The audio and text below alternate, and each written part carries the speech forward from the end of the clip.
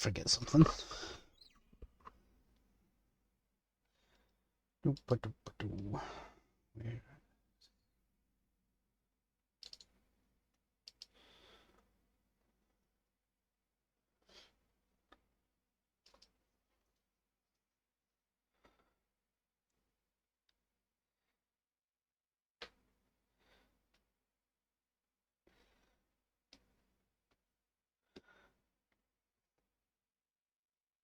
There it is. Take its time.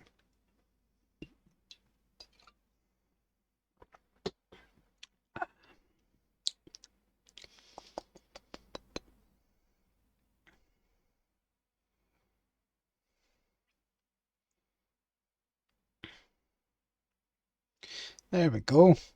Stream avatars on. I need to.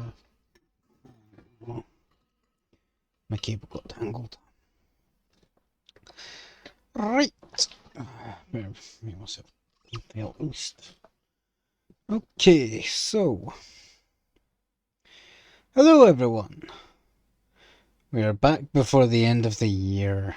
We're playing Agatha Christie Murder on the Orient Express 2023 version, because I watched a little bit of Poirot on TV and I like him, and I like a wee bit of murder mystery. So that's what we'll be doing. I'm not sure if it's not working. Oh dear.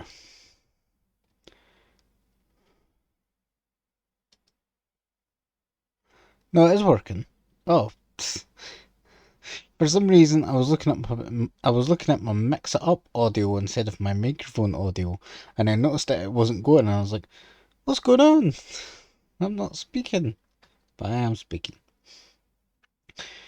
Before we jump right into it, I would like to point out the changes on my overlay. We have the little Muford onesie rabbit by the wonderful Little Rabbit.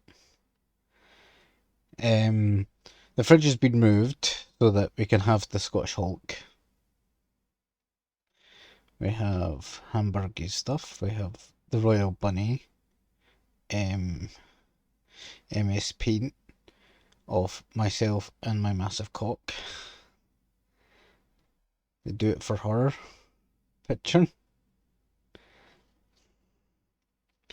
And yeah, moved some stuff about apart from that.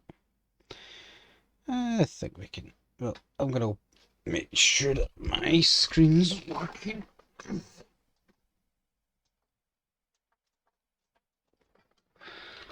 Right.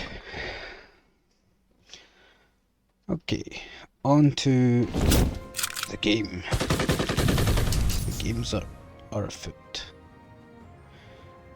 Yes, the game audio was captured. Okay, good. And so we are going on with the little brain cells. They be telling me that something is afoot. It is at the end of aleg.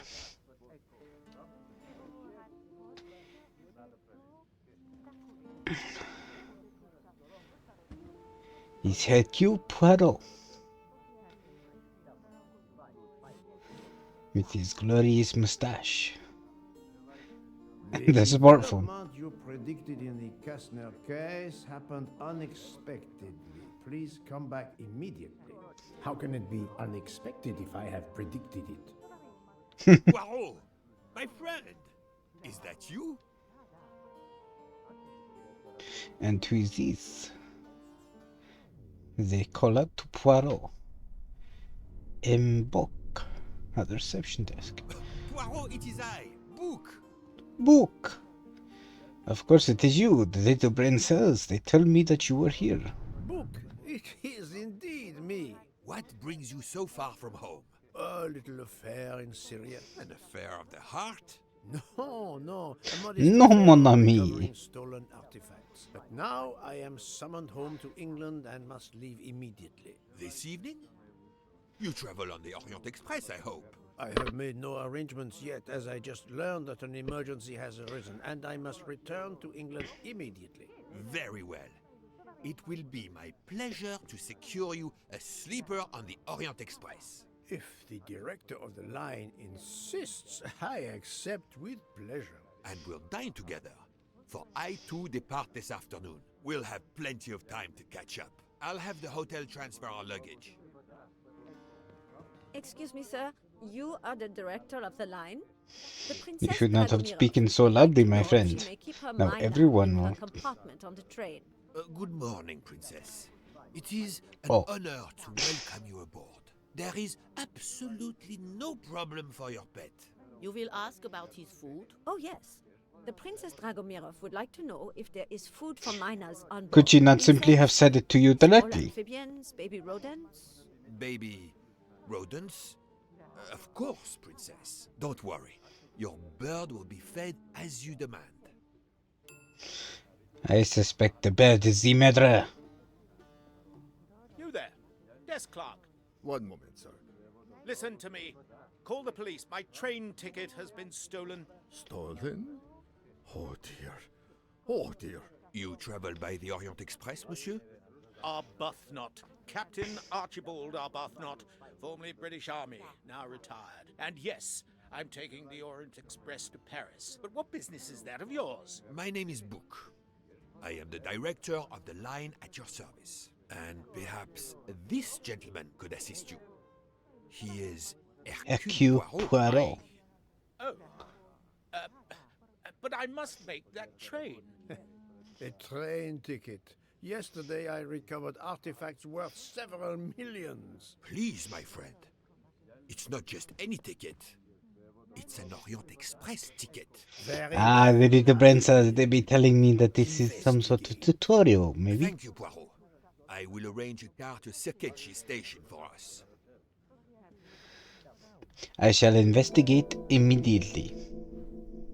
I must go to my mind map. The little brain cells, you see, they make up these things.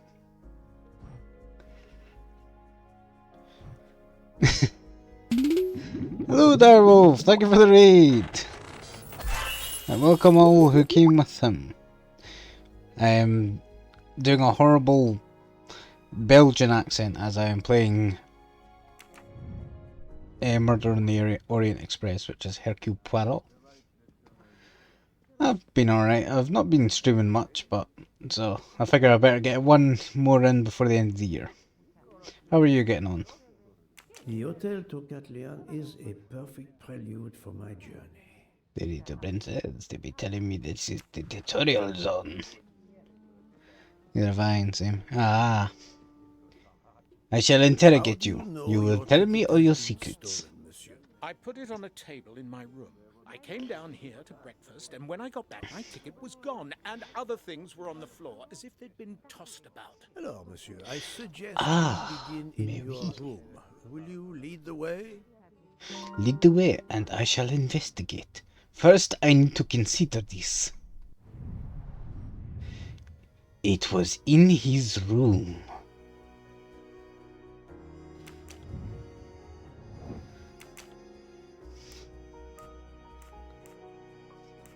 I will search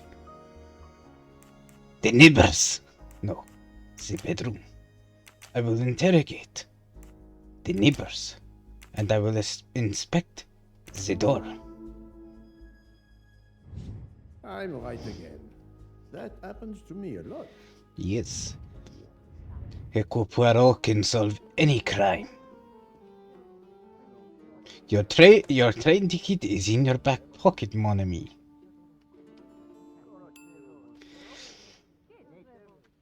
But I don't have a back pocket, Poirot. Ah, this is most disturbing. She is very evasive with the eyes, no? Floor, Captain Arbuthnot? 4th floor. One mystery solved. I knew it! The 4th floor. Now which one is number 4? I will rest my eye. Alright there, you take care. I can exercise my powers of observation while we wait. I noticed that His nationality is British. He literally said that, Poirot. Poirot. He said he is... Wait, Emissary Zero, and it's too intense on the eyes. I don't actually know that one, I don't think. I probably do in some capacity, but...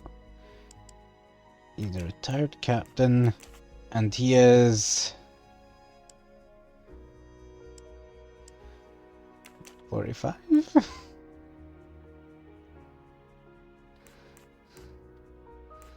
That's my guess.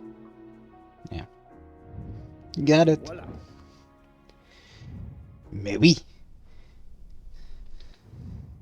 I have now worked out more about him. Ah, book is also Belgian.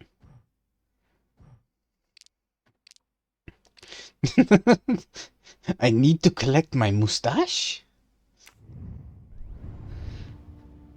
That is very careless of me, Poirot. Hercule Poirot.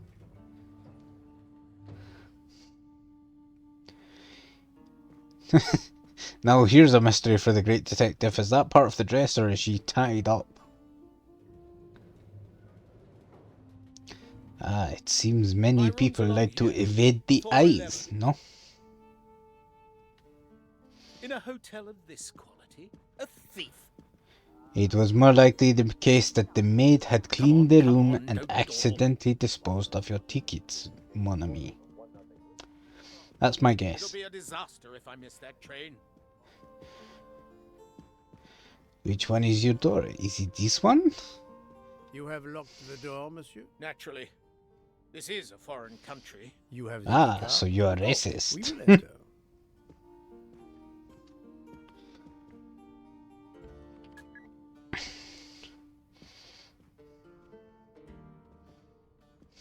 The lock has not been tampered with.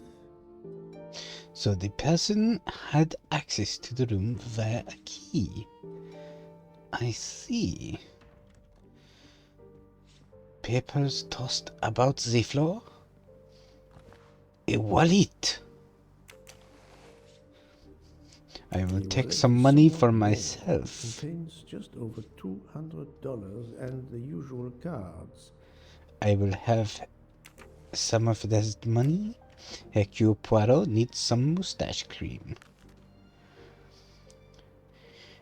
A stamped reservation for the Bosphorus ferry. I thought he was rather Bosphorus. A fact sheet from a tour of Saint Sophia. Was he here on holiday? Ah, a desk. It pulls out. Things to do in Istanbul. A brochure for this fascinating city. Most intriguing. The TV remote looks like one that my grandmother has.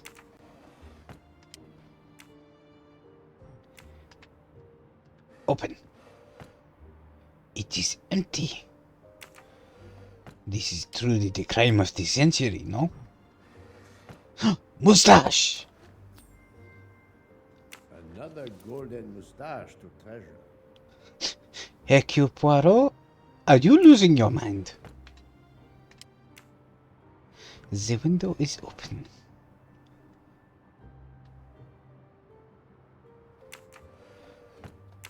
Not much of interest. What is this? A conspicuous gallantry cross for meritorious service in Iraq, yet he only retired as a captain.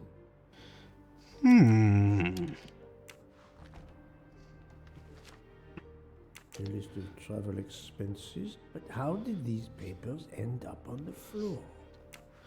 Well, I think it may have something to do with the window. Of course, it's impossible for a thief to have exited through the window. Perhaps he left the window open, The bed is skillfully made. like it was done by the maid. An earring. This earring, it is not the first Aha! Where? That woman on the lift. She also had an earring of that, resembling that, did she not? Somebody... I think you peed on the floor, monsieur. Who could have urinated all over the floor? Water with traces of soap. The water is scented. Someone is peeing soapy water. Most intriguing. Zephyr is all here. Yes, hello, little rabbit. How are you doing? I'm playing Murder on the Orient Express. Hercule Poirot is on the case. A perfume bottle. Empty. Suggestive. Suggestive of someone wearing perfume. I wonder if the captain loves this fragrance. Thank you for the sub, little rabbit. How are you getting on? Why is the toilet separate from the shower? A moustache. Another delightful. Perhaps it was me who stole the ticket and left all these moustaches here in their place. It was the ultimate crime.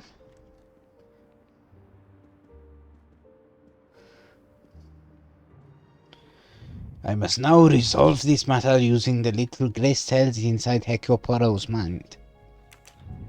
How could the thief have entered the 4th floor? Did they enter through the window? Have they forced entry through the hall door? Or they entered using a keycard?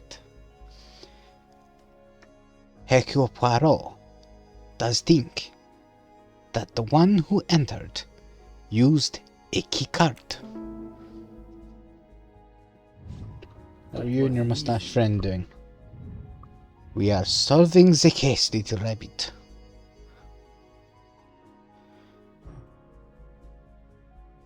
Only a person with a passkey could have entered the room. Why, yes, of course. And given the soapy nature of the floor, perhaps there was a maid. If I run over the top of the soap, would I slip and fall on Hercule Poirot's backside? There is no question, of course. You're the best. Yes. Hello, sir. I believe I have solved part of the case. Would you like to have some breakfast? How long were you at breakfast, Captain? Oh. Half an hour or so? Just a roll and some coffee. I see. Most intriguing. I should interrogate the neighbors. If the maid is going this way, perhaps she may be in here. Go away, please. A brief word, sir. I will give you 2 brief words. Go away. Monsieur, I've been traveling all night from New York. Must I call the management? pardon, monsieur. I do not believe we have awakened a thief. We may have just awakened a grumpy so-and-so. I will interrogate the other one. Please clean up my The room. room is apparently empty. I will leave it for the moment. I see. There is no neighbors to question, sir. We may have lost the trail, but Hercule Poirot will not give up so easily. Let us put it all together. The door has not been forced. The neighbors could not tell me anything useful. However, one was marked for maid service.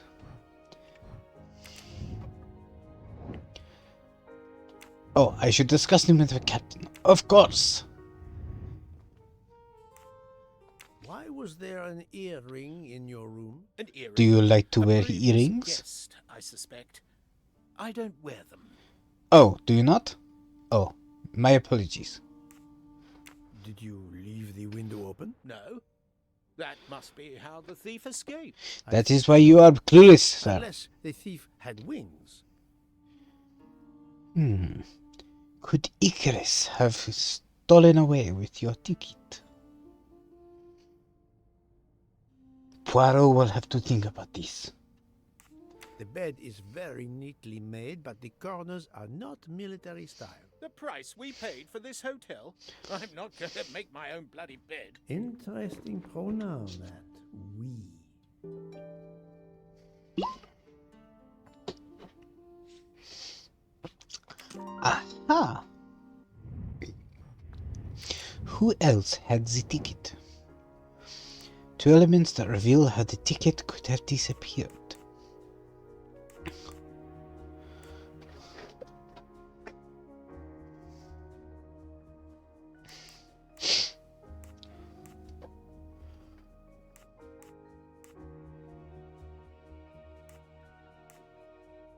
The ticket is missing, but it is not present on the floor.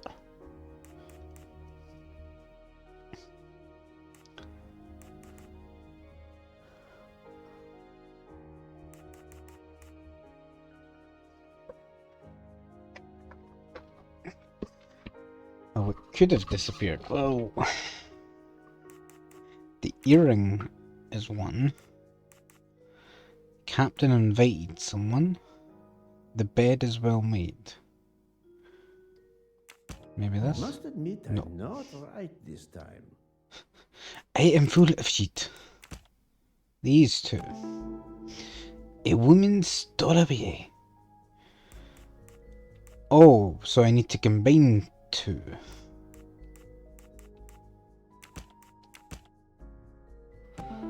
Ah, I understand. The wind blew the papers. This is what put them down. Conclude. Probably blew the papers on the floor as it came in through the window. Moreover, the door is closed. And I found an earring on the bedside table. The captain invited a woman into his room. Maybe she is our culprit. That's the right answer.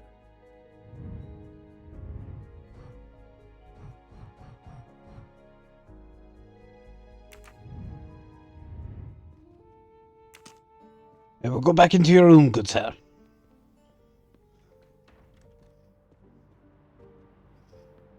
Never mind, I will not go back into your room, good sir. I'm still missing two mustache. I wish to explore the floor in the hopes of finding a mustache. I see one! A mustache tickles the grey cells. Come to Poirot, my exquisitely sculpted friend.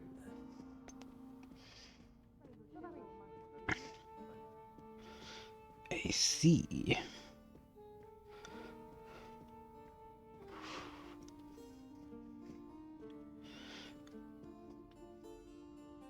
He didn't mark his room to be cleaned, and yet the bed is made.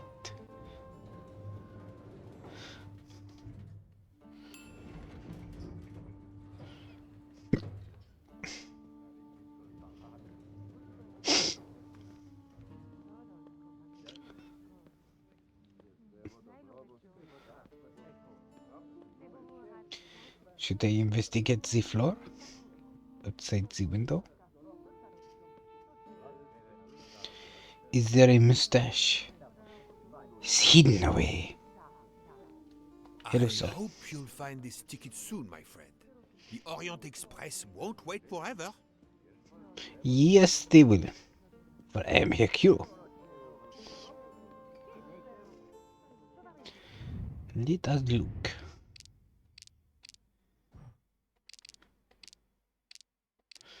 Wait, oh, it is triangle to enter the main zone.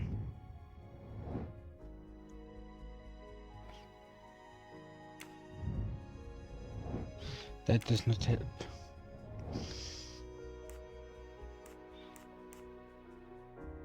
It was the woman with the tattooed upper body. This is wrong. What? But I'm never far from the truth.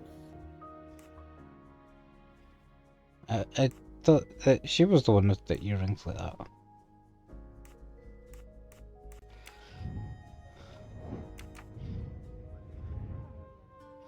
Well, the princess wouldn't have been the one, so it must be the other woman then.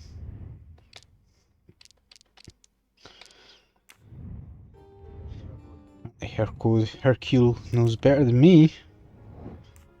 This woman? I don't think she had earrings like that. The little grey cells did not Hey, the little vessels, I told you. Now it is time to question the captain about the ring. That is why she was evasive with the eyes. She did not wish to make eye contact with her rendezvous.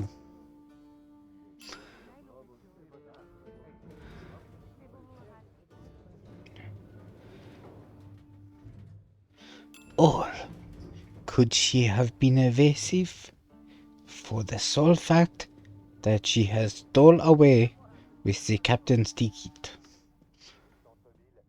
I shall interrogate.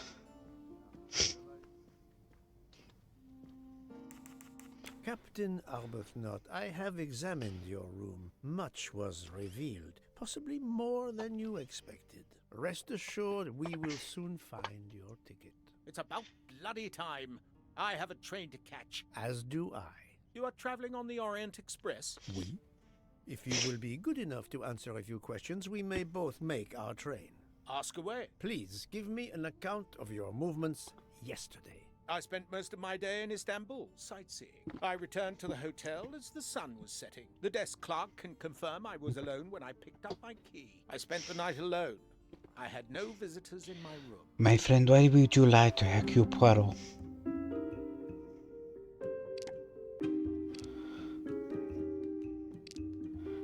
This one is a lie. You the entire truth, Captain Arbuthnot? Tell Poirot the truth and I he want you won't to be find my mad. ticket.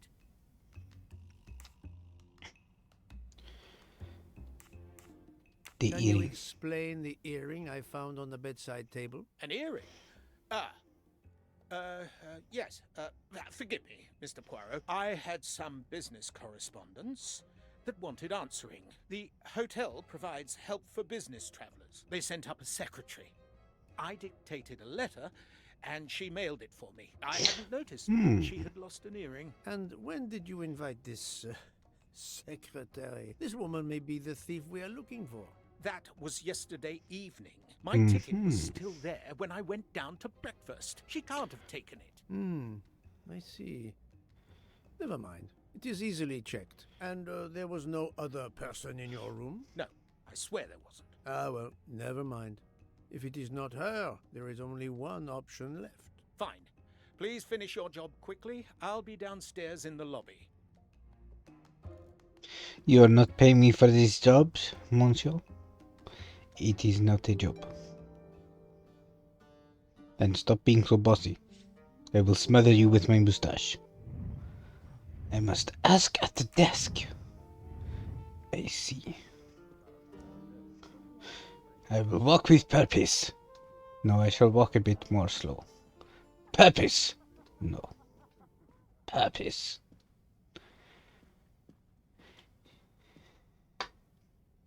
We shall go down.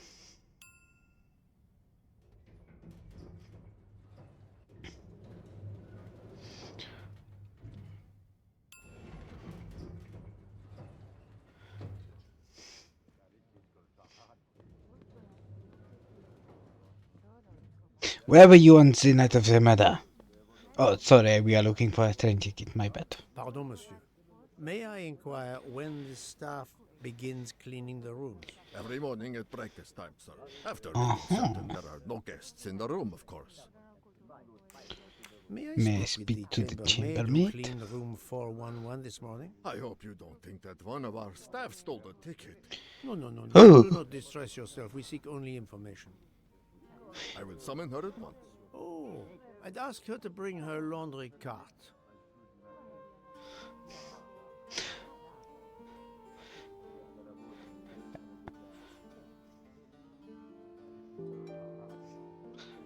Bonjour, madame. Do not be frightened, mademoiselle. Did you clean room 411 this morning? Room 411? Yes, that is one of mine. Where's the ticket? Ticket on the desk when you entered the room. I'm sorry, I didn't notice a ticket. There was a wallet, but of course I did not touch it. Did you open the window? Yes, we always air the rooms. Oh, but I forgot to close the window.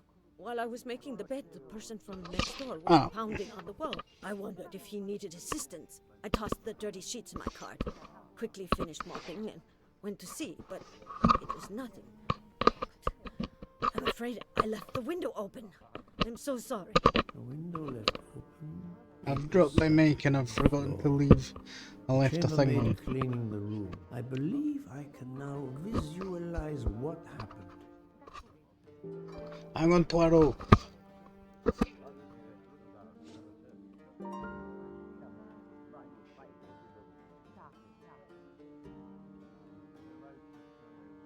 We're at timer. I believe that should be off now.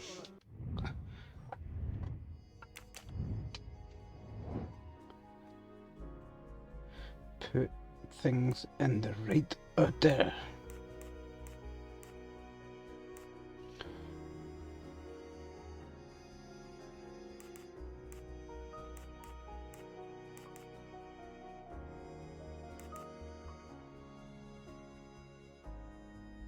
Chambermaid. Parks her cart.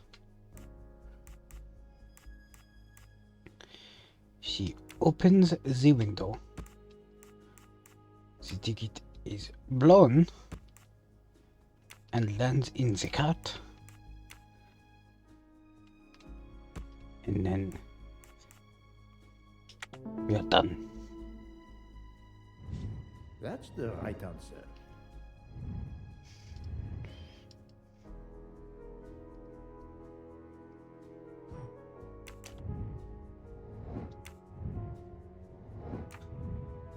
I know where to find you. Wait.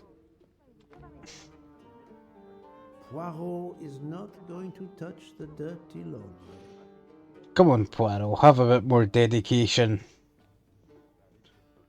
I do not care if he wants me to find it that way. I will not be doing so. Where is he?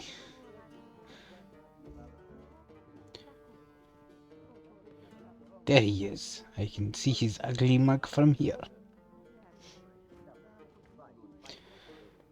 Mademoiselle, would you be so kind as to look in the sheets from room 411? Oh, it has to do the... I will show you as if by magic.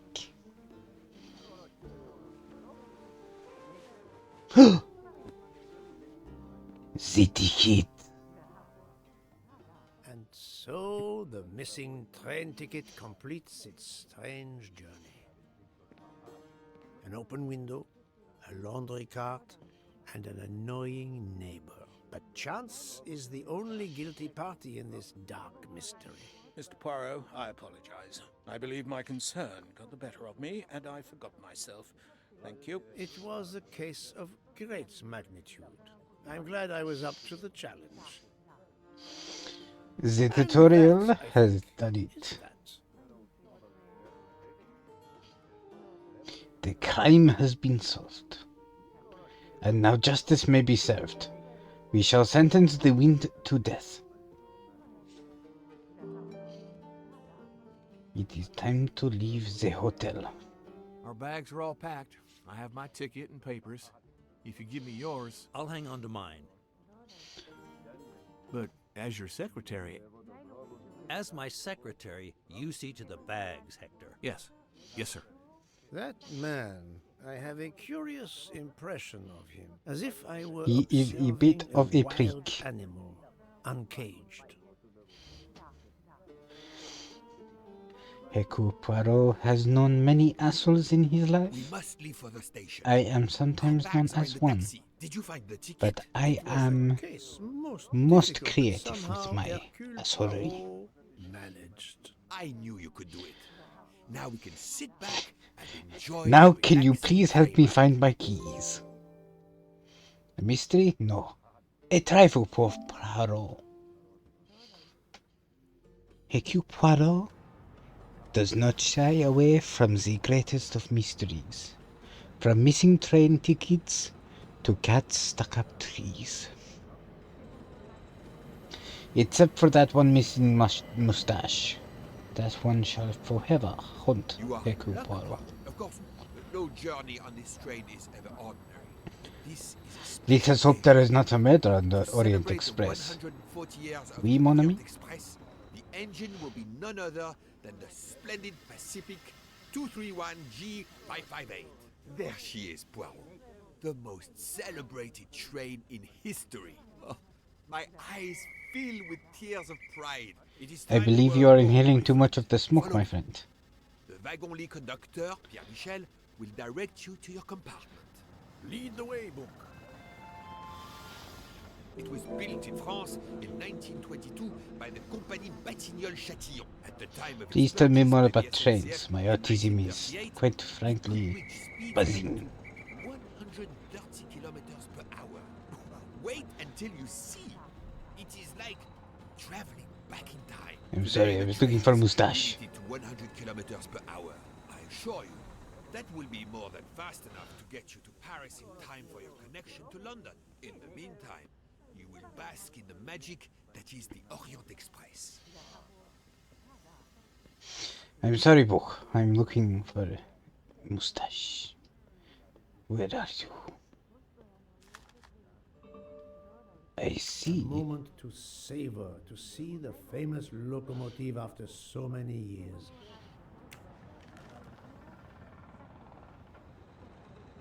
Let us hope there is not a murder. I already made that joke.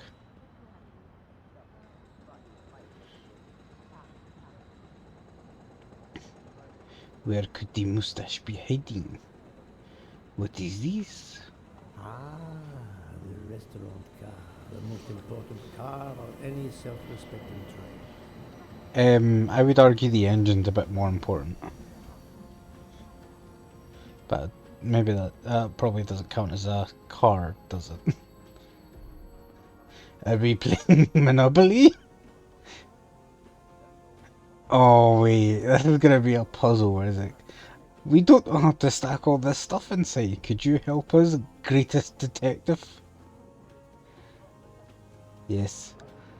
Hercule Poirot is often an expert in the packing department. Good evening, monsieur. Your compartment is number 202. However, I am afraid that all the others are already full. Full? But how can that be? It is incredible, monsieur. All the world elects to travel tonight. All the same, you must find room for this gentleman here. I will... Can exercise my powers of observation while they try to find me a bed. He is a friend of mine. He can have number 201. It is... Darling, we have to get aboard. I know. Oh yeah, she didn't have I've the heard of earring. the phobia of fear of flying, but fear of trains? Now you're making I've heard there's fun. been murders on this Orient. We'll board shortly, once our compartment is ready. Hercule Poirot lives to eavesdrop on the people. Who's this creepy man here? Notice the young woman from the hotel. She again wishes to watch the old man with his little friend, but not Excuse to you? be seen herself. Likes to watch the old man with his little friend. Poirot? Is everything aboard the train? That is In your highly compartment, Mr. inappropriate. Ratchet, I'm having them disinfect the room again as you instructed. I also got a call from the Indians. The sale is going through as you expected. There was never any doubt. No other phone calls, Hector? From Geneva or Venice? No, sir. Who were you expecting? Never you No, well, mind. someone was meant to Check our phone me about my tickets. war crimes. We're not going in until everything is confirmed. The young man seems quite agreeable, but the older man is something quite different. The asshole. Mary. Not now. Not now. When it's all over. When it's behind It is the us, captain then. and the woman with the earring. I knew there was more than this to this story. Let us zoom around. See if... Aha! Why did you order so much lobster, Hotaru? My dear Freya, I need it for my specialty on the second night. And if I the make lobster. a la mode isn't fresh, the passengers will know. We don't have enough space for my desserts. Tonight, molten chocolate cake. Tomorrow, my specialty. That is not my concern. They will not have room for them anyway. Serve your lobster tonight. Chicken a la mode, must be the first night dish for the travelers. It is easier to digest. You really are the egomaniac everyone says you are. I have every reason to be. I am the engine. You are just the caboose. That is sexist. Poirot, I am I hope you mortified. weren't meaning like. The Never mind. 140th anniversary, perhaps, but such a plague of passengers. I will solve the case. I'm going to mug someone off the ticket. Poirot, I am mortified.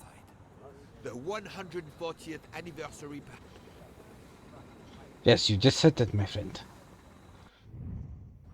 I want to do Tetris. He is the secretary. Fantastic.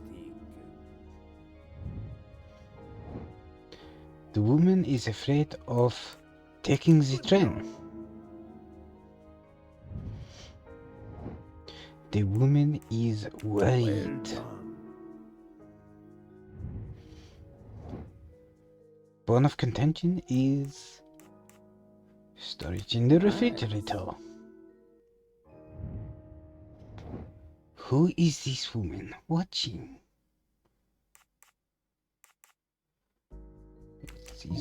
No? But I'm never far from the truth. Notice the young woman from the hotel. Think, Poirot. What? That is not a good answer. Notice the young She wasn't woman from one. the Why hotel. would... Adequate. That doesn't make any sense. Voila. Poirot, you're full of it. You and your mustache. She was standing right in front of them. Look, she's over there, right? And these two are here. She is literally in eyesight of the secretary.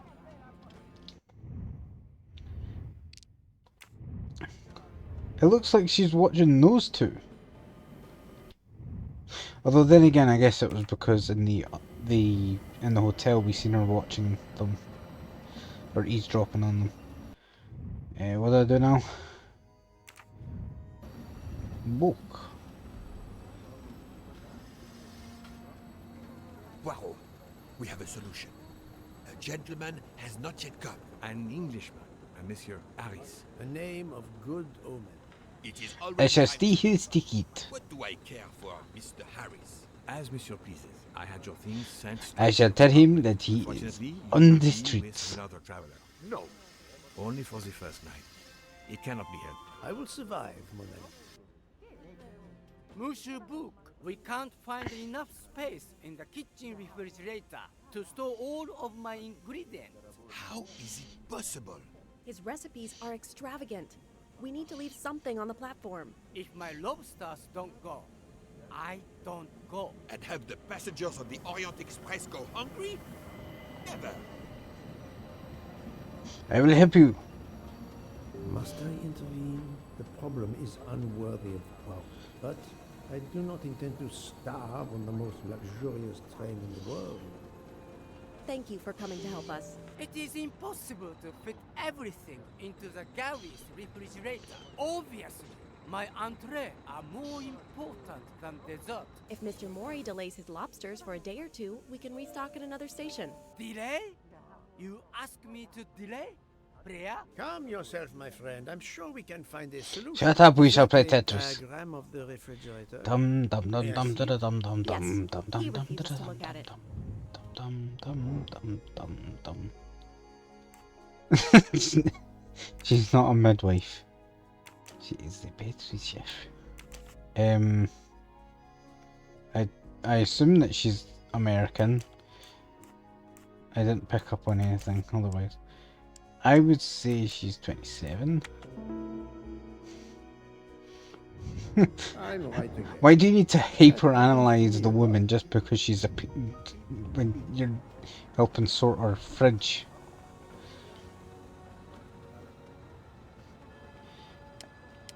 Dum dum dum dum dum dum dum dum dum dum dum dum dum dum. Dum dum dum dum dum dum dum dum dum dum dum dum dum dum dum dum. Dum dum dum dum dum dum dum dum dum.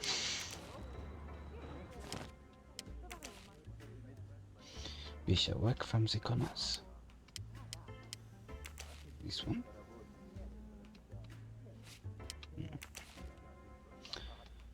No. We need a 3.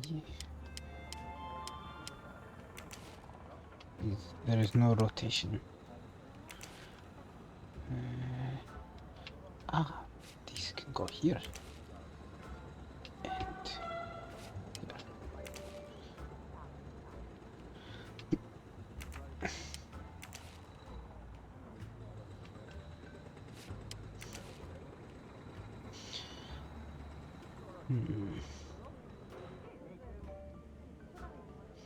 put this back.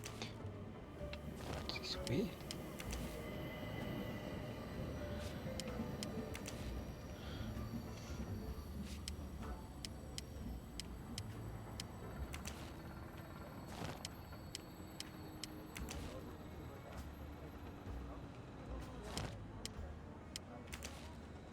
Take reserves.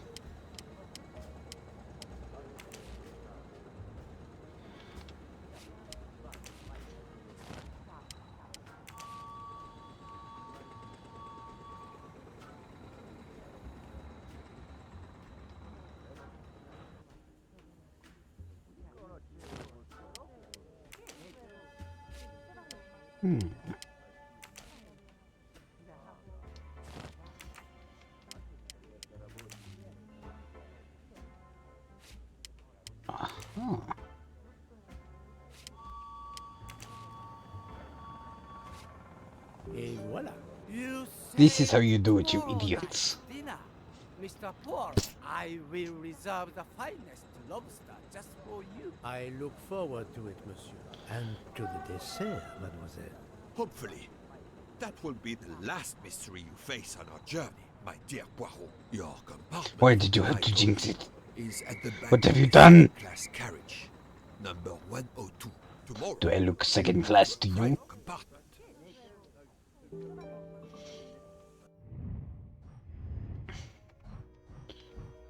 I need to find my compartment. Hang on. Your luggage is not stacked well. I have an idea. Resisting the temptation of lining it up properly. Are you really watching those two guys over there?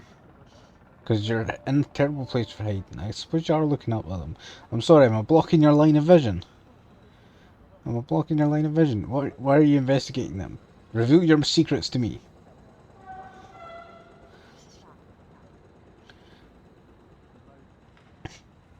Welcome, Monsieur Poirot. I apologize for the delay. Thank you, Monsieur Michel. I am delighted you could accommodate me.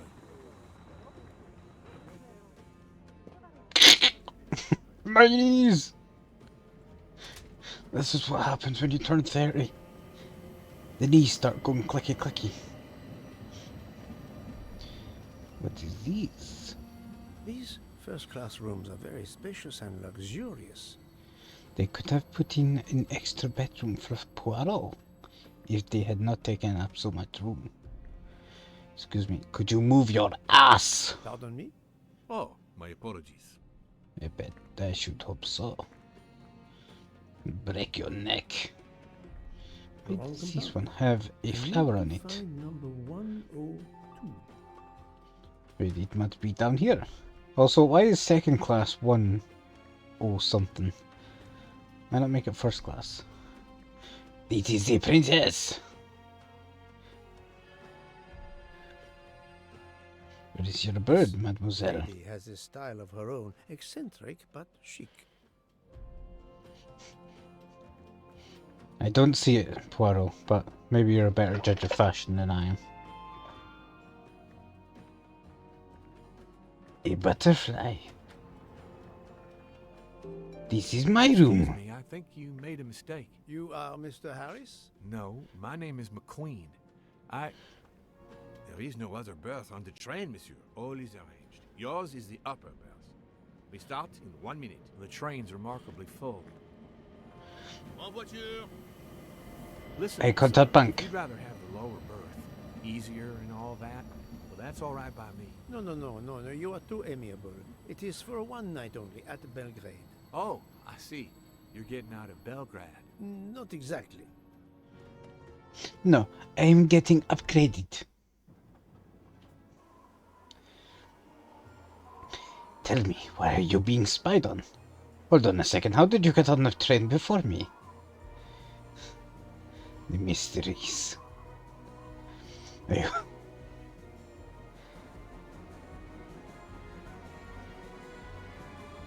I wanted to make the same joke again. I hope there is no murder on this train.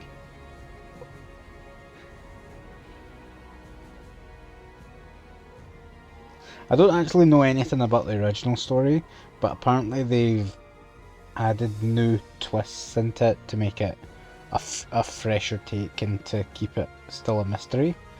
But because I don't know who the original murderer is in either the book or any other adaptation, there's no spoilers for me.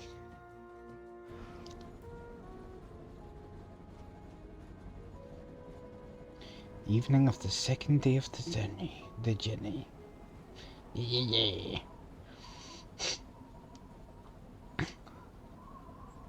Hercule Poirot has been farting into the lower bunk all night.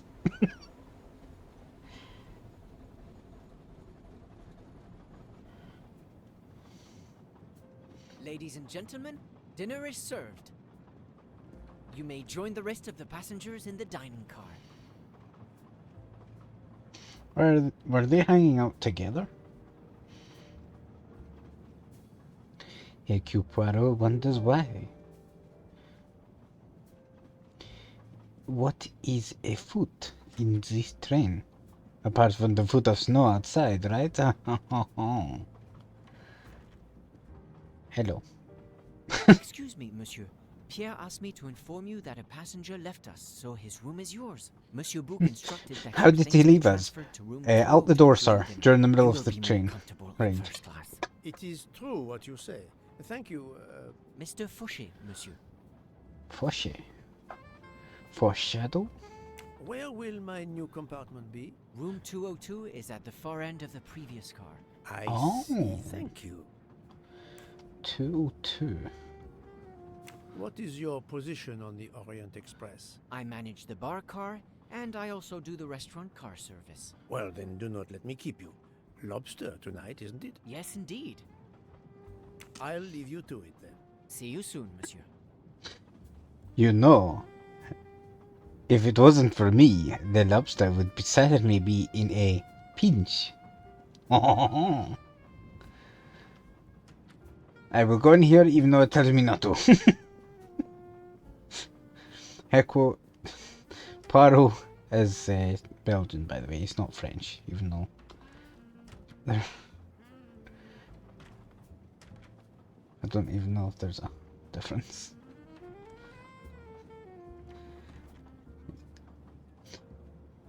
No.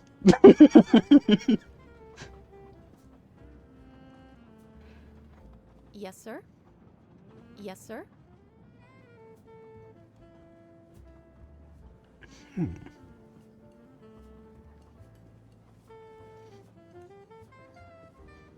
The spy.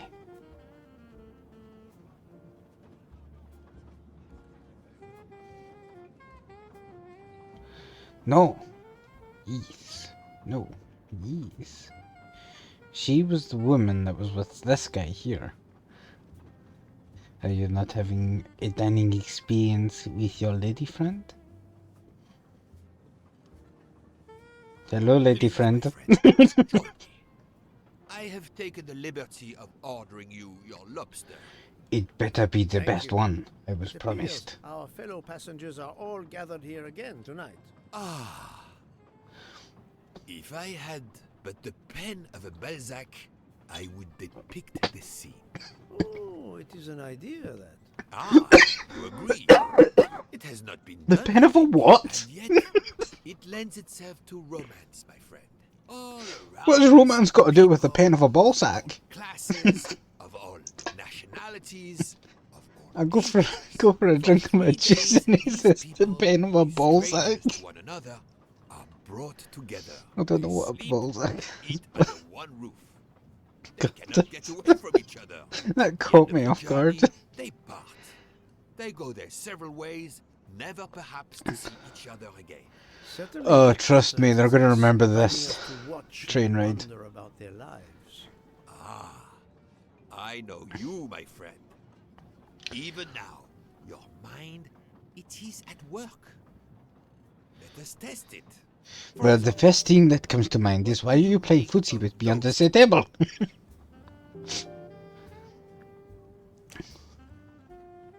I was visiting my daughter. She works at the American Embassy in Istanbul. I told her she'd Okay. never find a husband there. Since I wanted to see Paris on my way home, she told me I should take this high-class train. I can't wait to see Paris.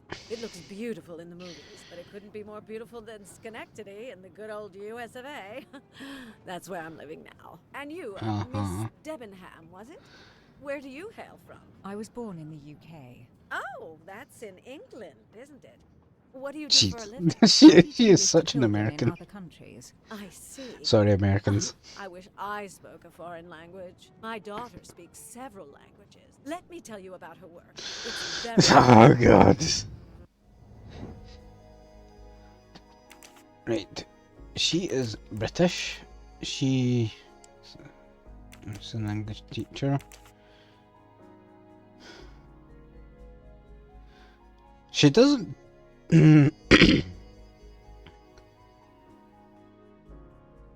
See, I'm not good at guessing ages. She looks like she could be 23, but she also looks like she could be 40. And I wasn't paying enough attention, obviously, to see if she mentioned why. I do not. Ah, damn, she's 40.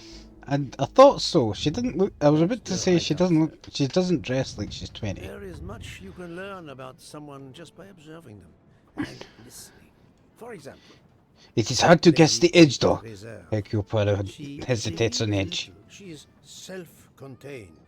Some secret prompts her to allow her dinner companion to carry the conversation. I confess, in this case, what I witnessed in Istanbul suggests more, but I will respect her privacy.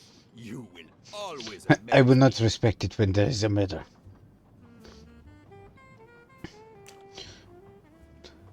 Mamma mia. Speaking of Balzacs. Engine. We climb into the mountains with ease. I know something about the power, and this baby has it in spades. Oh, maybe he just likes trains. I'll give you that. I sell toys, and model trains are one of our biggest items, and not just for children either. You sell model cars too? Sure, but give me a train any day. Oh, my friend.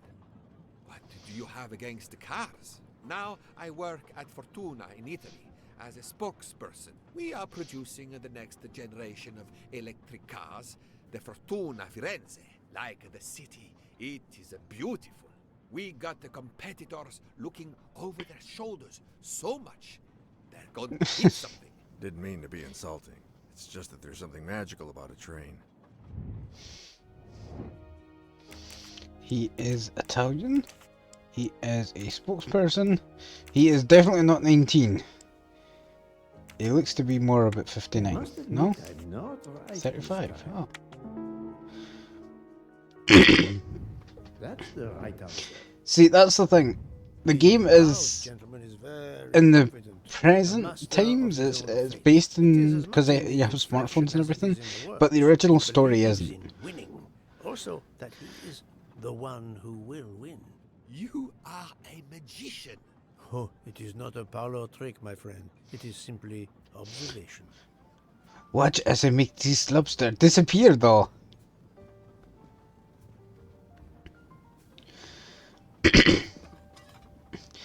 Ah, dessert. Uh-oh. My friend, this is one of the best desserts Oh. I have ever eaten. I don't even know what the murder how the murder happens. I'm waiting for it to happen. I'm waiting for the shoe to drop. Or the body. I understand how the dessert can be so good. I would love to know what the recipe is.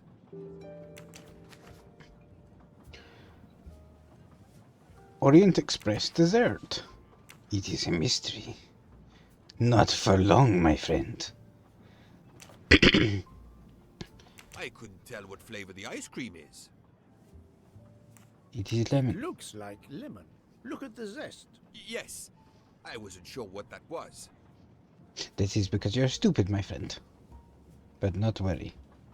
Hercule Poirot shall tell What you. is the red fruit? A raspberry. It looks like a raspberry. You have a good eye, Poirot. If you took a second instead of shoveling it in your face, maybe you could tell what it was made of. The biscuit is the foundation of the dessert. All else is built upon it. What do you think?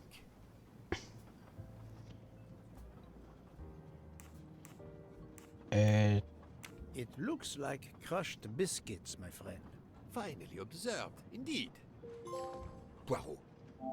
Oh. I am embarrassed to ask you a great favor. My friend, I am on this train due to the great favor you have done me. How may I assist you?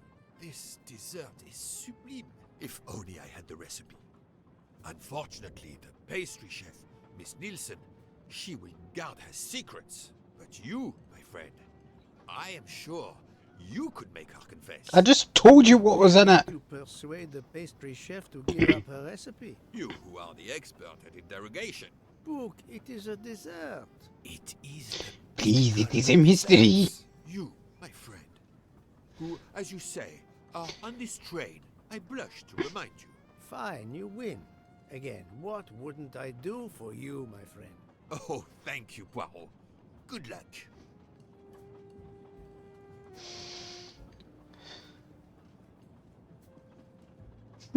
Just rub and punch her straight in the throat. Good evening, mademoiselle. Good evening, sir. How can I help you? What a magnificent dessert you served us tonight. I wanted to tell you personally how much both Monsieur Bouc and I enjoyed it. Thank you very much, sir. In fact, it is so good. Monsieur Bouc insists on knowing how you made it. Oh, sir, I'm sorry. You must know a chef never gives away their recipes. That is a magician. Well, you helped with the refrigerator, and without space in it for me, there would have been no dessert. Very well. To prepare tonight's dessert, first I melt sugar to make caramel. Then I spread this caramel to make tuiles. Between two tuiles, I add a small scoop of lemon ice cream, and I put the whole thing on a strawberry crown. Poirot, you are suspicious even now. The pastry It was chef raspberry. the prized recipe a little too easily. I sense she wasn't entirely honest with me. It is time to bust your balls.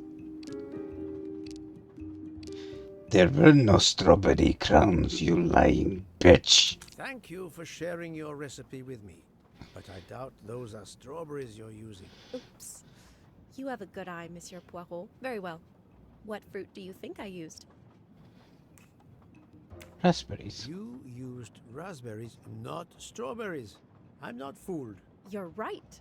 Mr. Bouc, he couldn't tell the difference. Let's move on to the bottom part of the dessert. My favorite part of the dessert.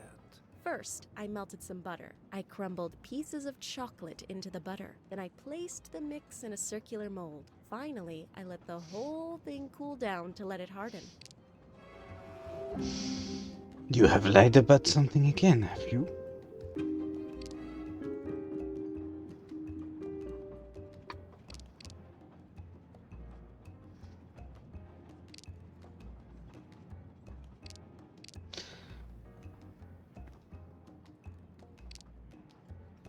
Wait, just butter and chocolate? I don't think it was butter. She may be telling the truth, but I cannot be certain. No. It's certainly not chocolate that you. Oh, well, it looked a little bit brown. You do have an excellent palate. Do you know what ingredients I used? Cornflakes!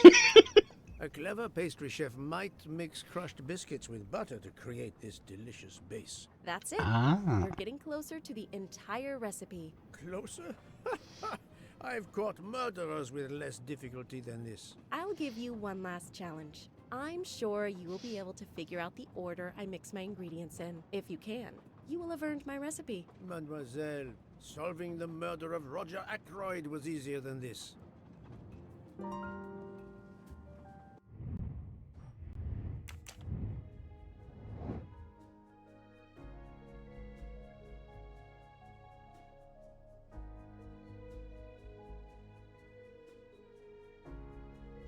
Vanilla is added before the flour. The eggs are added first or last. The orange peel comes later than the flour. You should never add sugar and milk consecutively. The sugar is added later than the vanilla. The eggs and orange peel are right next to each other in the recipe. Well, if the orange peel comes later than the flour, then that means eggs are definitely last.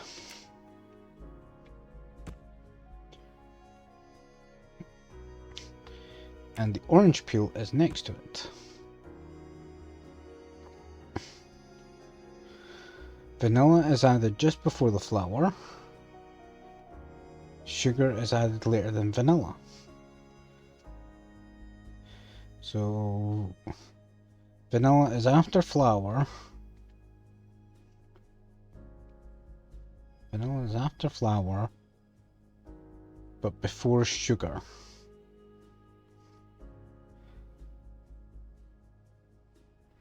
And you should never add sugar and milk consecutively.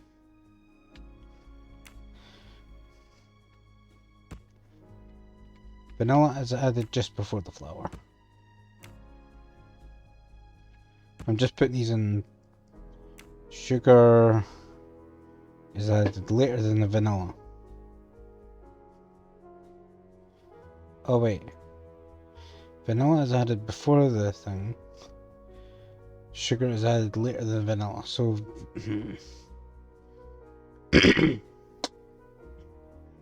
vanilla is added just before the flour.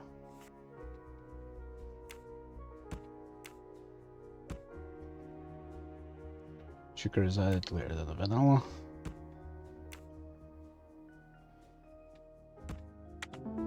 Hey! Et voilà. I have solved the case. The murderer is among us.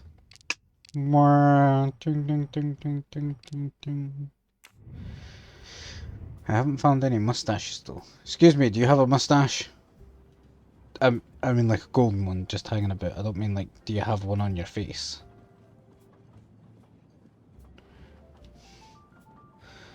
Summer nerd. Hello puppy, how are you doing? As promised, my recipe is yours. Give me 5 minutes to write it down for you. Thank you. I am in your debt. Hercule Poirot, the little Gressels, they be telling me the secrets behind the pastry. Great, how you been? I've been okay. I've been streaming much, but thought I'd better get one more in before the end of the year. Did you enjoy the meal? I'm not used to meals like this. You do not have good restaurants in Kenya? Actually, we do. This is in the 1930s. I did not mean to offend. You didn't like the meal? The lobster, it was undercooked, and the potatoes were too dry. I expect, being Princess Dragamirov's assistant, you must be used to eating well. Cooking is an art. You do not need to wear the chef's hat to be an artist. What is your favorite dish? Curry roast. It is a specialty of mine. It sounds like it's the best. Yeah, I was supposed to go live today, but yeah, that happens. I don't, is she German? Yeah, because Vest is, German.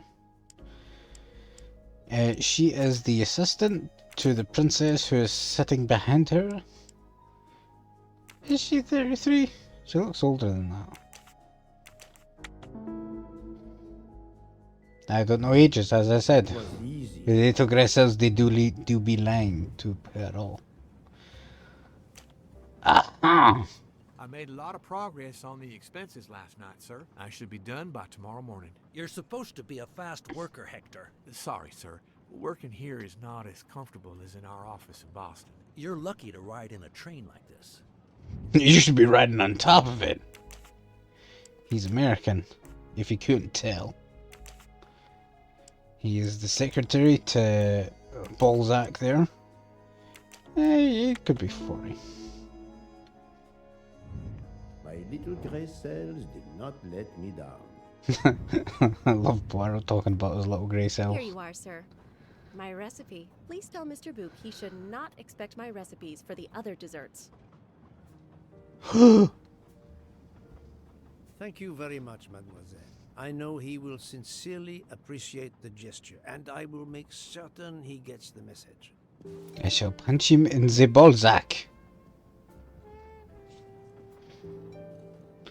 Ended up effing around with Blender for the last hours. Oh, that's cool.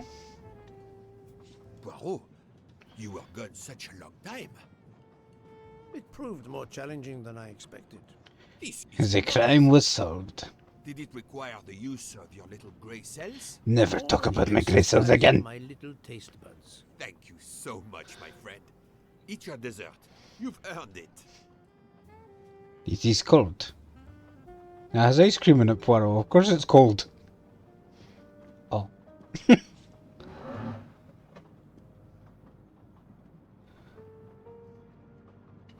May I help you? Good evening. My name is Ratchet.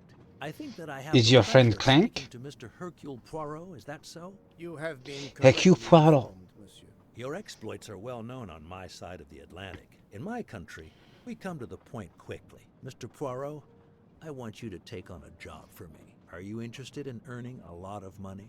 No. Clientele, monsieur, is I'm limited interested in nowadays. I only have to the take thrill very of the few chase. cases. Why, naturally. I understand that. But this, Mr. Poirot, means big money. Big money. Profession, Pratt. No, he's balding on top. He's 62. That's the right answer. He's holding on for dear life. What is it you wish His me to his do forehead for you, is monsieur? rapidly expanding north. Ratchet. Mr. Poirot, I am a rich man. A very rich man. I could Men not in tell that from your position many, have many enemies. rings. I have an enemy. Monsieur, in my experience, when a man is in a position to have, as you say, enemies, then it does not usually resolve itself into one enemy only. Yes, I appreciate that point. Enemy or enemies, it doesn't matter. What does matter is my safety. My life has been threatened, Mr. Poirot. Now, I'm a man who can take pretty good care of himself. But as I look at it, a little insurance wouldn't hurt. And remember, big money. I regret, monsieur, that I cannot oblige you. What's wrong with my proposition? If you will forgive me for being personal, I do not like your face, Mr. Ratchet. Now, I think you have a if you stupid wouldn't mug. mind, I'd like to finish my coffee peacefully.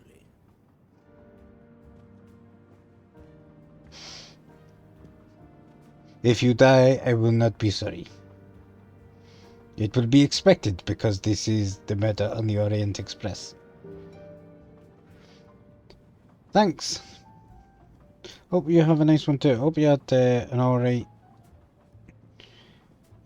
holiday season. Hello.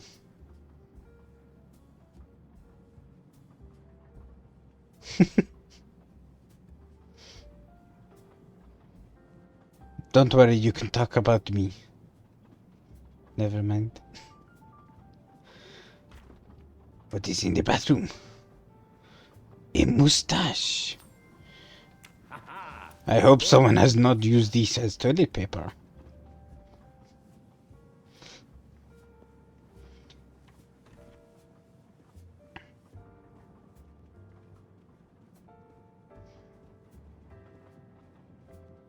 Back to the bar. Can we just leave now? No kiss to self. Is there another mustache in here? Nope. Hello, sir. I am looking for a mustache. Moustache, moustache, moustache. A nightcap, Monsieur Poirot? A cup of coffee, Monsieur Fauché. Then I will retire to my new compartment. I am sure you will find it to be most comfortable. I have already forgotten what number it was. 202?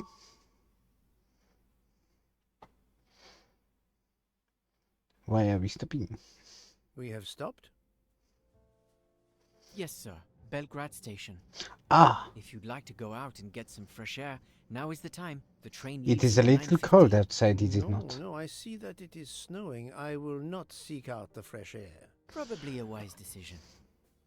May I suggest a chocolate to accompany your coffee? It is produced by my father, the best chocolatier in Switzerland. I Mr. would never Wonka? refuse a chocolate with such high recommendation. I know you will enjoy it, and please let me know if there is anything else you require. They require a mother. He is Swiss. He is the bartender and person restaurant card. He seems 28. Et voilà. Every time I meet someone, I like to analyze them. Thank you very much. My pleasure. Is there anything you require, monsieur? No, merci.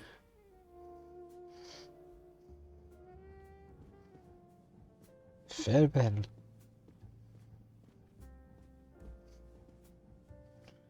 Where is the mustache?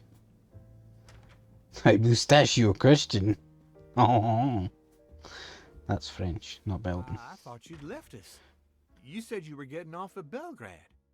That's not what I said at all. I said not exactly. You Plant. misunderstood me. But, man, your baggage, it's gone. It has been moved into another compartment, that is all. Oh, I see. Yeah, pay attention next time. And why are you hanging out together? And why does everyone here seem to know each other? It is most peculiar. Poirot will have to investigate. But first, the shitter. Oh, I did not see you there, sir. I wish you a good night, Monsieur Poirot. Good night. I wish you not to drop a double-decker inside of this toilet. I hope you'll sleep well and that your head will be better in the morning. It is just the cold. I'm now making myself a cup of tea. I hope it'll warm you up. Do you ever shut up? I hope so. Good night. Well, good night, my dear. What a brave girl. On the other hand, that man there in the next cabin, Monsieur Ratchet, he scares the hell out of me. There's something wrong about that man. My daughter He's just always says American, I'm don't worry very about that. intuitive. When Mama gets a hunch, she's dead right. That's what my daughter says. And I've got a hunch about that man. He's I did next not door to ask. me, and I don't like it. I put Yeah, my she said bags that. against the communicating door last night. I thought I heard him trying the handle. Well, whoever you are, I'm going right to bed to read. Good night. Good night, madam. Whoever I am. You bitch! Open the door! I make you follow! Say my name! Ah, a bald man and a balding man.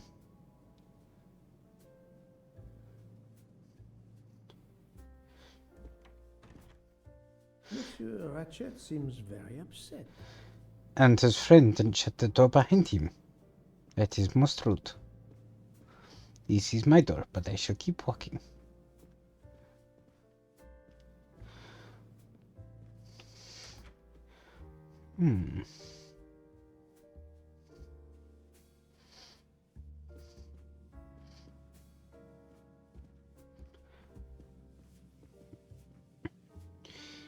It is not the largest. I've seen larger ones. Ah, finally a real bed fit for a king. Or a very tired detective. I will not even shut my door. That is how tired I am. And I shall also sleep into my silk jammies. And he slides out of bed. That's how silky they are.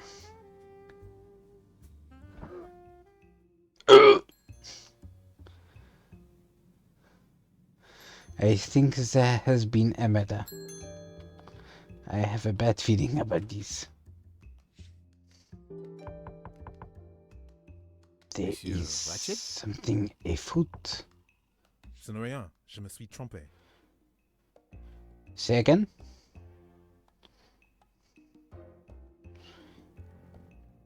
Most concerning. It is 37 minutes past midnight.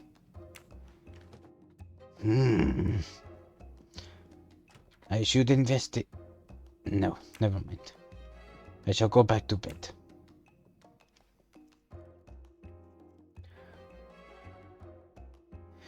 At 12:37.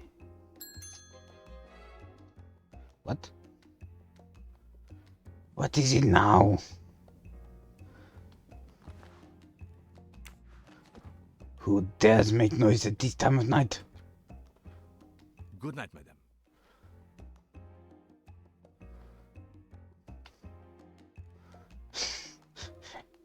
Hello, sir.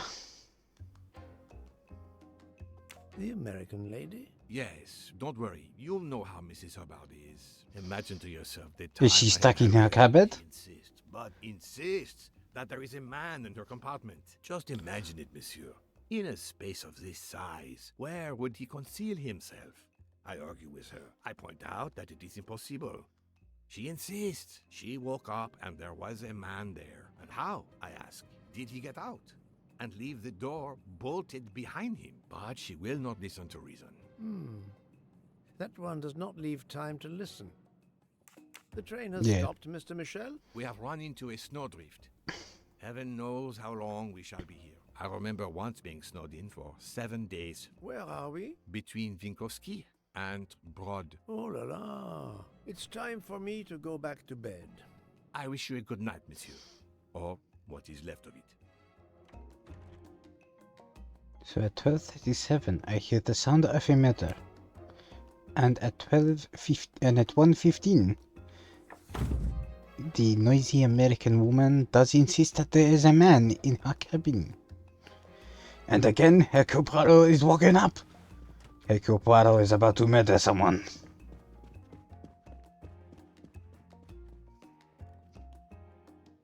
Keep it down, you noisy so-and-so. That was at 1:40. But Hercule Poirot must sleep.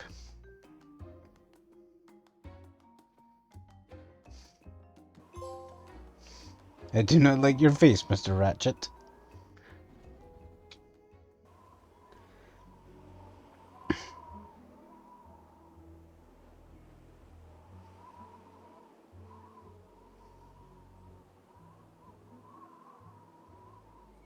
The train is still stuck and the snow continues to fall. I should have taken an airplane. Well, I must make the best of it and join the other passengers for breakfast.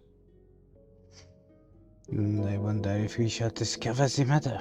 The train still hasn't left. There is nothing often. If the train is stopped, the man could have escaped via the window.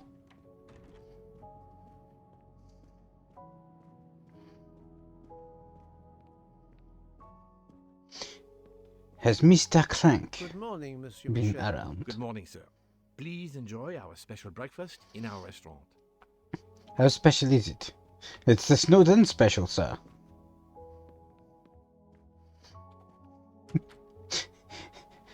Topped with a wonderful bit of yellow snow. Oh, I shall pass. Intolerable.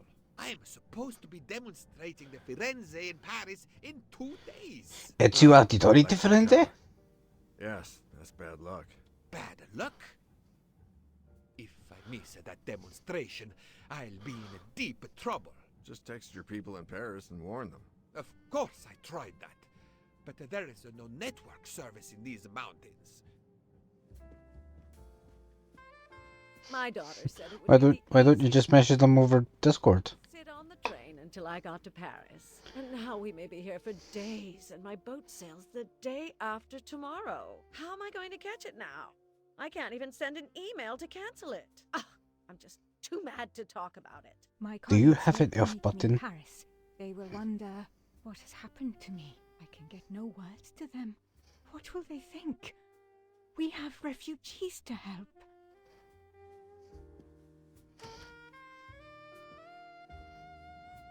Were you the woman running down the hallway last night? You are very noisy. Good morning, madam. It certainly Snow is matched a your predicament, is it not? I am Russian. taste. Snow is no stranger to me. Ah, the accent. Would it be St. Petersburg? You are very perceptive. Monsieur Poirot, is it not? And may I take it, I have the honor of addressing Princess Natalia Dragomirov. We dispense with the old titles these days. My husband, all of my past, was taken from me by these Stalinists. When they were gone, I became director of the St. Petersburg Museum of Antiquities to restore and preserve what I can of my country's history. Still, the delay must be vexing. If I must be late for my appointments, then they will wait. I know that I would certainly wait, madame. It has been my extreme pleasure to make your acquaintance, madame. Au revoir, Monsieur Poirot. A beautiful piano. What a luxury. Pity there's no one to play it. It shall probably play itself. You are the woman who was spying. Concerned about the train stopping? What can one do? Indeed, this does not make the train And move. I see that you got your have earring great back. Strength to remain calm at a time like this. I know one far, far stronger than I. And that is? Well, that old lady, for instance. You have probably noticed her. She just has to lift No, her no, finger and in ask for fact, something in a polite her outfit voice. just screamed at me as I walked past. It runs also for my friend Monsieur Bouc, but that is because he is a director of the line, not because he has a masterful character. You don't have to have a strong will when you have power. But I suspect I did not need to tell you that, Mr. Poirot. Mr. Poirot. By the way, you should be less conspicuous when you spy on people. Good morning, Mr. Fauché. You have early customers, I see. Yes, I am stuck serving here as well at breakfast. Everyone is impatient. They keep complaining that the train is not moving. As if I could get out and push it. It's too early for me to order a boxcar. That is the appropriate drink, I believe. A gin, triple sec, lemon and grenadine mix.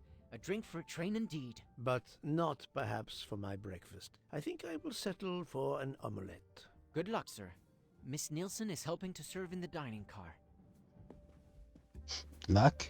I wish luck nothing to do with it.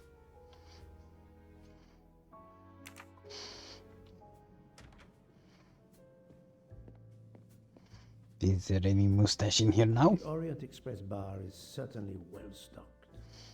Well, at least it'll be a while before we have to resort to eating each other. I wonder if anyone will volunteer themselves to be eaten. Preferably someone who's already dead. I noticed that your boss is missing. To be stranded here. It won't do much good complaining to me. That fellow there with the moustache, he may know something. Oh, him. Excusez-moi, sir. Yes? Monsieur Bouc asks for you to join him in compartment 203.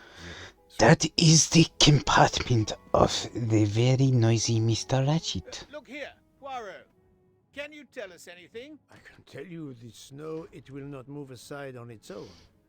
Perhaps if you scream at it, it will melt out of hot air. Obviously have some influence with Bouc. I am going to see him now. I will ask him if he has any information.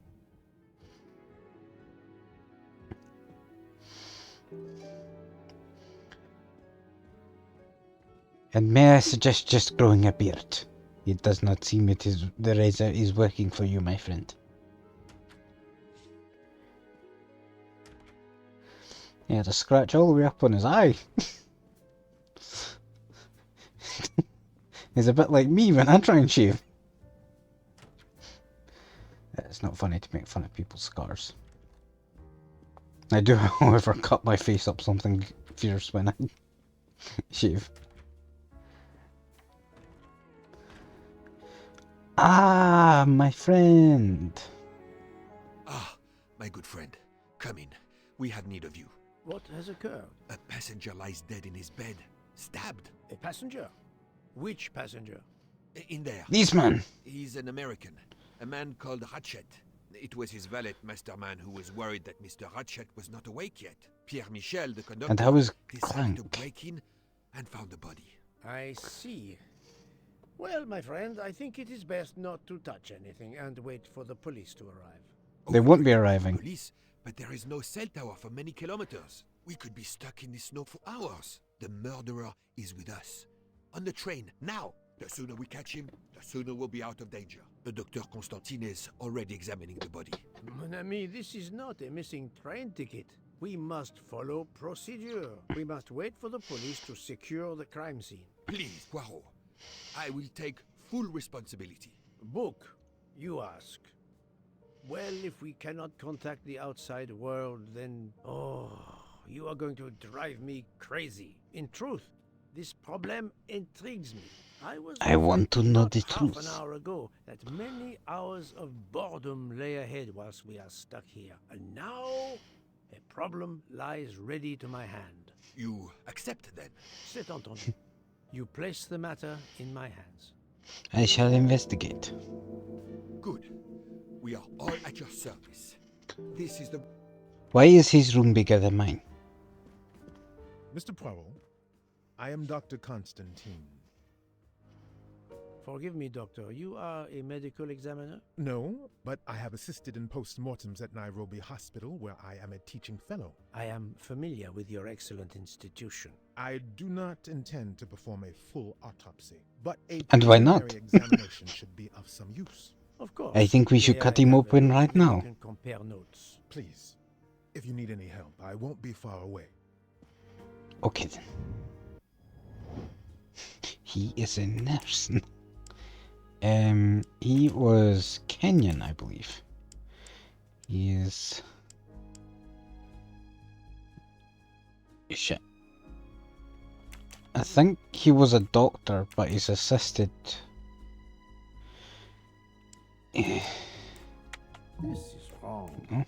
But I'm never far from... I do not think that's the I've right answer. give his age too much as him. Sorry, it's just the greys through me. The grey cells did not let Not those greys. Poirot. I apologise for guessing your age wrong. I'm terrible with age.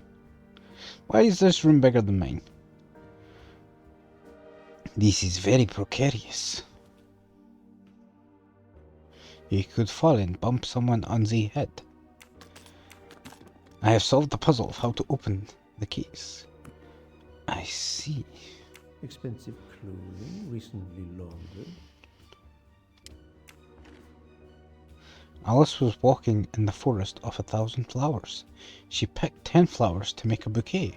Suddenly, the bouquet turned into a butterfly, and the flowers on the ground began to multiply. These were twice as many. Alice arrived in front of a door that soon asked her, "If you want to get out of this forest, you must tell me how many flowers are left in the forest." So 990 and then doubled, it would be 18, 19, 80, 1980. Not exactly the reading material one would expect of a man like Ratchet.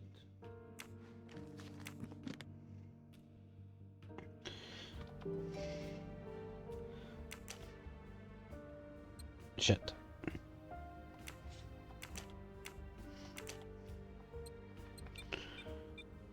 No, don't worry, I've got 1890. No? Oh, 1980, sorry.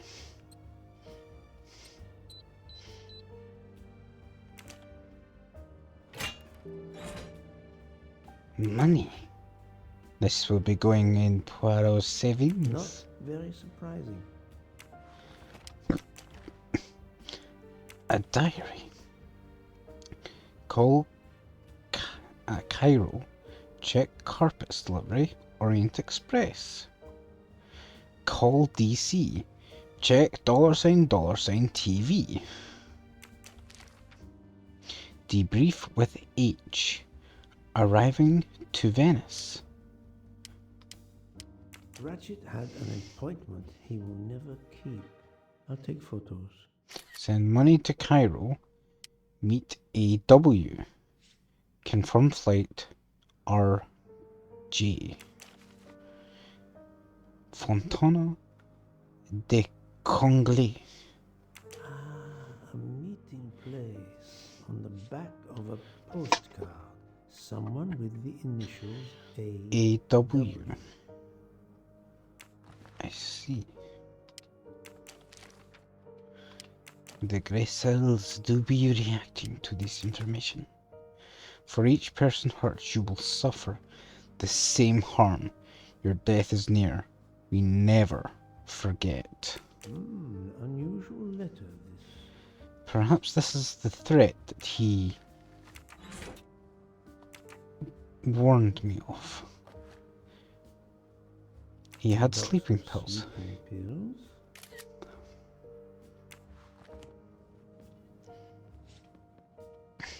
Where can the killer have gone? This door communicates with compartment 204. The latch is open on this side. So he did flee into her room. What is this? What could be in this photo? It looks like a cat. I wonder what could be in this. I wonder what. Why leave it in the bin? I want to solve the puzzle.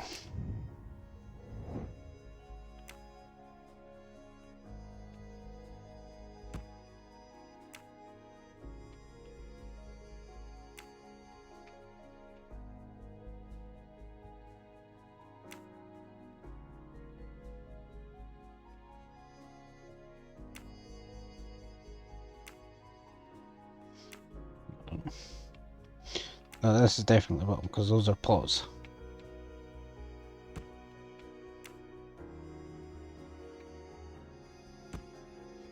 You could say those are paws.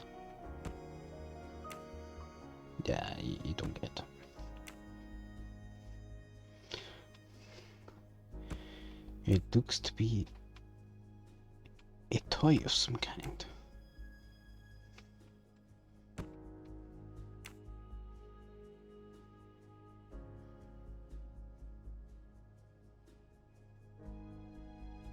Hmm? Oh. For Daisy. For Daisy. Interesting. That was easy.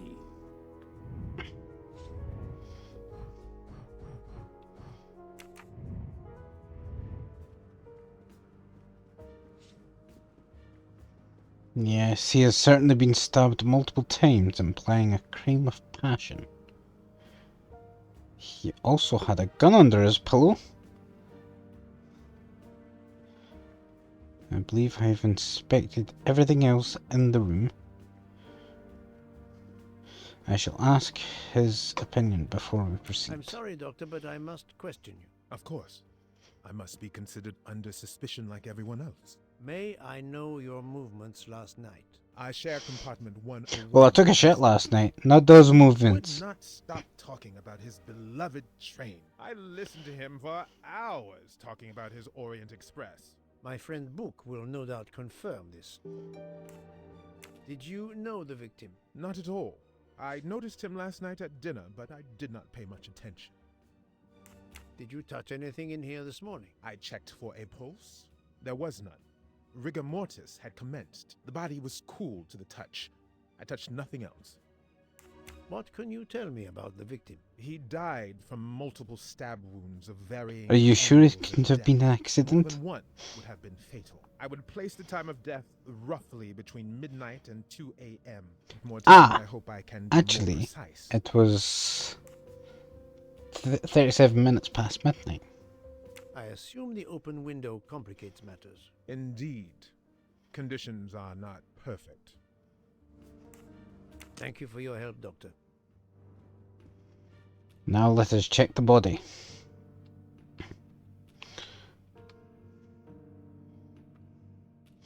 A glass with some residue in the I'm sure I bottom. will find some interesting things inside. Though That could be his sleeping tablet. His phone is smashed. A gun. I can use this. Last night, Monsieur Ratchet said he takes precautions. I see now what he meant. He knew he was in danger and wanted to be ready, yet it was no use to him. I will leave it here for the police.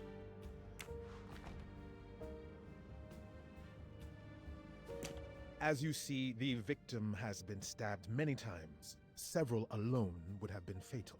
Yes, I agree. An attack most savage. I will, of course, prepare a complete report on my findings. Thank you. Selfie! His watch has been broken. The hands are stopped at 1:15 a.m. One would expect that to be the time when the attack occurred.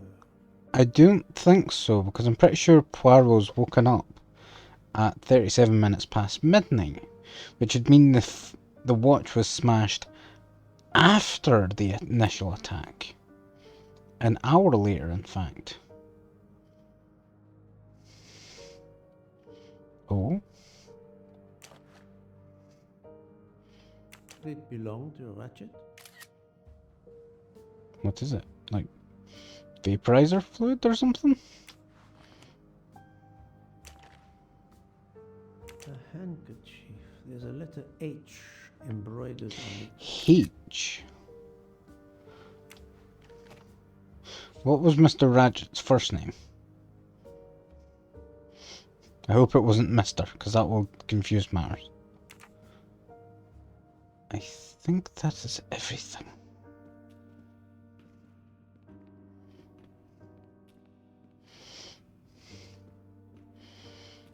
For this cabin, at least.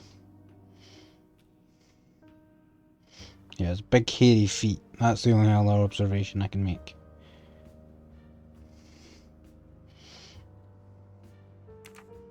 I think that is all. I shouldn't leave until I have finished inspecting the crime scene. What else is there to check, Poirot?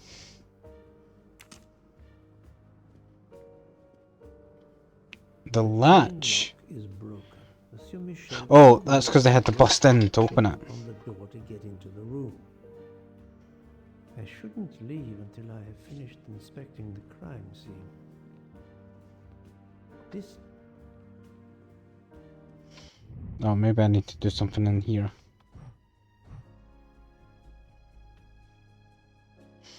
No?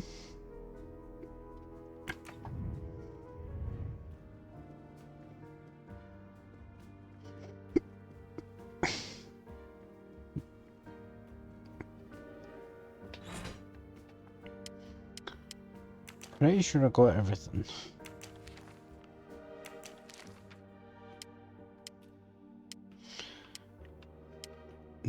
Debrief with H. So this H may in fact be someone who knows. Oh, but hang on. This doesn't have his name on it. Fucking useless. This door commute. The window, of course. The snow is falling only lightly this morning. The murderer And there's no sign of footprints. in the snow if he had jumped out the window. So he didn't jump out the window. I shouldn't leave until I have finished inspecting the. Oh, okay, here we go. The left connecting door is not latched, and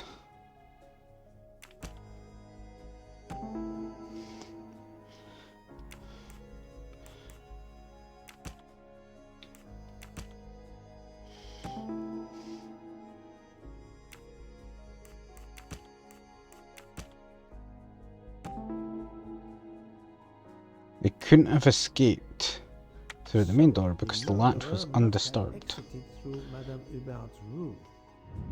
That's the right answer.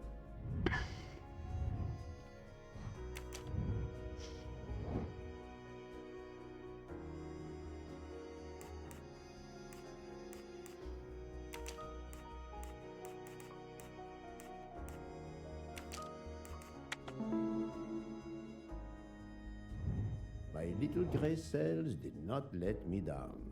I have solved the case. I have to question Mrs. Hubbard and Mr. Michel. I shouldn't leave until I have What? finished inspecting the crime scene. I am finished! Poirot! Unless you want me to go through here and be like, surprise! I shouldn't leave until I Ah! have finished. Oh, is there more? Ah! Here, recap events. My apologies, Poirot.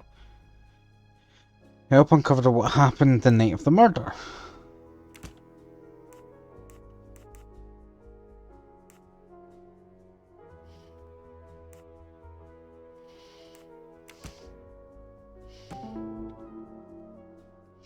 Ratchet was on guard.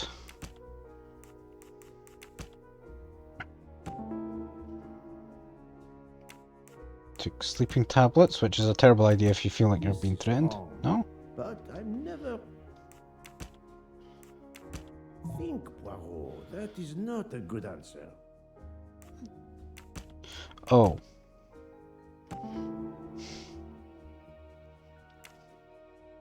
Ratchet wanted to stay on guard, yet he took a sleeping pill. Yeah. I can't imagine Ratchet taking a sleeping pill if he feared for his life. So someone drugged him. Perhaps that man who left his room prior. Who are the two persons that work for Ratchet? Well, there's Mr. McQueen and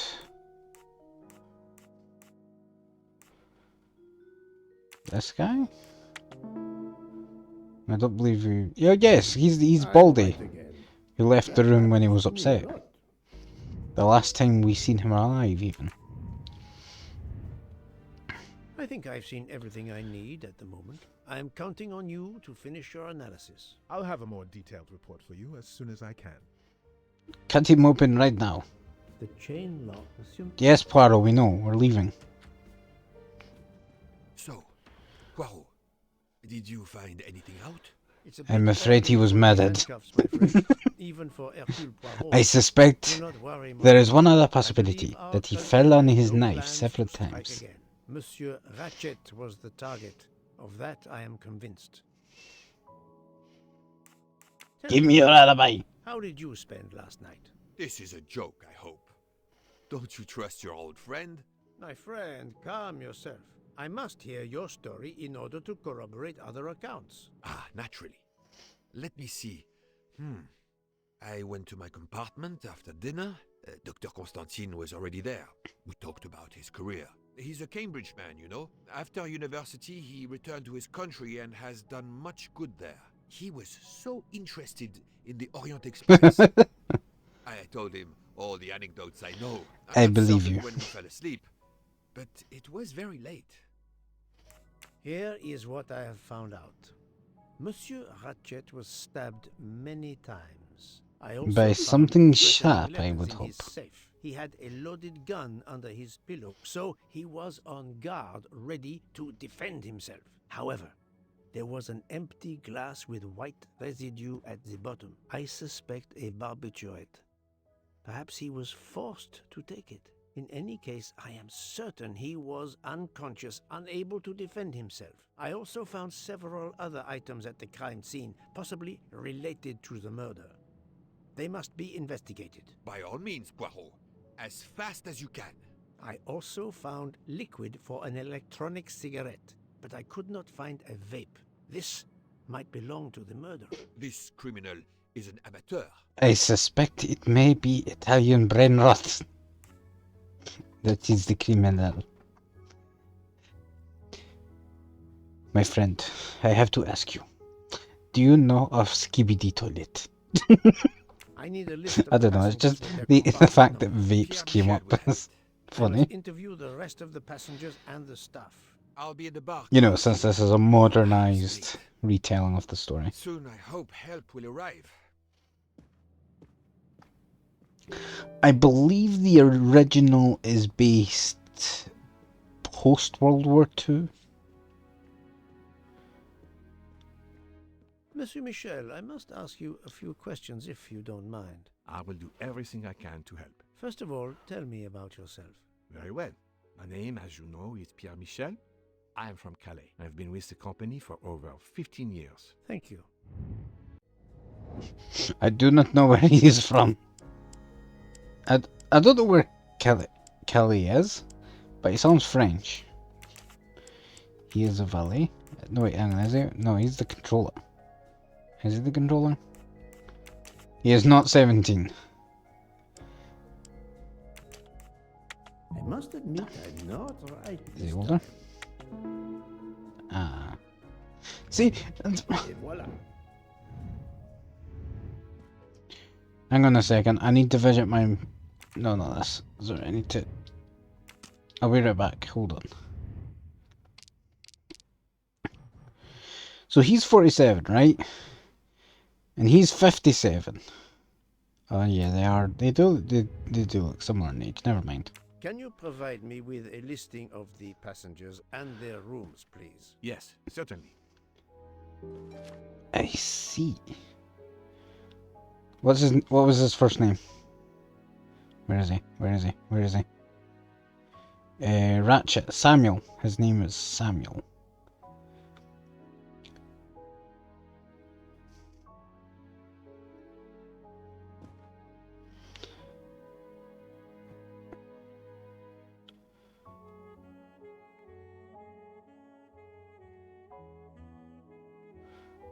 I see.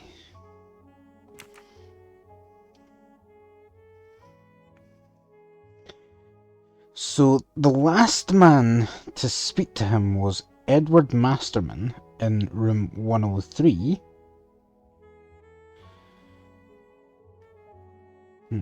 Okay. Are you a smoker? Indeed. Do you smoke e-cigarettes? No. Tobacco only.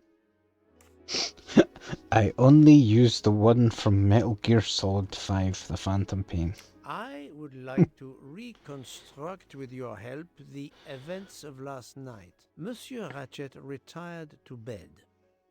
When? Almost immediately after dinner, sir. Actually, Yeah, we literally see them. Did anybody go into his compartment after that? His Masterman. Monsieur Masterman, and then his secretary, the young American gentleman, Monsieur McQueen. And that is the last time you saw or heard of him? No, monsieur. No, you forget that. check. Monsieur Ratchet rang Yes. the bell around 12:40 a.m. soon after we had stopped. I knocked at the door, but he called out in French, "Ce n'est rien, je me suis trompé." I then left to answer another bell that had just rung. The person in the room at the time, at least at that... Oh, wait, hang on. Just because there was a... doesn't mean that was the sound of him being murdered. There could have been a Frenchman.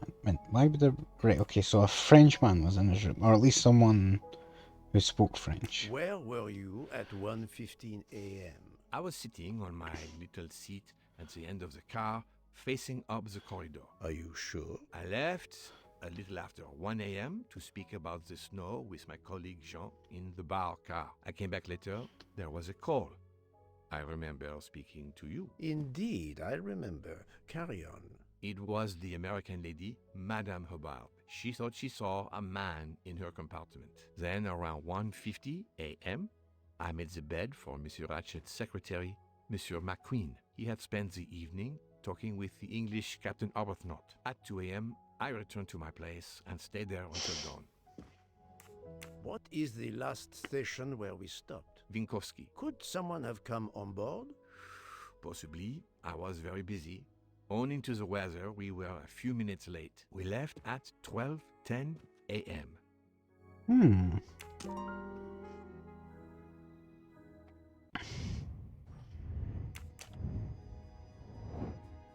So,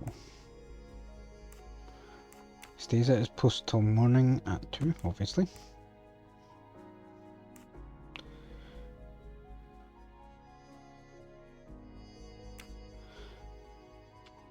Calls for him by ringing the bell.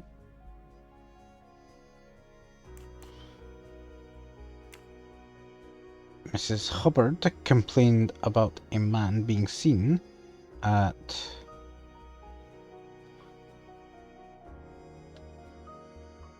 I think it was this time. So he must have smoked at this time. No, because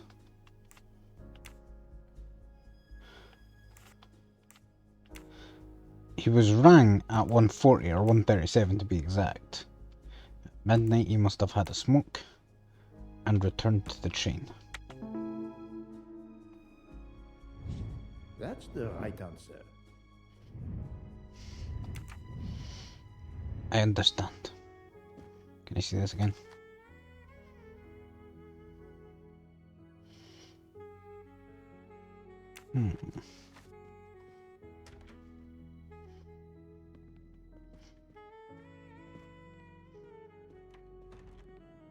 Did you notice anyone leaving a big stinky poo inside the toilet? Good morning, madam. I am Hercule Poirot. Caroline Hubbard. What can I do for you, Mr. Poirot? I need you to be quiet long enough for me to get to with it. Unfortunate news. It's obvious with all the commotion that something has happened. Madame Hubbard, I am afraid your neighbor, Monsieur Ratchet, was murdered last night. Oh my God! I knew it!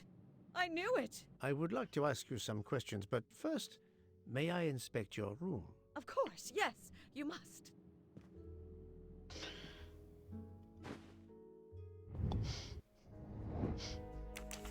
She is American, I think.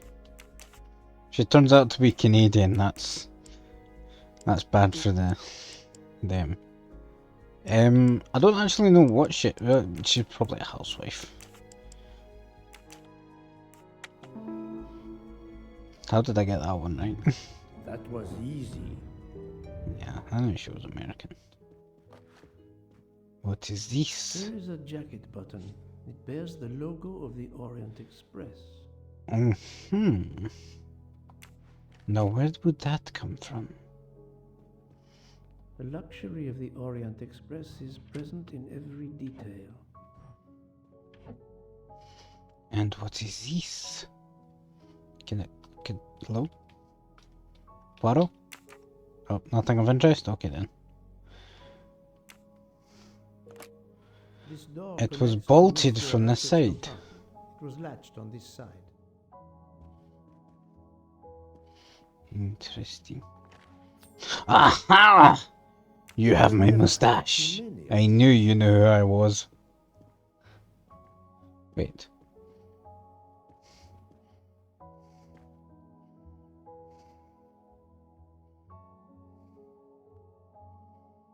Is that...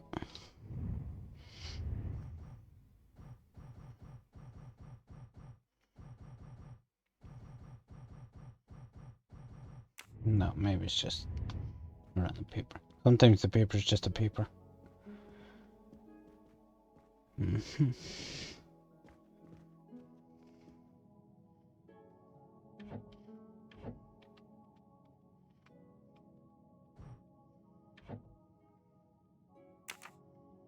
Just that bag. Madame, please tell me about last night. The murderer was right here in my compartment. I woke up. All in the dark it was. I was just so scared I couldn't scream. I pressed the call button. I pressed and pressed. I heard footsteps running in the corridor, then a knock on my door. "Come in," I screamed. And I switched on the lights at the same time. And would you believe it? There wasn't a soul there. You think he went back into the other compartment? How do I know where he went? I had my eyes shut tight. The conductor came in. I told the man what had happened, and he didn't seem to believe me. I asked him to search the room, but he found nothing. I told the conductor to look at the door between the compartments, and sure enough, it wasn't bolted. Well, I soon saw to that. I told him to bolt it, then and there. How is it you didn't bolt the door between the two compartments? But I had. Well, as a matter of fact, I asked that Swedish lady, Olsen, Greta, if it was bolted, and she said it was. How was it you could not see for yourself? I was already in bed, and my toiletry bag was hanging on the hook of the door. I couldn't see the latch from where I was. What time was it when you asked her to do this for you? Oh, it must have been around 10:30 or 10:45 p.m. She'd come along to see if I had an aspirin. But instead of opening my door, she opened Mr. Ratchet's door by mistake. He said something quite rude, like, "Not a chance, lady, you're too old." It shocked her. She came in. I told her where to find the aspirin, and she got it out of my toiletry bag. Poor girl, she didn't have a good night. The same could be said for Monsieur Ratchet. It appears Mademoiselle Olsen may be the last person to see Ratchet alive. I see. Hitch. Is this your handkerchief? Look at my fat phone. Smartphone. No, not at all. Yet it is embroidered with an initial H. Like your name. I don't care. It's not mine, and I would certainly never buy something so impractical as that frilly thing. Are you a smoker? No, definitely not. Filthy habit. I found a jacket button on your table. It looks like it belongs to a train employee. The button bears the logo of the Orient Express. Well, of course the conductor came in last night, but he didn't go near that table. Still, it's a safe bet that it belongs to the conductor. I'll check his jacket later, to be sure. I have not finished inspecting your room. If you don't mind.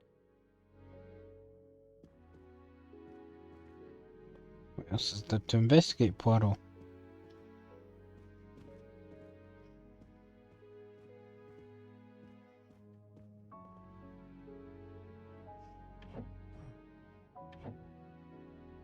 Oh, now I can investigate the bag.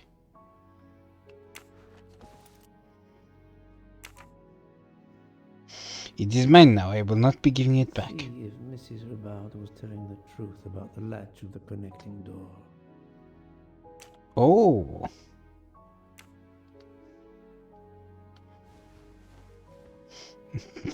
This hook is probably where Mrs. Robard hung her toiletry bag. It does not cover the latch a single bit. Toiletry bag attached. I'll have to clear that up with Mrs. Robard. I shall now punch you straight in the mouth. Mrs. Robard, you told me that the door connecting the two compartments was closed, correct? Yes, it was, as I told you.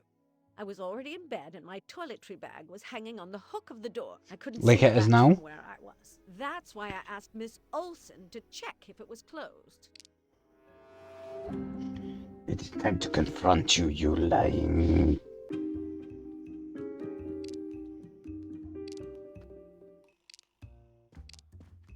Are you sure everything you've told me is accurate, Madame Hubbard? Of course. Would you like to look I have an right now? excellent memory.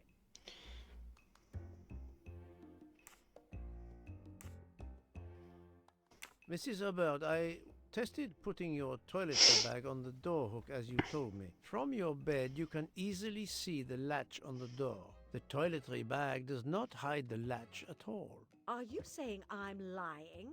It may have been stuck somehow in a different position, or I may not have seen it in the darkness. Or I didn't think to look, you irritating man. Details matter, madame.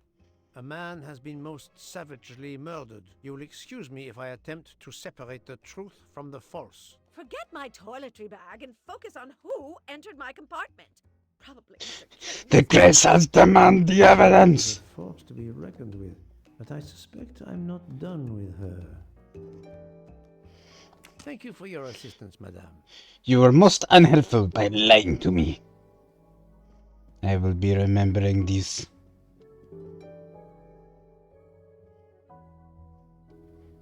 Oh, it's a rock. Sometimes a rock's just a rock. The killer avoided Mr. Mitchell.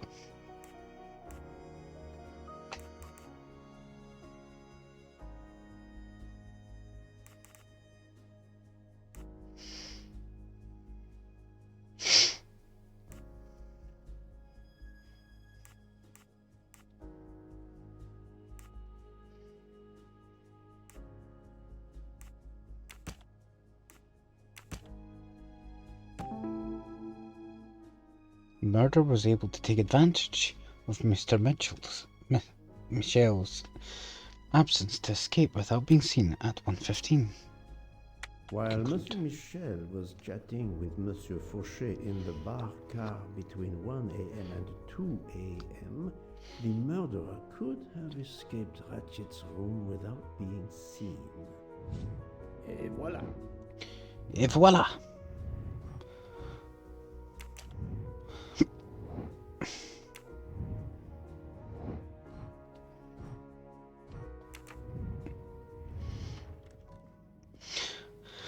I think neither of them are a suspect. My reason being, why would a killer, unless she was trying to... I do not believe Mr. Mitchell is involved. Then again, we shall investigate further. We should not allow the little grey cells to get ahead of themselves, should we not?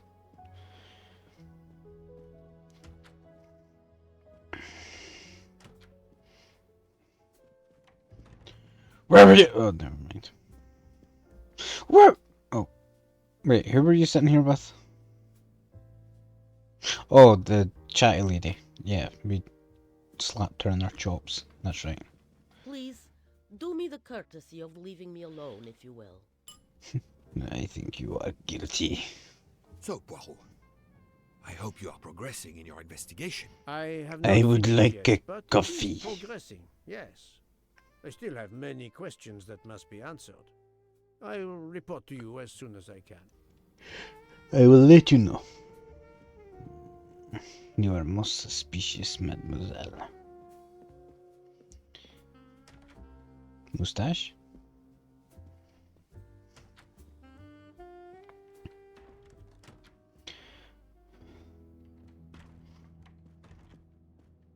We must explore all places in order to find the missing moustache. There is one. I told you. Aha! Golden moustache. Who keeps on hiding these from me, I wonder? Is Hercule finally lost his marbles? Possibly. Probably. If he hasn't, the one who is controlling him has most certainly, by the way that he is doing a Belgian accent.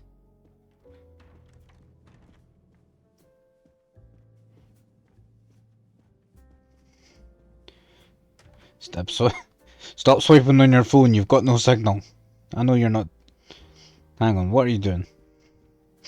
This is worth investigating. Is that email? Is he writing an email?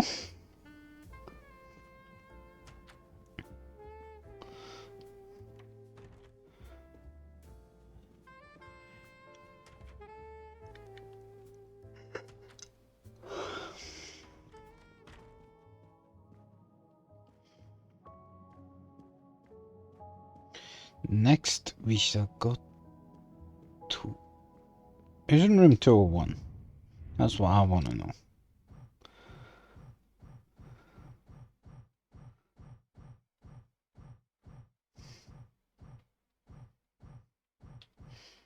Ah, Cyrus Hardman. He's the toyman. Aha. A map.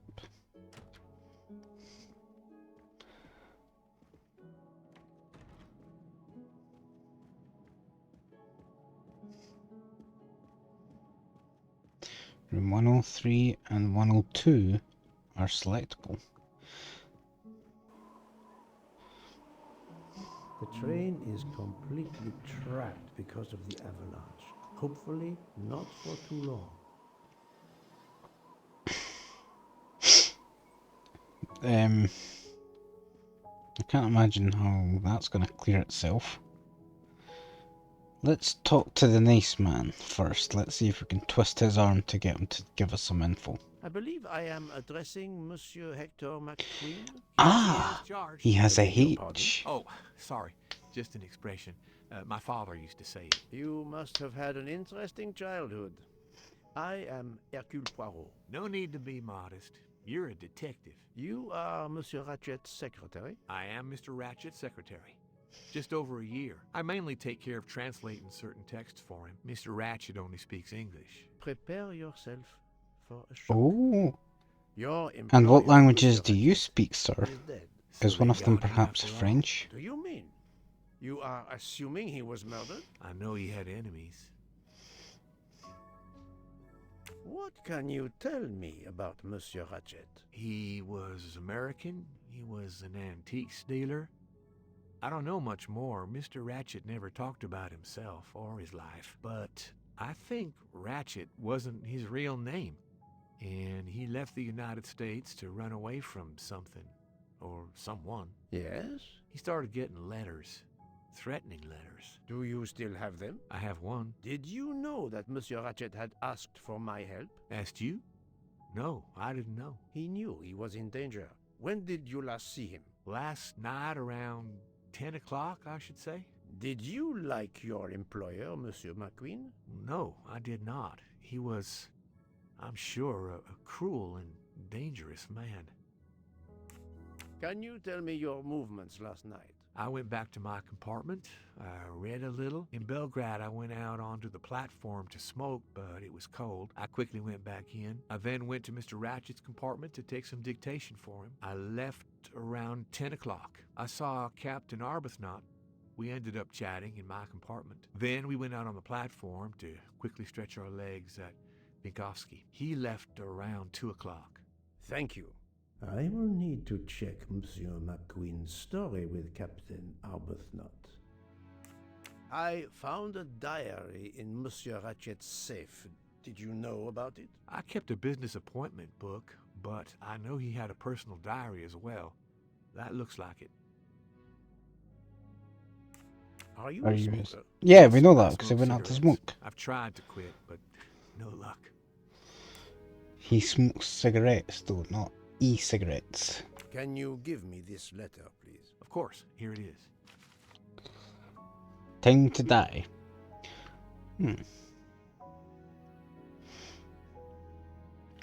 I mean, maybe it was a creative invitation to a Dungeons and Dragons session. You know, time to die, like with the dice. Yes, I got that. Was Monsieur Ratchet a smoker? No, he hated the smell of smoke.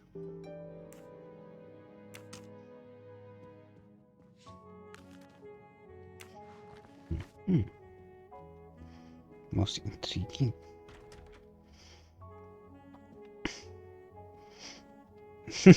Give him a slap on the top of the head.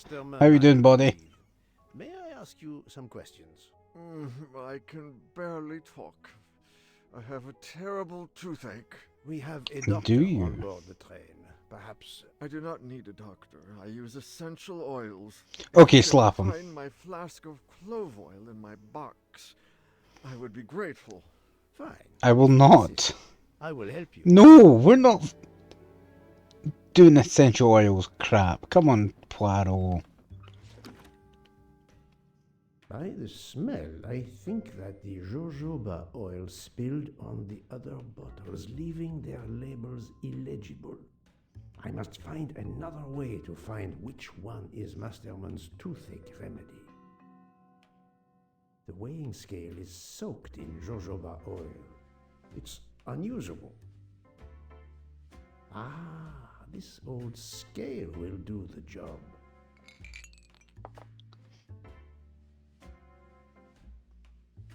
To start, I must first arrange the vials from the lightest to the heaviest.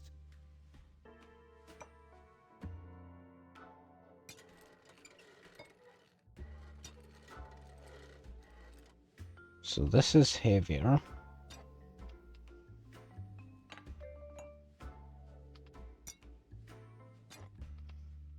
That's heavier. That's heavier. But this is heavier. So that makes this the heaviest. And this the second heaviest.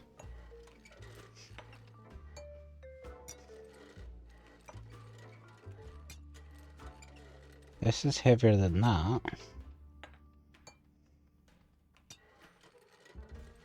And this is heavier than that.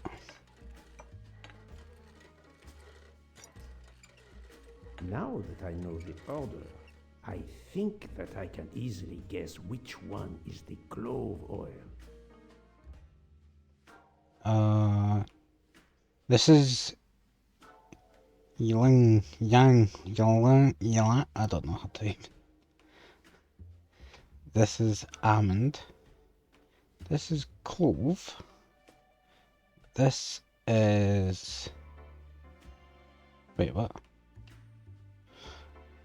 Oh, jojoba spilt. So jojoba's missing. This is lavender. And this is lemon then. So then this is clove. Here is Monsieur Masterman's remedy. Oh shit. Sorry. What? Here is your remedy. I hope it will help. It won't. Thank you very much, sir. I have a remedy for you. I'll give you one slug across the jaw and that'll fix it. I can finally speak without too much pain. I'm ready to answer your questions. You are Monsieur I believe you are Yes, insane. sir. That's correct. Were you told that your employer was murdered? Yes, sir. A very shocking occurrence. Who told you that? He's American. He's the valet. And he's probably 39. I'm right again. That happens to me a lot. Where you the night of the How crime? did you last see Monsieur Ratchet? It must have been around 9 p.m., sir. That or a little after. I went to bed around 10:30 p.m., same as the person who shares my room, Mr. Foscarelli. He almost immediately began snoring. What did you do then? I read, sir, and I spent a while soothing my toothache with clove oil and listening to the snoring. Did you hear anything during the night? Yes, my roommate snoring. That is not what I was referring to. Are you a smoker? Yes, sir. I have a cigarette now and then to relax. Tell me about your employer, Monsieur Ratchet. I've been working for him for 9 months. I should not wish to speak ill of the dead, but he was not a gentleman, sir. Did you know that he had enemies? Yes, sir. I was one of them. Some threatening letters I killed him, you from Mr. see. McQueen. Did he mention these letters to you? He had been reading a letter when I came in. He asked me if I was the one who put it in his compartment. I told him that I had done no such thing, and he should report it to the police at the next station. How did he respond? He laughed, sir. You're joking. I do not joke, sir. Forgive me. I can see you do not. Was he taking sleeping Are you sure? He's got essential oils with him. Sir. He said he couldn't sleep otherwise. Last night he Next asked he's me going to give convince you him to some start stealing them with sir, him and his along with a wife. glass of water. He dissolved them in the water. Did you see him drink the water? No, sir. I left right after I gave him the pills. Why would he take the sleeping pills? Was Monsieur Ratchet a smoker? No. He finds smokers disgusting. Can you tell me again Consistent. why you gave sleeping pills to Monsieur Ratchet? Yes, I gave him the pills because when he takes the train, he has trouble sleeping. The letter must have worried him. He specifically asked me to prepare the sleeping pills. I didn't He see him specifically eat the water asked with you the to? pills in it.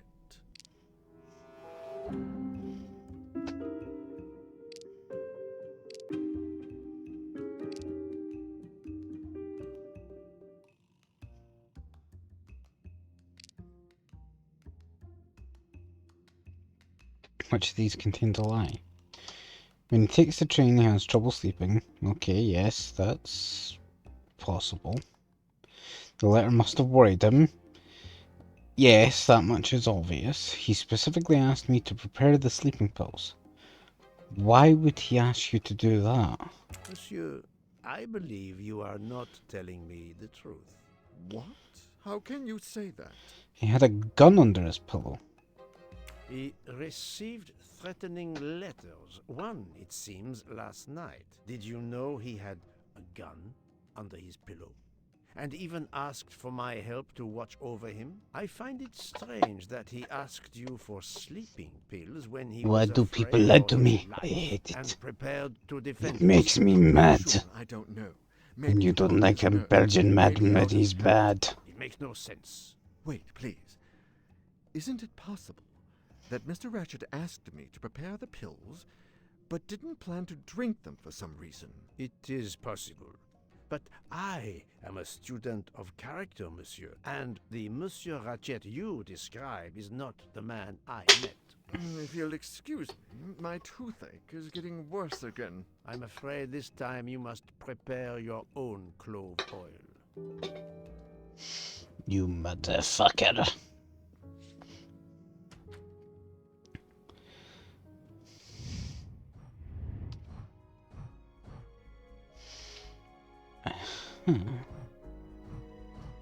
The guy sells, they be telling me that something is afoot. It is the thing at the end of a leg.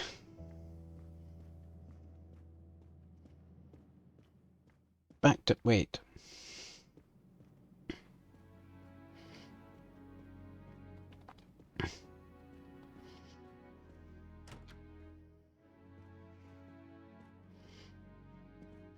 Where is it?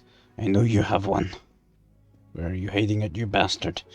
Give me my mustache. How is your toothache?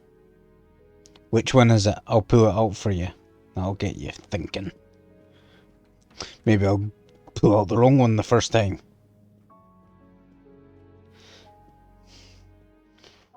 No.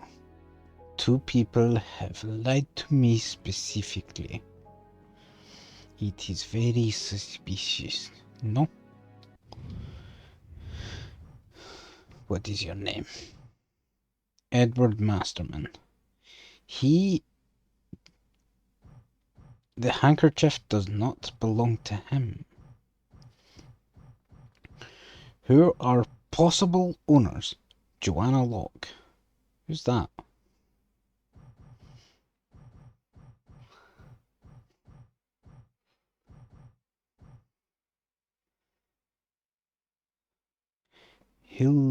Hildegard Schmidt has a H. Hector McQueen has a H. Hotaru Mori has a H. We don't know her first name. Oh, the reason why is because she's sharing a room with the other gentleman, and his name is written down. Yeah, that guy. I think. Caroline Hub. Oh, it could also be the last name. It could be a H. I was assuming that it was the first name.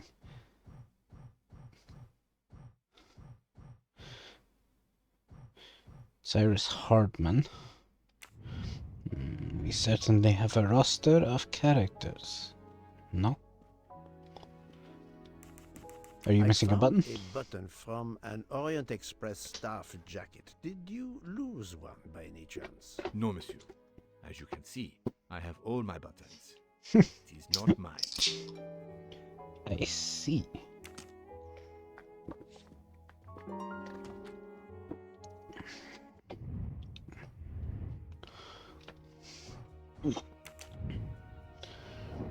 Ratchet apparently spoke in French during the night of the murder. He doesn't speak French.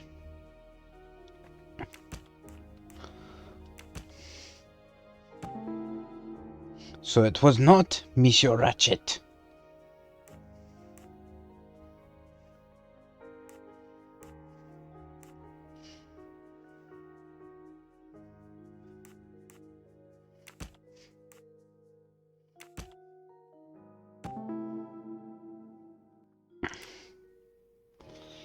The murderer may have impersonated Ratchet by calling Monsieur Michel to make it seem that Ratchet was still alive at 12:37 a.m. By little Grace But said, why was "Not the let me watch down." smashed? Was it a purposeful act in order to mislead us to assume the time of death?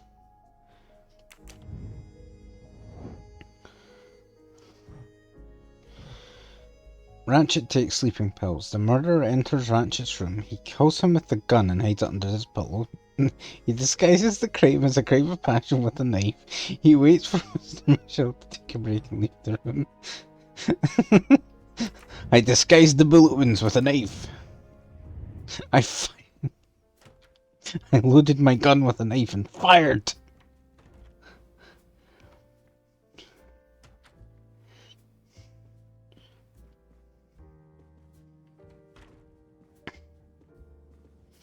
Are you missing any? No, you don't have any buttons.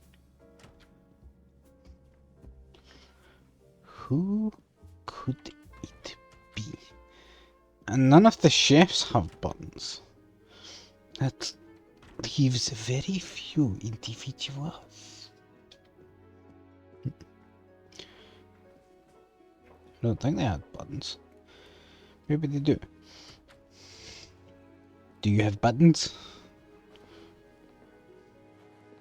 I can't see. Can you turn and face me? Those are not the Orient Express buttons. So it was not the chefs. You would think one with such knife skills could be possible. But no. It was sloppy craftsmanship. Are you missing your buttons, my friend? So, Poirot, Never mind then. Where's the angry Scarface McGee? Oh. The British captain, Arbuthnot, and the English woman know each other. They were colluding to something of secrecy at the station where we boarded.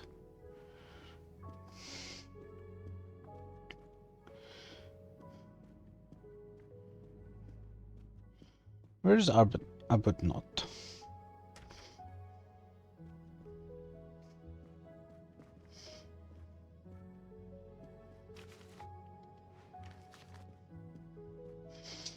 I was just disturbing you for no reason, my friend. Do I have to make conclusions? I'm not ready to make conclusions.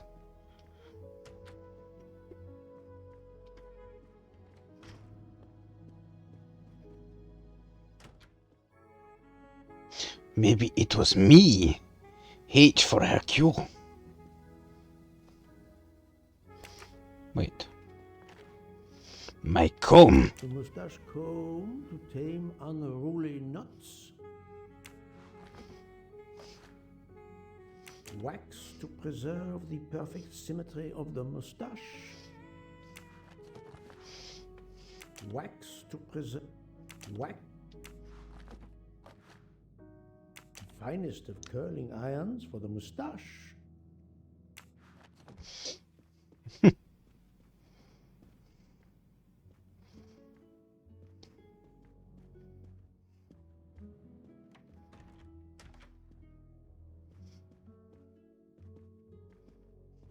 Is he feeling any better? Let me know if he's feeling any better.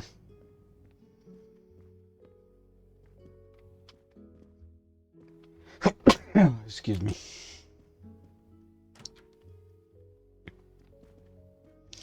Right. Into the bar again. Where's he gone?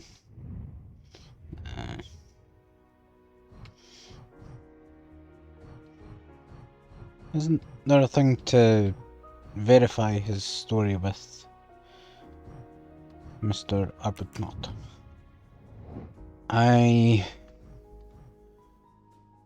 No.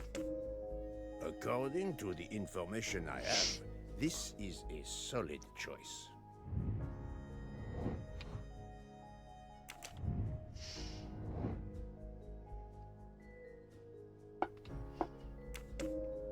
This is the most likely answer.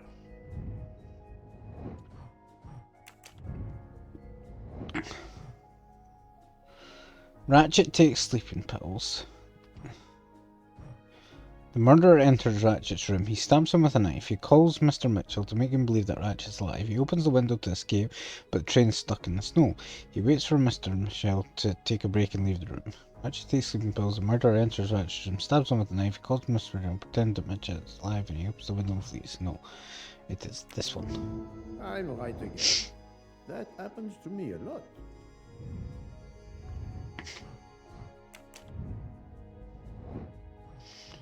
Oh, you can change this. That's interesting. She is a possible subject, but only because she lied about the fact that she could not see the latch on her door. She may be an accomplice.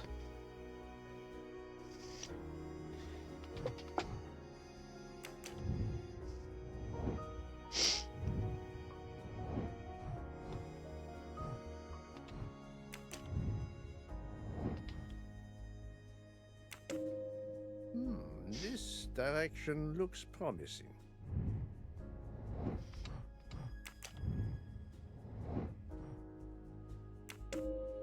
According to the information... I wonder if, like, there's a branching storyline based on what you choose, or if... Because the game has tried to steer you in the right direction so far. Like, when I was doing the...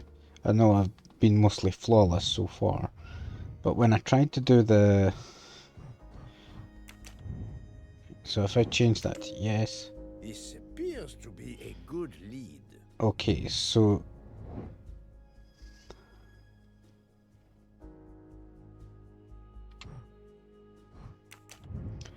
I don't believe he is, because he could not respond to himself. He couldn't respond to himself in French, you know? Very well, I choose to go this way. I think that Mrs. Hubbard could still be a suspect. I think that Mr. Masterman could be a suspect. I mean, he's got essential oils, he's clearly a loon. And Mr. McQueen, I don't suspect so. He seems the unsuspecting type, but that might just be what makes him suspicious, you know?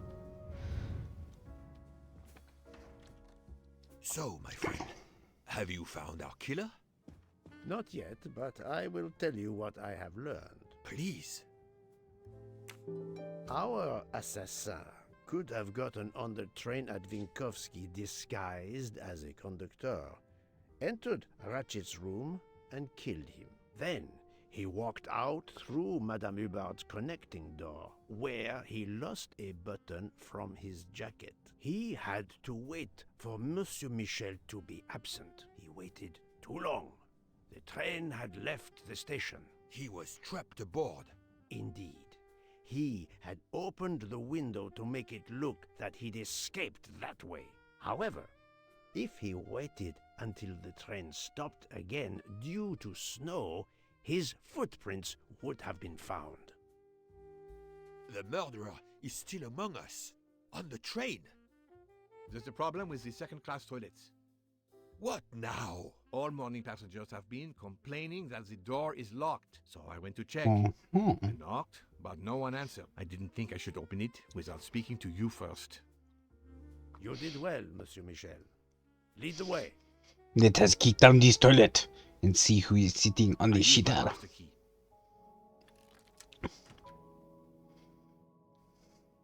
But who is she? Is she alive? She is breathing. Then if she isn't dead... No, she was the one that was spying. Is what we must find out. Shit, my bad. I'm terrible with faces. Jonah Locke. She is a passenger.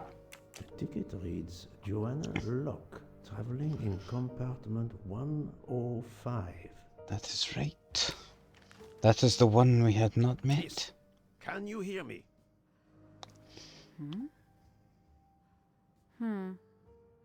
She's breathing.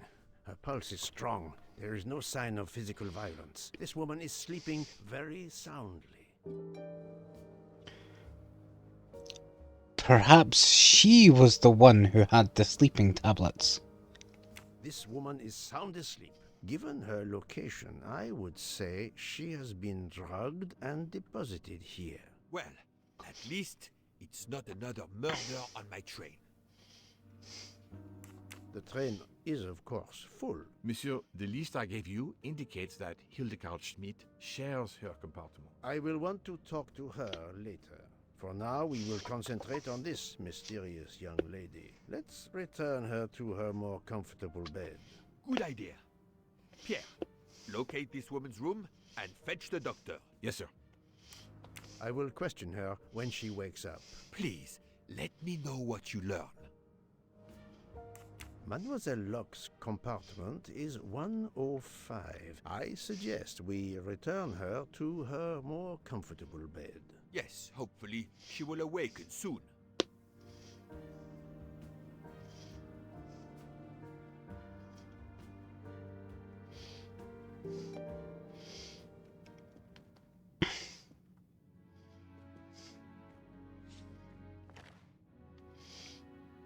A cup of tea with white residue. This also has white residue. Interesting. And she's reading Moby Dick.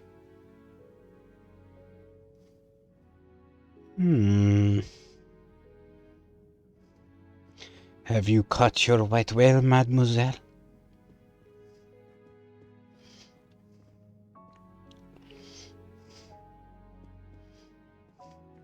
Ah, luggage. We shall not steal her undergarments.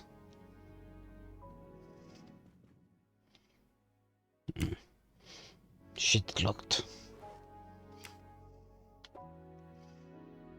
Dun dun dun!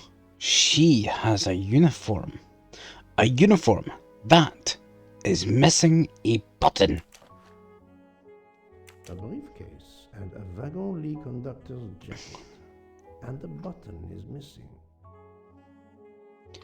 A button of the Orient Express. I do not know how to open this.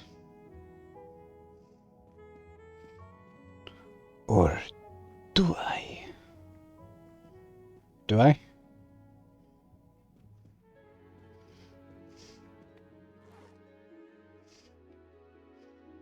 Nothing else in here.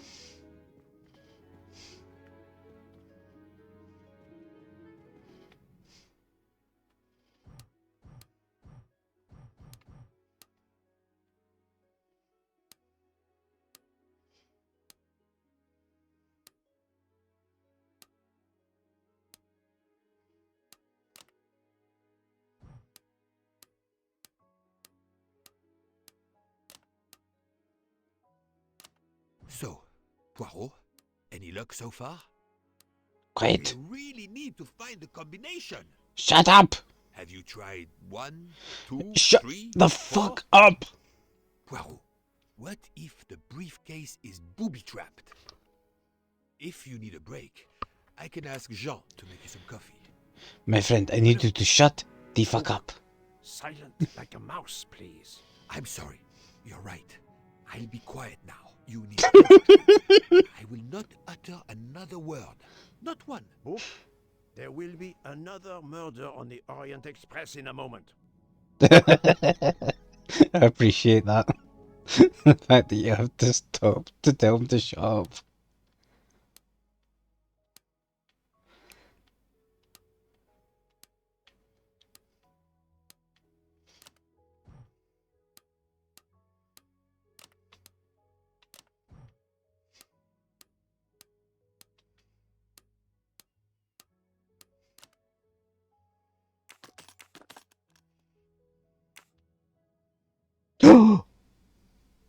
Wait. The cat. The same as the one in the photo. The stuffed animal is the same as in the photo found at the crime scene. What a coincidence. Mademoiselle Locke appears to have been investigating Monsieur Hatchet. Joanna Locke. She is from Massachusetts.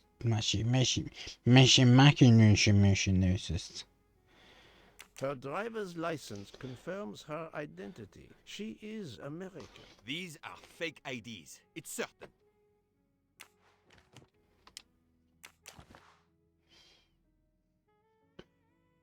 Mademoiselle Locke seems very interested in our victim.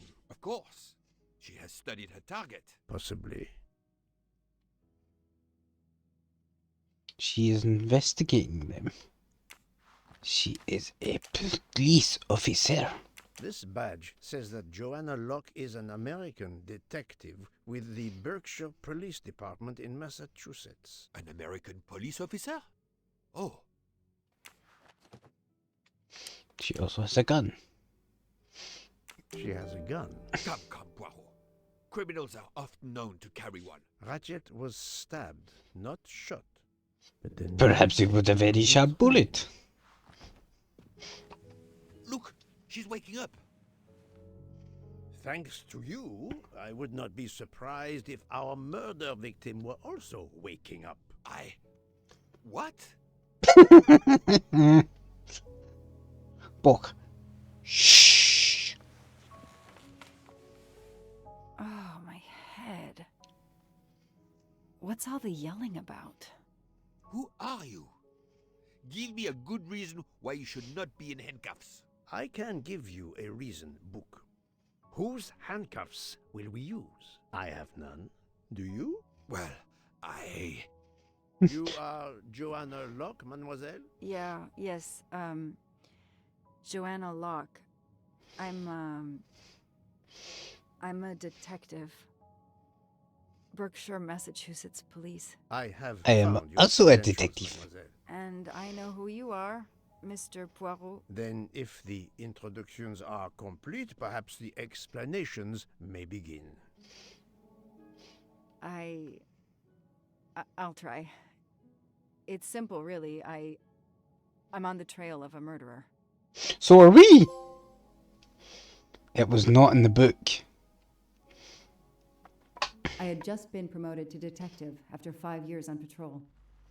It was my first time on a major case. It had been a month since Daisy Armstrong was kidnapped. The Armstrongs were desperate for some sign of hope. I was there only for paperwork, to fill in some blanks.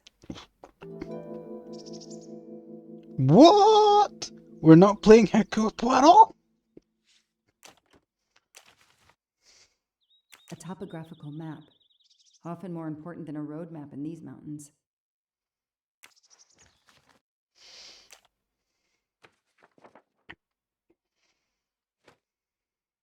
Daisy Armstrong is a 3-year-old girl, daughter of John and Sonia Armstrong.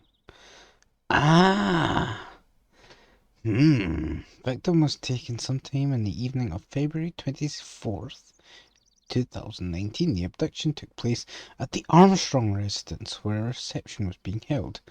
Miss Moreau, Daisy's nanny, discovered the child's disappearance at approximately 10:45 p.m. A ladder was found outside the child's bedroom window. It was used to remove Doozy. If you had a fall from that ladder, you'd have a hell of a doozy. Anyway, Daisy from the house. The window, usually locked from the inside, was found open. 4-wheel drive tracks were found on the woods near the house. No party guests drove a 4x4. The misspellings are clearly on purpose, and they didn't return the child when the ransom was paid. The child is in safe hand. After law enforcement protocols were in place, the Armstrongs followed a ransom demand, instructions, and paid ransom of $1 million on March 1st, 2019. Since then, there has been no further communications from the kidnappers, and Daisy has not been returned. The investigation is ongoing. John Armstrong. How could the child be taken with so many people in the house? Retired colonel in the British Armed Forces. Interesting. There is a crossover with our case because we have another British Armed Forces member. I can't imagine the pain her parents felt when they realized Daisy was gone. How are they going to feel when they realize I have no answers for them? Only more questions. That's why I'm here. A damn computer glitch. Or somebody pushed delete instead of save. Whatever happened, we lost the nanny's deposition. So my entire contribution to the investigation is to take it again. The phone record of the night of the kidnapping. The last call was for 911. Before that was 10:45. When was the child missing?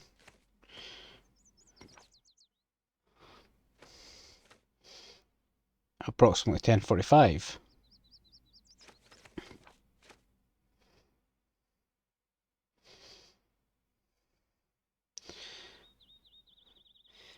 The nanny called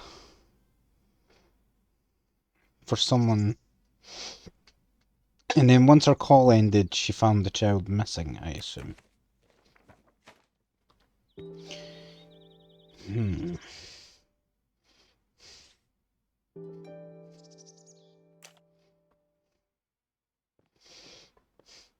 The little grey cells, they feel a more feminine touch.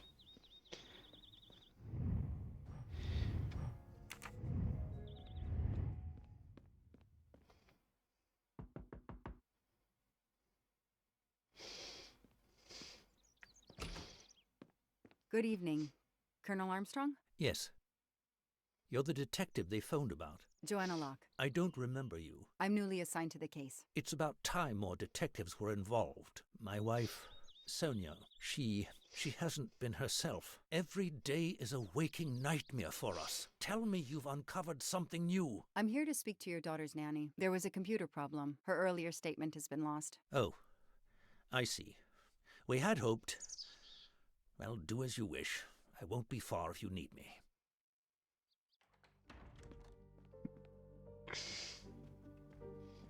Their fairy tale became a nightmare.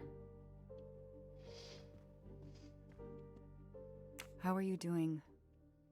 Are you holding up? You know, in the military, you're supposed to have the stiffest of upper lips. The Desert War taught me that soon enough. But this, it's difficult. Damned difficult. Harder on my good lady, of course. Do you know where I can find Miss Moreau? Her room is upstairs across the hall from Daisy's. She seldom leaves it. I won't be long. Take whatever time you need.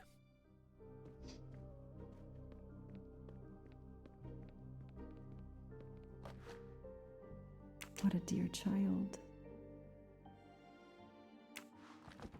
Sympathy and support for the Armstrong family during this difficult time. Thoughtful, but never enough. What's this doing here? I've earned a gold mustache. Why did she also find this normal? Ah, yeah, of course, the golden mustache. Have you never found one? Oh, that's too bad for you.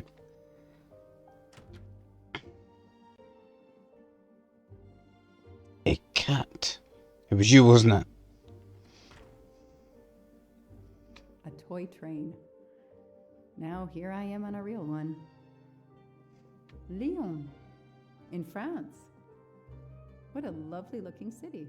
Hello, are you Suzanne Moreau, Daisy's nanny? Yes? I'm Joanna Locke, a detective working on Daisy's case. Is there any news? I'm afraid not. How can I help you? I'm really sorry. I'm afraid I have to take your statement again concerning the evening of Daisy's disappearance. There was a computer problem. Your statement was accidentally deleted. Of course. I want to help any way I can. Tell me about that night in your own words. The Armstrongs had a party to raise money for a museum, I think. Mrs. Armstrong is on their board. I was in charge of Daisy. I stayed with the little one all evening, playing with her and reading books to her. She couldn't sleep with all the noise and the comings and goings. When did you notice Daisy was missing? I was only gone 5 minutes to phone my mother. She's in the hospital. When I returned, Daisy wasn't in her bed. I thought she might have gone to look at the party, but then I saw the ransom note on her pillow. I screamed and screamed. I couldn't stop. Did you notice anything unusual before that? I was with Daisy all evening. Finally, she fell asleep. I didn't see anyone else or notice anything in particular. Do you have any idea who did this? No! I can't see who could have done such a horrible thing. The Armstrongs are such good people. Like my own family. Thank you for giving me your statement again. I'll get back to you if I have any questions. I won't be far. Okay, I have Suzanne's statement, but her answers need some checking.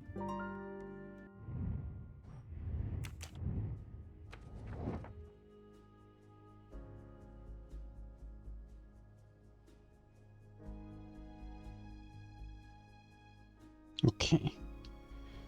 Noticed Suzanne was not around, but Daisy was sleeping peacefully. I stayed with her for 10 minutes or so. I assumed Suzanne would return soon, so I rejoined the party.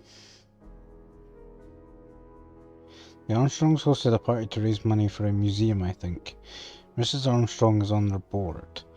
As usual for events like this, I was in charge of Daisy. I stayed with the little one all evening, playing with her and reading books to her. She had trouble getting to sleep with all the commotion. Noticed Suzanne was not around, but Daisy was sleeping peacefully. This information does not correspond to what Suzanne told me. Suzanne said she left Daisy alone for 5 minutes, but Mrs. Armstrong says she stayed with Daisy for a while and Suzanne did not return. The detective gets it right.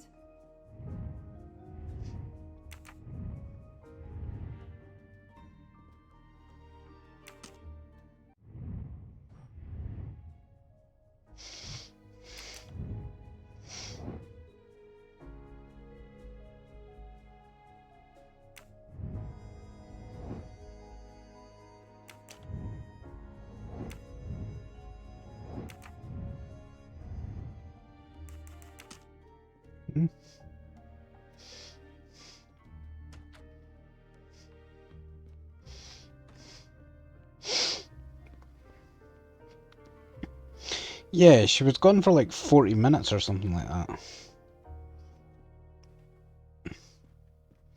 I see a moustache. Help yourself, Joanna. A toy castle. You earned it.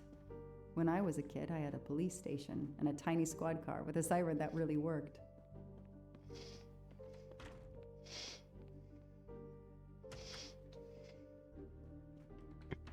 The world through the eyes of a child seems so sweet. There's that cat. What's the deal with the cat? Wait. No. Mrs. For a Armstrong, second my there name might is be. Joanna Locke. I'm a detective investigating the kidnapping of your daughter. May I talk to you? When is your baby due? Mrs. Armstrong? Sonia? I don't want to talk. I just Well, you just want did, so you might as well keep daughter going. again. That's all that matters. The poor woman. I can't imagine how she feels.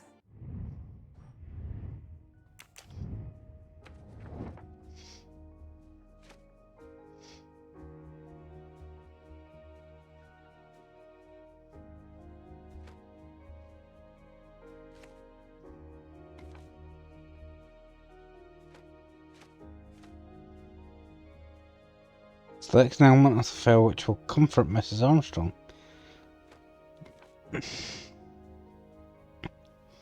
Can't imagine anything would.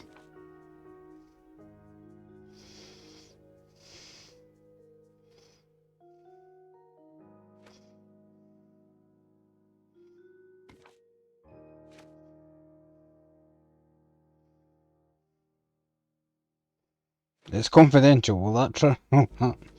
Comfort her.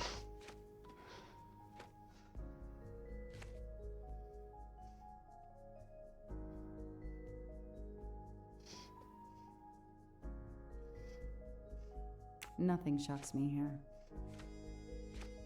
Everything looks okay here. Score. 1 for the good guys. I don't know what that was about.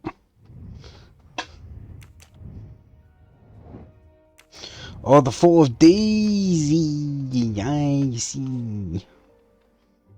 Mrs. Armstrong? Let me show you this. Daisy, my little Daisy. I miss her so much. How good it is to see her face. I can't imagine the pain you're feeling right now. She loved her little stuffed animal, Fluffy. She took him everywhere with her. The kidnappers took it as well. They didn't have to. That means they wouldn't hurt her, doesn't it? Every lead will be followed up.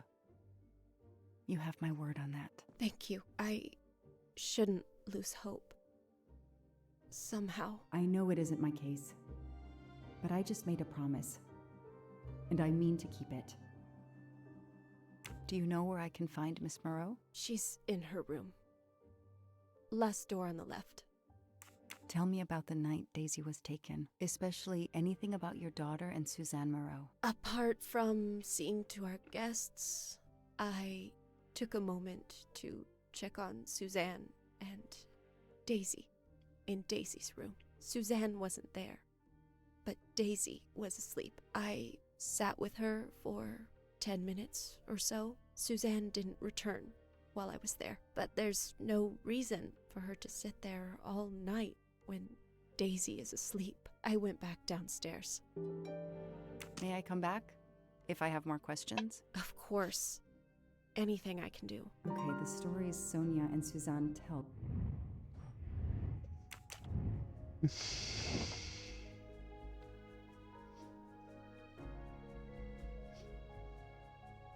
That is not exactly what Suzanne told me earlier. Suzanne was on the phone more than 5 minutes.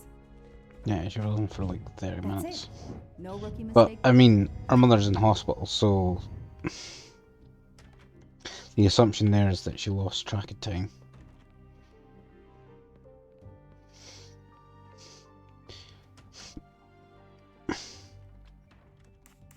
If I understand you correctly, you left Daisy when she was not asleep? The party was very loud. Daisy was too wound up to sleep. I read her a Motley Mule detective story to try and put her to sleep. Daisy finally fell asleep. Right before Motley Mule solved his case in the book I was reading her. I had to make a quick phone call. No more than 5 minutes. But No, it was more when than I 5 came minutes. back, Daisy was gone.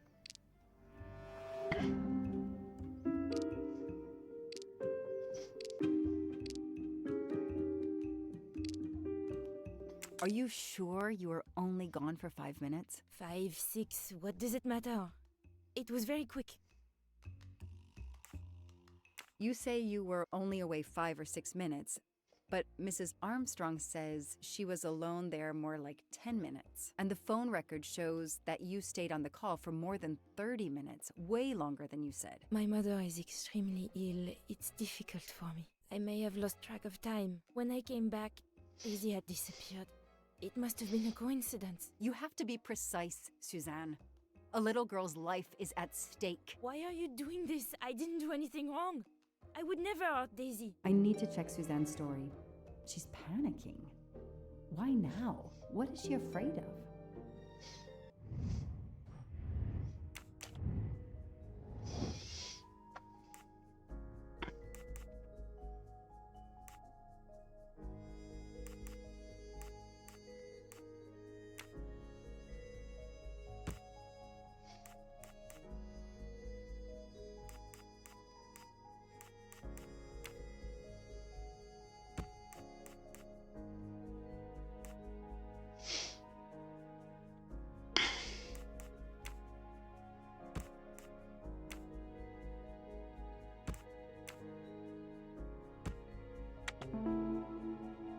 Aha!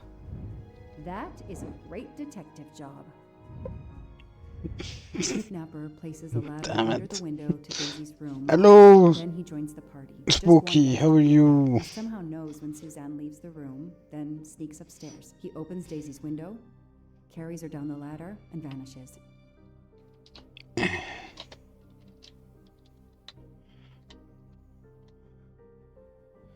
No, it's just the way I've set up the automatic shout out.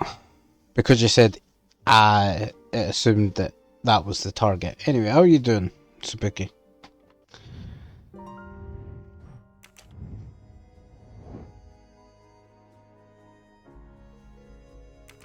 Oh, wait, hang on, I have to look it up now.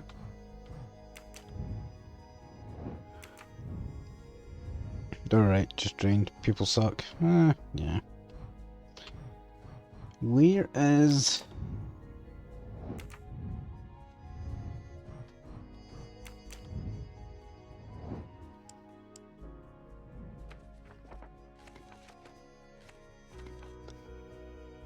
Long weekends out thrifting at the flea market, it's so crowded and annoying out. Yeah. Can be draining.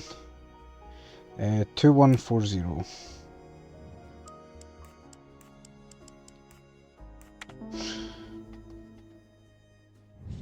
Hey, I'm a pretty good detective after all. The number you have called is not in service at this time. Please hang up and dial again, or contact your service provider. The number Suzanne called is not in service? A hospital? You are full of I should shit. see if the Armstrongs can confirm what Suzanne told me. I'm not a corporal right now, but I'll... Oh. How's it going? It's going alright. Going good.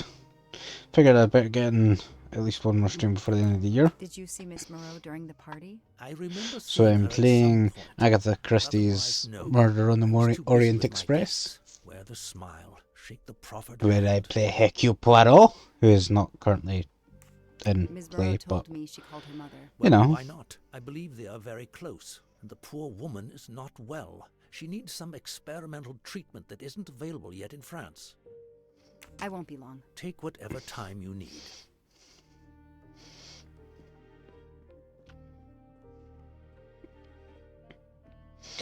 Experimental treatment must be expensive.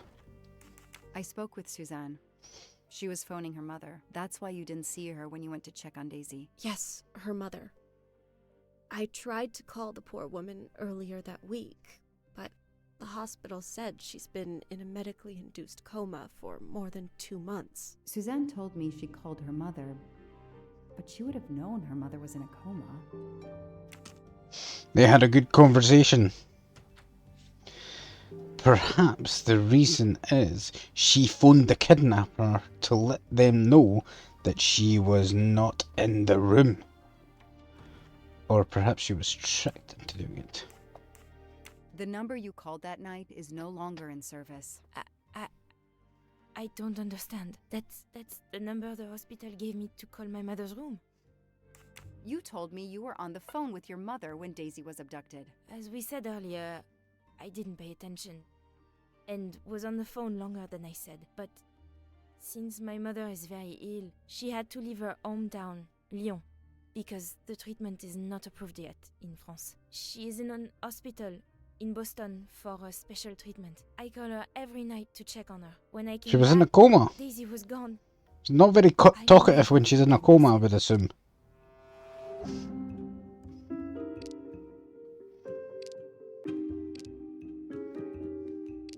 Are you sure you called your mother? Yes. Every night since She was she very I call my talkative. mother.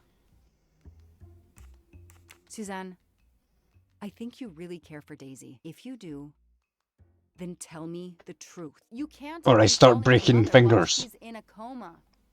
My mom really is in a hospital in Boston. She really is in a coma. I wasn't calling her. I was on Who the were phone you with my calling? boyfriend, Noah. Why lie about it? Why are you panicking? Because he's gone. I haven't heard from him since the night of the kidnapping.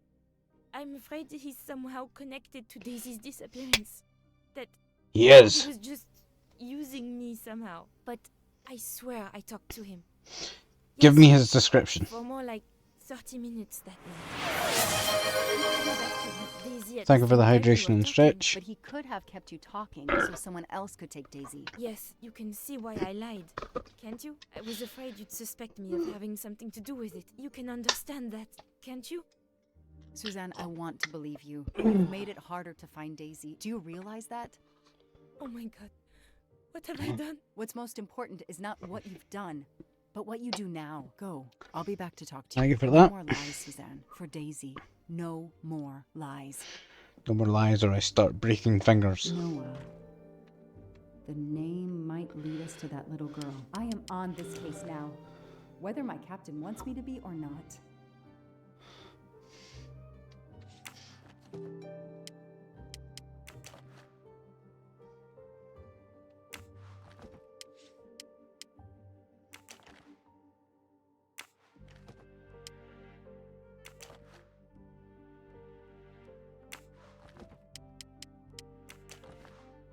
What is this? A locked diary? Let's see if I can shine some light on its secrets. Reveal your secrets. Le miseria, fuck it.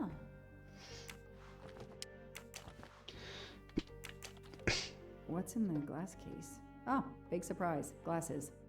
Thank you, detective.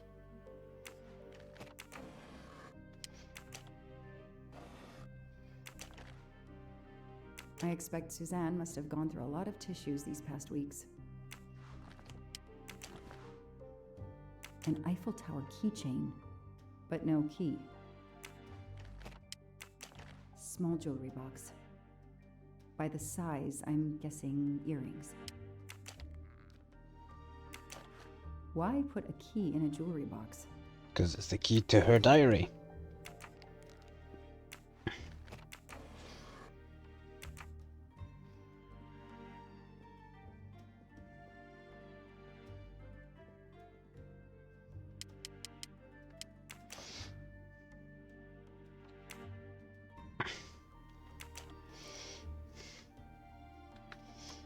That doesn't work. What?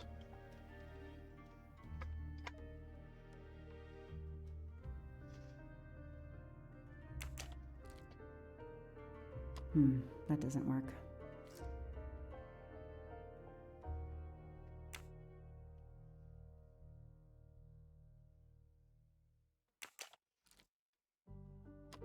That doesn't work.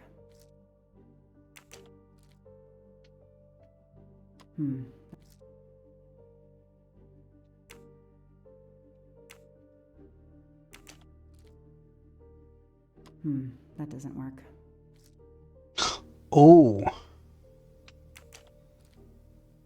Okay, Suzanne. Aha. Let's see what you haven't told me. Very sneaky. Day at the park with Noah. I can tell he is opening up more and more with me. I chatted on and on about my job. Told him how much I liked the Armstrongs, especially Daisy. I really feel like he's invested in our relationship. That kind of man is so rare these days. Valentine's Day, Noah and I went to the Blue Lagoon, our favourite restaurant, for lunch. It was wonderful at first, but then something happened. Noah received a text message. Don't know what it was, but he said we had to leave. He wouldn't say anything else. Instead, we went away somewhere in the mountains. Finally, we arrived at the cabin in the middle of nowhere. He told me to stay in the car. Not very romantic for Valentine's Day. Noah gave me flowers. He is usually very attentive. But despite everything, I felt it was more distant today. I hope he is well. I would like to be more present for him, but I don't want to interfere with his private life. It's been a while since I wrote in this diary. Didn't have the strength, and I think this is the last time I will write in it. My dear Daisy was kidnapped, and I haven't heard from Noah since that day. It was the night Daisy was taken. He talked and talked, and left Daisy too long, and now she's gone. I thought he loved me, but he just never called again or anything. He hasn't replied to my messages since the night Daisy. I'm lost. It's my fault Daisy is gone. I didn't watch over her. I can see why Suzanne didn't tell me everything about this, Noah. It's clear when he disappeared that she realized something was very wrong.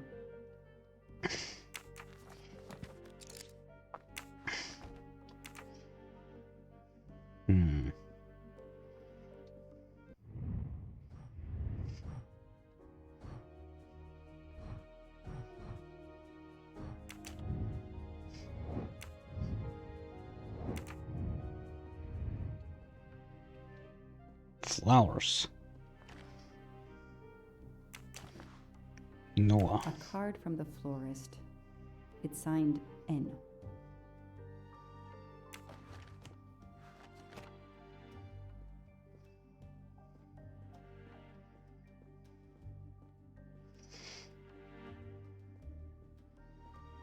Maybe asking the family?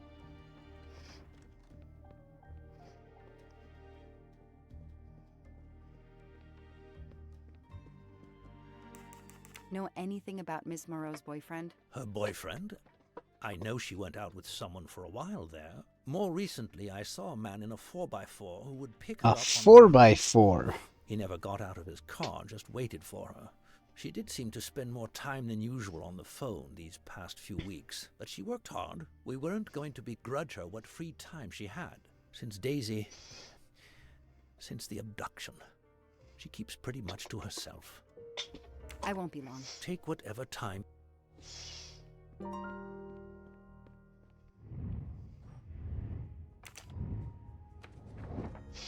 4x4 tracks. These tire tracks could well be from Suzanne's boyfriend's 4x4.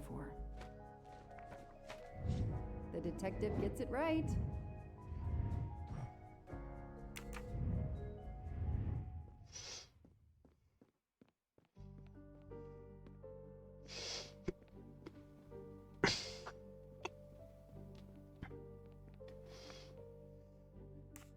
I imagine these flowers must have been beautiful. Who gave them to you? The gardener. They're getting pretty wilted, but I hate to throw them away. Tell me about your boyfriend. Have you been together long? My boyfriend? Why? He doesn't have anything to do with this. Please, He Suzanne. The does. sooner you answer my question, the sooner we'll be done. His name is Noah Garrity. I met him at a Lunar New Year party in Great Barrington. He is a kind and caring person, although, well, I miss him. He had to go away on business. He should be back. Tread marks of a four-wheel drive vehicle were found outside the garden on the night of the kidnapping. Noah drives one, doesn't he? Where is he, Suzanne? If you know anything more about him, you have to tell me. I know what you're thinking, but it's impossible. He was very nice to me. He never did anything to make me suspicious. We went out to eat, to the movies. Just like a normal couple. He's not the only man in the Berkshires who drives that kind of car.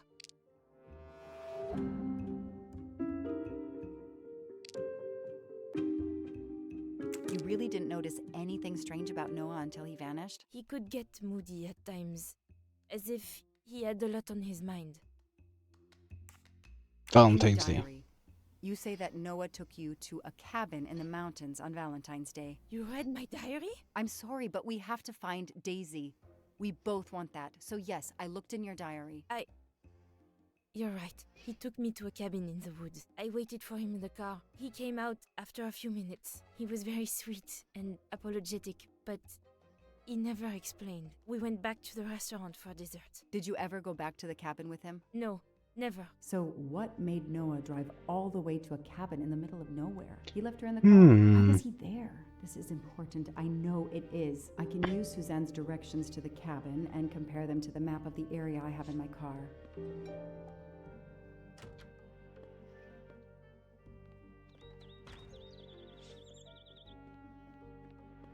To the Batmobile.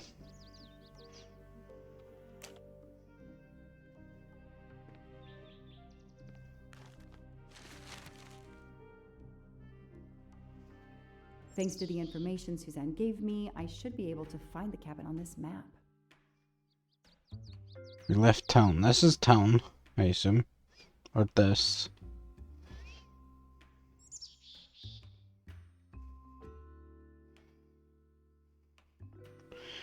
And crossed 2 bridges.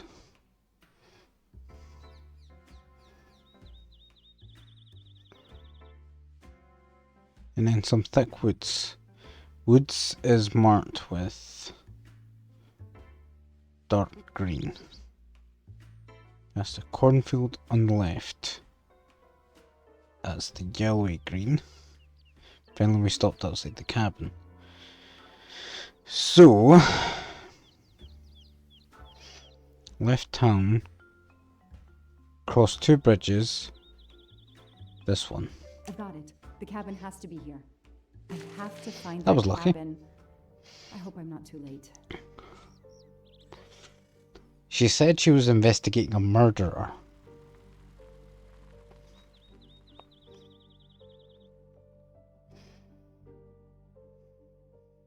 This may not end well.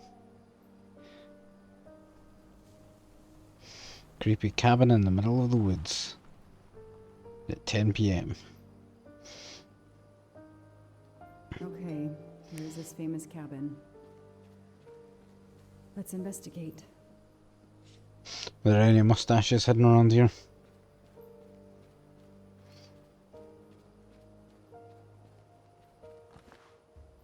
An axe.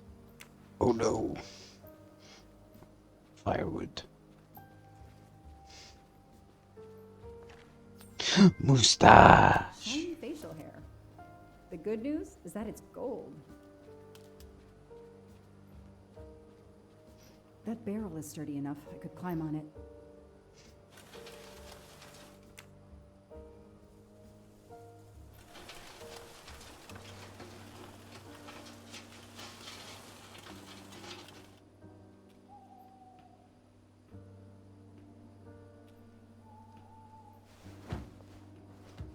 Oh dear. Ugh, an old hunting trophy starting to mold. The cat. It's Daisy's plush toy. If Fluffy is here, the kidnapper has been here.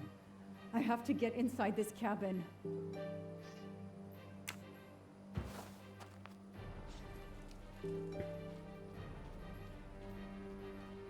Noah brought Suzanne to this dump on Valentine's Day? What a romance. I'm not getting through this door by wishing it open. The broom isn't sturdy enough to force the door. The axe. I just have to ask the store a question. A maul for splitting wood. Perfect for attacking doors. I'll ask the store a question. Will you open? Why don't you just hear Johnny out?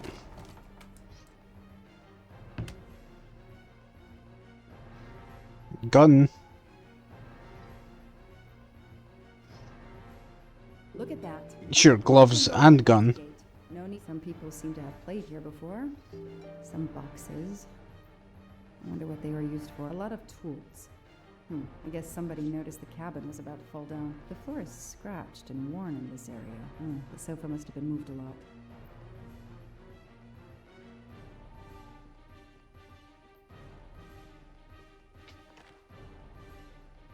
It's Fluffy, no doubt about it. Moustache. Not really my style, but I'll take it. Hey there. Hairbrush. That's a woman's hairbrush. Did Suzanne actually come in here after all?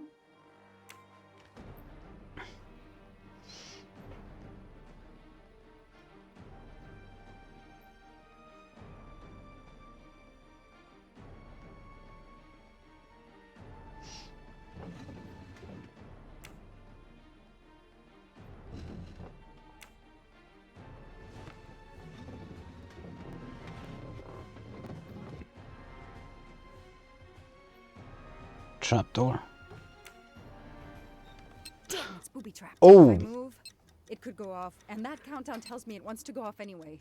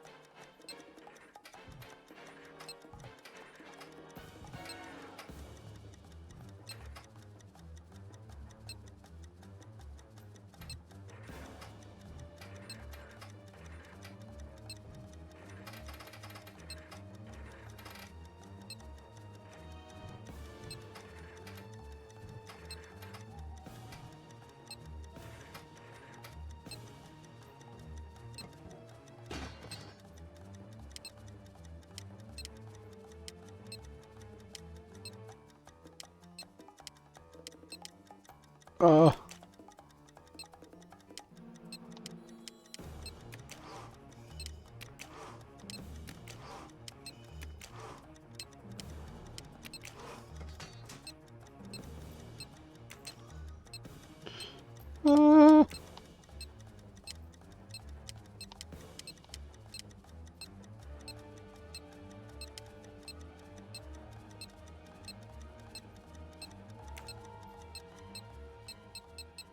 Uh-oh.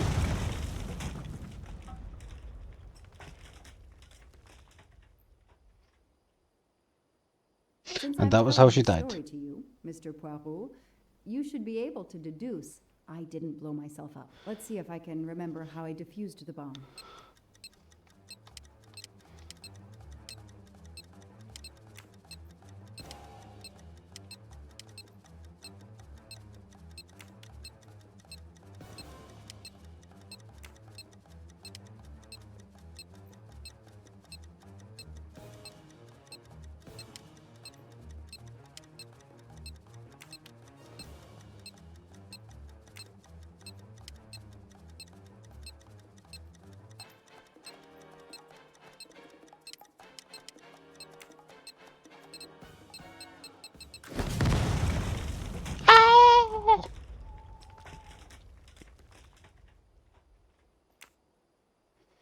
Since I'm telling, let's see if I.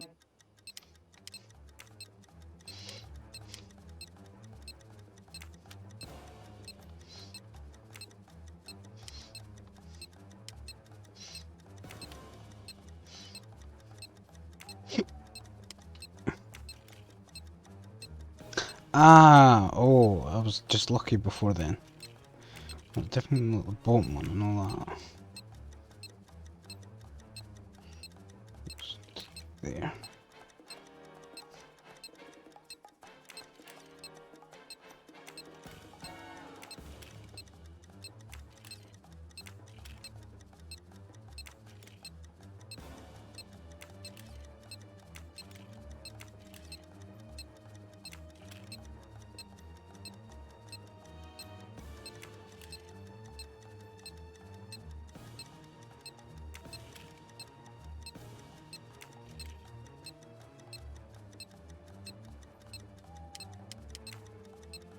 Shit.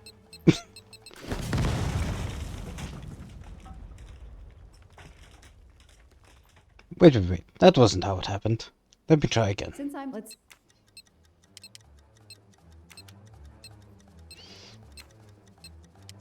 Well, now I know what one it is. It's the middle one. Trail and air. That should do it. Wow, I wonder if that's how close it was. This would have ended my investigation right here. These rods are heading towards the canisters. It must be the trigger for the explosion. I smell a strong, sweet smell. Damn. I think these are filled to the brim with diethyl ether. Incredibly flammable. It looks like the kidnappers wanted to utterly destroy this place and whoever opened this hatch. A wooden crate? I have to open it. Oh no. Oh no. Daisy. No. It wasn't a I murder called in my aboard the discovery Orient about it. Express. Then there was nothing I could do except protect the site for forensics.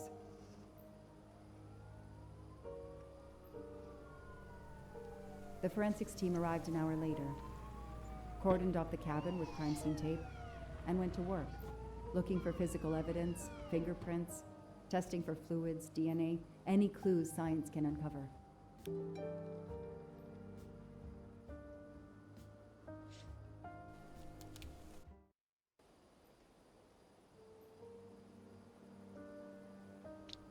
Oh, now it's time for the worst They part of the removed job. Daisy's body. The autopsy would take place in the morning. But I had one more stop to make.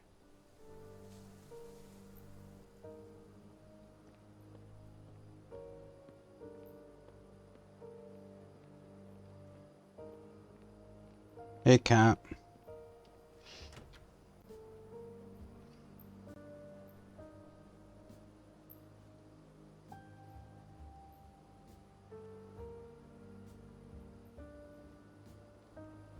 Oh no!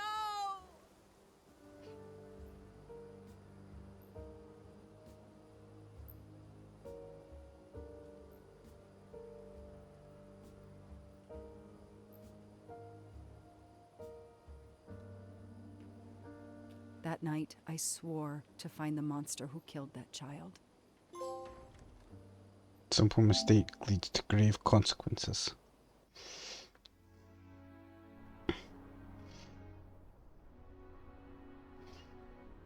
Back to Hercule Poirot about the Orient Express.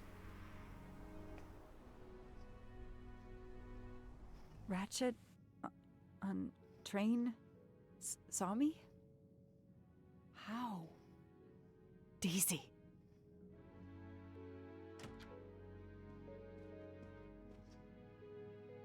She was awake? And then she collapsed again. I take the responsibility. She was weaker than I realized. Oh. Lie still while I examine you. Pupils dilated? Barbiturates? Like Hercule suspected? You are far from all right. You have been heavily sedated. Your pulse is very weak. I have to finish my story. Ratchet can't escape again. Can't escape. Have no fear of that, mademoiselle. Ratchet will not escape. We He is must hear dead. her story. This woman needs rest. I will let you know when she is recovered enough to continue. But I warn you, it will be some time. I understand, Doctor. Thank you. I have completed my preliminary examination of the deceased. I think that it will interest you. Indeed it will. And I have other witnesses to interrogate. You are right. Let's not put this poor woman in danger. There will be plenty of time for her to finish her story when she has recovered. Yeah, we're not going anywhere any Send me fast the anyway. results of your examination.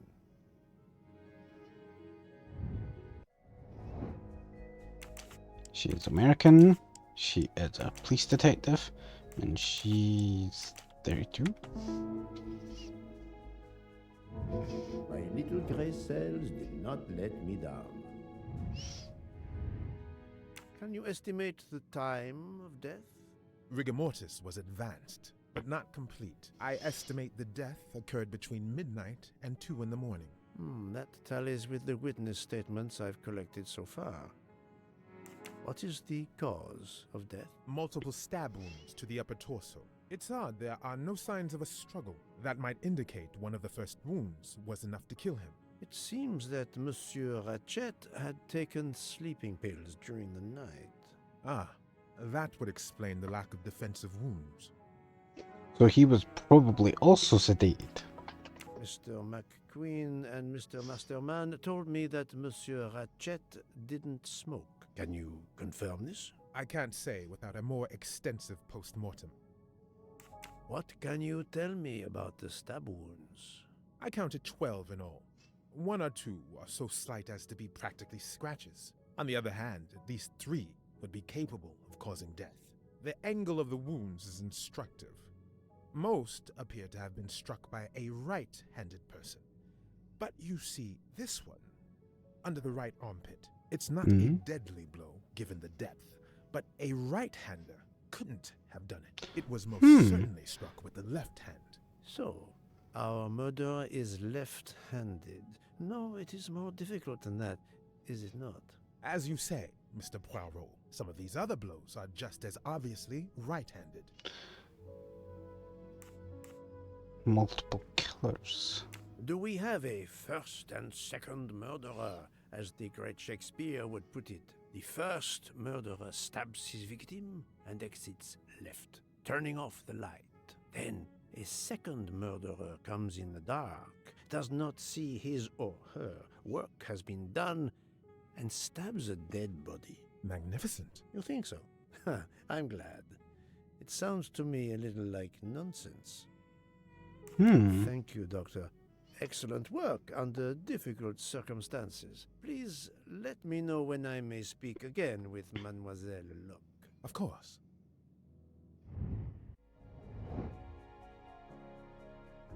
What's the best way to find out who is a vape smoker? Ask passengers if they like the taste of bananas. Offer passengers a cigarette. I think that'd be a clever way to do it, because if you offer them a cigarette and they take it, then it's not them. But if you offer them a cigarette and they say, no, I use my vape. Even a smoker might innocently turn me down. Yes, that's certainly a good place to start. Simply just ask them if they smoke. What's the best way to find out who is a vape smoker? Recall a conversation about vapes or cigarettes. Ask Bolt to remember who smokes a vape. Remember people I have seen smoking. I don't remember any Yes, I have personally seen some passengers smoking. I just have to remember who they were. I don't remember seeing anyone smoking, so you're that's the wrong person here, Poirot.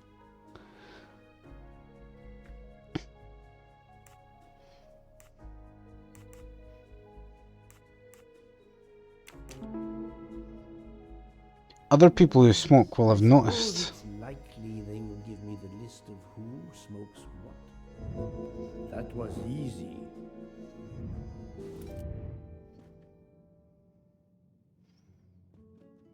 How is Mademoiselle Locke, Doctor? Her vital signs are improving, but she is still unconscious. I understand. Thank you for looking after her.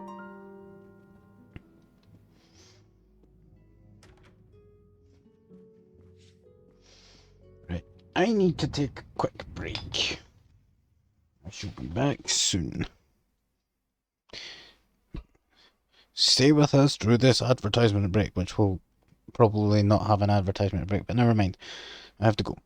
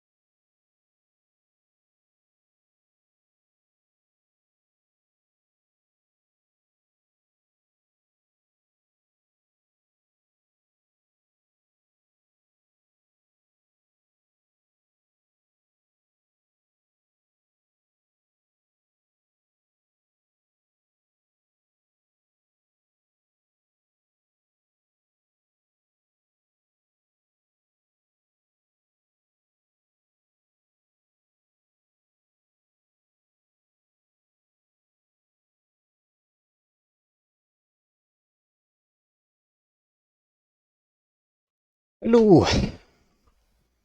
Zephyr Shadow is back.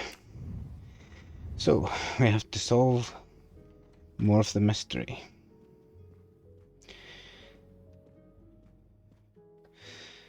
The best place to start would be questioning more of the passengers.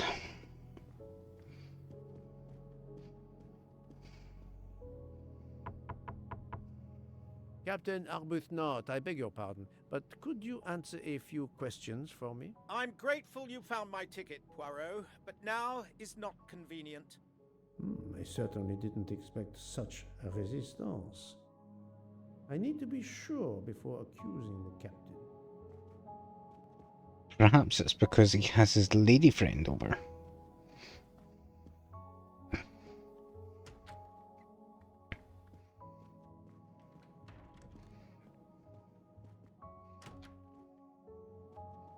Oh, this is my bedroom. This is my cabin. I would like to question myself. Where was I the night of the murder? Oh yes, I was in bed. I was waking up several times. I remember now.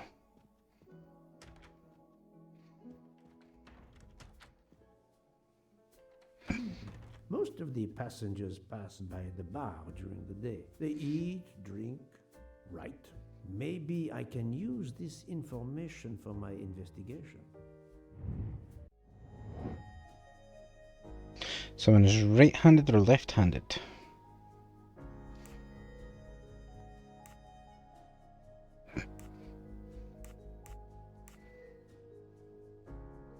I could ask Mr. Fosher, the bartender, or I could ask them directly. Good job. I think I'll ask Mr. Fosher. Yes, it could work. He appears to be an observant young man and serves the passengers regularly. It's the best way to know someone is left or right-handed. Ask everyone to write something. Yes, if I ask them to write something trivial, they may do it instinctively with their dominant hand. To keep track of who's left-handed, remember conversation with Blanc about the hands. Passengers know. People I've tested before, remember if they used their right or left hand.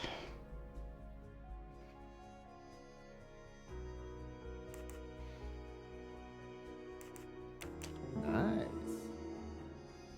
Yes, I will remember which people use their right or left hand. My little gray cells did not let me down.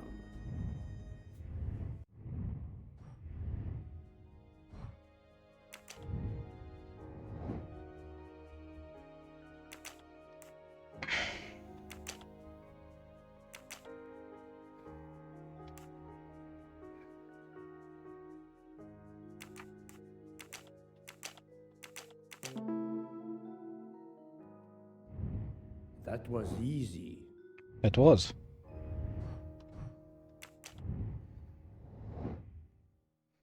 Ah. She is right-handed. Adequate. He is right-handed. Nice. My little gray cells did not let.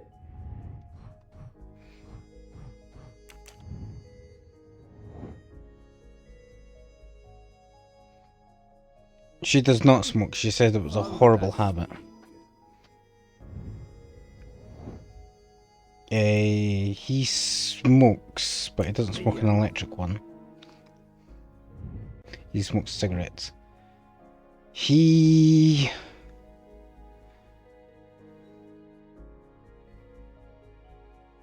I think he doesn't.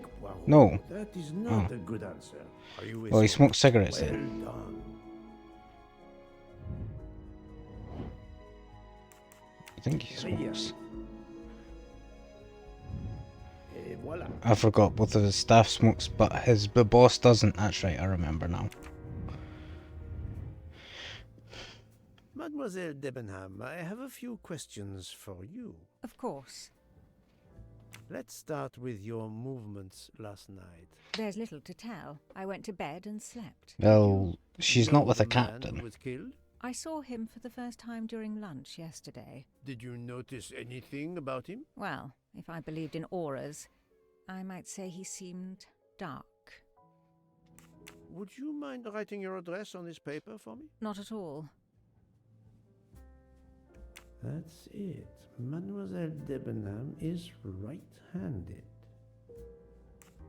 Got a lot of right-handed people so far. What time Mademoiselle Olsen went to get some aspirin from Madame Hubbard? I remember glancing at the clock. She left our room just after 10:30 p.m. Was she away for a long time? About 5 minutes. That confirms what Madame Hubbard told me. Do you smoke by any chance? No, I never have. Do you own a scarlet nightgown? No, it isn't mine. Whose then? I don't know. What do you mean? You do not say, I have no such thing. You say, it isn't mine. Meaning that Yeah. you know who it belongs to, am I correct? Oh, I see. No. I woke up this morning about 5 a.m. with the feeling that the train had been standing still for a long time. I opened the door, and I saw someone in a scarlet kimono some way down the corridor. Her back was turned. It was impossible to see who it was. I understand.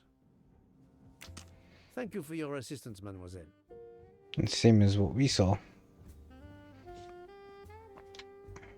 Mademoiselle, I am sorry to disturb you, but I need to ask you a few questions. Are you the investigator? I am. We are lucky you are on the train. What do you want to know? I hear, mademoiselle, that you were the last person to see the murdered man alive. I do not know. It may be so. I opened the door of his compartment by mistake. I was much ashamed. It was a most awkward mistake. You actually saw him? Yeah, he was reading a book. And what did you do after that, mademoiselle? I went in to the American lady, Mrs. Hubbard. I asked her for some aspirin, and she gave it to me. I usually carry extra aspirin for the refugees, but I gave mine to a camp in Turkey. They needed it more than me. She's Swedish.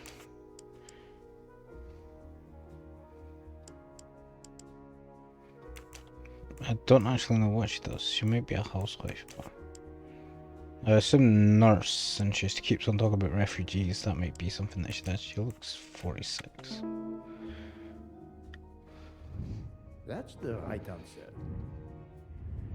Did Mrs. Hubbard ask you whether the communicating door between her compartment and that of Monsieur Ratchet was bolted? Yes. And was it? Yes. And after that, what did you do? After that, I went back to my compartment, took the aspirin, and lay down. That was around 10:50 p.m. Why would she ask her if the door was locked? It was locked. And then tell Poirot that she couldn't see that the door was locked, even though she could have. Is there anyone else in your compartment? Yeah, a young English lady. Very nice, very amiable. After the train left Vinkovsky, did she leave the compartment? No, I am sure she did not. Why are you so sure, if you were asleep? I sleep very lightly. I am used to waking at a sound. I am sure that if she had come down from the berth above, I should have awakened. Did you yourself leave the compartment after that? Not until this morning. She would have noticed the scarlet kimono, or at least her getting up, to investigate the scarlet kimono then. Do you have a scarlet silk kimono, mademoiselle? No, indeed. I have a good comfortable dressing gown of Jaeger material. Do you smoke, mademoiselle? No, I can't stand the smell of tobacco. Perhaps you will be so amiable as to write me down your address. With pleasure. Right-handed. Mademoiselle Olsen is indeed right-handed. We have not found our left-handed stabber yet. This was a very interesting conversation, mademoiselle. I thank you. If you have any other questions, I'll be in my compartment. Good luck, Mr. Poirot. The voice acting on her was a bit strange. Not that it was bad, it's just... maybe it's purposeful. She's just careful about her speech. Two elements would reveal the contradiction in testimonies. She saw the thing. But she said this. Yeah, I picked up on that. You should have heard them. Story. If Mademoiselle Olsen is such a light sleeper, why didn't she tell me about Mademoiselle Debenham getting out of bed? She even made a point to tell me the opposite. That was easy. Interesting. I'll observe her instead. She's right-handed. I'll keep an eye on them instead. He's right-handed, and he is right-handed. We've got more right-handed people.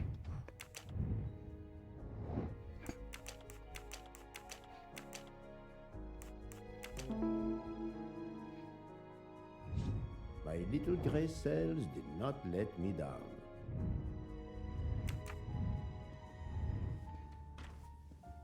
Monsieur Fauché, may I disturb you for a moment? Of course. How can I help? It is, of course, about the murder of Monsieur Ratchet. Can you tell me your movements last night? I understand. Yesterday evening, I took a break at Vinkovsky station with Hotaru. We then went to our quarters in the staff accommodations, a section of the luggage car. Freya was there, reading, and I went to bed right after. Freya is there now, I think, and Hotaru is in the kitchen. They can verify my story. What time was this? 11:30 p.m. or a bit after. The snow is beginning to fall heavily. I see. Thank you. What about... Didn't Can you write your they address discuss on this paper, something? please? You want to pay me a visit? Who knows, Monsieur Fauché? He's right-handed. Right-handed, there can be no doubt. Are you a smoker? I'm trying to quit, but yes. I'm now down to just 1 pack of cigarettes a week. If you're looking for a heavy smoker, you should talk to Hotaru. Thank you, Monsieur Fauché. I'll come back to you if I have more questions.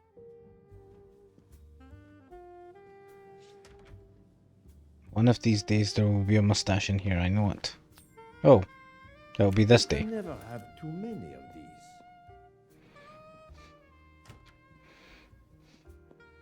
I'm not sure, Poirot. If I went about with 4 mustaches on my face, I think people would be concerned.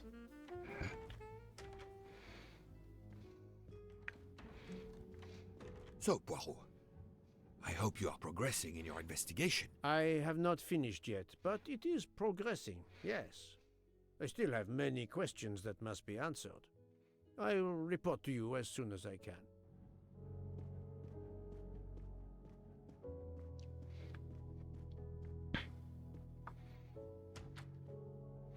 What's up with him? Ah, Monsieur Maury, would you have a few minutes to give me? I have some questions to ask you. Do I look like I can answer questions? The room is spinning. My head is about to explode. You were celebrating last night? Celebrating? When Freya always wins. Ah, what am I saying? If you want my answers to your questions to make sense, help me recover. You see there, the magnet on the fridge. Ah, he's hungover. That is my special recipe. I call it my day after survival tonic. If you could make me my special tonic, I might survive long enough to answer your questions. Jean knows the recipe very well. He can help you with the preparation. Very well, Monsieur Maury. If I must, I must. I will make you your day after survival tonic.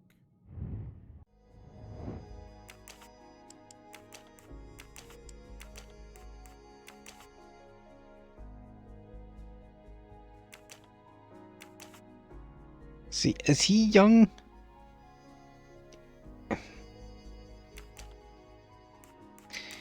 He doesn't look 20, but he doesn't look 55. This is wrong. He's 55. See, I can't get the ages on this. Et voilà.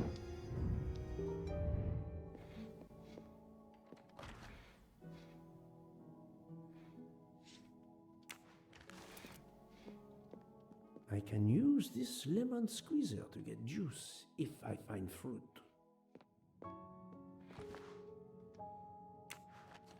That's the mint. This is the lemon.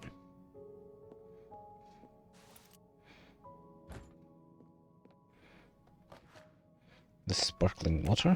I'm missing half of the tonic ingredients. What do you mean you're missing half of this? Didn't I get everything? Isn't there 4 ingredients? 1, 2, 3, 4. Yeah. I've got everything.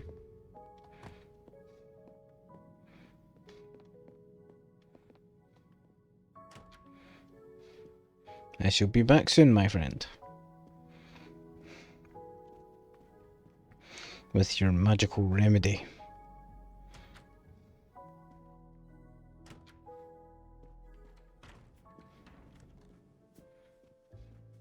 Monsieur Fauché. Of course. Monsieur Fauché, I need your help to prepare a cocktail. What is this phrase? This is music to my ears. What can I fix for you? A mojito? A gin and tonic? Or perhaps a martini? Shaken, not stirred? It's not for me, but for Monsieur Maury. Ah, his day after survival tonic. Unfortunately, I know it well. Bring me the ingredients and I'll prepare it for you right away. Monsieur Fauché. Of course. Thank you, I have the ingredients. Mint, lemon. Oh, I need to squeeze it. Oh, come on, he's got to have a squeezer.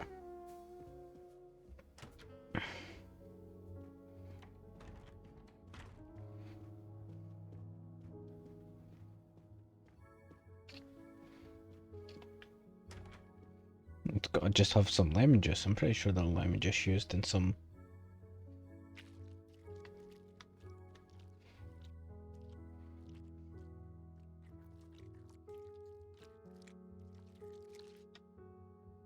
I have all the ingredients for Monsieur Maury's tonic. I have to go and see Monsieur Fauché so he can prepare it for me.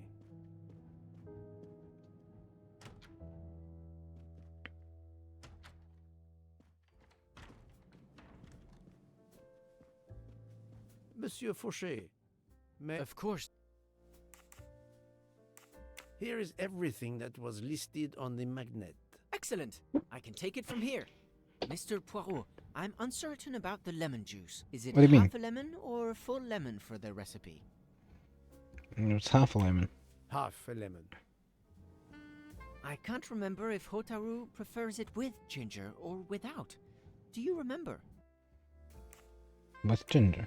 I can assure you that he will want the ginger. Why else would I have got the ginger?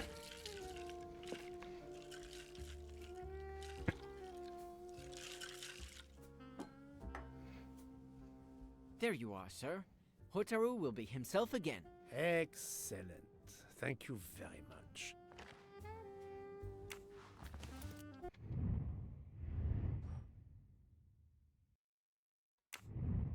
Yeah. What a stupid question to ask. Why else would I have brought you this ginger?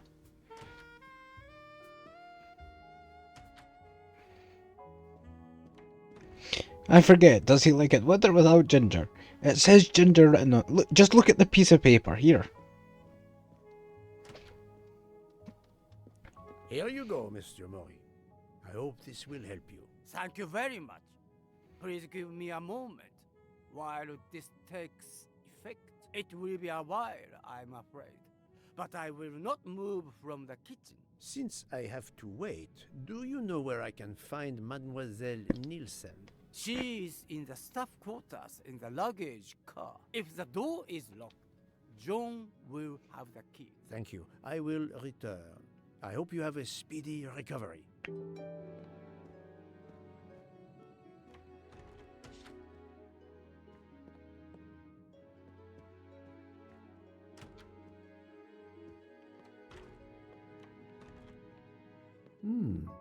It's locked. Gosh damn it. That was a strange combination to choose there. Oh. You're here. Give me the Monsieur key. Maury told me that you are the one who has the key to open the luggage car door. I will need it. Yes, that's right. Here it is. Please don't forget to give it back to me. I will not forget, Monsieur Fauché. The little grey cells, they will let me remember. Oh, it has a train on it. Very nice. I have a favor to ask. Could you visit the passengers who are in their rooms and explain there has been an error with their allergy and diet form? But, Monsieur Poirot, I made no errors. Of course not. Call it a computer error. Yes, it is possible, but even if I can see this is part of your investigation, I do not understand it. I would ask that you observe which hand each passenger uses. Ah, you wish to know if they use the right or left hand when they write? That is my intention. I will take on this mission for you. Excellent. And remember, tell no one, or I will have to kill you myself. That was a joke. There was already a murder here.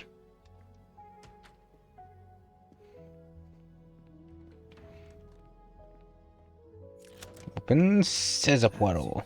It's open now.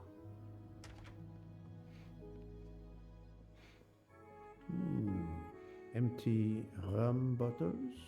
They were going at it hard. Cards. A deck of cards. I suspect they were reading diamonds and spades instead of books. A deck of cards. I suspect they were reading I thought the joke was, diamonds and aha, spades a instead deck of cards and a lot of bottles of alcohol. They must have been reading. What is this? Premium stuff. Nothing in the bottles, so they've not been drugged at least. Were you talking to those stack of boxes? Hello, Mademoiselle Nielsen. May I ask you a few questions? I don't have a minute. My career is ruined, and it's not my fault. But how did this terrible thing come to pass? My supplies, passenger luggage, our living space. There is so little room. I gave the cargo handlers in Istanbul strict instructions how to stack my crates containing the ingredients I need for my desserts. So as one box is used up, it can be discarded. And these fools of cargo handlers did not follow your instructions? Ignored completely. I have 4 crates that must be moved from there to here to correct the order they are stacked. But placing the wrong crate on top of a smaller crate will crush it, its contents, and my career. Calm yourself, mademoiselle. I understand. So, the problem is these 4 crates must be moved there, but carefully. Yes. I have to move these 4 boxes from this location to here. But there is not much space to move the boxes, and I have to be careful never to put a bigger box on top of a smaller one, or the smaller crate will be destroyed. The problem is clear. I shall assist you. This is a very stupid problem. Why not just slide the whole set over to here?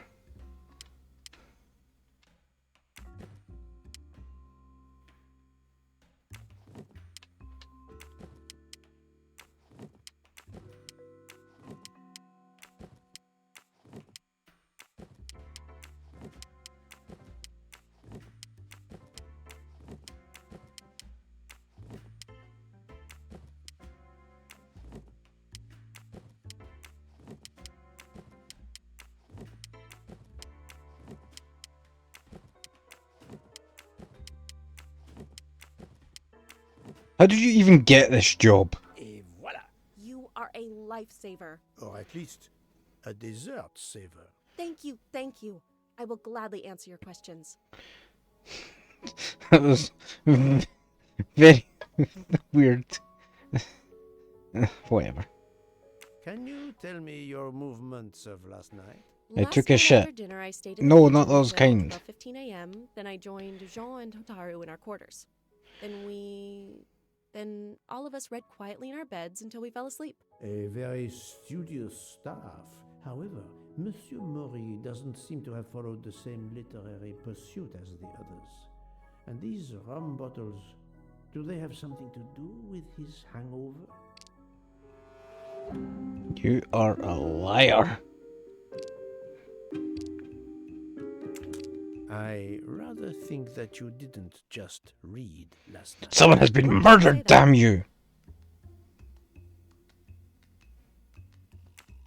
the empty rum bottles? Were their labels part of your reading last night? My fault. I must have left them there before I put them in the bin. And these are straight from the bar. You didn't put them in the bin? Passengers must have drunk them. I have my doubts. But why would she feel the need to lie? Oh, because she's going to get in trouble. I spoke to Monsieur Maury. He seemed to be quite hungover. He even asked me to make him his day after tonic. He blurted out, "Freya always wins." Wins what? Cards. Looking around, it is clear you were gambling and drinking most of the night. You don't understand. It's late when we're off duty, but we need to unwind. And now there's been a murder? Yes, I admit it. We went overboard last night. But They just say that. I don't even give a damn. I'm not even going to tell your boss. Mademoiselle, I realize your difficult jobs have been made more difficult. But as you say, there has been a murder. I must have the truth. Of course. I'm a detective. I'm not your mother. It's not such a crime. I'll leave it there and check in with Monsieur Fauché. Would you mind writing your address on this paper? I'm asking everyone on the train for addresses, in case I need to contact them once they leave the train in Paris. I understand. She's right-handed. Yes, that's it. Mademoiselle Niersen is right-handed. We have still not encountered any left-handed people. No, I never have. Thank you. Only when she's on fire. Thank you for your answers, Miss Nielsen. You're welcome.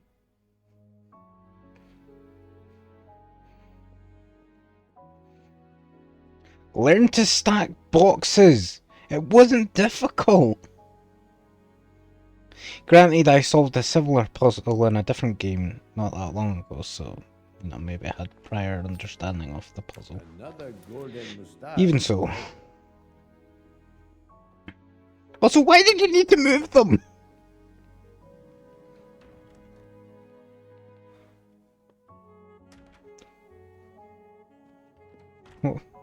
What daft waste of time. Ah well, that's a wee bit of fun.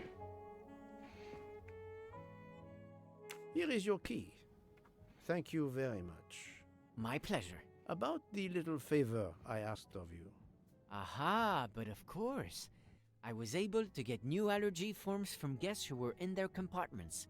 Monsieur McQueen, Monsieur Masterman, Count and Countess Andreni, they are all right-handed. I also asked Princess Dragomirov, but she had her assistant, Madame Schmidt, sign for her.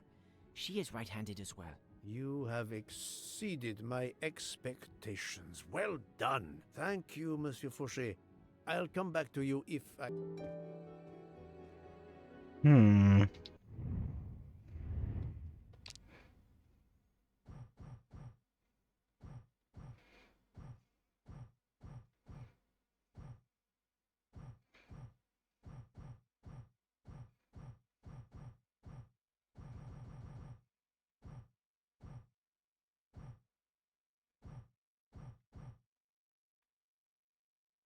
He didn't get him. I was about to say he didn't get him either, but he's dead, so he definitely didn't stab himself. So we've got about 3 more people. 4, I think 4 people we don't have the knowledge of their dominant hand.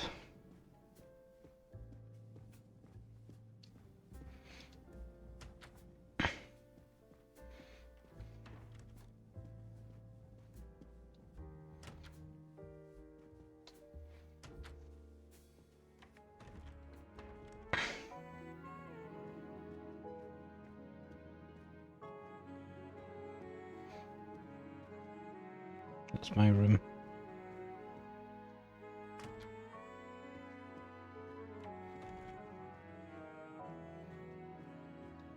I need to be sure.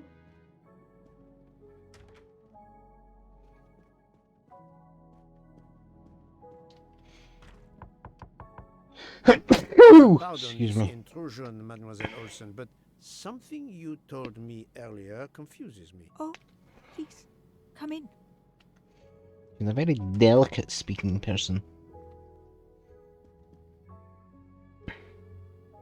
How can you be sure Mademoiselle Debenham was in bed all night?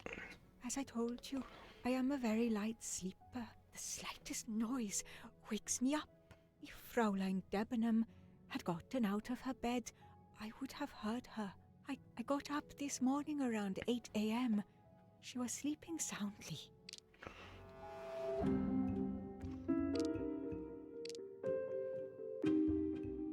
Are you certain you would have heard her? Yes. Why are you asking? I spoke to Mademoiselle Debenham and she told me that she got up around 5 o'clock in the morning. She opened the door and looked down the corridor.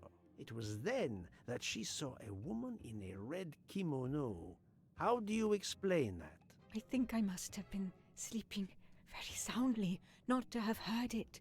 Oh, but does that make me a suspect? Not I am necessarily. Not accusing anyone, mademoiselle. Do not worry. I am just trying to determine what happened last night.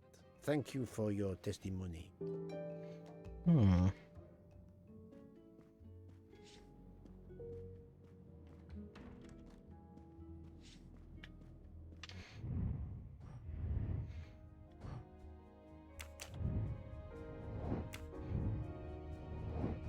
Missing 2.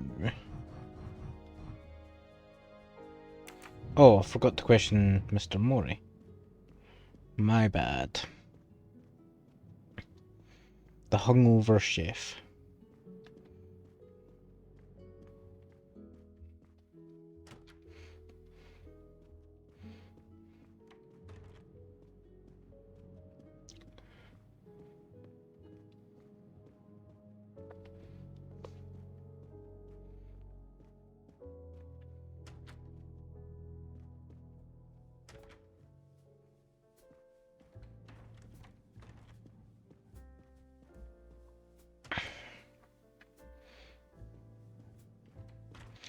I think...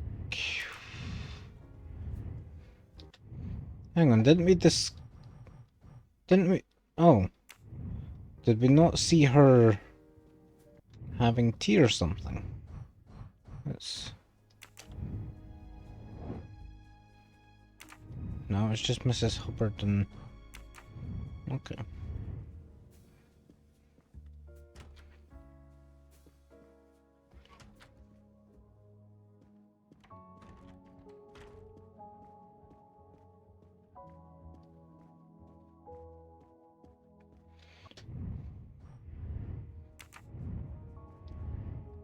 Man, listen. Appears to have been 2 murderers.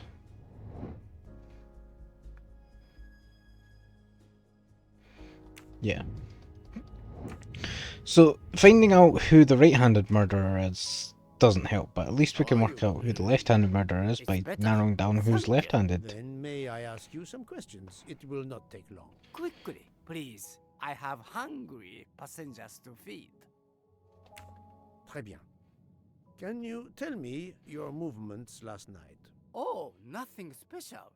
When I went off duty, I joined John and Freya in a compartment. I read for a short while. Oh, come Then on. went to bed early. Reading? I'm not sure you have recovered enough. How hard to did you tell hit me the truth. ball? Don't How hard waste did what you hit the little book energy you have to recovered have that to much of a die, hangover? Yes, sorry, Mr. Poirot. You're right. It obviously wasn't reading that made my head hard like that. But if you told Monsieur Book, it could mean my job. I will keep your secret, but I am investigating a murder. You must tell me the truth. Thank you. Please, write your address on this paper. My address? I don't see why. I think I hear Monsieur Book approaching. My address? Yes, of course. He's also I'm a right-handed. right-handed person. Not surprising, most people are. You are a heavy smoker. My job. It is very stressful. Would you happen to know who vapes on the train? A banana flavor? Oh, yes. The smell disgusts me. What is wrong with the good tobacco? I do not have time to answer that. Who is it? I've only seen one person who vapes. Oh. Captain Arbuthnot, I see. I faint his train ticket and he murders the man. Thank you. Take care, Monsieur Maury. My palate depends on your good health.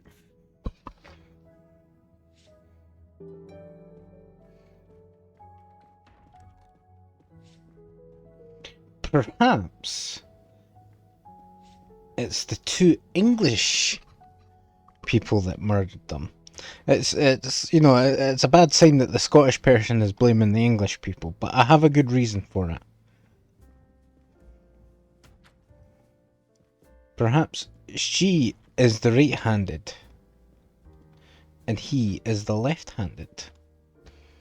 It will all count on whether or not Mr. Arbuthnot is left-handed after all. There is also another possibility that the murderer is ambidextrous, which means they can use both hands. Captain Arbuthnot, I know that you are the only person on this train to smoke e-cigarettes. We found a vial of e-liquid at the crime scene. Will you talk to me about this, or should I pass on what I've learned to the police? All right. Come in if you must. Why was he so adamant on not being seen?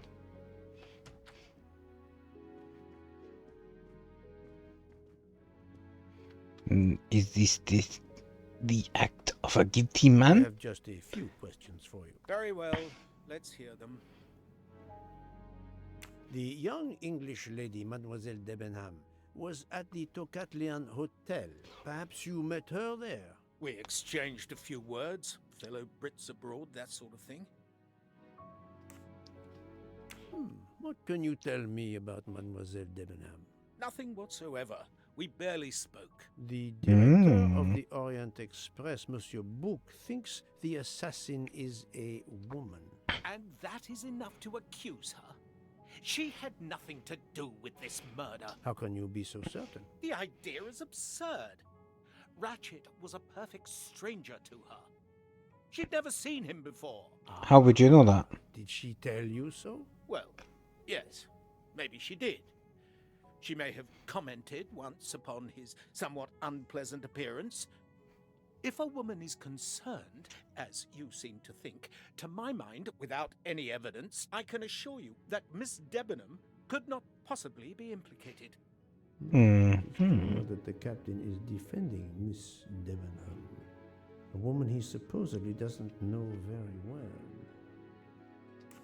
What were you doing last night around 1:15? 1:15? I believe I was still talking to that young American fellow, Mr. McQueen, the secretary of the man who was killed. We were in his compartment. He was a friend or acquaintance of yours? No, I never saw him before this journey. We'd hit it off at dinner, and the conversation continued into the early hours. Until what time was that? Until 1:45 or so. Then I retired to my room and went to sleep. There is nothing you can recall last night that in any way struck you as suspicious? It's nothing. A mere detail. Allow me to be the judge. Well, before returning to my room, I went to the lounge car to get a glass of water. When I was passing through the first-class corridor, I noticed that the door, which is just after your room, 201, was not quite closed, and the person who was inside peered out in a furtive sort of way. Then he closed the door quickly.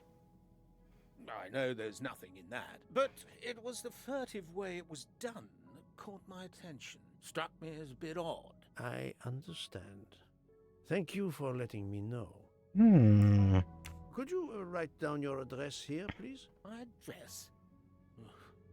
If you insist. I do. Damn. He's also right-handed. This man is right-handed.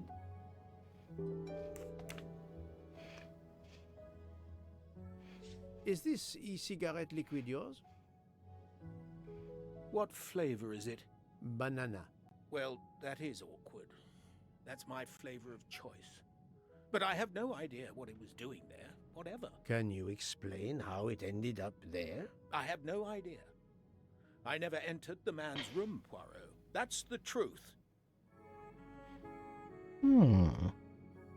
Well, he was in McQueen's room, so perhaps that is how it wound up there. You're welcome. It's possible.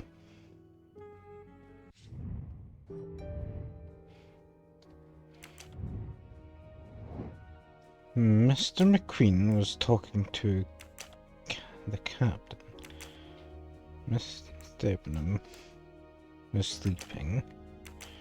Mr. Michael went to see Mr. Fosher. No. Shit. Mr. McQueen was talking to him. Miss Debenham was sleeping all night. Her.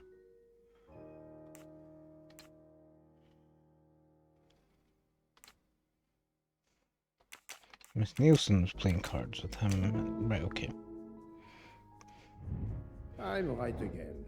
That happens. I got muddled up a little bit.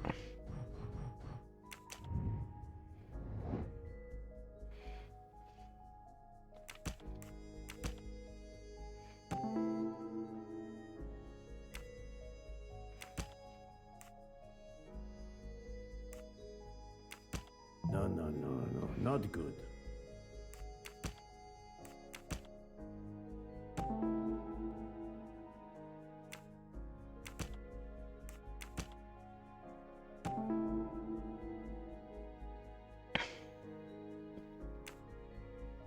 Captain Arbuthnot is the only passenger to smoke an e-cigarette.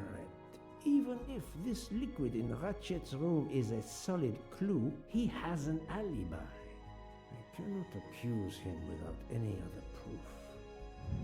My little grey cells didn't. So, but, if I remember correctly,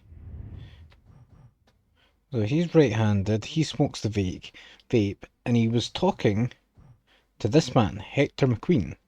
There was a monogrammed handkerchief with a H on it, which could be for Hector. And perhaps he planted it? Or maybe someone else planted both of it to create some doubt.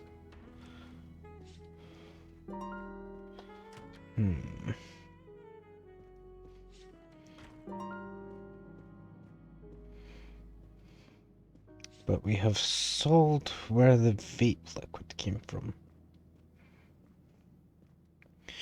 Who was in this room? He said he was making furtive movements. Who's in 201?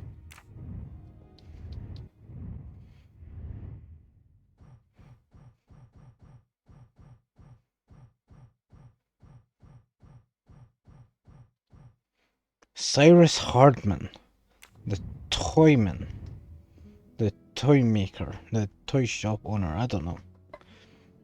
Where does he fit into all this, I wonder?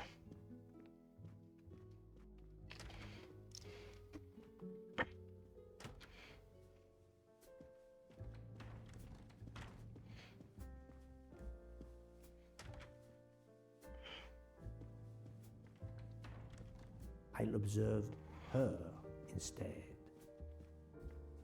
Monsieur Fauchet. Of course. So, Monsieur Fauchet, are you trying to hide things from me? I know about your little party last night. You are not a detective for nothing. I'm sorry, Monsieur Poirot. Thank you, Monsieur. I think it's time to turn in what I've learned to Monsieur Book. Hello, my friend. So, Poirot, I hope you are progressing in your investigation. There is no trace of the murder weapon on the train, as yet. The killer could have hidden it anywhere. It must be somewhere. Indeed, as you say, it must be somewhere. It could have been thrown out into the snow. According to Dr. Constantine's report, the stab wounds were made by at least one right-handed and one left-handed person, and with different strength. For the moment, everyone I have checked is right-handed. It is impossible to draw any conclusions as yet. However, I still have a few people to interrogate, notably the Russian princess. You still have many avenues to explore? It was probably her in the robe as well, but... I identified the person responsible for the bottle of liquid for the vape found at the crime scene. So, this is our culprit? Do we hold him? No, unfortunately, this bottle belongs to Captain Arbuthnot, but he has an alibi, confirmed by Monsieur McQueen for the time of the murder. Monsieur Bouc, Monsieur Poirot. Michel, calm down. But it's Mrs. Hubbard. She says she found the murder weapon in her room. She's very upset. Let's go, Poirot.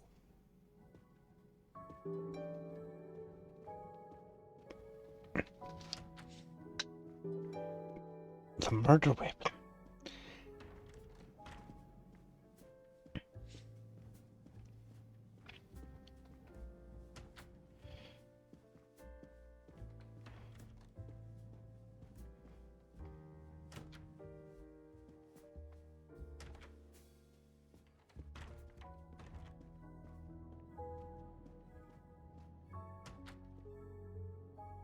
I demand to be allowed to leave this train! Madame, we are in the mountains, trapped in a snowdrift.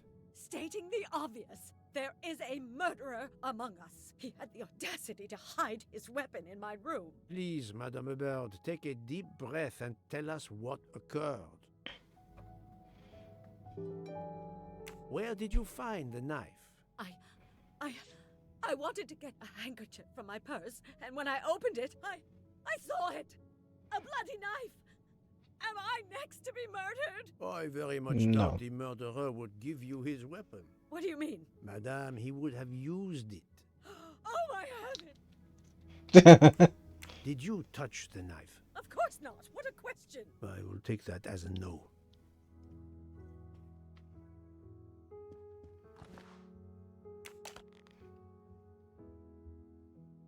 So perhaps it was her handkerchief. Is this knife the real murder weapon, or is it a red herring? Well, it certainly has blood.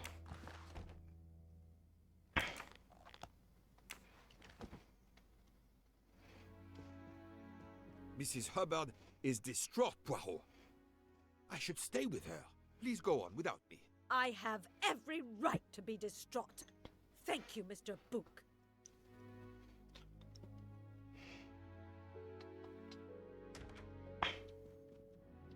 What now?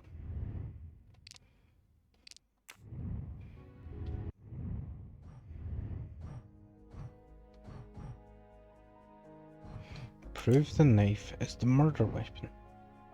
Ah, we need to ask the doctor. The doctor is currently with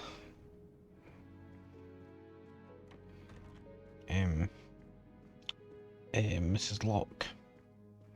Or Miss Locke. Madame Locke. Unconscious as she is. Sorry, wrong room. Dr. Constantine, we may have found our murder weapon. We need to make certain. There is a pretty quick way to be sure. I have estimated the depth of the wounds. You can easily find the depth of each wound by comparing the width. There are 5 of them that I am not sure about. Test them, and then we will compare our results. I will do as you say, Doctor.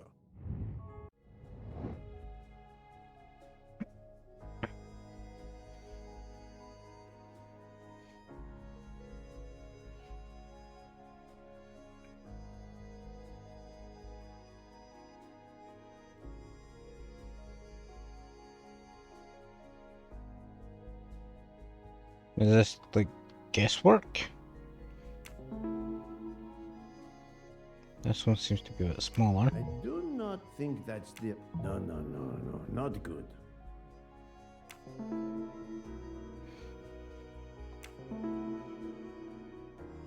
I must admit I'm not right this time. I'm right again. What do you think, Doctor? Is this knife really the murder weapon? There can be no doubt. You found the same depths as the estimates I made during the preliminary autopsy. I can assure you that you hold in your hands the weapon that took Ratchet's life.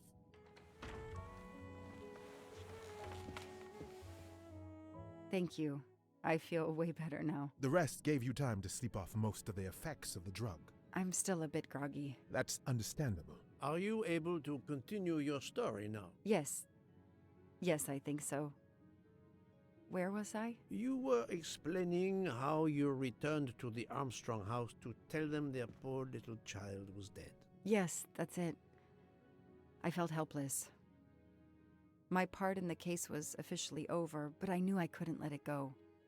Daisy deserved justice. The power of observation. 2 days later, I returned to the Armstrong house to tell them Daisy would be released soon for burial. I was angry with myself that I couldn't bring them better news. I wasn't prepared for more tragedy.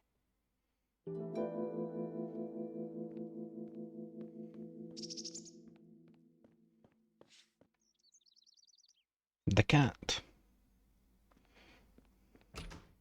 Hello, Miss Moreau.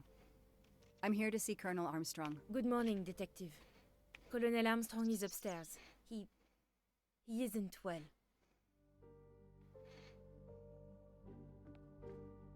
The Armstrongs have a taste for modern art. Her head snapped to the side really quickly.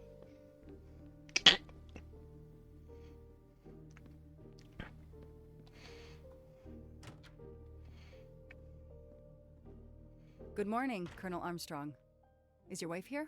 Here? No, Sonia is not here. Always one step behind. She died of a miscarriage last night. My wife, Daisy, and our baby. My whole family is gone. I'm so sorry. I came straight here this morning. I received word that you can arrange for Daisy to be returned to you for burial. I didn't know. Well, then, now you don't have to come back. I can arrange for Daisy, my wife, and our unborn child to be buried all at once. Very efficient. Being a military man, I can appreciate efficiency. I know how hard this must be for you. No, you don't know. I don't want your sympathy. I want you to do your bloody job and catch the creature that did this. I know you won't believe me, but I swear to you, I will find who did this. If it takes me to the far corners of the earth, I will find them. Then go. Please go now. Go find them.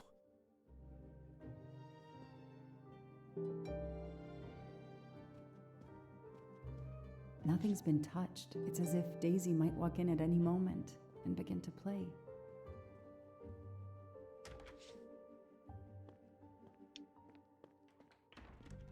Oh dear.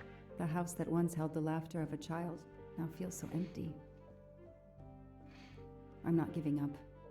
I'm a part of this case, or the case is a part of me.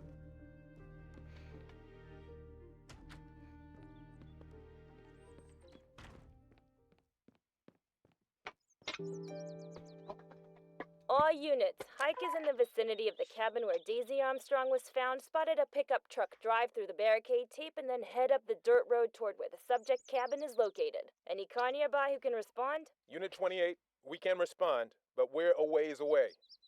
Dispatch, this is 11. I'm on it. Copy that. 11, you good to go. Copy that.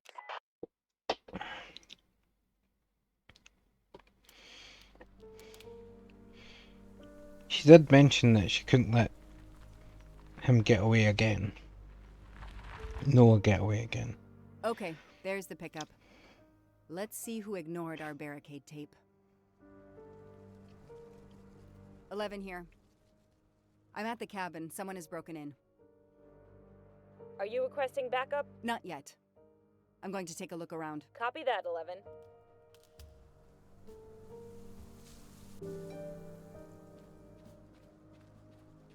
An individual has entered a police-secured area. I have to stop him first.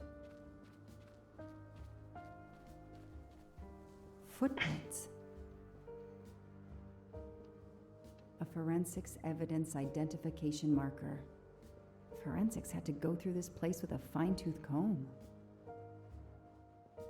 A forensics evidence identification marker. He's not here. 3/8/92. Oh, when the poor deer was killed. That's where I found Fluffy. Daisy's special toy. I hope we returned him to the family. Did we? A forensics evidence identification marker.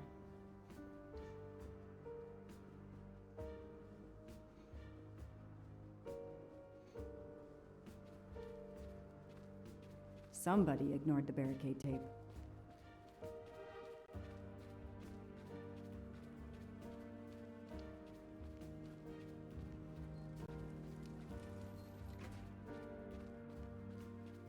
Where'd he go?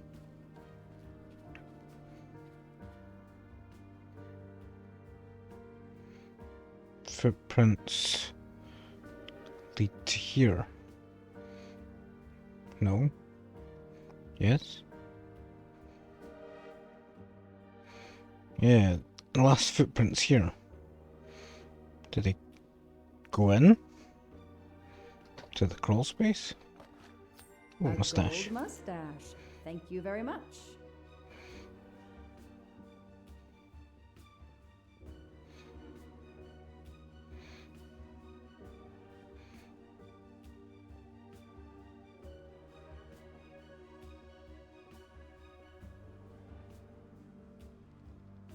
Duct tape to silence Daisy's screams.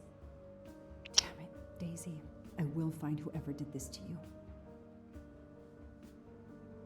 Forensics had to go through this place with a fine-tooth comb.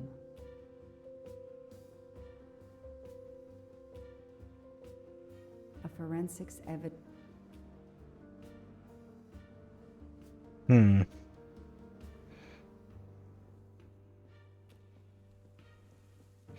No, the footprints are leading out. An individual has entered a police-secured area. I have to stop him first. Well, where is he? He's not inside the cabin.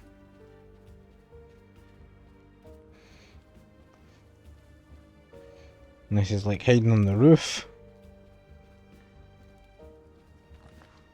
Oh, mustache. Gold mustache. I didn't even see that, I just mashed.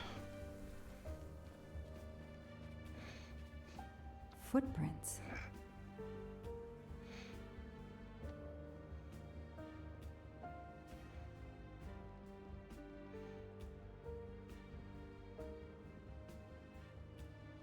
I don't understand. Is it hidden in the... Where is he?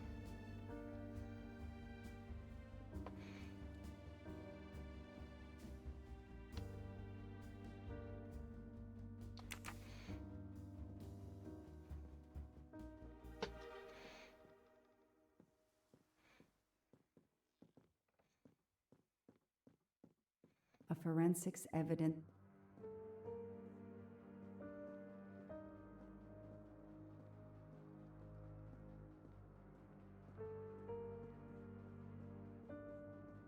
I don't know what the game wants me to do.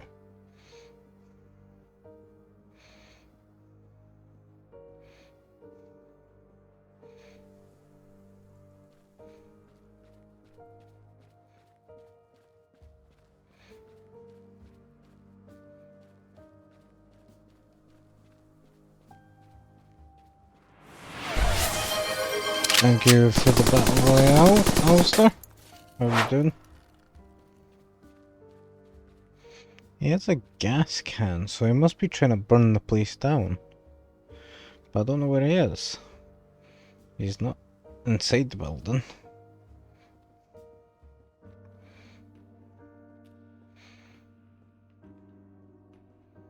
Where is he hiding?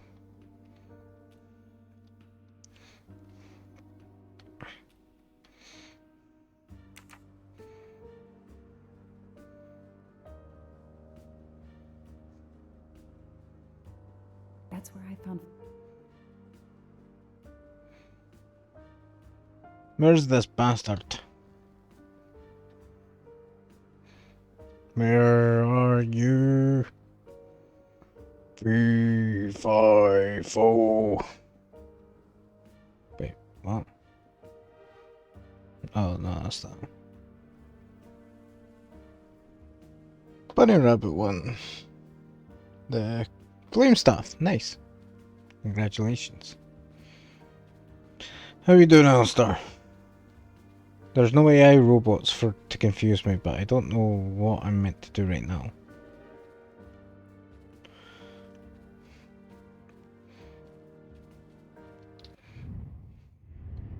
Can I get a hint?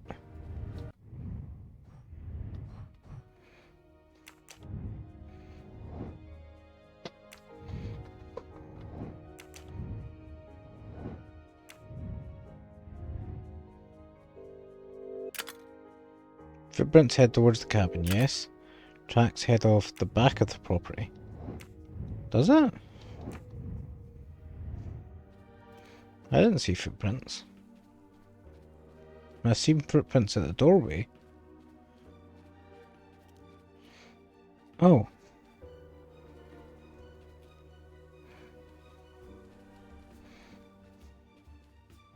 Where are they?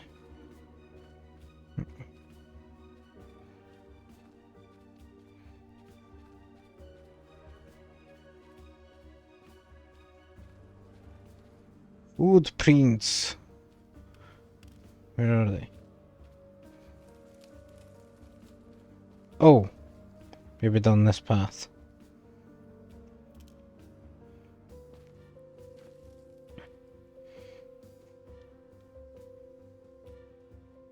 You! Don't shoot, officer. I'm on your side. Sir, keep your hands where I can see them. Sure, no problem. Sir, this is a crime scene. Who the hell are you? I'm a reporter. Boston 6 News. You can get us on cable even here in the mountains. They haven't heard of crime scene tape in a big city like Boston? All right, that wasn't my best move. I got all excited. I didn't expect to find the place deserted. It was hard to resist. You should have tried harder. I'm placing you under arrest. You should be thanking me. Look what you apparently missed and I found.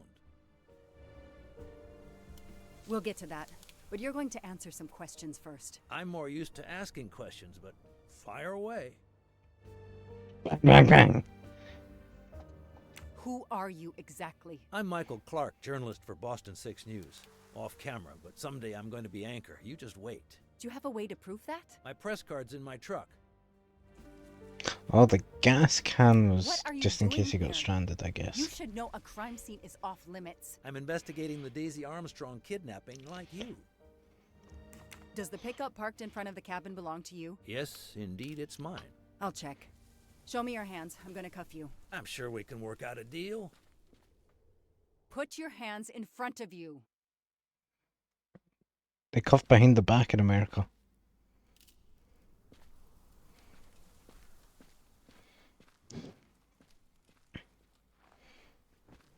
Aren't you going to read me my rights? You have the right to remain silent. I really wish you'd exercise that one. Dispatch, this is 11. I intercepted a suspicious individual at the crime scene. I'll check to determine how badly he's compromised it. Then I'm bringing him in. Copy that, Detective Locke.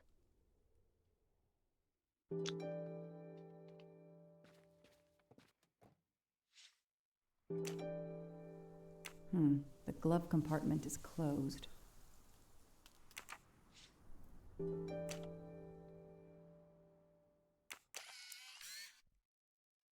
Wait a second.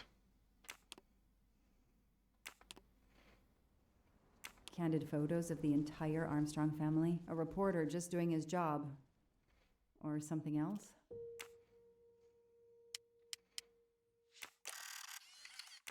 Yeah, no, that's suspicious. Telephoto lens. Not so surprising for a journalist.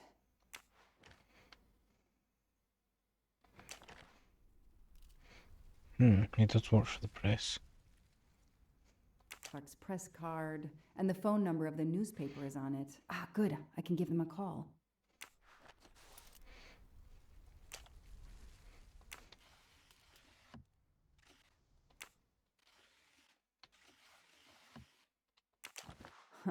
Car keys in the sun visor.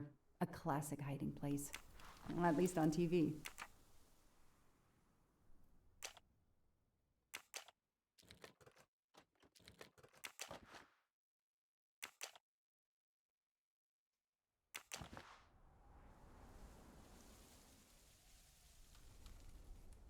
Hmm.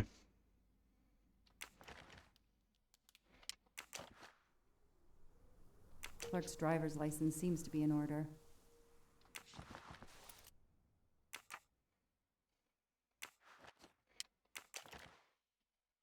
The vehicle registration is not in the name of Michael Clark or a rental company. Stephen Baker.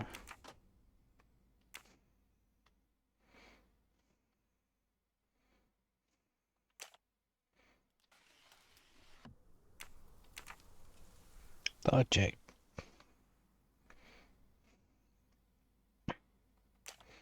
Now I steal his car.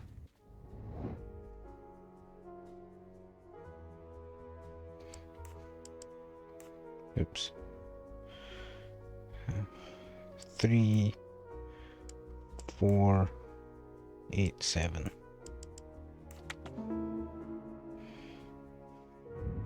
That is a great detective.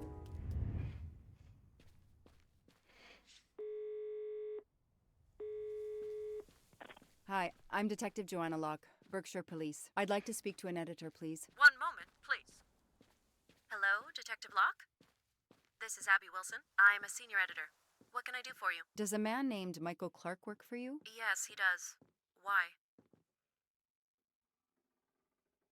When was the last time you heard from him? Oh, it's been at least 7 or 8 months. That's not unusual. He works in the field? Yes, Michael Clark is what we call a stringer. He works as a freelancer, comes up with a story we can use, we pay him, and we don't hear from him again for several months. What kind of stories does Mr. Clark write? Mr. Clark is an investigative reporter, mostly crime stories, to tell you the truth. He comes up with some pretty macabre stuff some of the time. Is there a problem? Or a story?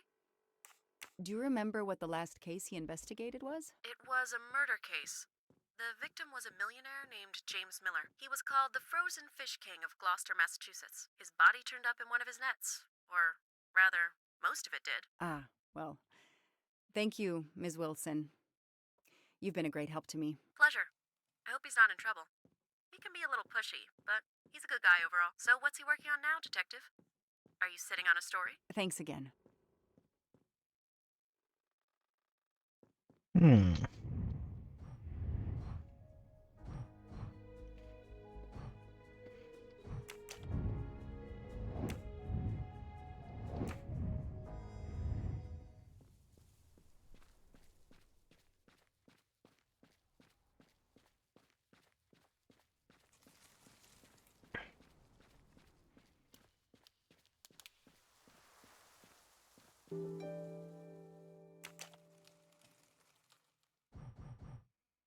Oh, I've forgotten. Damn. That's the moose head. Or deer head, sorry.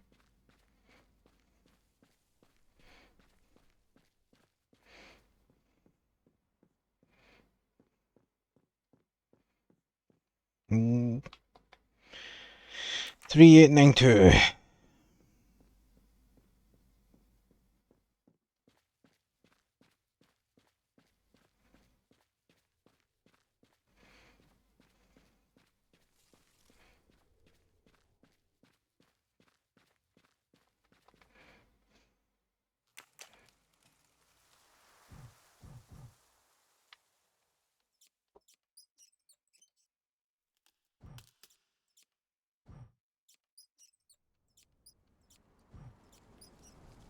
Yes!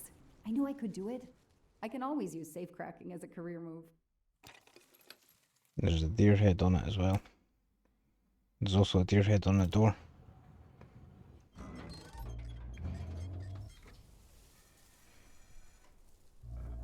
There. Now let's see what secrets you're hiding.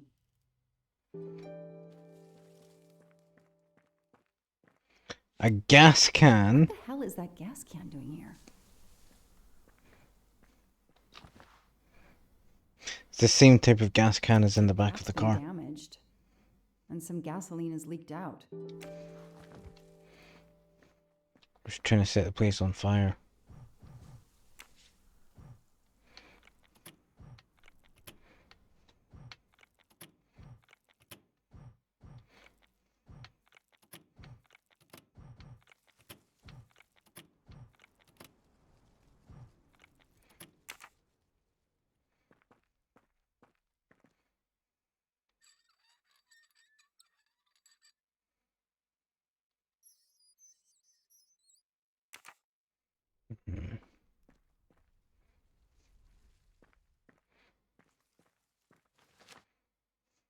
This blueprint. It's the bomb.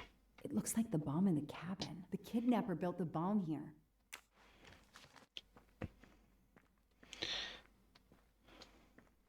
I think what's happening here is this Michael is creating the crimes that he covers.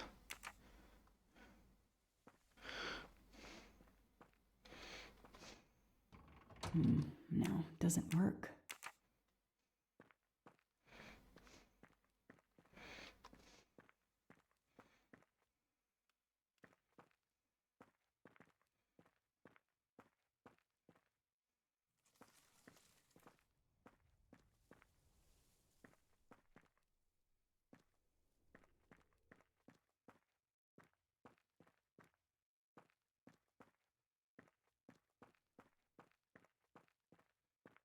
Right, okay, I see how this works. So let's do it backwards. So we're watching this bottom cable here. Still on the bottom. And then it goes into here, where it is the one on the outside yet again. Which means it is this one. This bunker looks like it's as old as the cabin. Everything is Next, falling apart. let's do this one. So it's the one in the middle. The one in the middle comes in here. It loops around and becomes the one on the outside on the right. That's this one.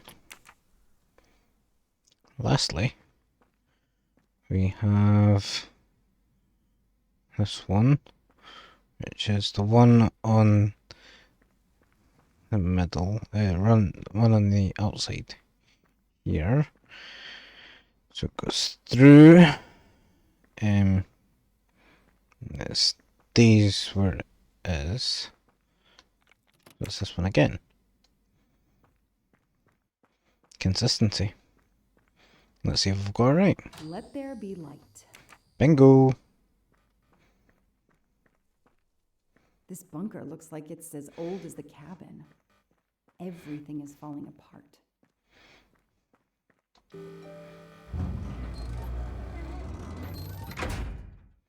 Perfect, it works. Armstrong February party. 24th, the day of the kidnapping. They knew about the party and everything. February. Oops.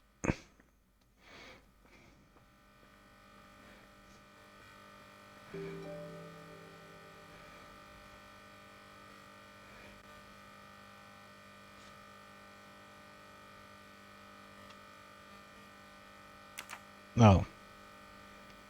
I can't hear it because this is too loud.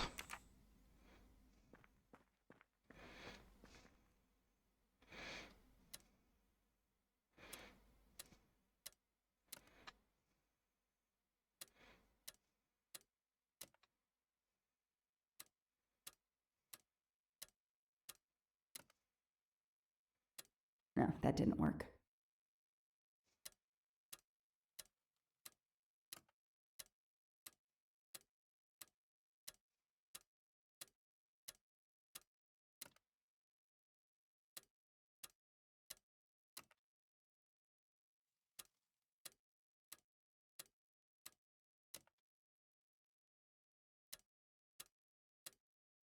Yes, I knew I could do it.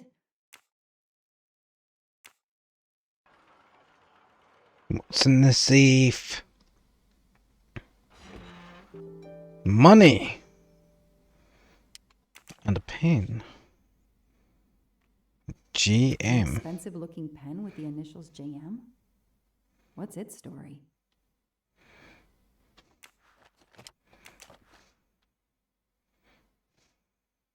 It's Daisy's hair clip, the same as the picture I saw at the Armstrong house. That looks like a hair caught in the band around the money. Forensics will tell me for sure, but that doesn't look like Daisy's color. These get locked up again until forensics get here.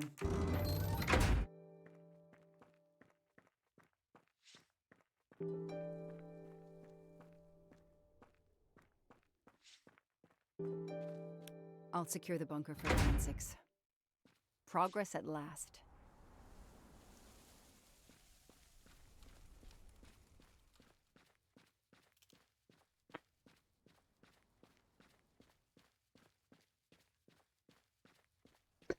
GM, I I don't presume. need to talk to the suspect right now.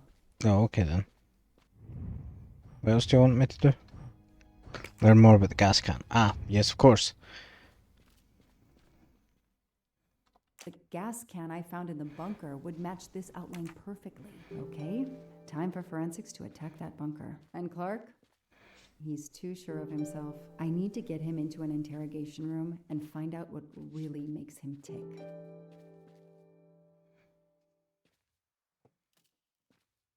I know my rights. You can't keep somebody locked up in a car like this, you know.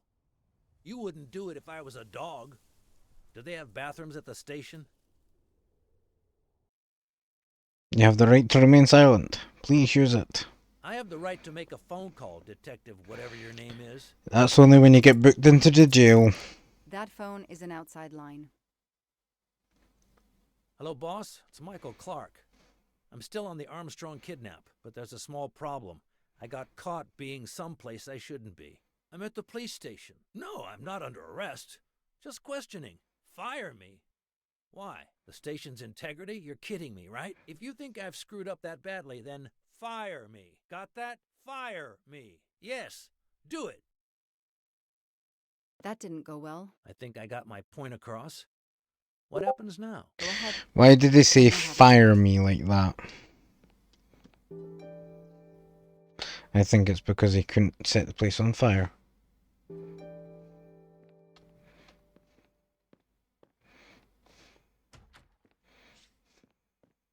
An extra computer so I don't have to go all the way out to my desk.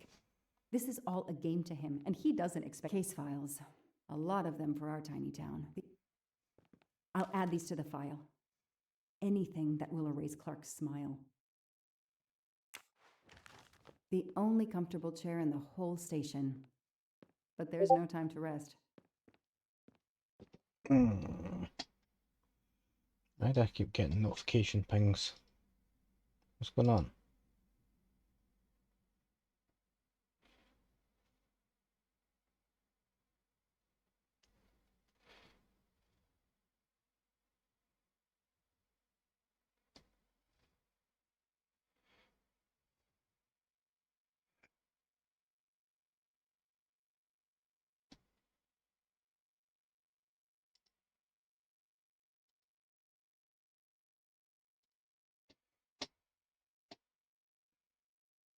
I wasn't sure for a second if my stream had dropped or something. I think it's just... I think we're fine.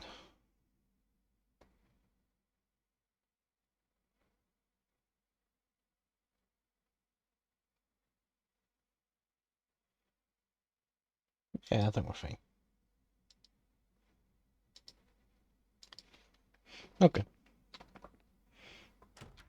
Now it's time to bust this guy's balls. His Bossack even.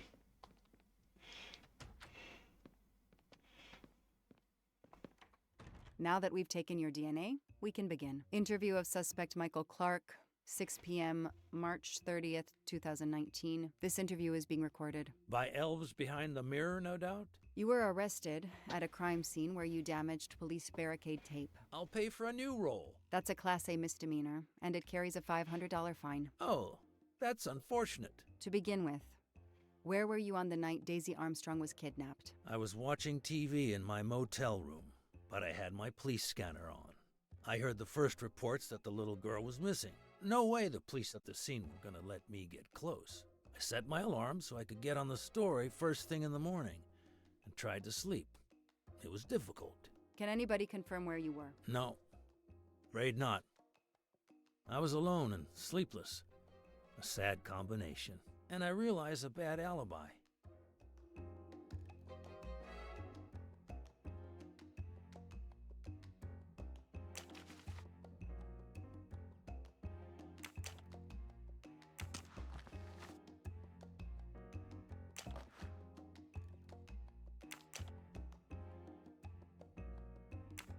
You say you're a journalist, a stringer for Channel 6 News in Boston. I sell my stuff to lots of media outlets.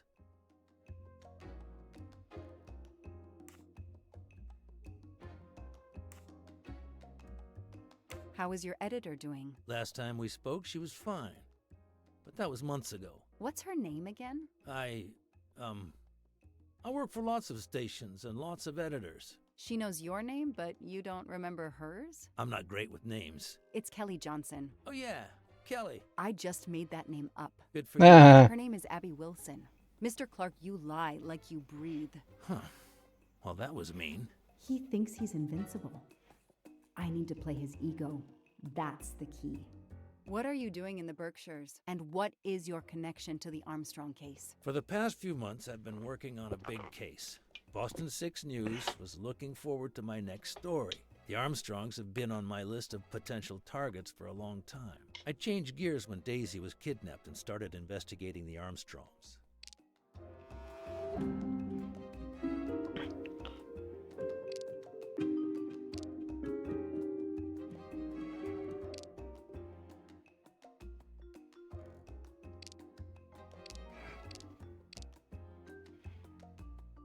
So you just stumbled on a major kidnapping story during your stay in the Berkshires? Yeah, I was researching PCBs in the river for crying out loud. Then, wow, the Armstrongs. That's not a Science Sunday report. That's a lead. Sometimes you just get lucky. Unlikely. Your camera in the You've been pickup. taking There pictures were of photos them Daisy before from she was before kidnapped. The Armstrongs are a famous family, like the Kennedys or Hollywood couples. Gossip sites love them. People want to see how they live. I started out just stealing candid shots. Paparazzi live on getting that one exclusive shot. Steamy, intimate, whatever. Then when the kidnapping happened, I realized I was here first. What an opportunity. And I jumped at it. You have an answer for everything. You're not very good at this, are you? How long have you been on the job? Long enough to put you away for life. If you killed that little girl.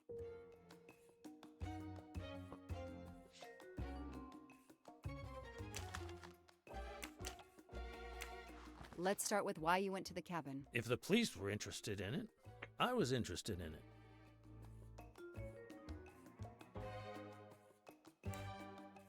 That pickup of yours, that's a very nice ride. Especially for a stringer who only gets a few stories on the air. How can you afford it? When Boston 6 does use a story, they pay okay. That truck is top of the range.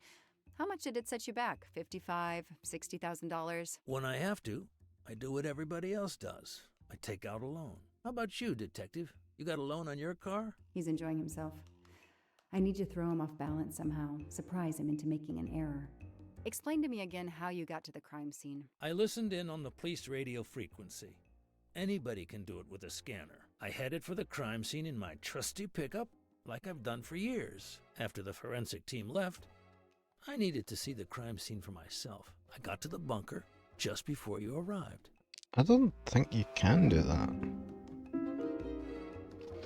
Maybe it depends on the place, but isn't it like special frequencies that are reserved for emergency services or something?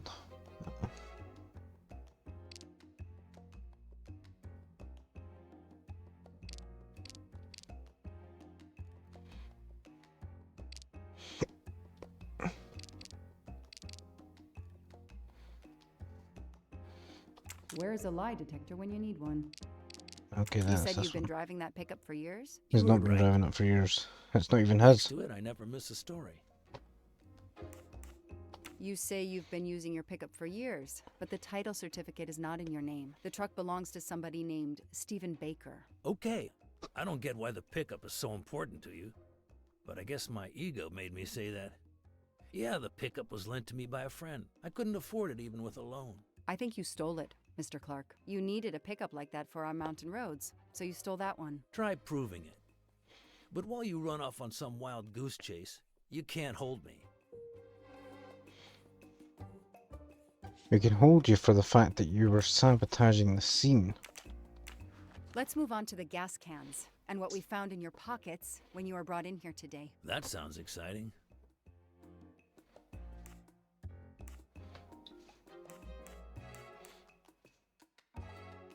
In addition to the gasoline in the back of your pickup and another in the bunker, you had a lighter and gloves in your pockets. You were going to set fire to the bunker and every scrap of evidence inside. Where to begin?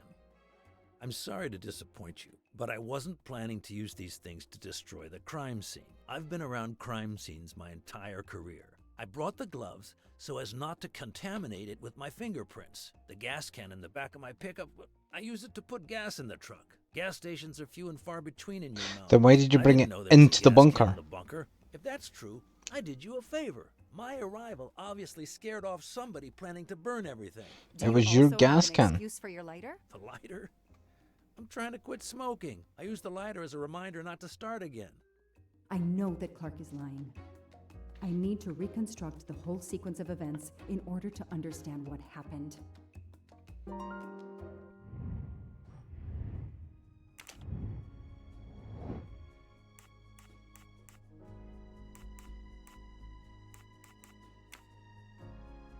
Breaks the tape.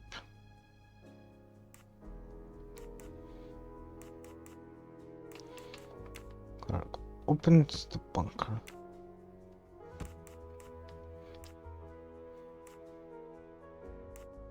Grabs the gasoline. Throws the gasoline into the bunker. Closes the bunker.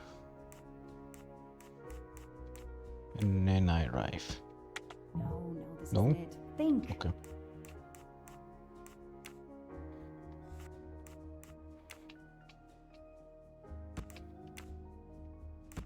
Maybe takes the gasoline first, breaks the tape, opens the door, I arrive. Come on, Joanna. Damn It's it. a rookie mistake.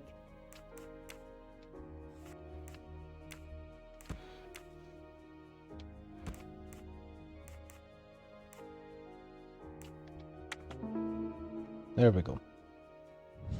Score. 1 for the good guys. I'll tell you what really happened. You waited until forensics left and arrived in your probably stolen pickup. You grabbed a can of gasoline from your truck. You then went into the cabin to check if Daisy had been found. You then went straight to the bunker to see if it had been discovered, planning to set it on fire and destroy all the evidence inside. Before you could start the fire, you heard me arrive. So you hastily left your gas can and closed the hatch. You didn't think I could open the bunker. If I hadn't found you, I expect you would have burned down the cabin too. I'm not gonna make fun of you, Detective, or how you handled my interrogation. You're obviously very new at this. I swear I'm telling the truth. I didn't know the bunker was there until the moment you showed up. I seem to have trumped your entire police force. When I get the DNA results from the bunker, we'll continue this conversation. You have no concrete evidence against me whatsoever. The lab results will be in soon. You won't get away with this. See that call? That's your arrest warrant and a one-way ticket to prison. I'll be right back.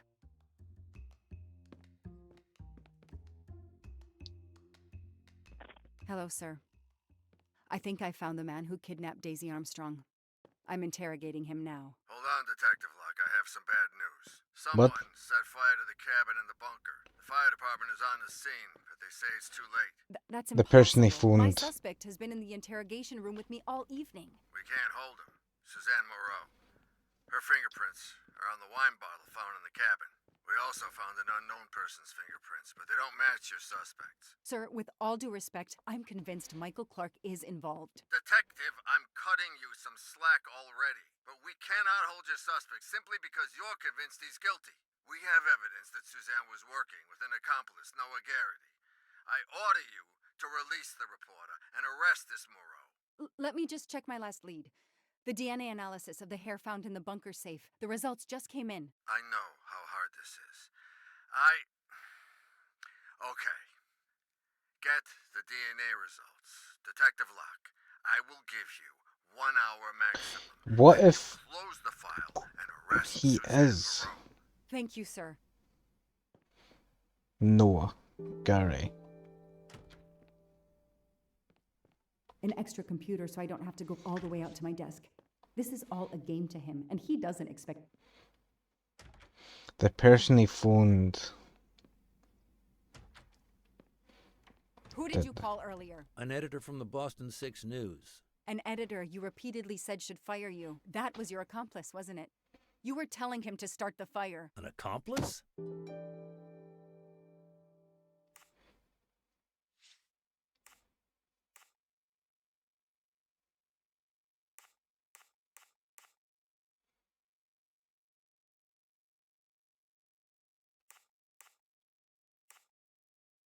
I know it was Noah you called. I'm saying nothing more without the presence of my lawyer. Stay right where you are.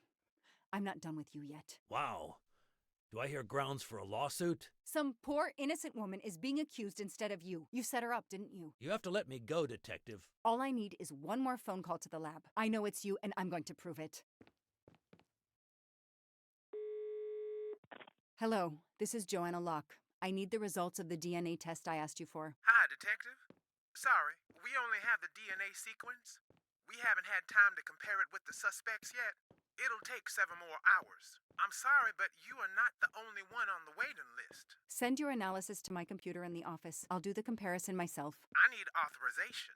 I have a murderer who is going to walk free unless I get those results now. Fine, we'll send it to you right away, but I'll have to log this. It's my last chance. This is all...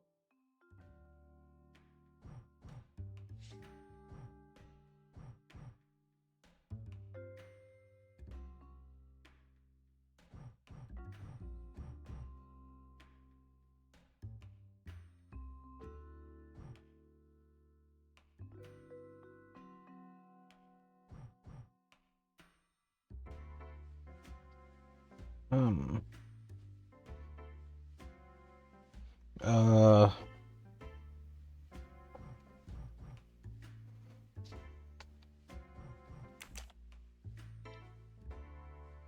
Oh, you can move them. Okay, thank goodness. No.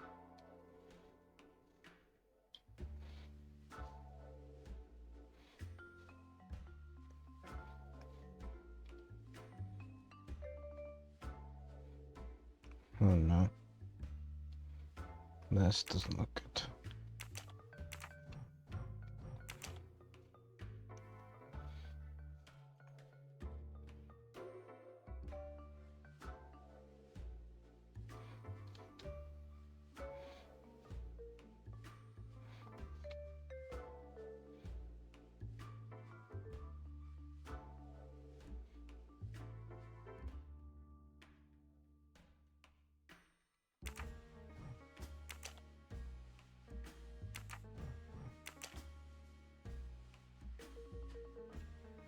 Oh no.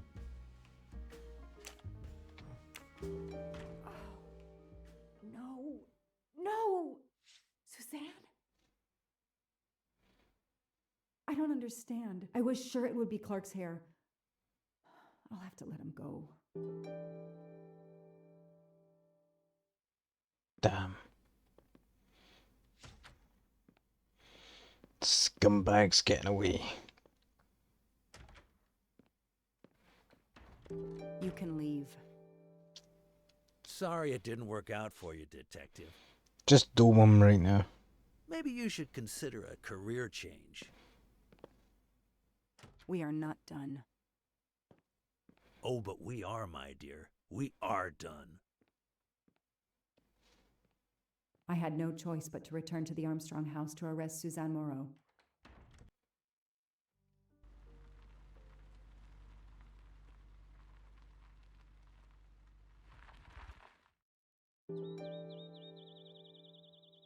The arrest warrant for Suzanne Moreau. Suzanne was set up by Clark and Noah. They are the kidnappers, but I'm not giving up. When Suzanne comes up for trial, I will fight for her defense. But for now, the district attorney is in charge. If I want to stay a detective, he always has the last word.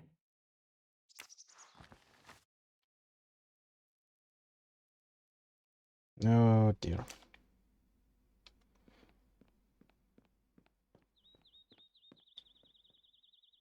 The door is wide open. How strange. Oh Hey, no. is anyone there? Miss Moreau? Miss Moreau? This is Detective Locke.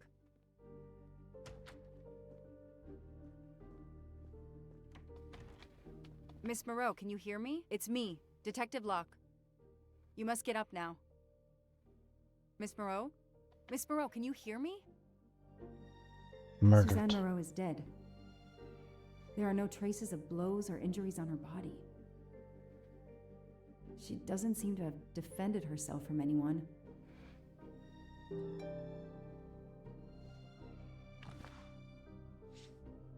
Sleeping pills. It appears Suzanne killed herself by ingesting all these drugs.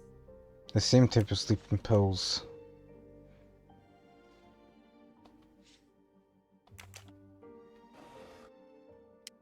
Her glasses are missing.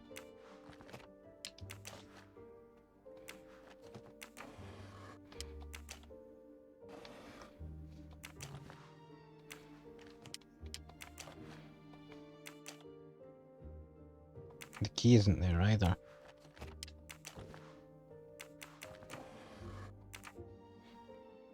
Suzanne's diary is missing.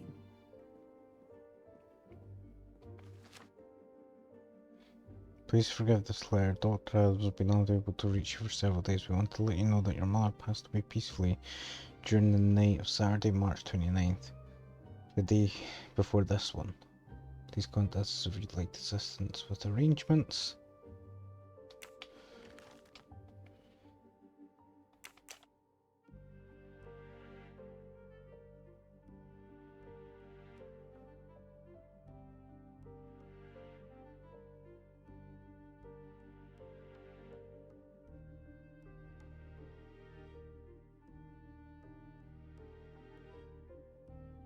She must have realized at last how she'd been used, and the self-righteous court of social media was as quick as usual to try and convict her.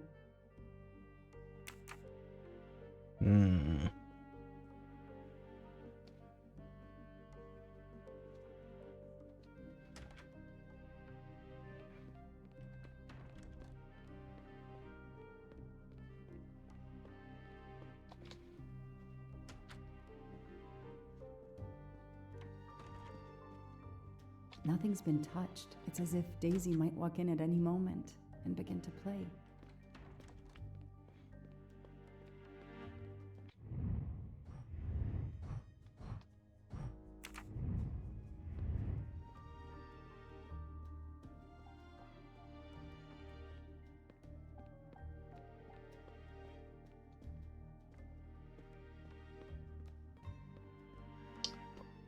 The door is open and her diary is missing and she's dead.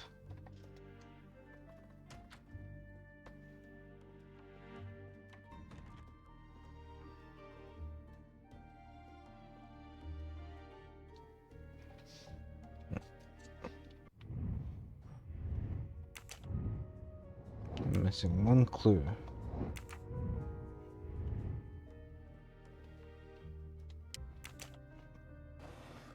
Maybe now that I know our diary is missing, I'll also notice that the key to our diary is also missing. No? Okay. Why are her glasses missing though? Who would steal her glasses?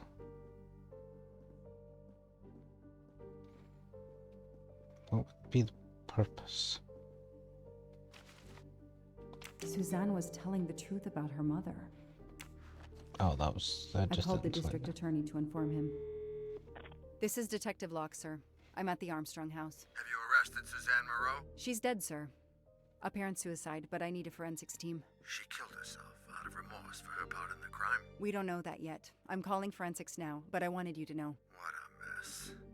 Stay on site until forensics arrive. Yes, sir. Standing by.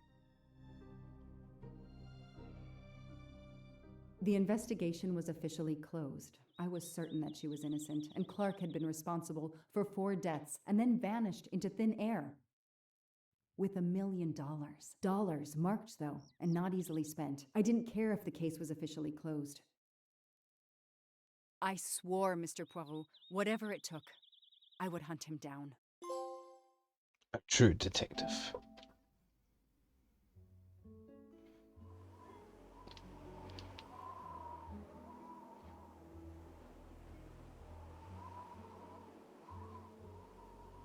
I waited for the forensics team, then went into the station to write my report. I was officially off the case. Thank you, mademoiselle. That obviously cannot be the completion of your story. If I might ask a question? Of course.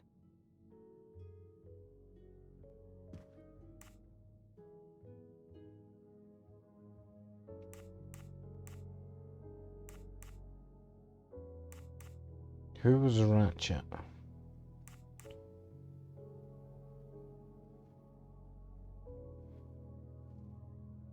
Suzanne Moreau's boyfriend, the one who manipulated her and burned down the cabin.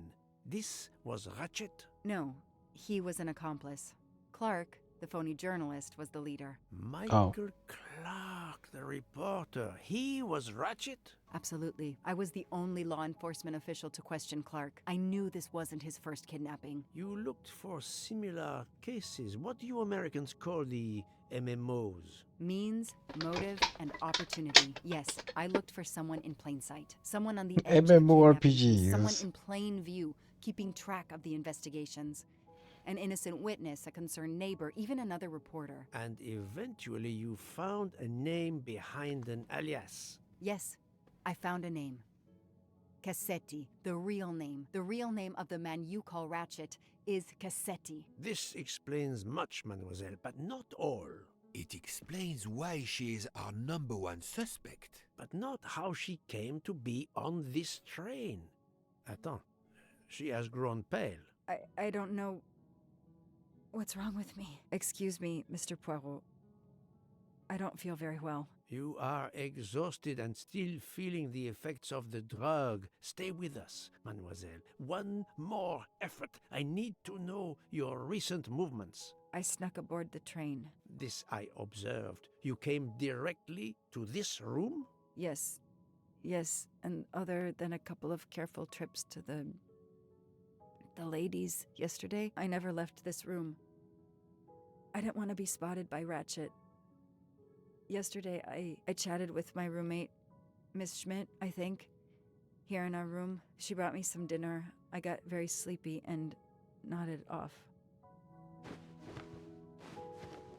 And now she nods off again.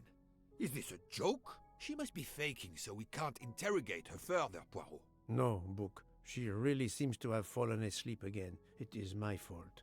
She must have been given a dangerous dose of sleeping pills last night. The effects should wear off soon, I hope, but I am afraid asking her to tell us her story was too much for her. Pinch her, Poirot. She's faking. Her eyes are dilated. She is not faking, and there Come will on, be Bo. no pinching. Dr. Constantine, please stay with her. Monsieur Book, ask the other passengers to gather in the dining car. There are still many questions I need to ask. But all of them together? Won't someone overhear you questioning the others? I will speak softly because I am trained to do so.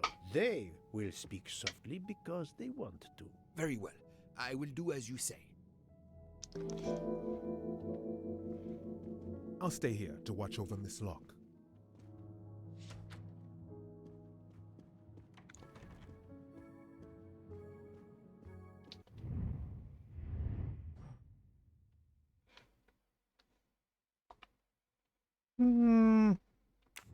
It looks different without here.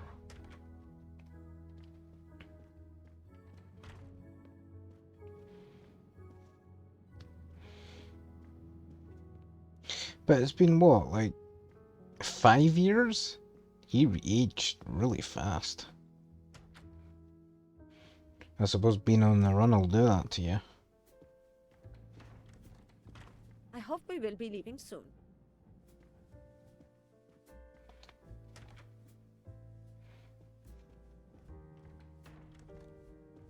I should go and interview the passengers in the restaurant car.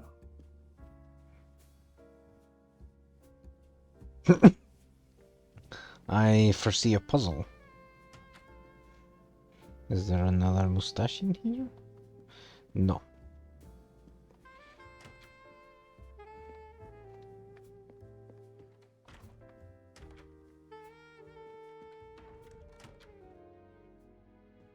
Where is everyone?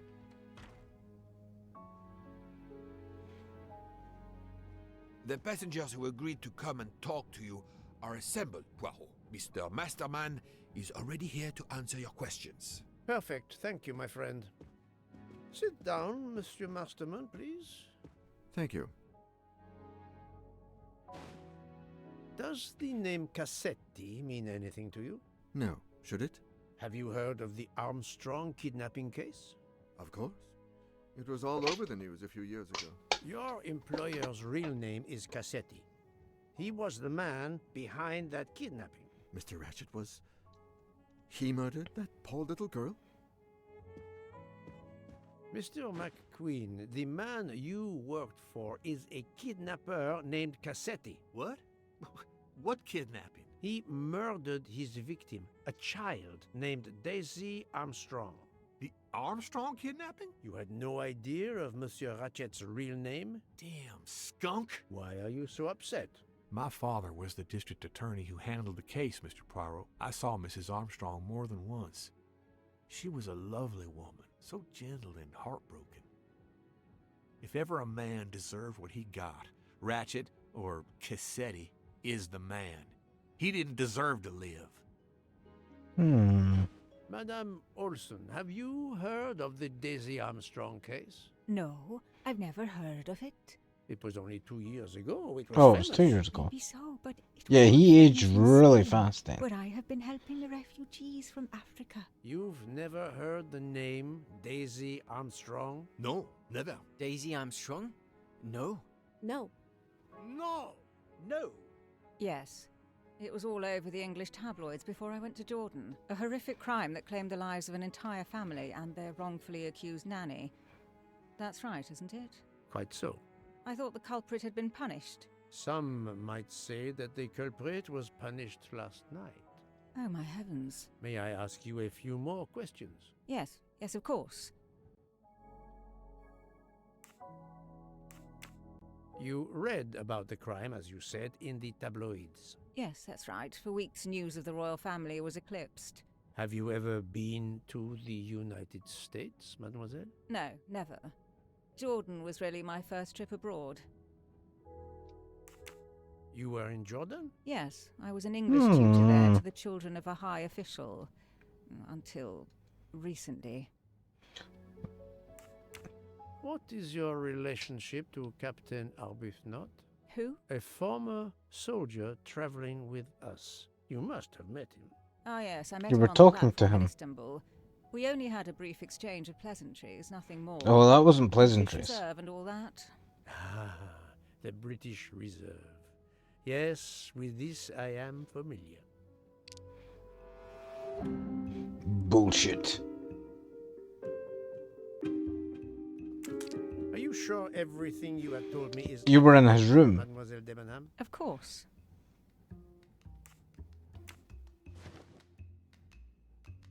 Mademoiselle, I know that you met Captain Arbuthnot at the Tocatlian Hotel.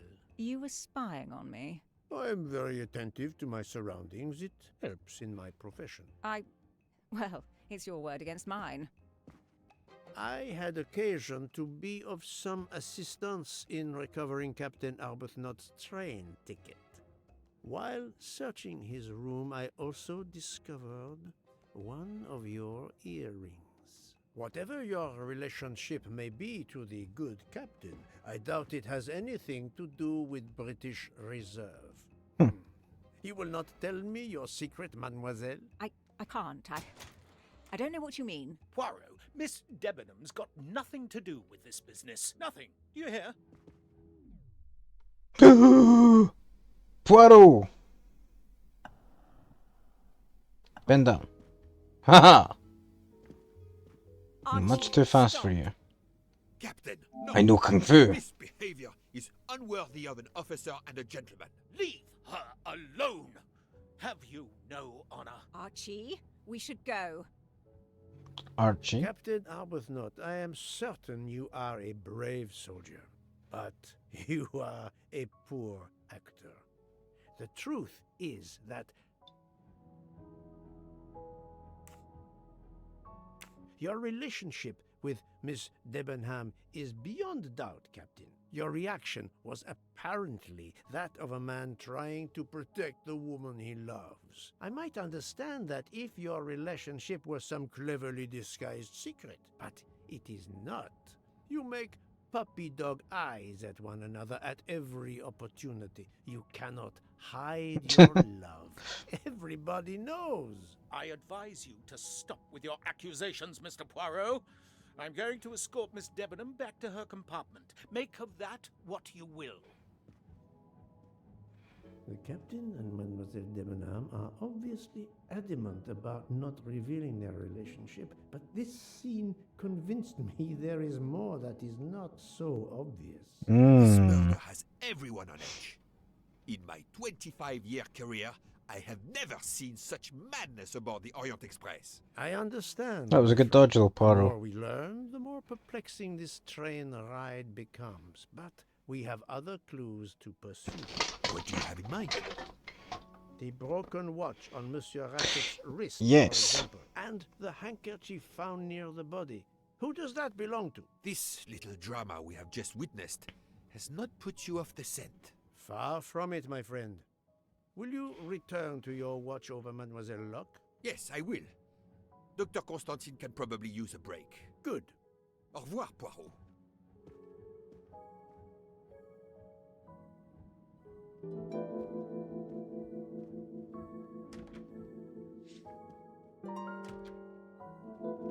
Hypothesis about the watch. Okay. Well, let's do the handkerchief then. There's a H on the handkerchief. That was F easy. K in the coffee. I think that the handkerchief belongs to Caroline Hubbard. Oh. I can pick up to 7 people. Okay.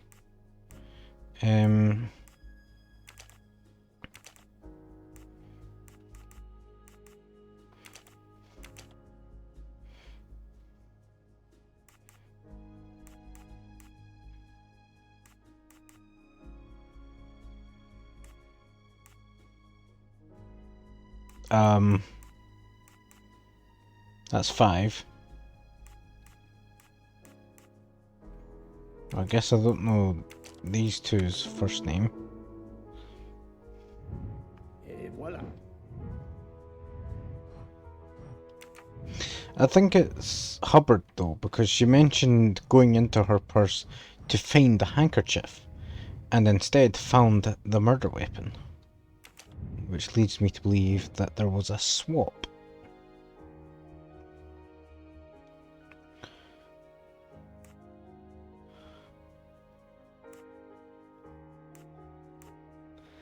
Either shows the time of the murder, which was tampered by the murder,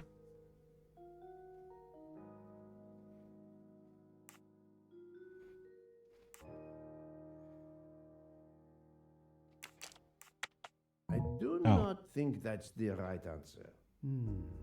Let me consider all the possibilities.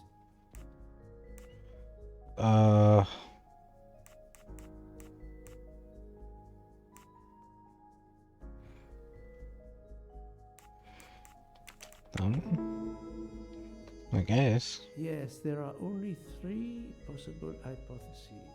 The watch has been tampered with, or it is out of adjustment, or it indicates the time of the murder. I shall explore these last 2 possibilities before reaching any conclusions.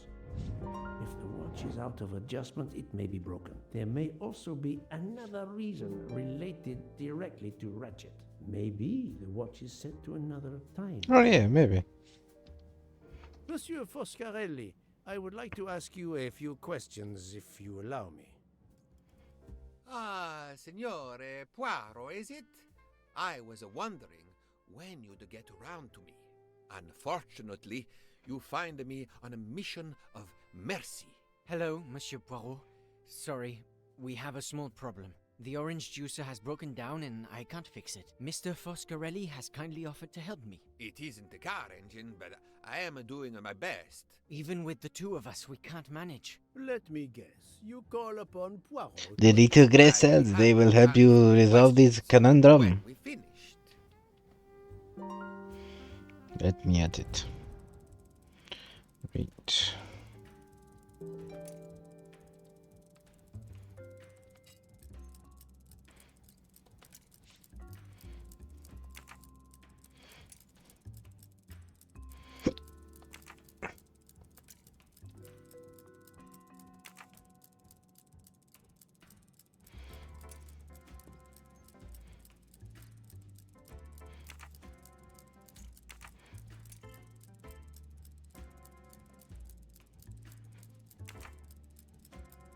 Wait, can I?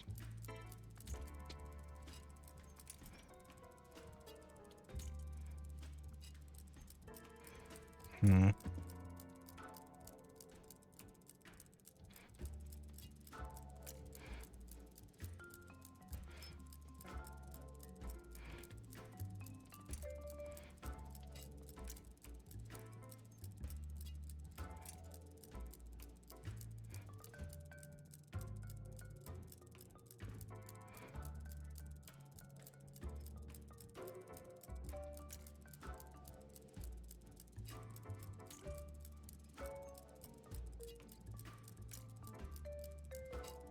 Oh.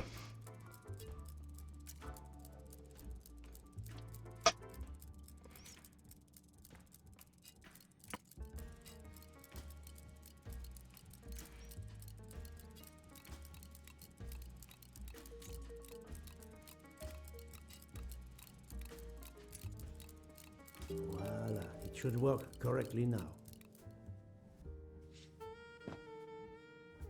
I see.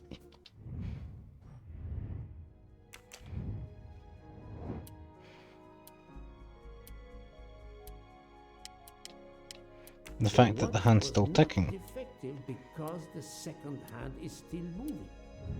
I'm right again. That.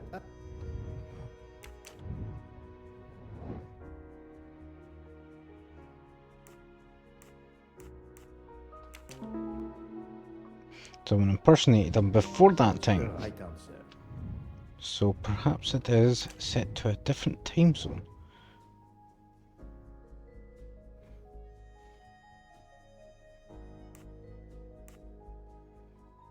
Istanbul.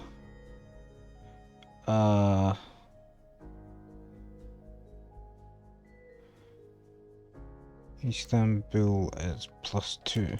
Nice.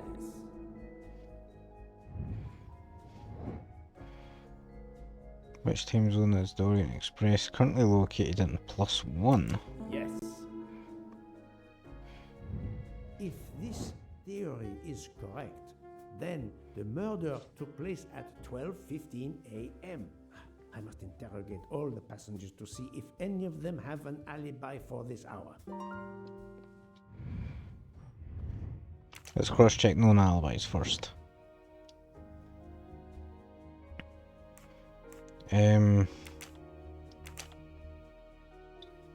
Monsieur Book. Was it the doctor? Miss Debenham was Miss Olsen. Captain Arbuthnot was with Mr. McQueen.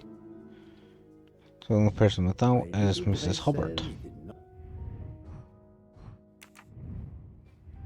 Bravo!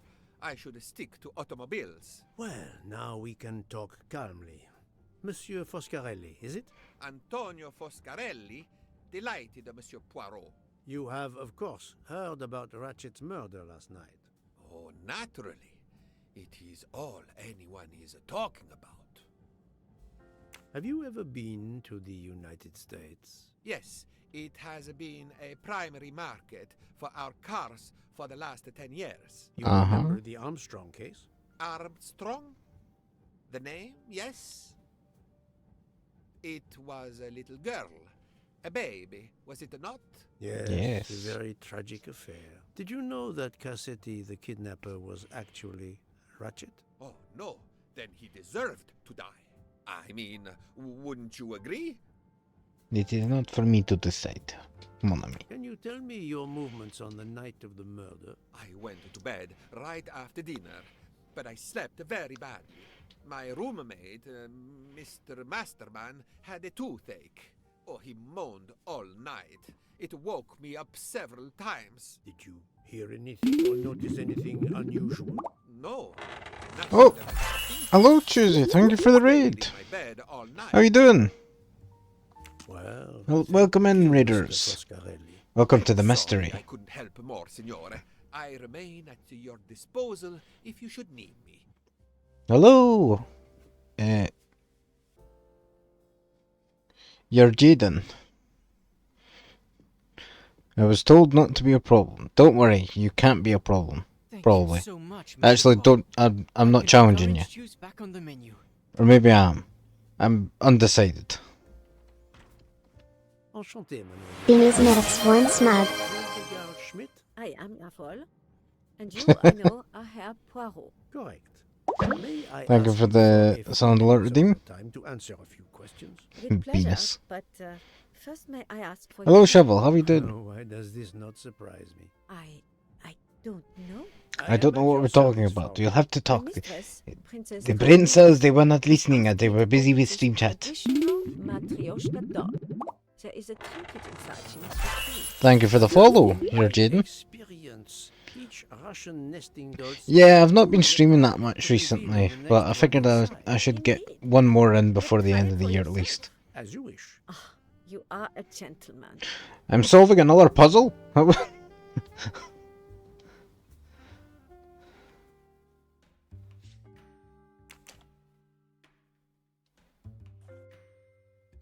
Oh.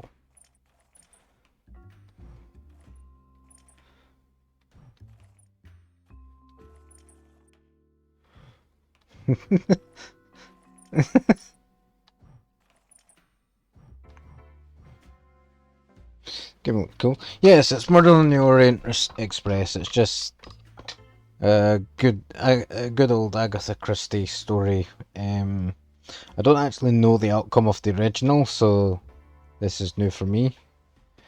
And blasting no den's not going to be a problem. That's good. I'm enjoying it so far. I like a little bit of the Hercule Poirot with the little grey brain cells. They tell him things to solve the case.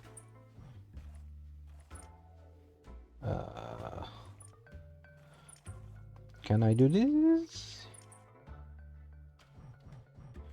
No.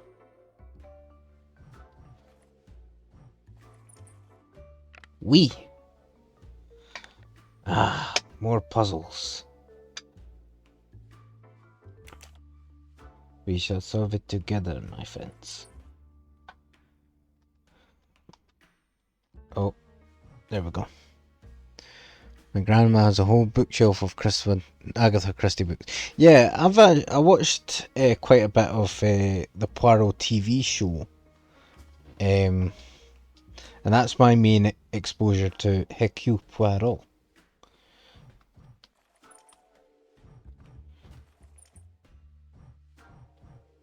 I enjoy it myself.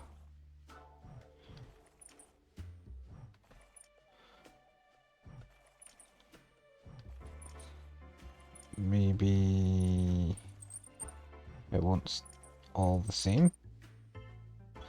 No, because the outside flowers are different.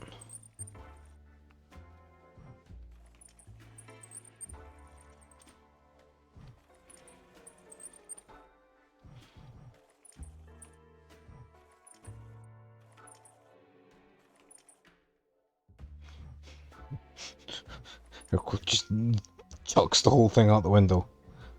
You will answer my questions. There has been a murder. I will not mess with your doll.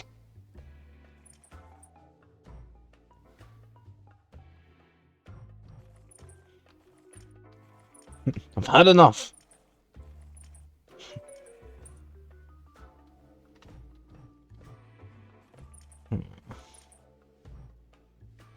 Hmm.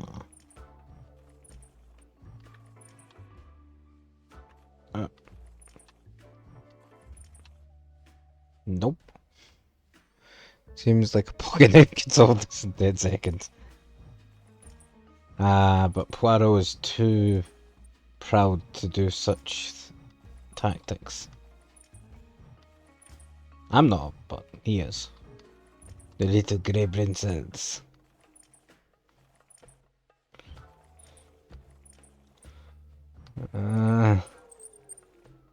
Okay, let's think about this. What do we need to do here? The first one was fine because there had a... No one is too proud for efficiency. That's true.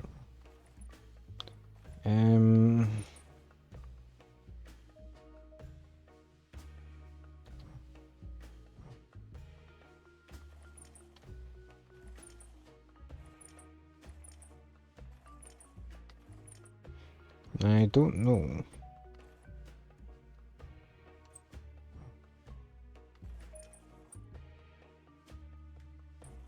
No.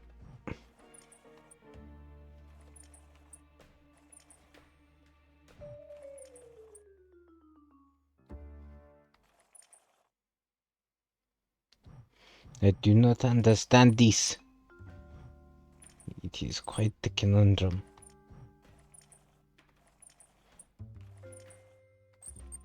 Wait.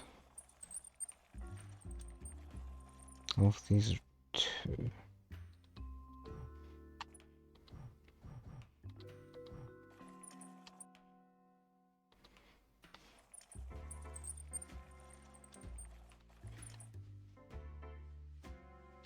Come on, controller, stop doing that. It's bothering me now. The analog sticks are flickering. I hope to get a new controller soon. One with the electromagnetic stuff. They're apparently better analog sticks.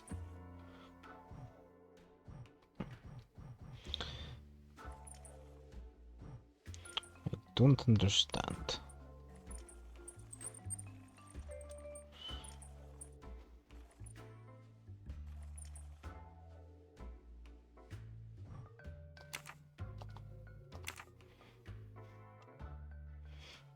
Help me!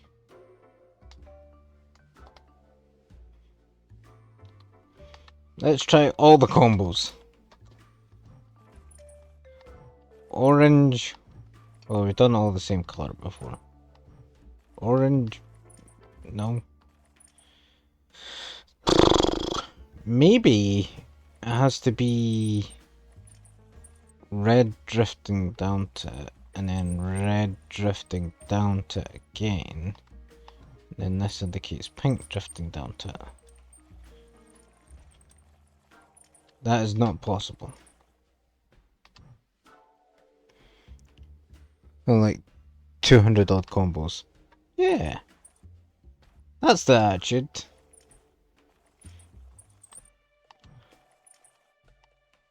Is this it? No? Fuck!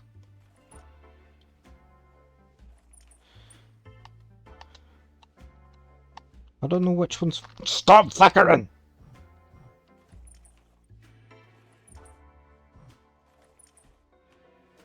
Controller. Right.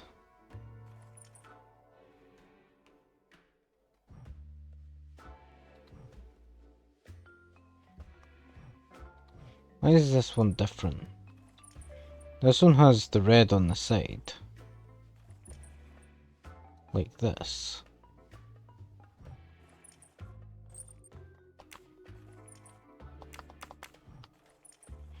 So, red drifting down?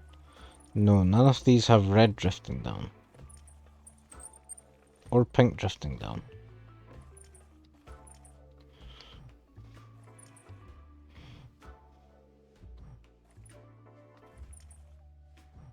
has to be one with purple drifting down. Stop flickering! Stop it! Give me a hint.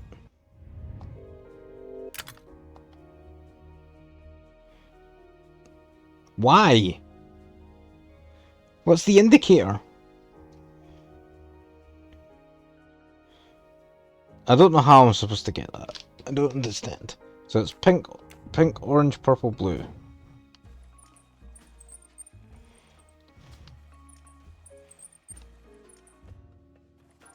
Pink, orange, purple, blue. It's not cheating if it doesn't make sense.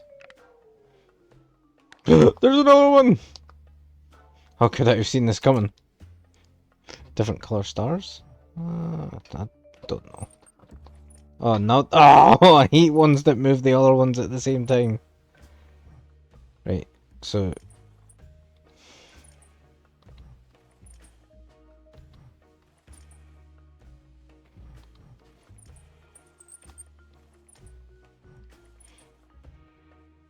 not wearing glasses, so I don't know. We would have been able to solve it if you had your glasses on, though. Hey! And this is our prize. Yeet it into the snow! Wait, there's more? Oh, to my dearest friend. Inscription reads, to my dearest friend. Oh, thank you very much. This doll reminds her of her youth in Russia. It was very hard under the Soviet regime, but thanks to her strength of will, she rose to Such be the prize, head of yeah. the Museum of Antiquities in St. Petersburg. Even though she now lives in That is very it good. said that the Kremlin still It fears opens her. up the window, just throws it straight through the window, doesn't even open it. You are her maid? I am her companion. I help her in her daily tasks, and I keep her company. Ah, forgive me. You will have heard of Ratchet's murder last night.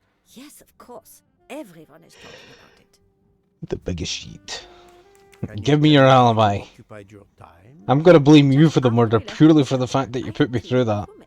Fräulein Locke. I The went to little dinner brain with the cells, they blame princess, you. And when I returned to my compartment, Fräulein Locke was already asleep. A little later, Herr Michel, the conductor, came to get me because Madame la Princesse needed my help. Her back troubles her. I massaged her for about an hour. Do you remember the time? Did she run down the hallway in I her do not, nightgown? Have you lost a handkerchief embroidered with an H, madame? Oh, no, monsieur. I thought perhaps since your first name is Hildegard. It is not mine. You're on the window, I could not just afford something so nice. borrow I have down no idea the who suspect pool anyway. I Yeah, apologize. yeah, narrow down. Yeah, yeah, yeah. Thank you for answering my questions, madame. You're lucky I don't suspect you. The little brain cells, they do not appreciate your joke.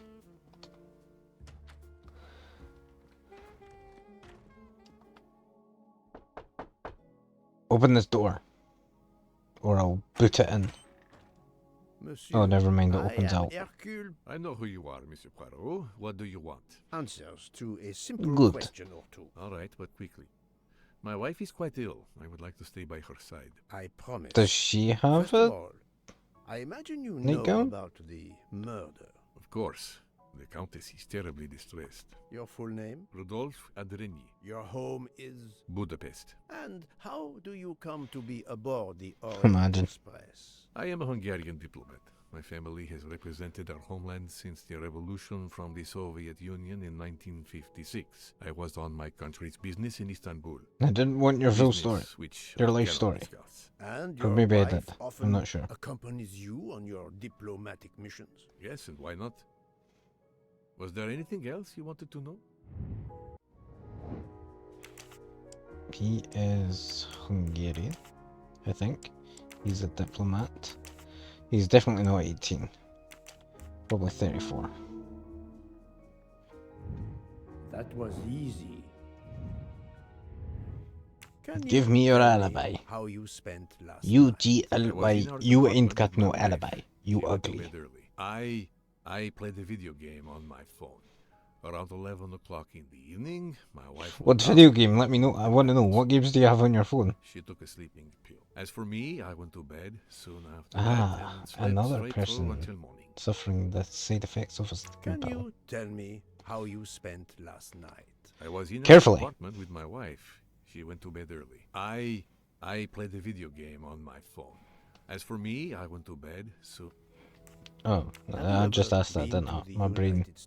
I was posted to the Hungarian embassy in Washington for a year. You knew perhaps the Armstrong family. Armstrong?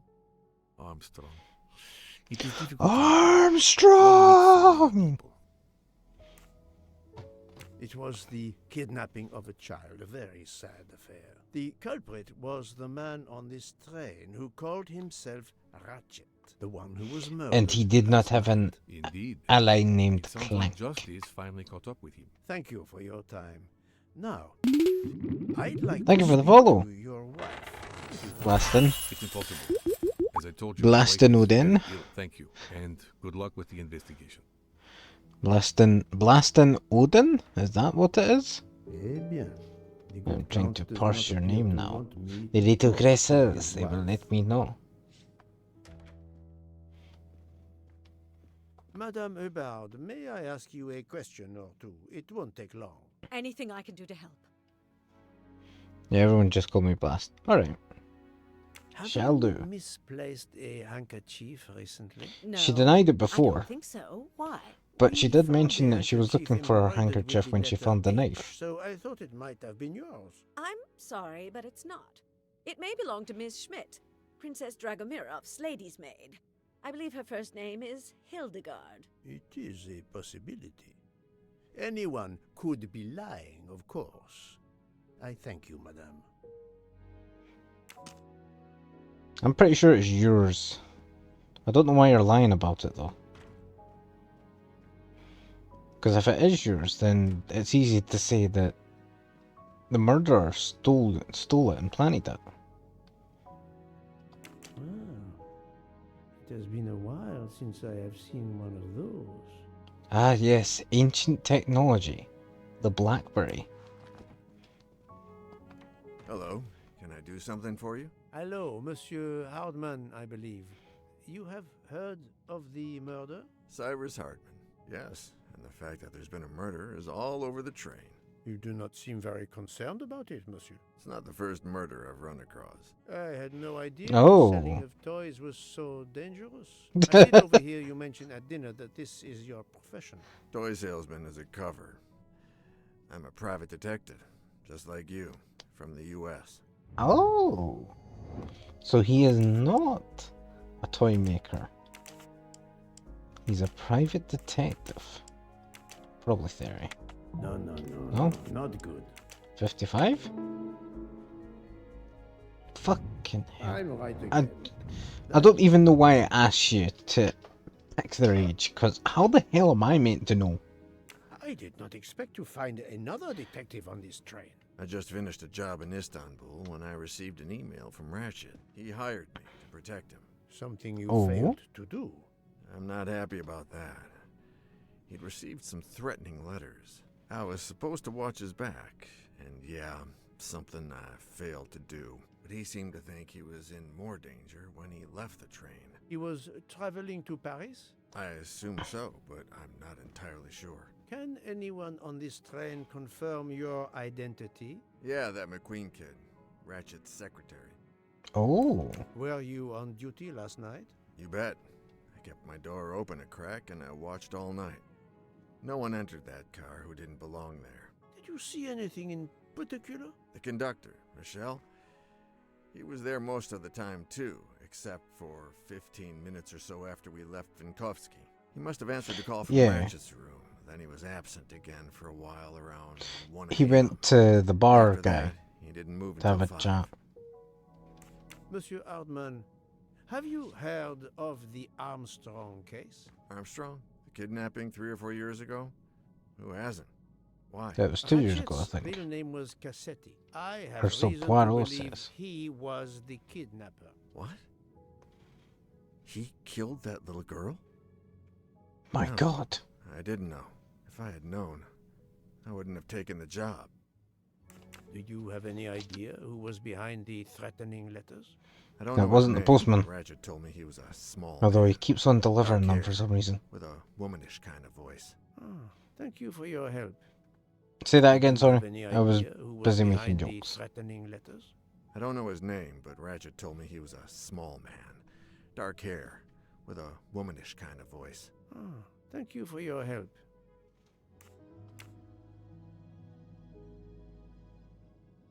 Is this handkerchief embroidered with an H yours? Do I look like the kind of guy who would use a handkerchief like that? Yeah, maybe. Thank you for answering my questions, Monsieur Hardman. Listen, Poirot, I know I fell down on the job, but if you need help, any at all, let me know. I'd like to make it right. You're still a suspect, so I'm sorry, but I'm not looking for sidekicks. You'll have to be someone else's Robin.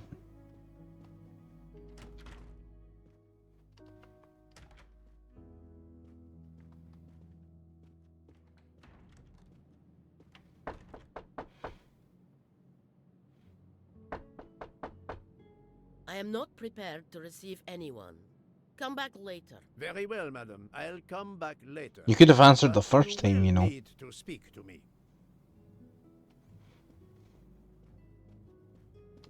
So, my friend, have you finished your investigation? No, I'm just checking in on how you're but I doing. have managed to solve a few mysteries. Okay.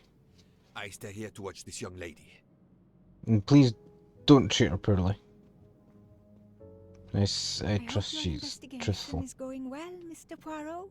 It's alright. Could go better, I suppose. What is this? The Call of the Wild. Are you thinking about going pissing outside? Don't eat the yellow snow.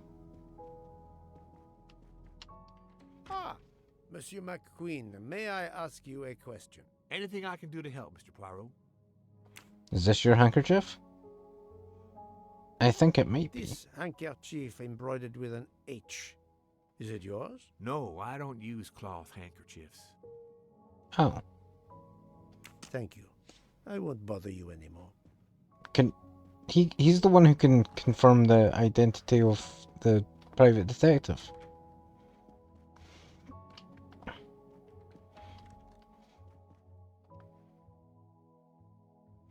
I'm pretty sure we weren't here the last time we seen an overview of the train.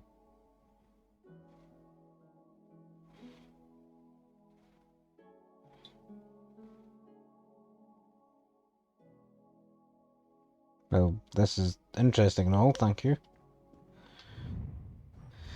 Okay, what is next on the to-do list? I have to speak to the Countess.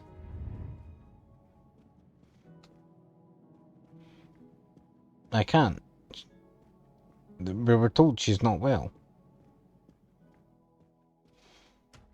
She's probably high on her medication. Poirot? Oh. I swear I was holding forward and you just decided to stop. She's sick with guilt. Maybe. Maybe?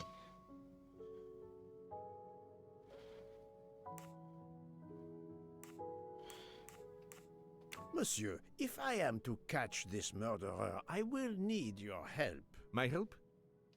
I am at your service, Poirot. You are obviously a devoted husband, Count Andreni. My wife means the world to me. There were questions in Budapest about a Hungarian diplomat marrying an American woman. It did not deter you. I would have given up my position for her. I would think it is Agree to that way too quickly. Are you married, Mr. Poirot? No. I am I fear married marriage to is not for the me. mystery. But her condition, is it very grave? She is suffering a bout of vertigo. You understand? The room spins. Well, I'm not asking her to walk in a line. I'm just asking her to answer some questions.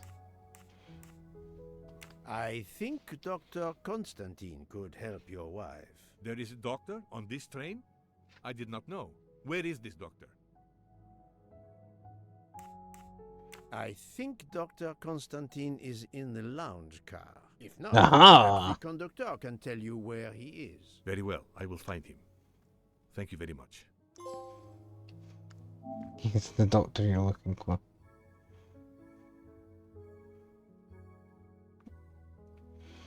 Forgive Tell me, is that a for dress or is intruding, that a madame. tattoo? I am Hercule Poirot. I know who you are, Mr. Poirot. I overheard you send my husband on a wild goose chase. Your husband cares for you greatly, madame. And now that he's gone, yes, apologize for I shall now exploiting break this woman's leg until she tells me what I want to know. The situation is urgent, and I need to ask you a few questions. Apology accepted. I realize you must speak to everyone. This horrendous murder. It's very upsetting. That is. It wasn't that beautiful horrendous, music it was box. only Please 12 don't touch the stab music wounds to box. the chest. It's a fragile family heirloom. Your accent, is it American? Boston, perhaps? You have a Boston? good ear, Mr. Poirot. Yes. Born and raised in what we call the Back Bay. Are you Boston is the same location like that your husband? No, not the officially. I was still in college when I met Lena 2 years the ago. guy who was I keep murdered myself was busy originally by from. handling his scheduling. Only gets Travel, intense after the 40th appointments. step wounds. Yes, What absolutely. is this saying? Behind every great man, there is a great woman. That was the saying. Today one might reverse the sentiment as well, don't you think? Of course. I Hello, stand Sharks. How are you doing? Ah, you're at work. Well, I hope it's going smoothly. She is American. She has no profession. She's just a wife. 39? Think, Poirot, Damn it. that is not a 21? Damn. My little grey cells did not. That man's a cradle snatcher, I think. Then again, I don't remember how old he is now. So work, but technically live. I technically live at work, so... Well, I'm also at work. I technically consider this partially work. Although I would consider making my game more of a work thing, but anyway, doesn't matter. I'm technically considered self-employed. A handkerchief embroidered with an H was found at the crime scene. By any chance, does your first name begin with an H? No, my first name is Elena, with an E. Ah. Can you tell me what you did last night? Well, my husband and I went to dinner. Then we came back here. We went to How bed long around has 10 the o'clock. room been spinning? I tried to sleep, but I couldn't, because of the shaking of the train. I suffer from vertigo. I finally took a sleeping pill, and that did the trick. When did the train? Everyone seems to like these sleeping Between pills. midnight and 2 a.m. I know because I It must have looked at is my watch about Murder 10 on the times. Orient Express. I see. Based on the Agatha Christie novel. And it's the modern retelling of it, because there was also a game for Murder on the Orient Express made in the mid-2000s. It's not supposed to spin? Damn, I should get that checked out. Yeah, but this room's meant to stay still.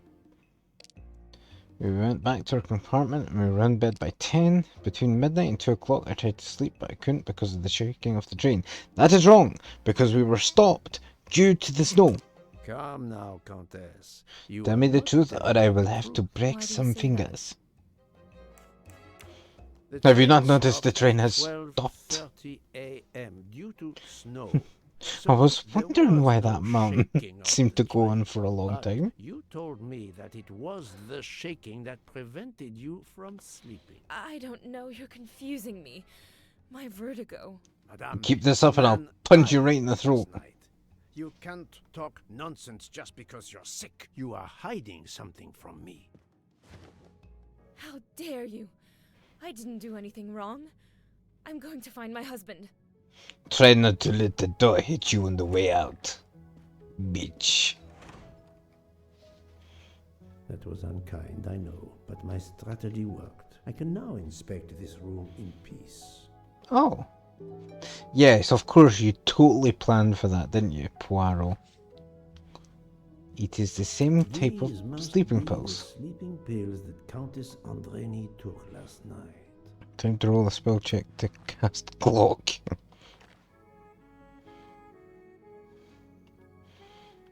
This is jewelry. I will steal that for Hercule Poirot's private use. In the pawn shop. The Great Gatsby, of course.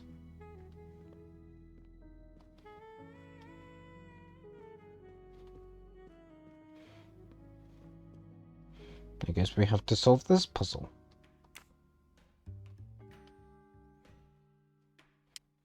Ooh-hoo!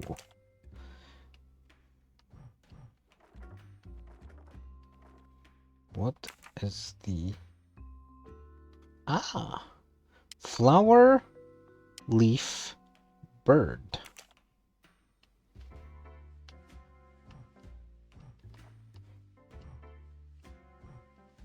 It's closed.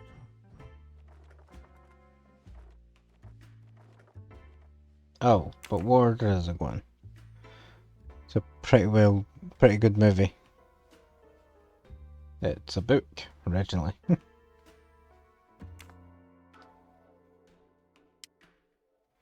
There seems to be something missing here. Right, so where do we... Oh, I see. So it is flower, leaf, bird. I was right initially without even knowing it. There's flower, leaf, burb.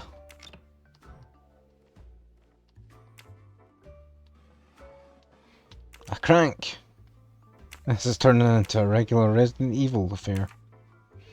Great Gatsby with DiCaprio. I like that movie at least. Is that the one that where it's like, and somehow I made it home without a single scratch on the car, and then it cuts to the car like demolished.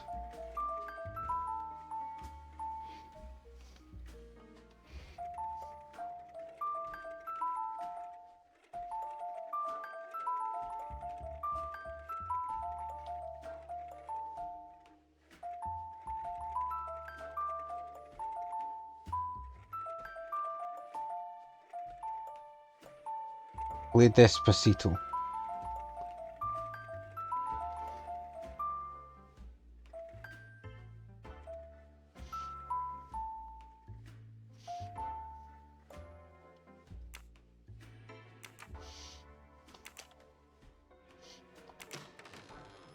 I don't know what I did to make that work, but I did it. Oh wait. Ah.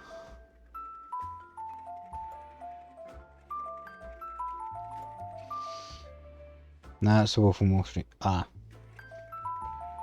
I'm an uncultured swine.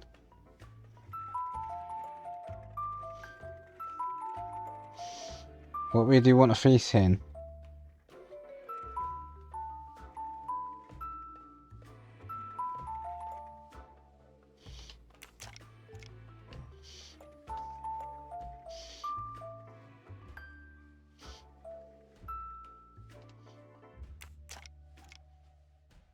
Ah. The music note facing the front. And what is this? An engraving written in, I believe, Russian. Russian. It looks like a first name.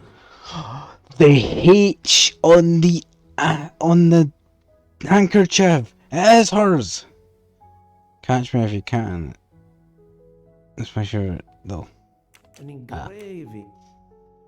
So her name, or someone's Russian name is that at least. Wait. For my beautiful young ladies, Helena and Sonia. For my beautiful young ladies, Helena and Sonia. Sonia was the name of the mother of the murdered child. It's Countess Andreni with an older girl. Poirot, have you no shame? I have solved the case. Monsieur, I am afraid shame is not a very helpful All right, tool sharks. for a detective Take care. trying to get at the truth. What are you doing in our compartment? I am investigating a murder, Count Andreni. My wife is ill. My apologies, monsieur, but your wife seemed in perfect health when she left the room to find you. I do apologize, but I needed to search your compartment. You will regret this, Poirot. Please, Count. You aren't going to challenge me to a duel, are you? Countess, I'm afraid I took the liberty of inspecting your little music box. How dare you? The message in the medallion was addressed to you and Sonia. Sonia Armstrong, your older sister, the mother of Daisy, the murdered child. So these two were the murderers. I am a Or Hungarian. at least they are a You have no official standing suspected here. people. You have no right to search. No, Rudolph. Let me speak. It's useless to deny what this Let me gentleman guess, says. she's left-handed. I am Helena Goldenberg, the sister of Sonia Armstrong, and Daisy was my niece. The music box is a gift from my sister's godmother, a very close friend to my mother. We hid the truth from you when we learned that the man killed last night was the person who destroyed my family. I panicked. I didn't want to be accused. That is also why you lied about the H in your first name? Exactly. Your ferreting about looking for the H is obviously part of your investigation. If I found a handkerchief in Monsieur Ratchet's room embroidered with an H, I might suspect you had been there. A handkerchief? I don't have any handkerchiefs embroidered with my initial. To be honest, that sounds awfully old-fashioned to me. I give you my Yes, word it of does, honor does that it last not? night, Helena never left her compartment. My wife is telling you the truth, Poirot. I hope so. I'll let you rest. If you wish to convince me of the truth, you must not first lie to me. Clearing up. But first The I little should Gressels, check the they are getting inscription very on angry. the back of the medallion. We need a Russian speaker to translate it, no? Wait, what? Use Poirot's knowledge of Russian to translate the engraving? But what's it? Oh, okay. It's not, all is not lost.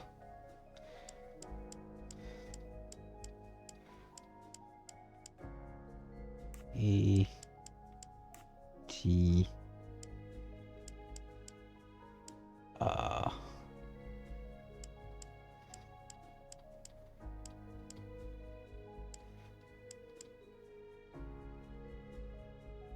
looks like an A again. And then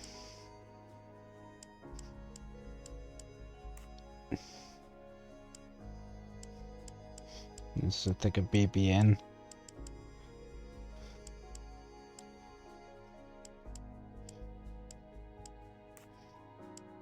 This is a backwards R. Natalia? Natalia. Would it be Natalia Dragomirov? She is the only Russian She? passenger on the train. In addition, her first name begins with an H in Cyrillic. Aha! We have another suspect that has jumped to the top of the list. Where are we going? We have to talk to Mrs. Dragomirov. Where is she? Poirot.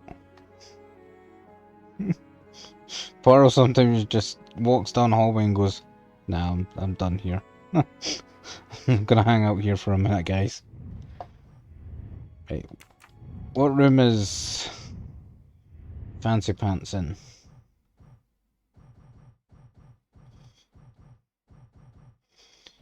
Fancy Pants. There she is. She's one run 107.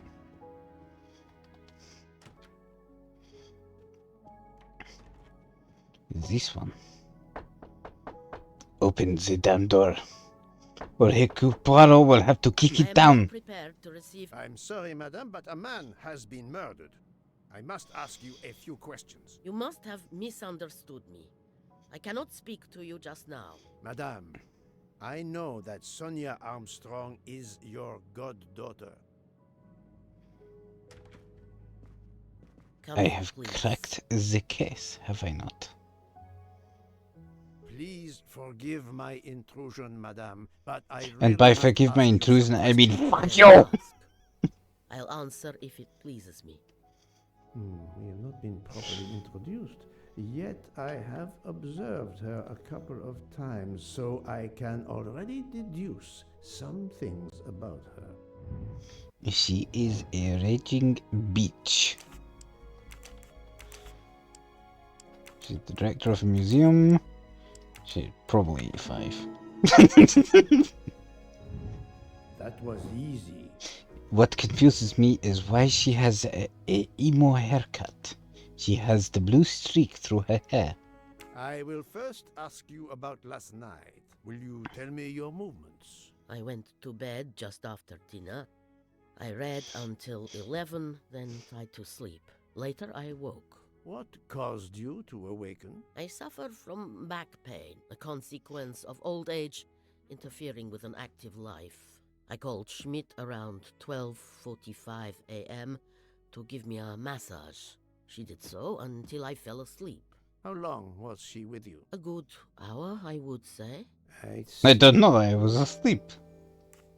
The first initial of your first name, Natalia, in the Cyrillic alphabet looks exactly like the letter H in the Latin alphabet. I'm Russian, Monsieur Poirot, and I was the head of a museum of antiquities in St. Petersburg for decades, until I moved to Berlin recently.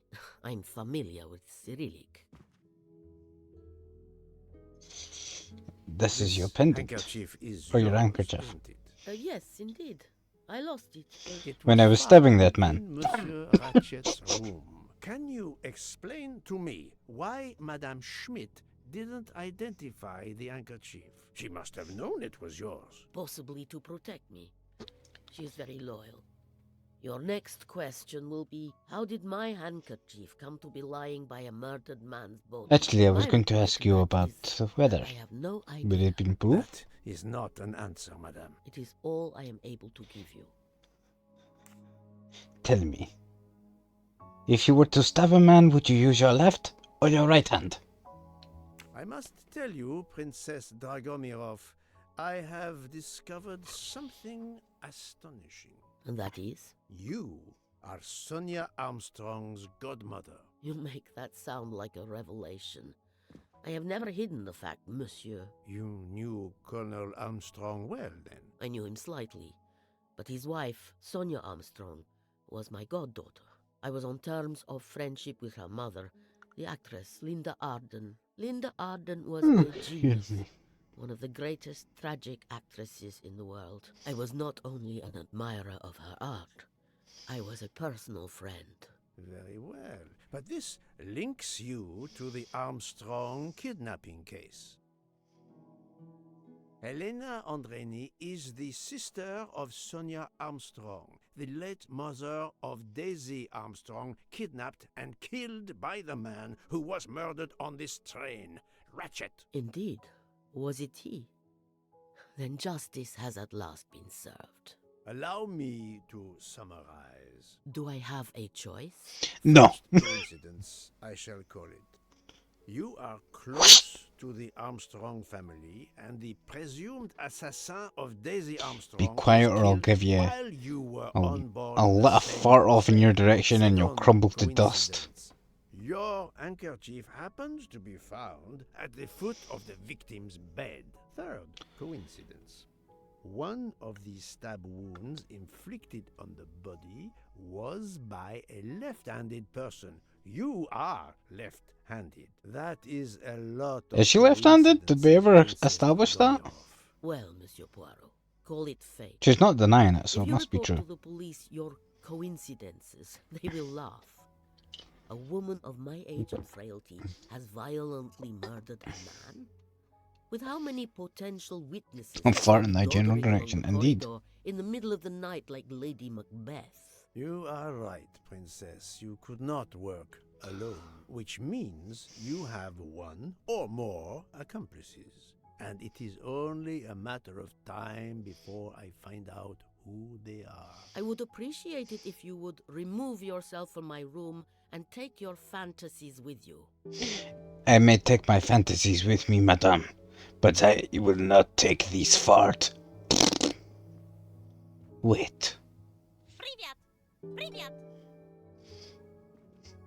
The bird.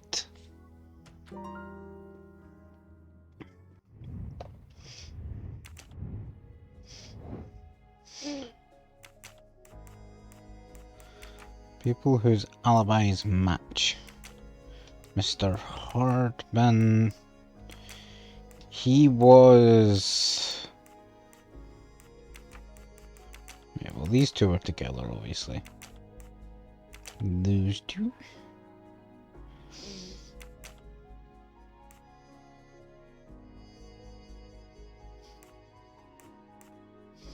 I don't even remember now.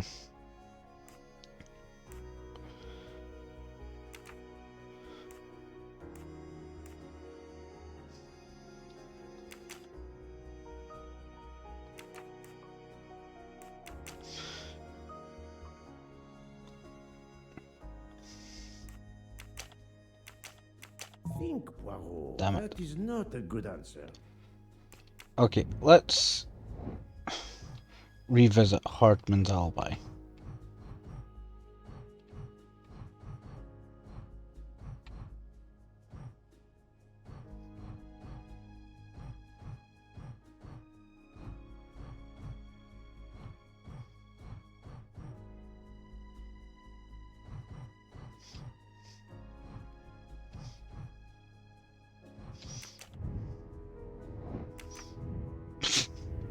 Well, that was very informative.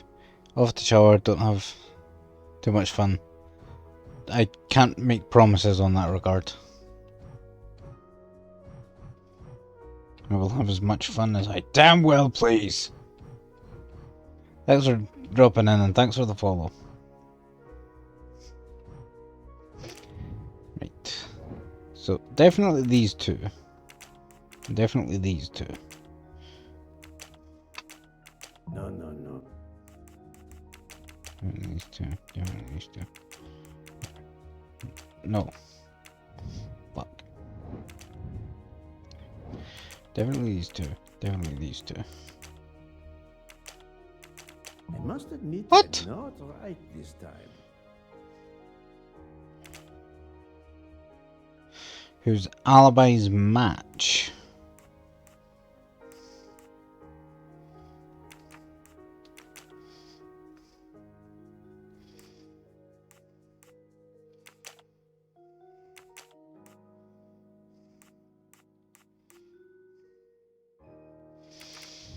I'm gonna go talk to Hardman again. Because I've totally forgotten his alibi. Don't even remember where he was during the murder. Tell me what your alibi was again. Well, you bet. Did you see any... The conductor, Michelle. He was there most of... He must have answered a call from Ratchet's room. Then he was... Right, okay, so Hardman... Shit.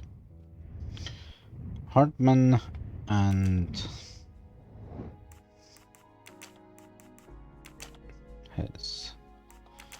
these two...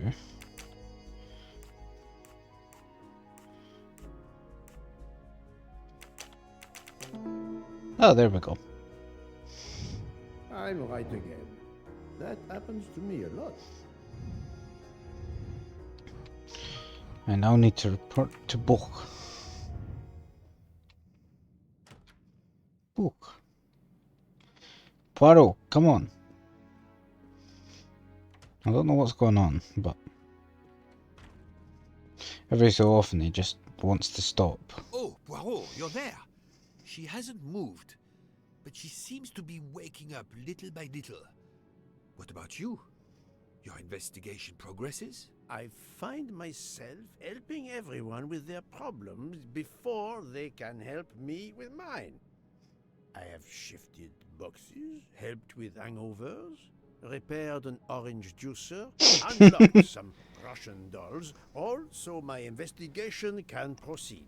Yeah, it is getting rather annoying. How can I? Truly, the labors of Hercules. My friend, I would rather clean out the Orgeon stables. Yet, I have managed to solve a few mysteries. Oh, tell me everything. The embroidered handkerchief belongs to Princess Dragomirov. I also found out that she was Sonia Armstrong's godmother. On the same train with the little girl's murderer? Exactly.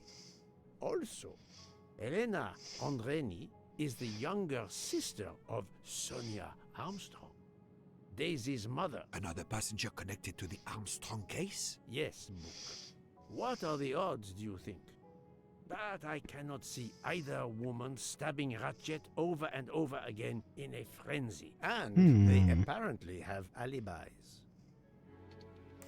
I had 3 theories concerning the broken watch. It could have been tampered with. It could have been out of adjustment before the murder. Or, of course, it could indicate the actual time of the murder. The only hypothesis I could rule out was that the watch was out of adjustment. For the others, they are impossible to verify. So the watch is of little use to the investigation. And I was convinced that it indicated the time of the crime. 2 women involved in the Armstrong case. Let us not forget our patient here. There are 3 women. Look, she seems to be waking up.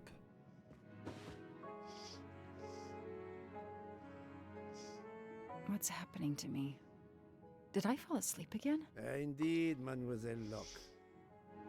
Did you take any medication? Sleeping pills, for example? No, I never use sleeping pills. I inspected your cup.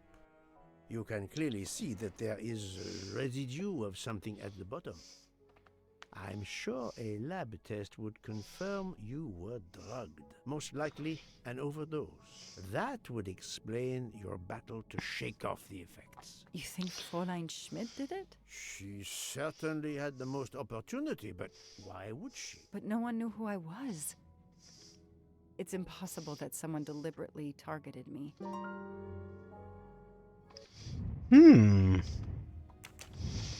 She was drugged with the same stuff that the murder victim was.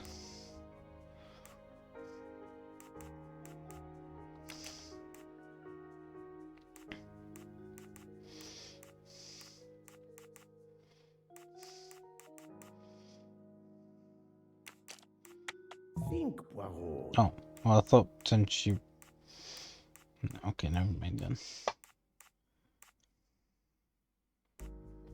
Oh, maybe... No, not good.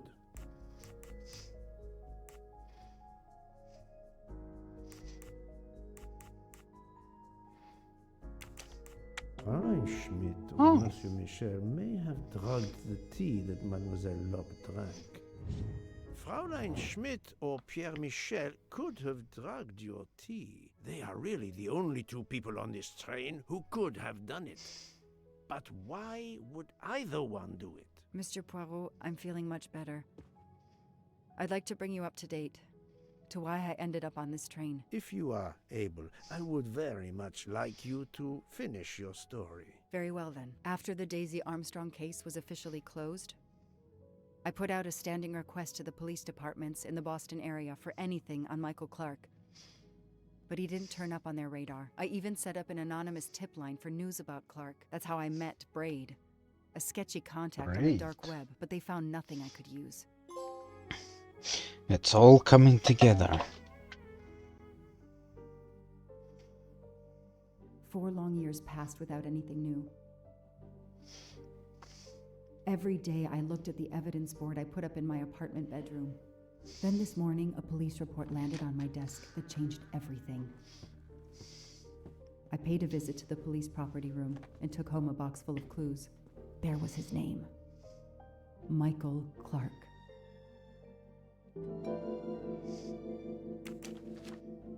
What is in the envelope? A bill from the power company with, I'm sure, plenty of excuses why my rates keep going up. Travel. For the discriminating traveler. Also for the overworked detective who never seems to have time for vacation. Well, I can dream, can't I? Your dreams may just come true. Hey, it's that guy!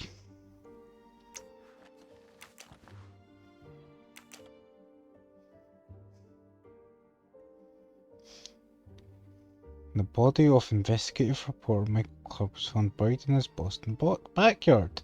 Clark was killed by a single shot to the chest.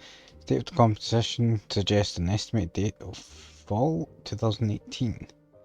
The one we met was a fake. It was a fake name. And then Well, we already knew that much. Clark, the sarcastic reporter, my prime suspect in the kidnapping, murdered 4 years ago?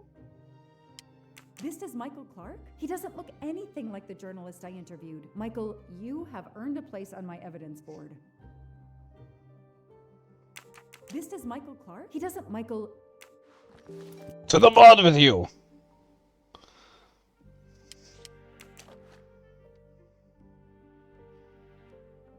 Keyring with keychain.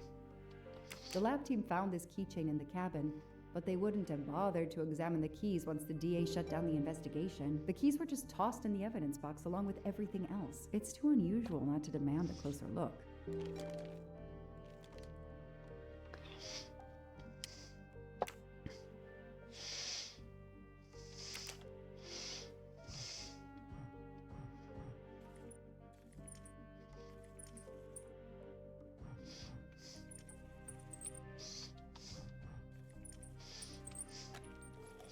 A skull. A USB. A USB key. Let's plug it into my PC and see what nasty little secret it contains. If only they had bothered to investigate this, eh?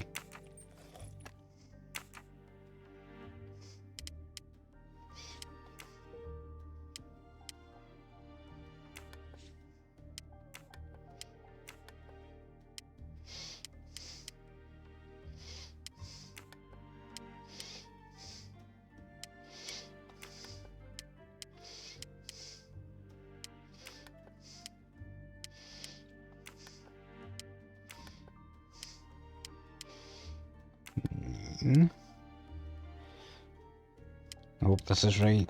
10, 11, 12. No? Shit.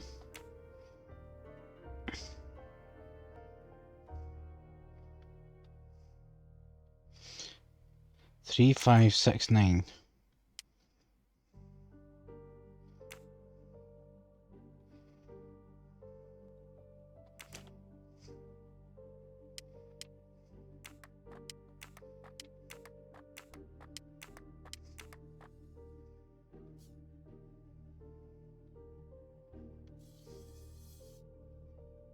What do they call this? Brass knuckles? Knuckle dusters? Illegal in Massachusetts. Possession alone can lead to serious jail time.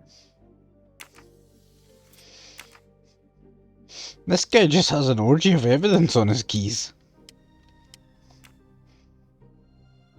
Fuck, even this wee torch has got some.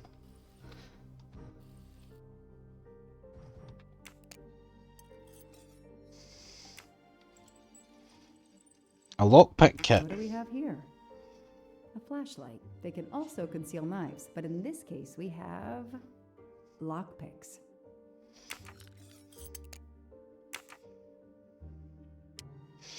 Right, what was on the back of that key? 3569. Hey, 69. 69. Nice. 3. 5. 60. Oh, nice. pill. What do we find? A capsule. Cyanide. Smell. Bitter almonds. Cyanide. A cyanide pill. Jeez. If they had investigated this even a little, they would have found out that this is way out of sorts. So clever. All that evidence, and yet no DNA found.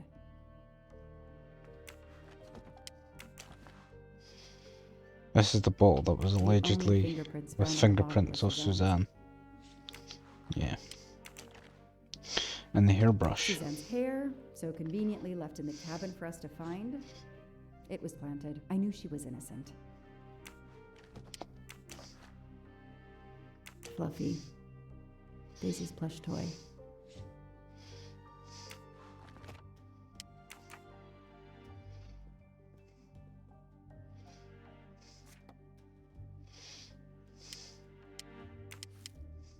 I knew it! The faces don't match at all. They are clearly two different men. I should run facial recognition on my computer.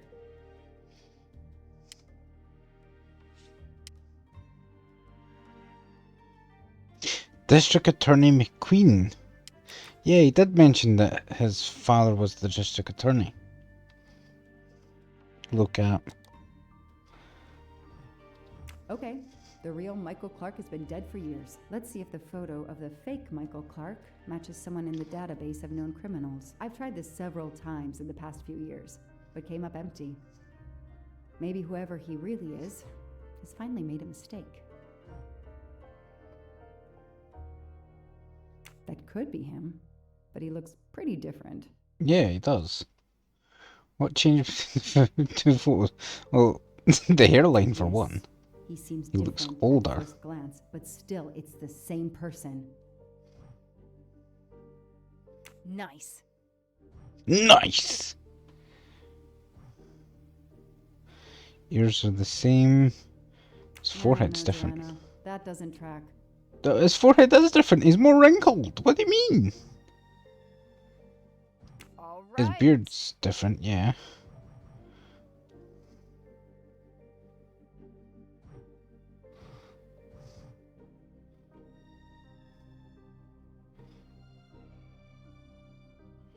Nose is a little bit different. It's... He's changed his appearance a lot. Probably had some plastic surgery on his nose, but there is no doubt it's the same person. Let's see why he was arrested. Mr. Ratchet, you didn't just steal statuettes. What recent information does the database have on you?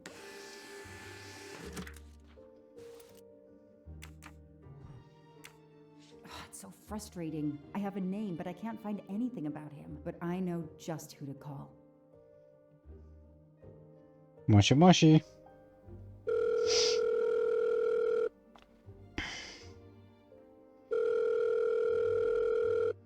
Robot Defense League, we are monitoring this call. Hello, Braid. Long time. Oh, Joanna. Hey, how may I assist you?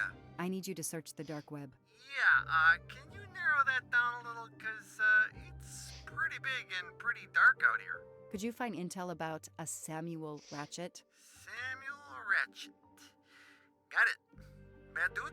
They don't come worse. Send me what you find by email. Alright, hang on. Okay. Yeah, okay. Nope. And... okay. Oh, this might be something. I gotta do a deeper dive, but you should find this interesting. Could be coincidence if I believed in them. Emailing details. Domo arigato, Mr. Roboto. We're here to save mankind. Oh, it's a cookbook. I know I have to stop printing. It's bad for the planet. She really I got don't attached to have this time case. to waste on magazines. Of course she's reading Moby Dick. I've read it probably 10 times already. But I can't get enough of it. Don't know why. Maybe because I sleep. Come on. That's a bit on the nose. Moby Dick is the story about a captain who Not really my style, but I'll take it. gives up everything in order to chase down this whale. There's one whale that got away to catch it. To finally catch it. Where does that sound familiar? The Orient Express. I'm gonna print these tickets and put them on the board.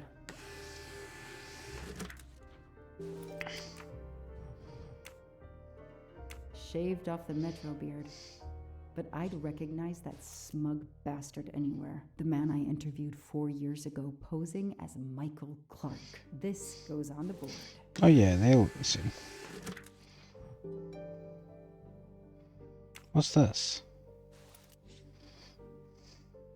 Yeah, it's a tattoo. They have a tattoo on their hand. Maybe they needed on to their show the wrist. ransom to someone. To check if the serial numbers were still on record. I'll print them, and on the wall they go.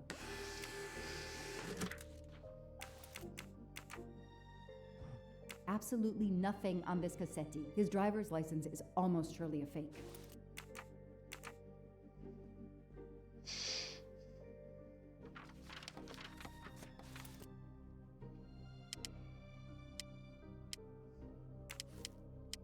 The person traveling with Ratchet has the same last name as my district attorney during the Armstrong case? Yeah, that's the more I think about it, the more that seems suspicious. So, Ratchet's real name was Cassetti.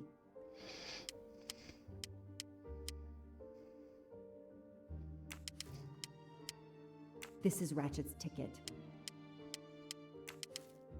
Goodbye, Michael Clark. Hello, Samuel Ratchet, the man who stole your identity and your life.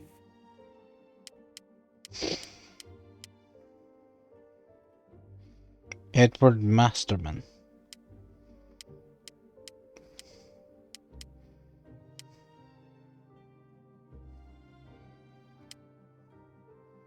Boston shooting victim still unidentified.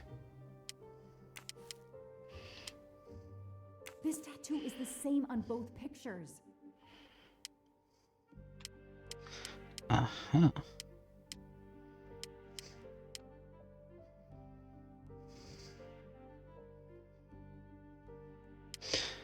So this, the man who was found murdered, must be Noah.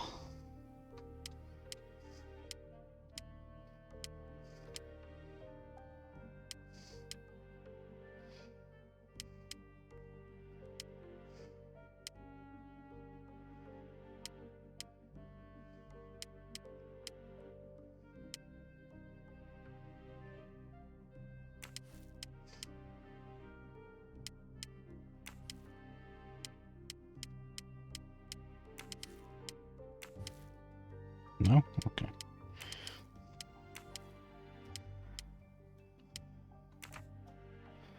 Okay. Let's go back to here. Hector McQueen. He has no criminal records, but he's son of the district attorney. I knew it. He's the son of my former DA. He goes on the evidence board.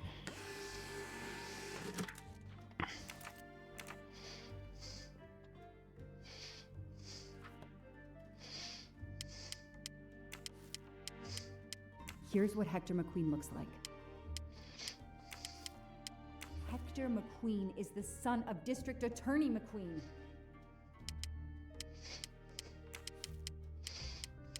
This guy works for Ratchet, and if that's a coincidence, I'll eat my badge. It'll be very chewy.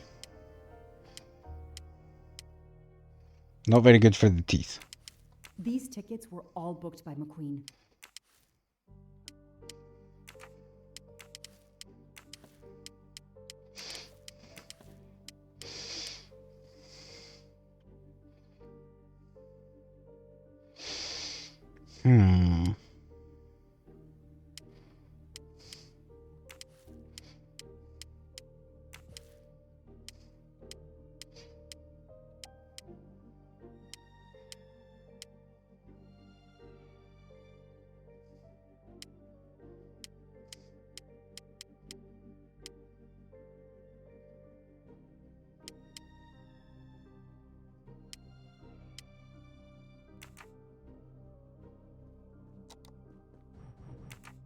No new info on here.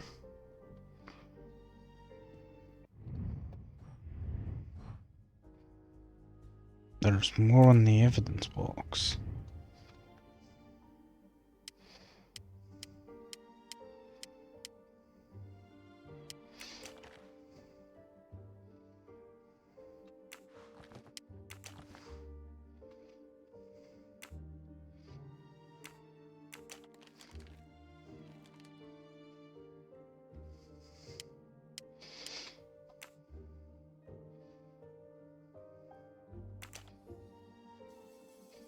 I mean, we found this.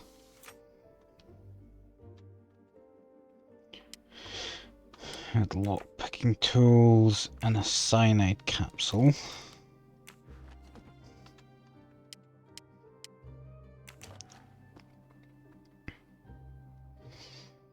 The only thing.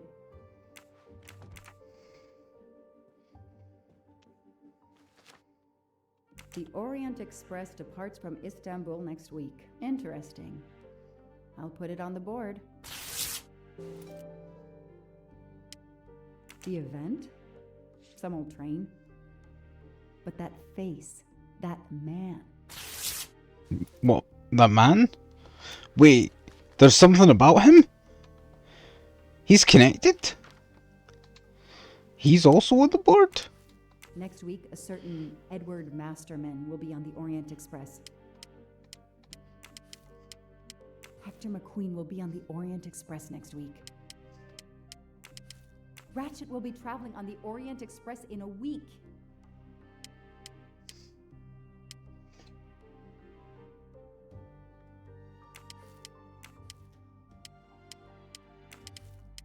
Foscarelli will be on the Orient Express next week. Why does that matter?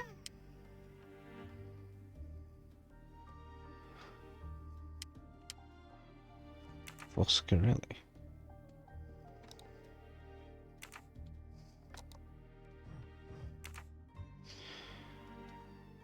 Where does Foscarelli fit into this? I know that face. That's John Armstrong's driver.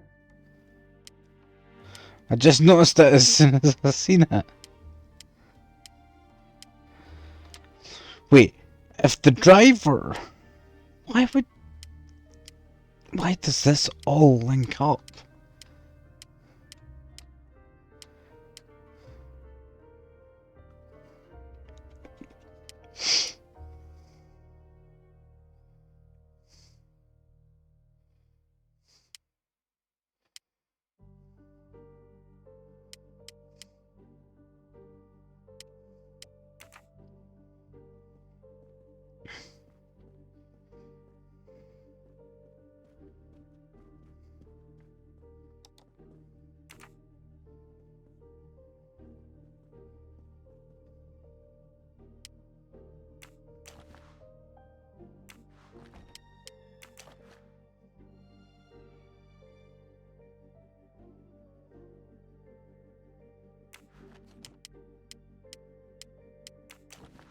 The thought plickens.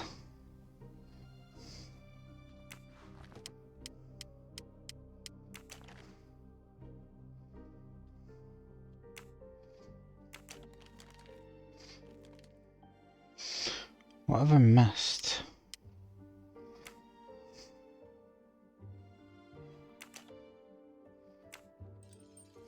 Oh, I thought that looked odd. They sell them on the internet for self-protection.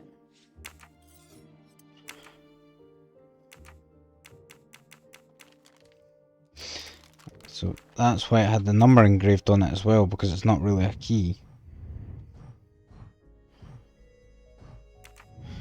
There's more to connect on this board.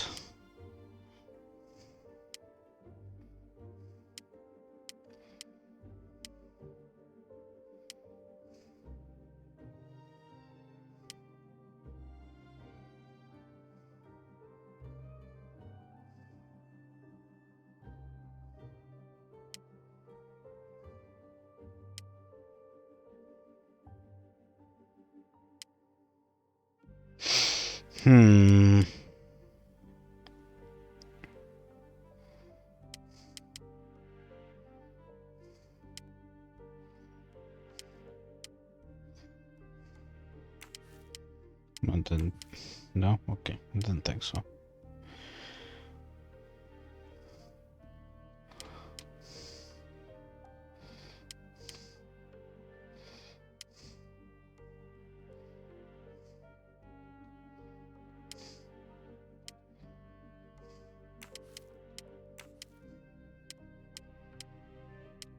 I'm not sure.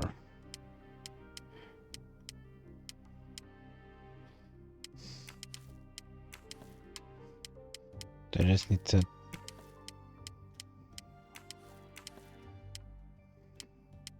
Yeah, I don't think that would do it, but...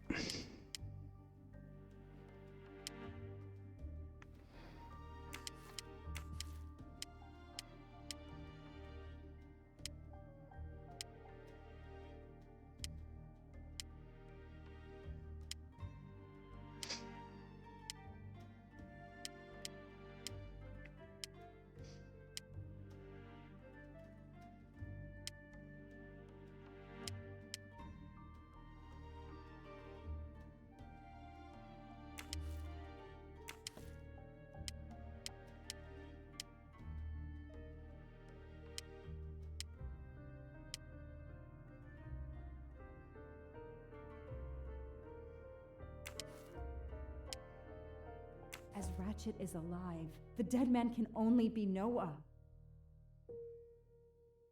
Ah, that was all I needed to do. Damn, Ratchet is taking the Orient Express next week. McQueen, the district attorney's son, is too. Foscarelli, the Armstrong chauffeur, is too. It can't be a coincidence. McQueen and Foscarelli must have decided to take revenge and will undoubtedly attack Ratchet on this train. I have to be on the Orient Express to stop them. And above all, I must stop Ratchet.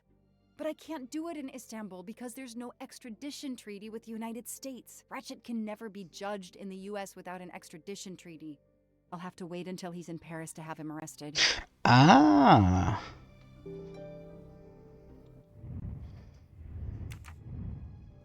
It is time to book a ticket.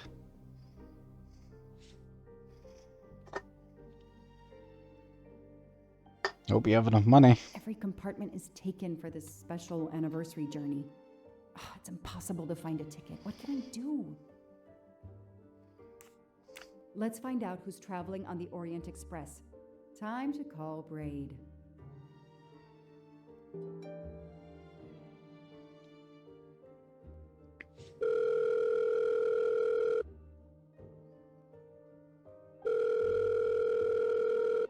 Braid!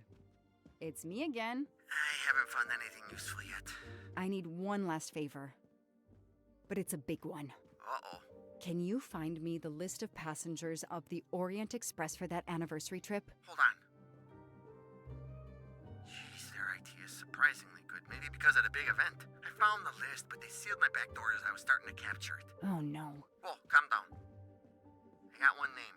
Female. The name I got before they kicked me off the server was Stacy Johnson. Do you feel like a Stacy Johnson? The question is, how is she going to feel about helping me? That's one you'll have to figure out for yourself. I gotta go back to weaving my Stacy magic on Johnson.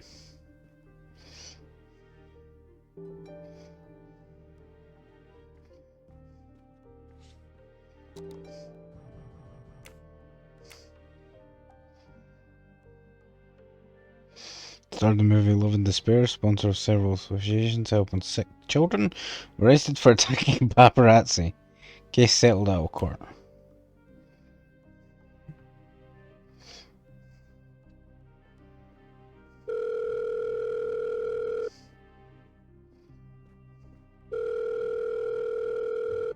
Hello, is this Stacy Johnson? Who's asking?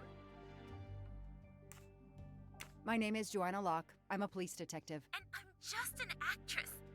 Now what did I do wrong? Nothing. I need your help. I need to take your place in the Orient Express. Is this a joke? No way. Do you remember the Armstrong kidnapping? Of course I do.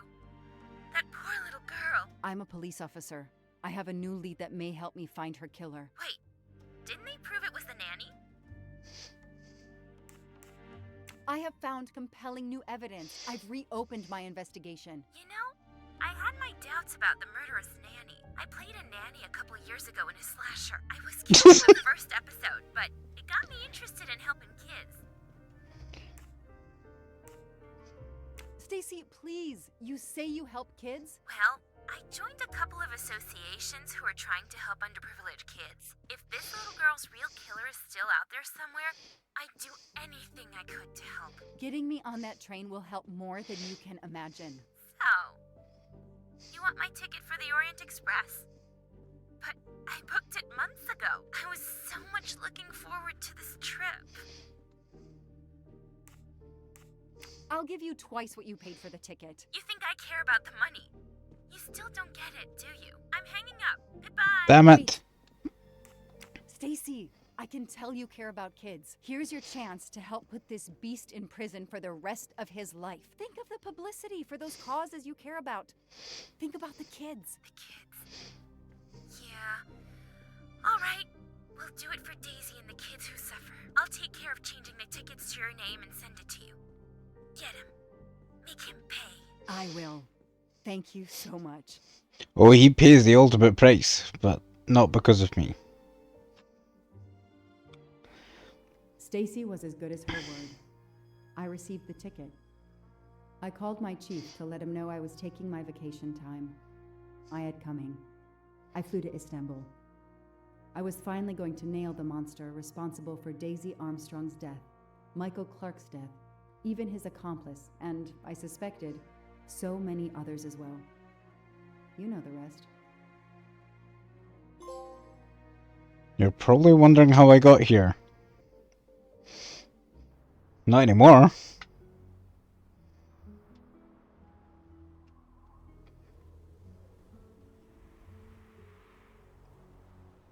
And that's how I found myself on this train. On Ratchet's trail. The rest, you know. My identity is easily checked with the Berkshire Police. Thank you for your detailed account, Mademoiselle Locke. In addition to giving us crucial details of the investigation, you have made it clear that there are many who might wish to see Ratchet dead. She's innocent. I know you are innocent. Your forthright testimony and your movements, or lack of them, last night eliminate you from our list of suspects. I agree, without a doubt. I knew it all along. To the investigation. Book. Although my friend certainly does not need any help. You are too kind. Thank you for believing me. I'd like to help in any way I can. Do not worry, Mademoiselle Locke. Already I see things more clearly. It's It obvious. is it time to gather everyone together and then explain how it all happened, and then the murderer tries to make one last break for it? Both Monsieur Michel That's how it goes in the TV show. had the means and opportunity to drug you. While you get your strength back, I intend to interview them. Excellent idea, my friend. All this excitement has whetted my appetite. I'm sure Mademoiselle Locke won't say no to a good, invigorating meal. What? No. I want to hear what the conductor and Fräulein Schmidt have to say for themselves. It is my duty to ensure the well-being of the passengers. If Dr. Constantine has no objection, I will escort you to the restaurant car. On the contrary, some food will do her the greatest good. Well, I'm still a little shaky. Mr. Poirot, will you please keep me informed about what you learn? You may be certain of it. Little Poirot will little Gressels let you know. What are we doing?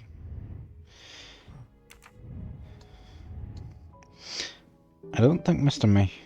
Michel would do it, but then again, Mrs. Schmidt is I have Hello. nothing to ask them at the moment. I should leave them alone. I suspect we shall be back to ask them questions.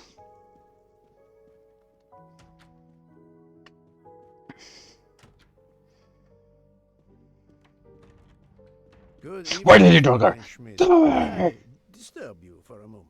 You asked so politely, mein Herr, but I do not think I have a choice. Why are you talking about my mustache that way?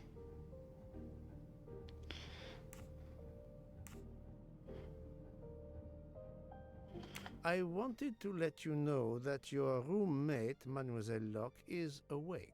Ah, yes, I'm glad to hear that. I was worried about her. Did she tell you what had happened to her?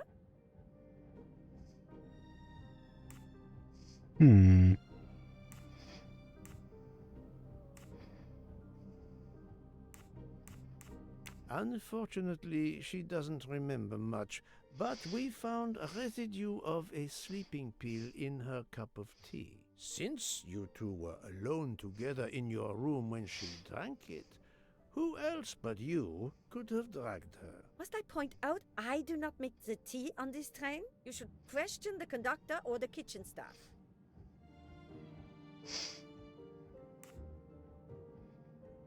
Mademoiselle Locke could have died. Whoever Why was it caused her off must like not that? feel any empathy for their fellow human beings, given the dose that Mademoiselle Locke ingested. She was close to death. Oh my god. What did I do? I didn't want to hurt her. Just have her sleep for a few hours while we had time. We had time for what? Time for what? Time for what, Madame Schmidt? You think I feel nothing? Nothing? That poor, poor little girl. Indeed, that poor, poor little girl. Fräulein Schmidt is somehow connected to the Armstrong case. Well, she is.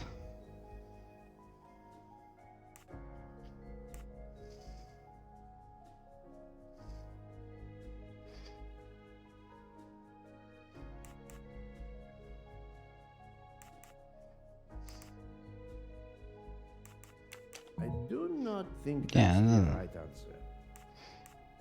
Huh? This is wrong. She was the Armstrong's Never far cook? from the truth. How?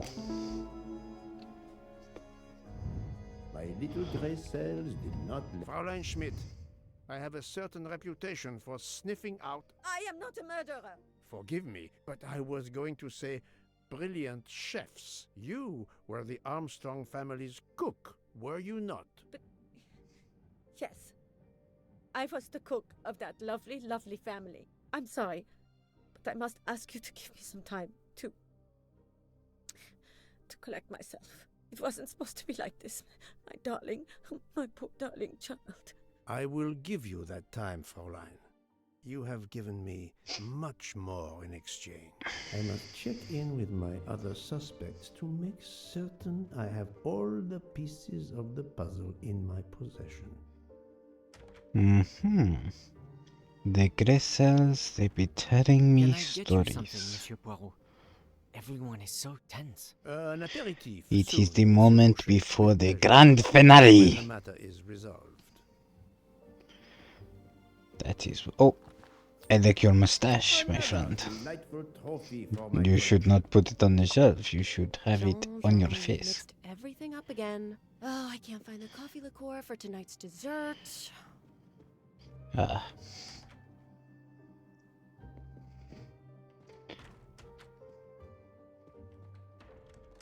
Blissfully ignorant to the murder.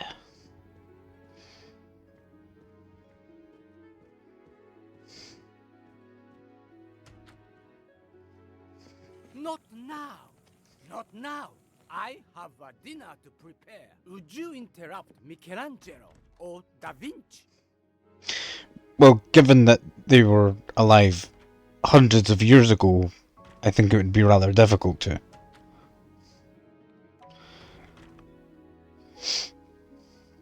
What was that? Good evening, Michel. Am I bothering you? You seem stressed. With everything that's going on, I must admit, it's difficult to be relaxed. Of course, I understand. Especially since we know that Detective Locke's tea was drugged before it was served to her. Detective? Come now, Michel. Surely you would have taken the opportunity to search her things and found her badge. Luckily, she woke up and was finally able to tell us her story. Otaru boiled the water, Jean made the tea. I just brought it. Sir, it could have been any of the staff. Your defense is to accuse others? And who's that? You have a network Ah. connection? No, unfortunately. It's just an automatic reminder to pay my rent. I always forget, and my landlord complains. Pierre Michel had to be involved in the murder. The drugged tea. That was the picture on his phone was of the nanny. And now, I know why I know more than one of those people on the screen. Who's the person on the left?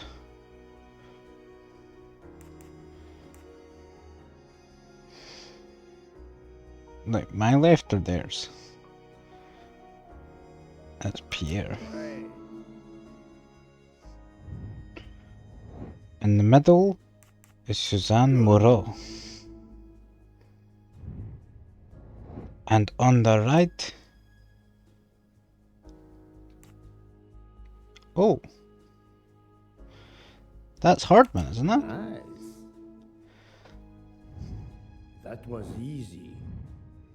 You are the father of Suzanne Moreau, Daisy Armstrong's nanny. My condolences on the death of your wife. What? But my wife... Enough lies.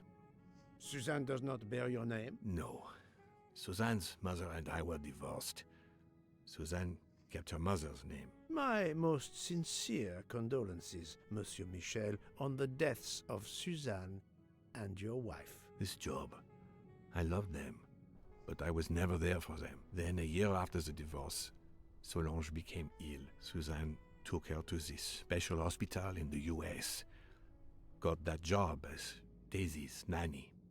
I understand your pain, and the reason that led you to drug Detective Locke.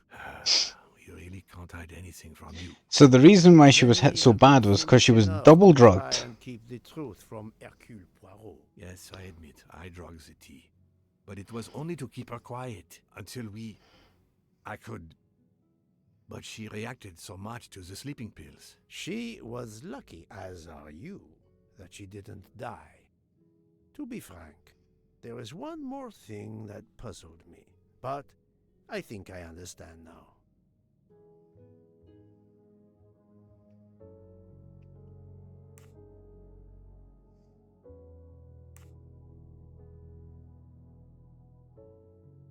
Mr. Hardman is Mr. Michel's boyfriend. Mr. Hardman was the future son-in-law of Mr. Michel.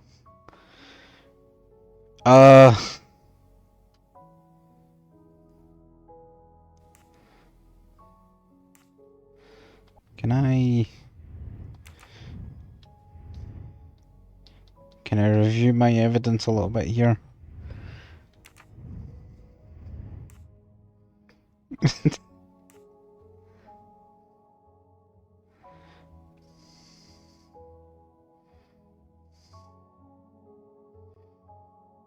Mr. Hardman couldn't have been the future son-in-law because she was dating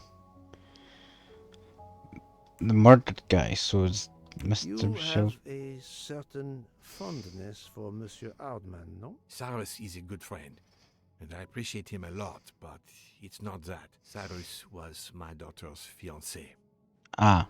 I almost consider Cyrus as my own son. Of course, much more is clear now. I have been patient long enough. It is time to go and see what all the commotion is next door.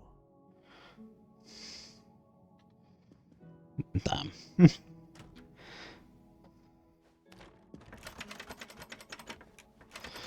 Monsieur Hardman, excellent. The gods who watch over detectives must have trapped you here. Why didn't they watch over me? I'm a detective too. I was talking to Michelle about a leaky faucet, and I wanted to go out, but you showed up. No need to invent some preposterous story. But really, Michel has told me everything. You are the fiancé of Suzanne Moreau, his daughter. Oh. She must... I see.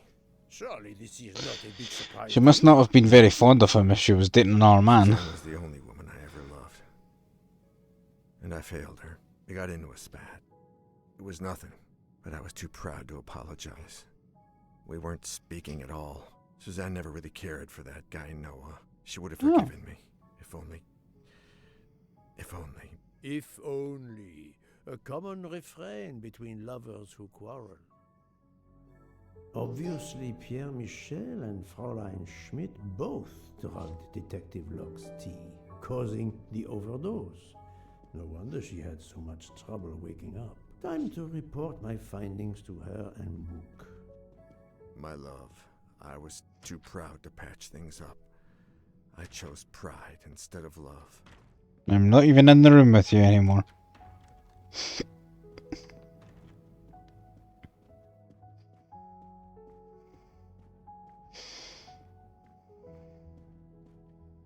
So, my friend, tell me, you have something new? Mademoiselle Locke, I know who drugged you. Fräulein Schmidt and our conductor Pierre Michel both admitted putting sleeping pills into your tea. This explains your overdose. They are relieved you are recovering. Michel drugged a passenger? On behalf of the company, I offer my apologies to you, Mademoiselle Locke. Michel will answer for this outrage. Both of them? I was pretty sure about Fräulein Schmidt, but I admit that I did not suspect the conductor. I have uncovered multiple connections with Armstrong. Everyone seems to want him dead. The only one who didn't overtly want him dead is Pierre. Pierre? No. Poirot is what I meant to say there.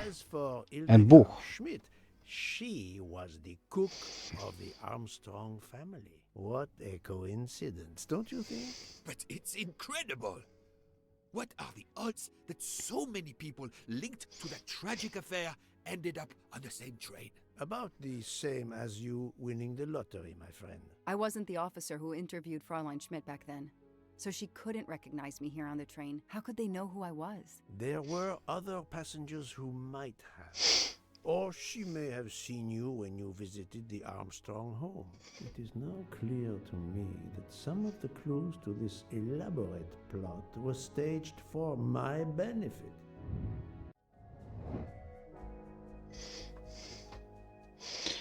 What did they want me to believe?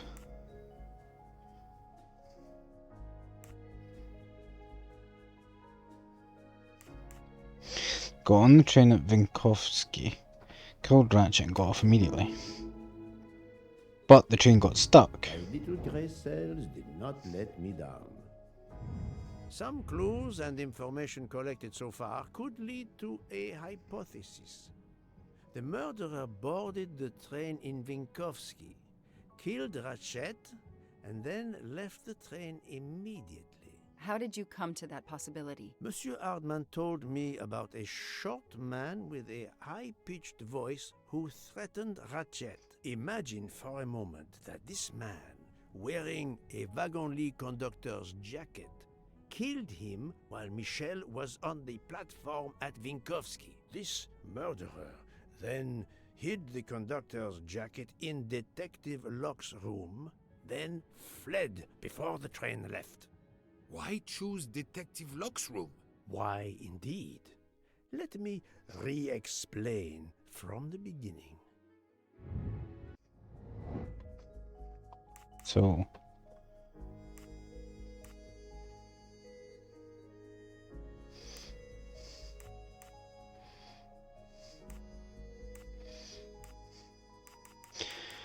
the murderer boards the train disguised as a conductor.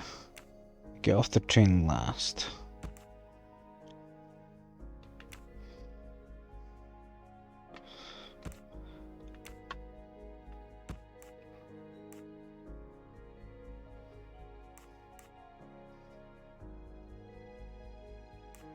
Oh wait. Oops.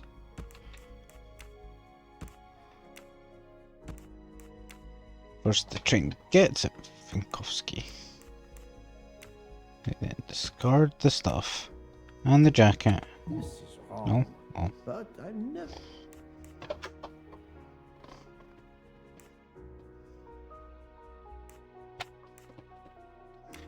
Oh. No? Oh, maybe the plan was kill the get off the train. Yes.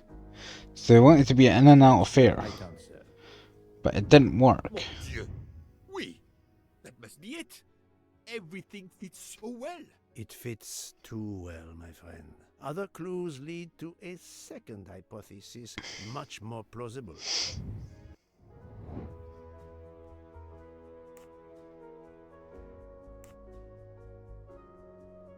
There are several murders, all related to the Armstrong case. Et voilà. So, we have multiple murderers, all related to the Armstrong case. The murderer from Vinkovsky was a fabrication to turn suspicion away from those on the train.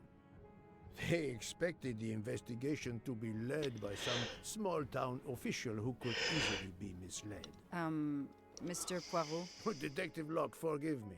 You are an obvious exception. You tracked Ratchet with the tenacity of a bloodhound. Unfortunately for the killers, they not only had you to deal with, but now they had, and I say this with all modesty, the world's greatest detective, Hercule Poirot, dropped into the midst of their meticulous planning. Multiple murderers? Multiple detectives? Poirot, please take pity on me. Who is linked to this case and who is not? At this point, it'd be easier to explain who's not. Yet. Who connects to the Armstrong case? Boch! No.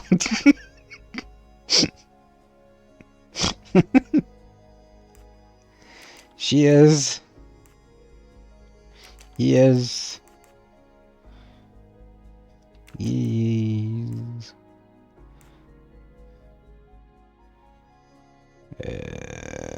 You are.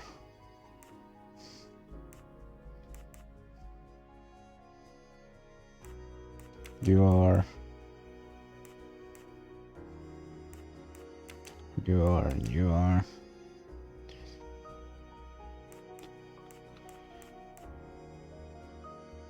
Obviously you are, because you're dead.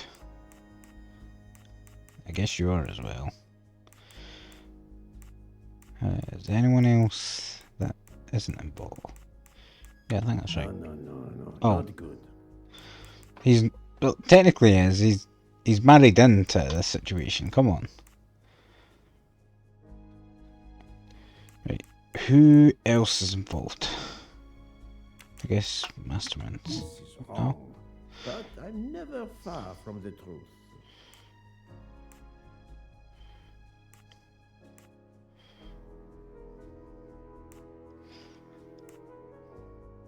Oh, Pierre. Sorry, I forgot about Pierre. Yeah, he was involved all along. Cells did not let me down. Fraulein Schmidt, Pierre Michel, Monsieur Hardman, and Monsieur McQueen are all linked to the Armstrong case. I also know that Sonia Armstrong's sister and godmother, Countess Andreni and Princess Dragomirov, are on this train.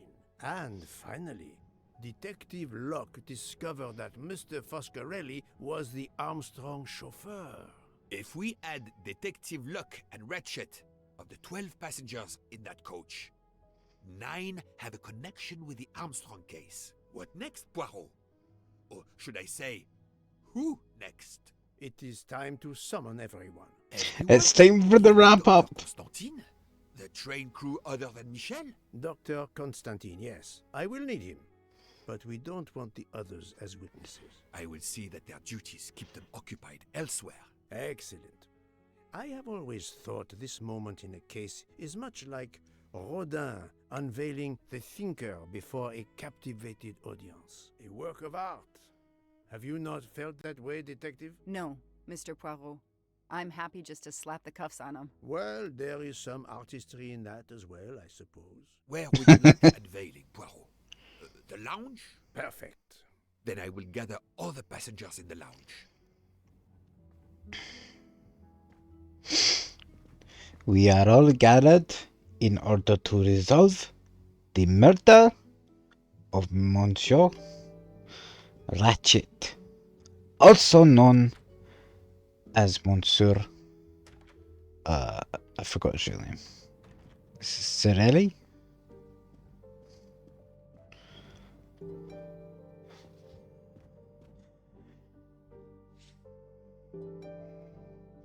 It is now time for the grand unveiling.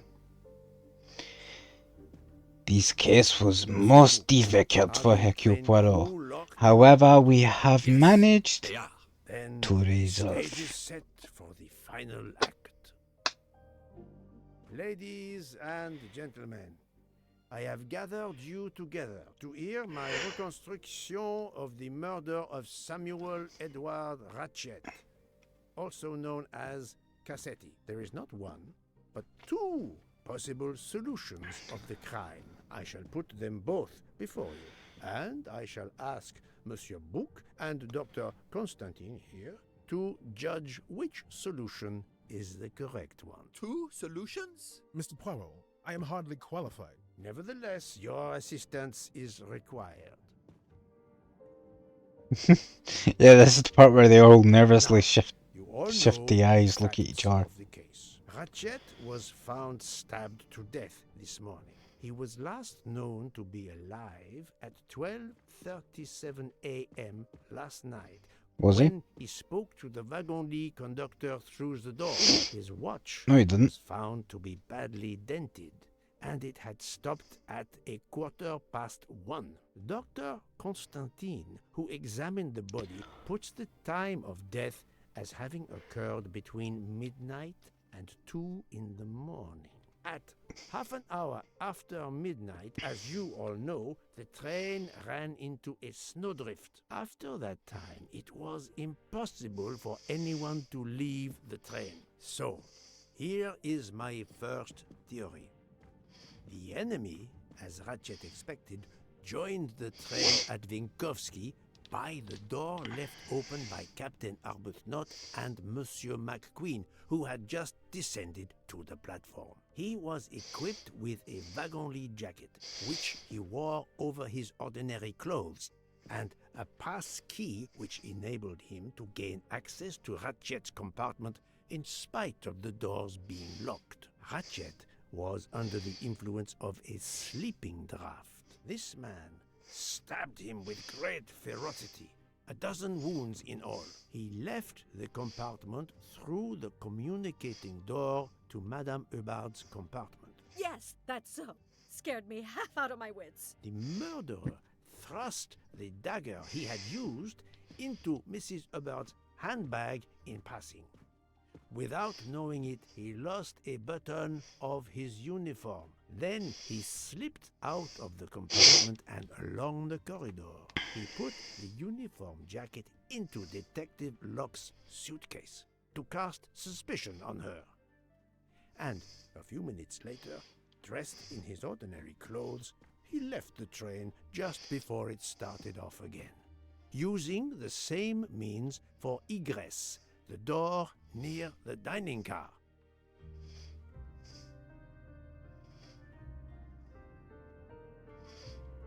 That is the first hypothesis. But there's a second. For that, we must examine the motive for the crime. Why was Ratchet killed?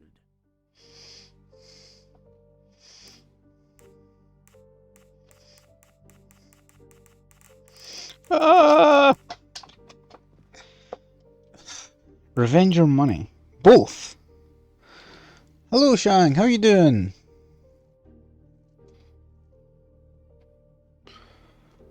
Oh, you last played Ratchet and Clank Rift Apart. I really liked that game when I played it. How are you doing? Yes, I am having fun. We are solving the case using the grey cells, and they are serving us very well. Revenge. Revenge, because it was a crime of passion. The motive is clear. Revenge, of course. You don't stab someone 12 times. That Ratchet had made many enemies. This was a premeditated crime, meticulously planned.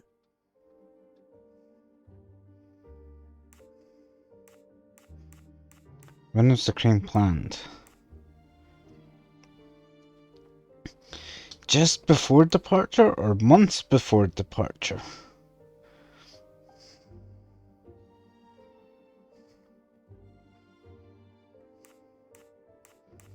It could have been months before because no one knew who he was, right?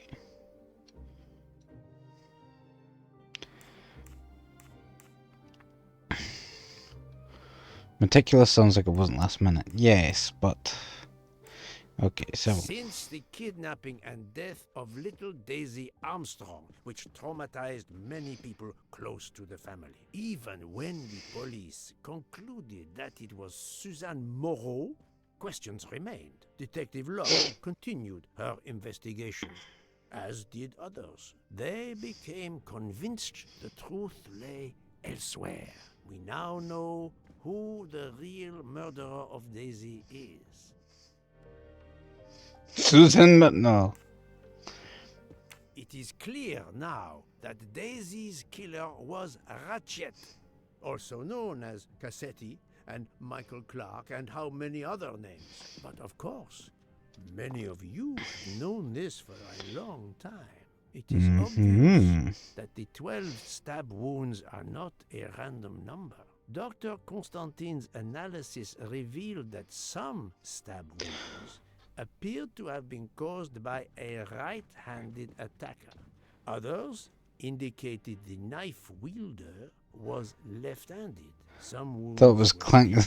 Yeah, I've made that joke several times as well, actually, so I'm glad we're going in the same place. Not much more than mere scratches. What can explain these discrepancies? This leads us to an obvious conclusion.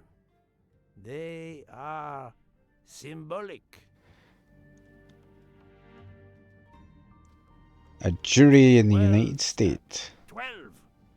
The same number as a trial jury in the United States. But not just a jury of 12 members condemning him to death, but 12 executioners as well. This self-appointed jury had meticulously planned for everything except snow.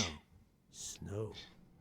Snow. The avalanche that stopped us, as well as the presence of not one but two detectives on the train. And one of them being the amazing Hercule Poirot.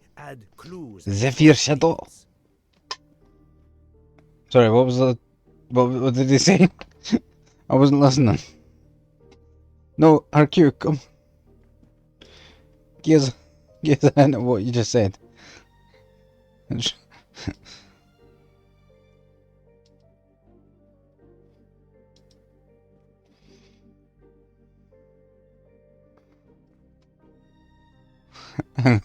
That's what he said.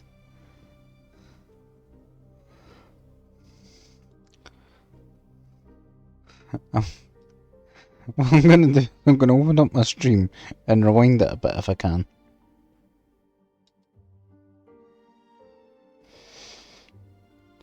Oh, that's a bit too far.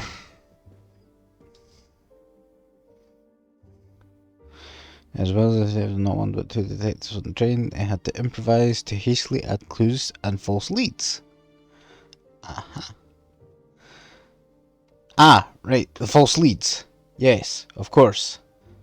Of course, Poirot, thank you for catching me up. Yes, we are obviously referring to the vaping liquid. Of vaping liquid incriminated Captain Arbuthnot. However, he had a solid alibi confirmed by Monsieur McQueen. Impossible then to suspect him.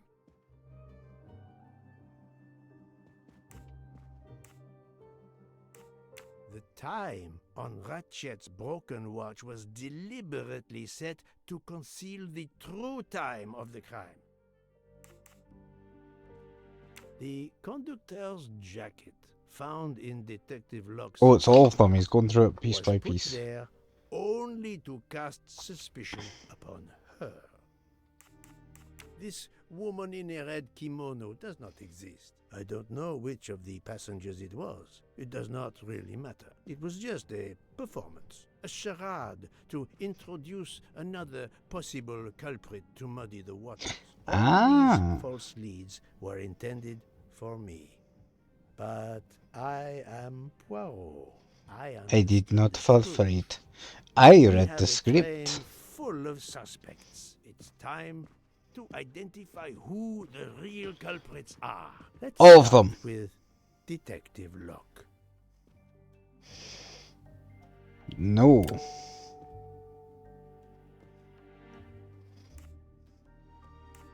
She was drugged. Planting the conductor's jacket in her suitcase was an attempt to implicate Detective Locke, but she couldn't fake her drugged condition.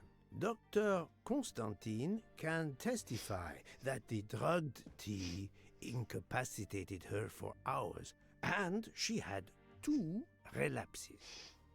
Let us move on to Monsieur McQueen. When I told him about Cassetti, he looked very surprised that I And managed to make yet- the connection between him and the Armstrong case. He told me, "But I thought we had..." I think he meant...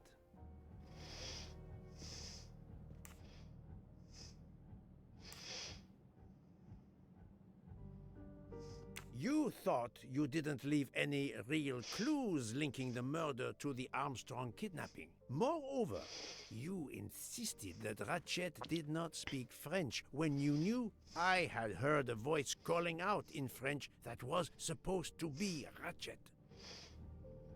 Yes. You took some pleasure in leaving me false clues, I think. It was quite annoying. But you told me yourself that your father was the district attorney who handled the Armstrong case. The case haunted my father. At first, he believed Suzanne Moreau had helped her boyfriend, Noah, to kidnap Daisy, even though there were questions that went unanswered, and a young policewoman refused to let it go, continuing to find discrepancies, but never enough to reopen the official investigation. That policewoman sits there. Her name is Joanna Locke. Then tell him. Tell him how in the end my father believed you, how he resigned a job that he loved, racked with guilt that he may have let that monster go free. He died young, broken, his faith in justice broken. That's what Ratchet did to him. Thank you for your honesty, Monsieur McQueen. Your father is one more victim of the man who called himself Ratchet. Now, I will turn to Ratchet's valet, Monsieur Masterman. I don't think he did. He has no motive. I think what we're going to turn out is that multiple people conspired. Also, this is something that is often consistent with a lot of Poirot crimes, at least in a TV show, is a lot of the criminals, a lot of the victims of murder aren't really sympathetic characters, and the murderers are often more sympathetic. In this case, obviously. No. Poirot. Remember Ratchet's sleeping pills. Oh, that's right. Ratchet sensed danger close to him and naturally wanted to stay awake. You gave him sleeping pills without his knowledge. I Once forgot you were that. sound asleep, Because that was you could really do early on that what we you discovered had that. to do in peace. Sir, I'll They tell you the did truth. influence the I journal was a lot. Colonel Yeah. Armstrong's adjutant in the war, sir, and afterwards, I was his valet in New York. I'm afraid I concealed the fact this morning. It was very wrong of me, sir, but I knew how suspicious it would look. Is that all you have to say? That's all, sir. Now, to leave no suspicious stone unturned, let us move on to Monsieur Book. What? What? A suspicious stone? Yeah, no.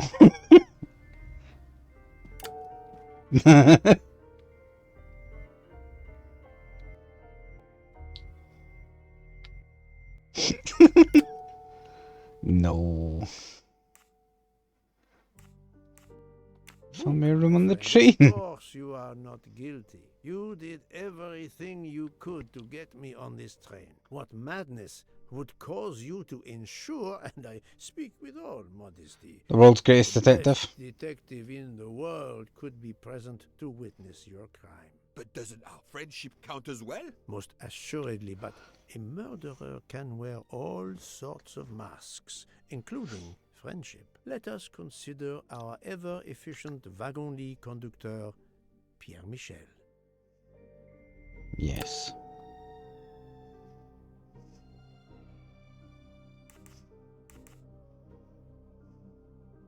Your admission that you drugged Detective Locke immediately incriminates you, but the murder could not have been possible without your very capable assistance. Your knowledge of train procedures made the murder possible, and your position in the corridor of the train allowed you to be the perfect It's alibi also what for made me several less suspicious of him. And your motive?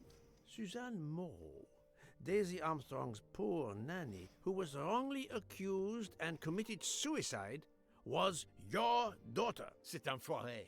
He got what he deserved. My poor daughter. I'd stab him one more time if I could. My Suzanne. My child. Let's move on now to Monsieur Hardman, one of 3 detectives on this train. Yes.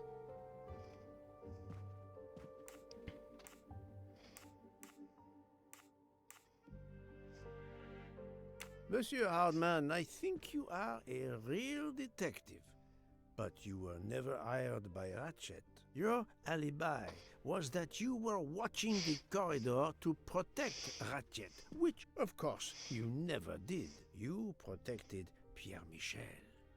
However, we just saw that his alibi doesn't hold up, so neither does yours. I don't know about the conductor. Being Suzanne's fiancé, you had a substantial motive to punish Ratchet. You used your detective skills, just as Detective Locke did, to hunt him down and finally avenge the death of your beloved. That's right, Mr. Poirot. I do have some detective skills. I never doubted it. Now, Who's next? Fraulein Schmidt, the lady's maid with the soul of a cook. Yes.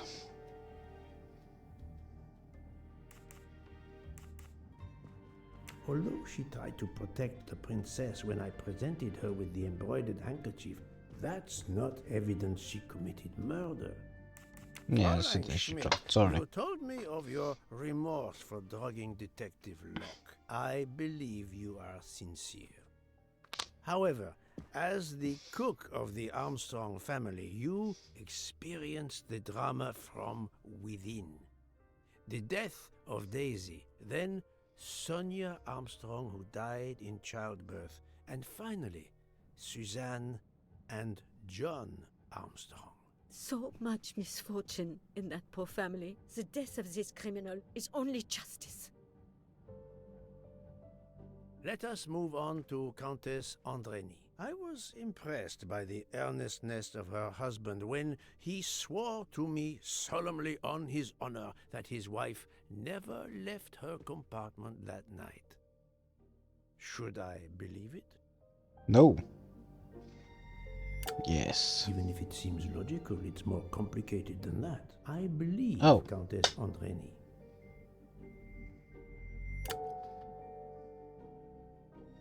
What clears her?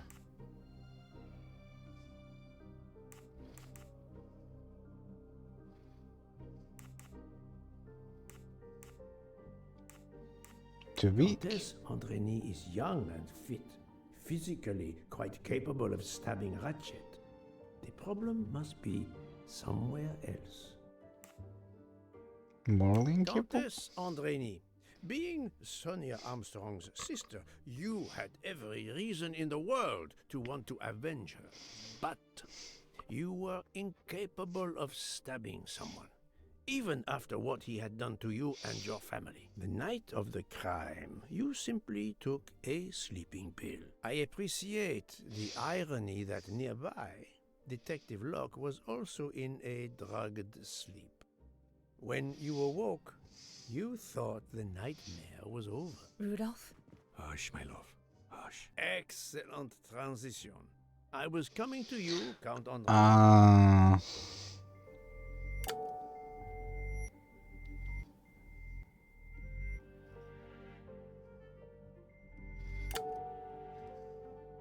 You didn't like his face. No, that was you, Poirot.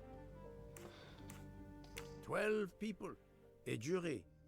This was very important to all of you. If Countess Andrény did not stab Ratchet, someone had to take her place. And you, Count, the beloved husband. I've seen how fiercely you love and protect your wife. Enough! I would do anything for Helena. Anything. Even that. Yes, even that. Let's move on to Monsieur Foscarelli.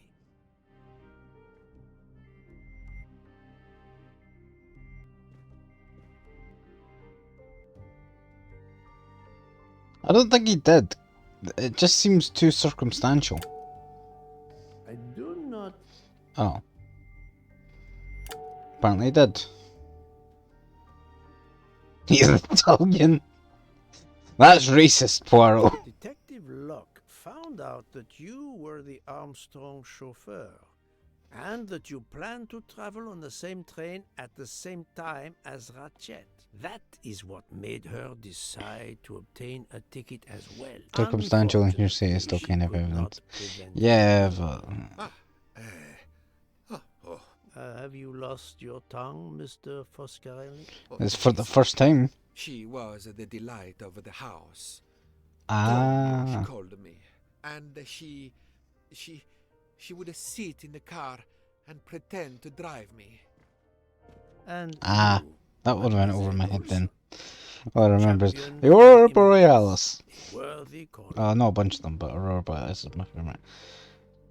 No, she didn't. I do not think... What? Huh? What's her connection?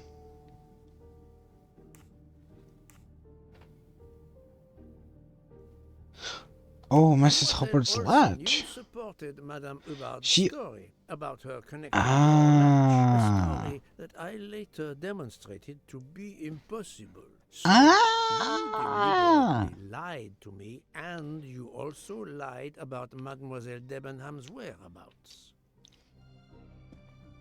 Enough! I can't take this anymore. I know what you want from me, Mr. Poirot. Very well. Here it is. She was my little Daisy, my angel, so patient. When I patched a scrape or took her temperature, that was my job. But she was so much more to me. She was a shining light in an ever-darkening world. I've tried to honor her by caring for children who have lost everything. Thank you, Mademoiselle Olsen. You too shed light on your part in this mystery. She was the You nurse. were Daisy Armstrong's nurse. I will ask you no more questions. It is enough that you have admitted what I know to be the truth, and I understand. Let's move on. Dr. Constantine. You suspect me? I know none of these people. I didn't know Ratchet either, and I've taken a solemn oath to help people, not murder them. No, you didn't do it. You're a good guy. Dr. Constantine was certainly helpful to my investigation, but that does not prove he is innocent. You are one of the few people in this room not to have any connection with the Armstrong case. Moreover, your alibi is confirmed by Monsieur Bouc, whom I would trust with my life. That is very kindly said, my friend. We now come to Mademoiselle Debenham and Captain Arbuthnot, whose relationship was not in doubt from the moment I inspected your room at the hotel. You have a bloody nerve. Try to punch me again, I shall duck it. Congratulations. But I would rather talk about your relationship to John Armstrong. You were both in the British Armed Forces, weren't you? They were soldiers.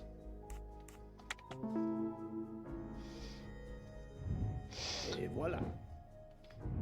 Captain Arbuthnot, you served in the army with John Armstrong. What I don't understand is why a man your age is still a captain. One might expect you to be a colonel as well. Ever fought in a war, Poirot? It was war that first brought me to England. Then you know what it's like.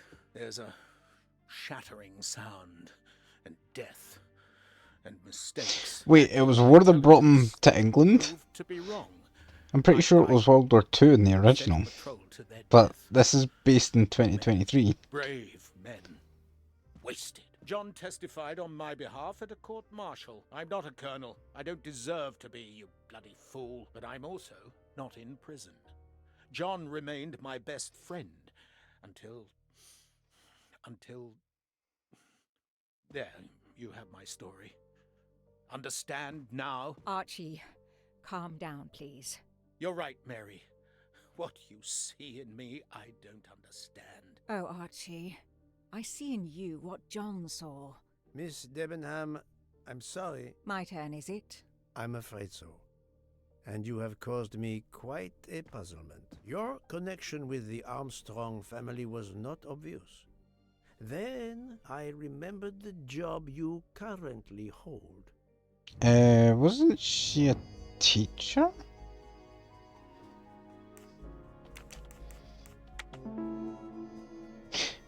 Was she Daisy's teacher? You were the teacher of...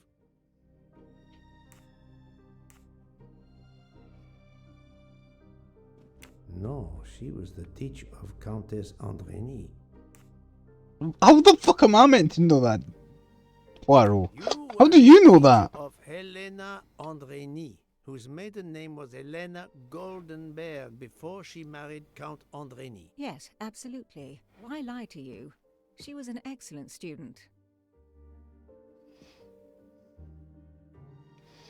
Captain Arbuthnot.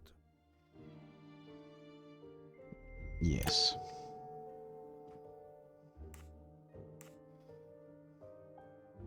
You had one of the strongest alibis, thanks to Mr. McQueen. But his testimony melted like a snowflake. There went your alibi. Poof! Unless you have another one.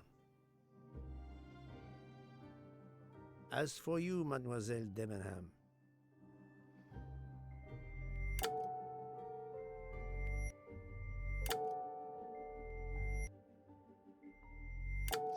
She doesn't smile when I say no.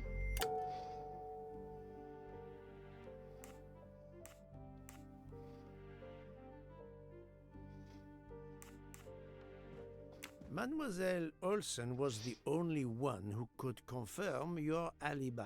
I think you know where you stand. Very good, Mr. Poirot. Are you satisfied? I will be soon. Now I must turn to Sonia Armstrong's godmother, Princess Dragomirov. The only left-handed person.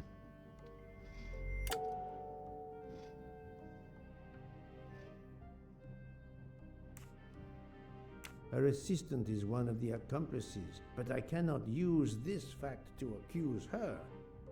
Princess Dragomirov, you weren't on my list of suspects at the start. I just imagine, is there 12 of them just in this room stabbing the shit out of this guy?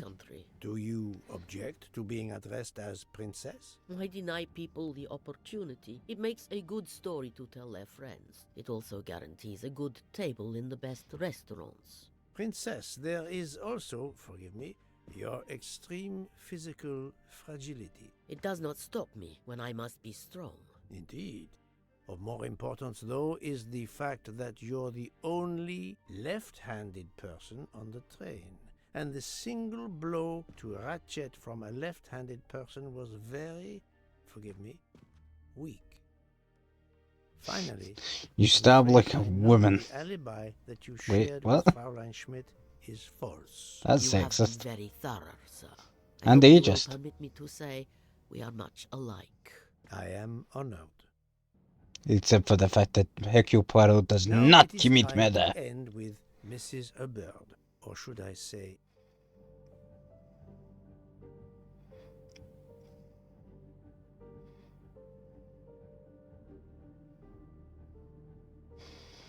What is Mrs. Hubbard's real name?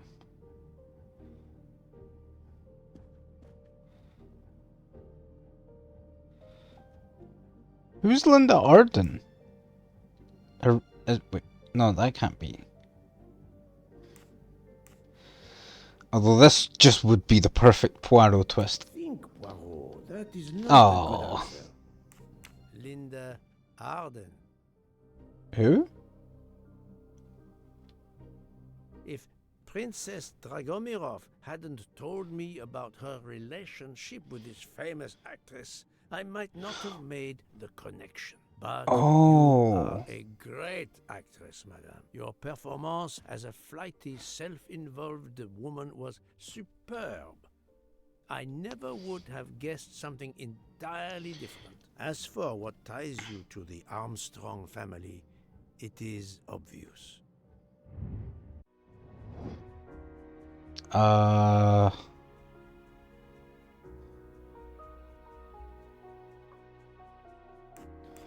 Sonia's mother, I think.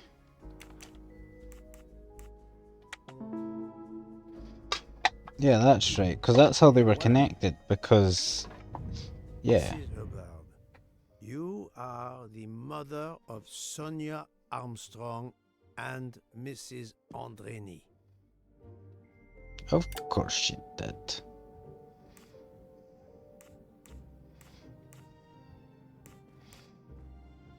The fact that Mrs. Hubbard has direct access to Ratchet's room is no accident, but it does not incriminate her directly. Madame Hubbard, you really are a remarkable actress. You put so much effort into your character and into staging the murder. I saw it as a perfect mosaic, each person playing his or her allotted part. So carefully arranged that if suspicion should fall on any one person, the evidence of one or more of the others would clear the accused person and confuse the issue. Everything was meticulously planned. But you hadn't expected that Detective Locke and I would be on this train, and the avalanche would block it on the night of the murder. You had to improvise.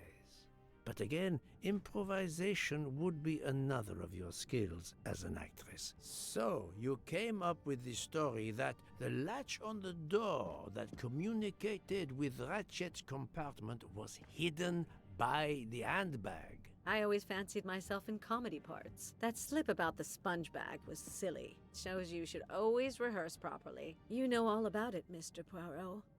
You're a very wonderful man, but even you can't quite imagine what it was like. That awful day. I was just crazy with grief. So were the servants. We decided then and there that the sentence of death that Ratchet had escaped had got to be carried out. There were 12 of us. Yeah, they were all in on it. Suzanne's Or at least father 12 of was them over in were. France, of course. First, we thought we'd A draw couple of them lots weren't. as to who should do it. Most of but in them the were, end, we though. decided on this way. It was the driver, Antonio, who suggested it. Mary. I don't know how the original story resolves. It took a long time to perfect If our it's a plan. similar situation. We first had to track Ratchet down. Hardman I know that they managed changed in the bits. end. Then we had to try and get Edward and Hector into his employment. Well, we managed that. Then we had a consultation with Suzanne's father. Captain Arbuthnot was very keen on having 12 of us. He seemed to think it made it more orderly. He didn't like the stabbing idea much. But he agreed that it I think did it was the solve same. most Oh. of our difficulties. Well, Suzanne's father was willing.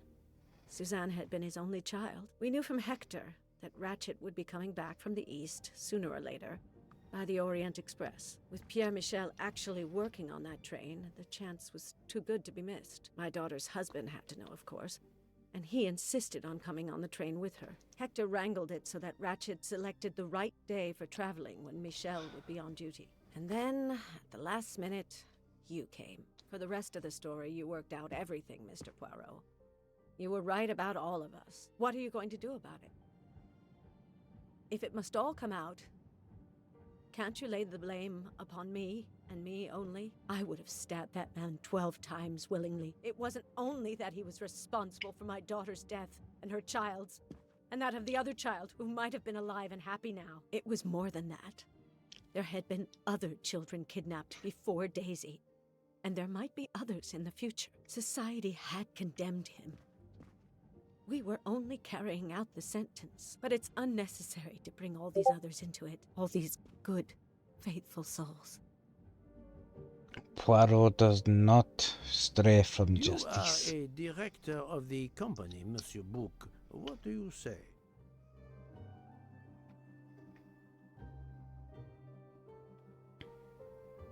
In my opinion, Poirot, the first theory you put forward was the correct one. Decidedly so. I suggest that is the solution we offer to the police. You agree, Doctor? Certainly, I agree. As regards the medical evidence, I think that I made one or two fantastic suggestions. Then, having placed my solution before you, I have the honor to retire from the case.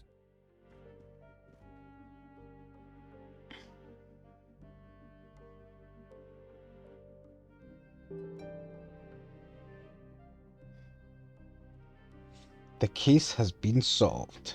Case closed.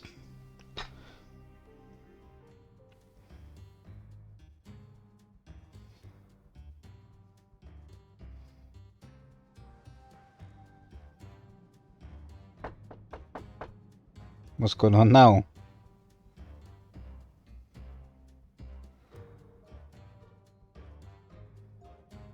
I'm sorry to wake you up in the middle of the night, Poirot, but it couldn't wait. There was a detail that bothered me in my preliminary autopsy of Ratchet's body. I went back to examine the body and I discovered a wound covered by another. The blow I hadn't seen was delivered by a thinner, sharper blade. So there were not 12, but 13 stab wounds. 12 stabs for 12 jurors. It doesn't work with 13 wounds. The symmetry is destroyed. It can't be one of the culprits who stabbed him twice? Doctor, a different knife was used. There is only one explanation. Somehow, some way, there is a 13th murderer on this train. We must tell Book. The case is not solved. Encore! There's more!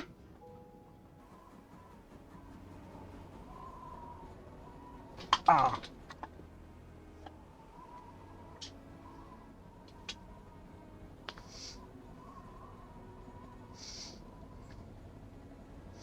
It's not over yet. Please, come in.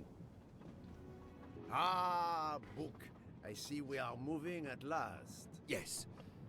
The way was finally cleared while we slept. If all goes Like to well, imagine the detective was in on it too. this evening. The train will be there for several Oh, hours the American for one. refueling and Oh, the, what do we do with two of the 13th detectives were American. I Joanna. thought about it. There is one clue that was left aside in my investigation. The diary I found in Ratchet's safe mentioned an appointment in Venice. Someone That's with correct. The initials A. AW. He will never keep the appointment, but there should be enough time. I must try to keep that appointment for him. Well, the player character is Poirot for the most part, but also Joanna. The meeting point was the Fontana di Congeli. The city is... I don't know where the Fontana di Congeli is. I don't know.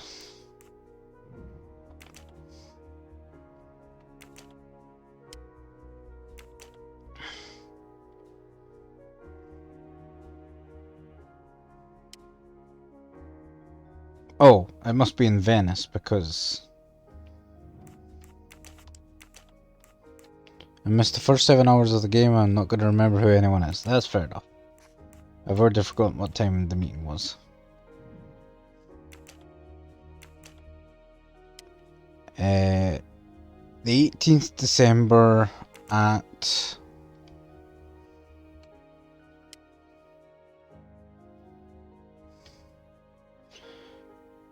2200 hours. Oh, it's Angelic. Hello, Angelic. How are you doing? Good morning. 2200 hours is 10 p.m. It was the 18th, and that is it. The brain cells, they have finally I'm right resolved again. this. That happens to me a lot. We shall work out who the murderer is.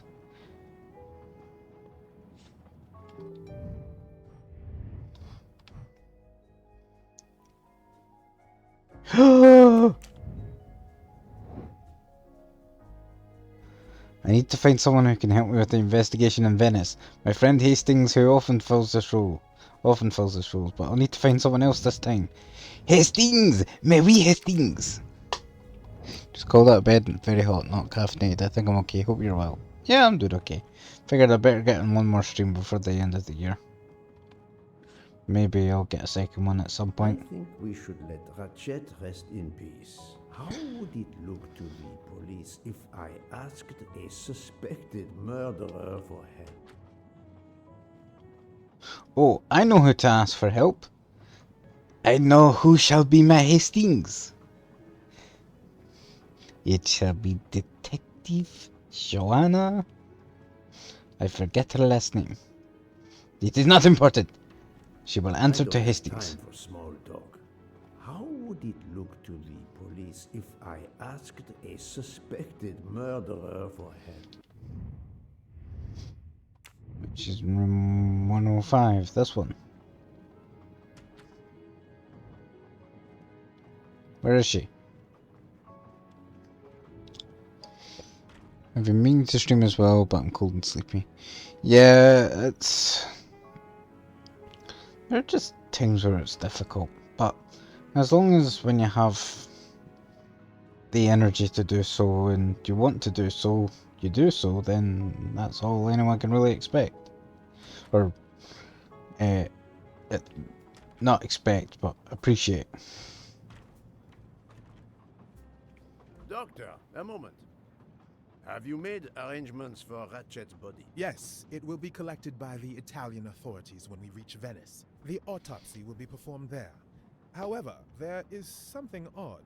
Oh? Since the train is French, jurisdiction must be shared. When I told them you were already on the scene, they have both agreed to support your investigation until we reach Paris. Ratchet's compartment will be sealed until we arrive there. All of those who conspired to kill Ratchet are to be confined to the train until then as well. So, thanks to you, I am the rope in a tug-of-war between two countries. Oh, but I thought you would want to be in charge. And isn't it odd we continue on our journey with a trainload of people that police consider potential murderers? Calm yourself, Doctor. It is not the first time I find myself in the middle. And to be honest, I welcome the chance to see this case through. It is fast becoming one of the most challenging of my career. Yes, I've decided to see this to the end. No, I'm not going to ask him to be my partner. You can be my partner. Mademoiselle Locke, you are clearly an excellent police officer. Could you accompany me to Venice for an investigation into Ratchet's activities? There is much we still need to know. Well, yes. It would be an honor to work with you. And You will answer to the name glad you Hastings. trust me. What do you have in mind? There was a notation in Ratchet's appointment book. He had an appointment. With who? There were only the initials A W. They were to meet at 10 o'clock at the Fontana dei Conigli. I want to know who Ratchet was meeting and why. But you've already discovered the 12 conspirators. Why is But this there was a meeting important? 13th. Unfortunately, the case is not complete. Dr. Constantine has discovered the presence of a 13th stab wound. One of During them the had raid stabbed into him stream of twice. Philip not Wound real. was made with No, another, finer blade.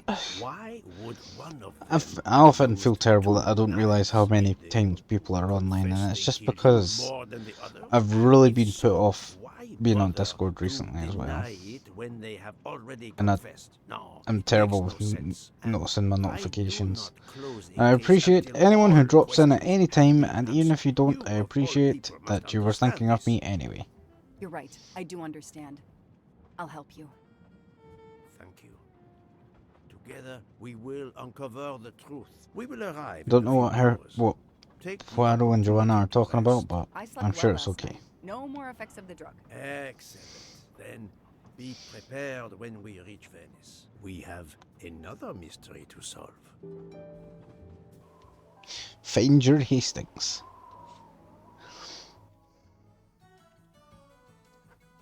This is the third embarking dock, and no gondoliers available at all. With Carnival, you can't find a gondolier to cross that damn canal. They're all booked. We shall have to jump it. The worst thing is that the fountain is just across this canal. We're almost there. Perhaps we could find some binoculars.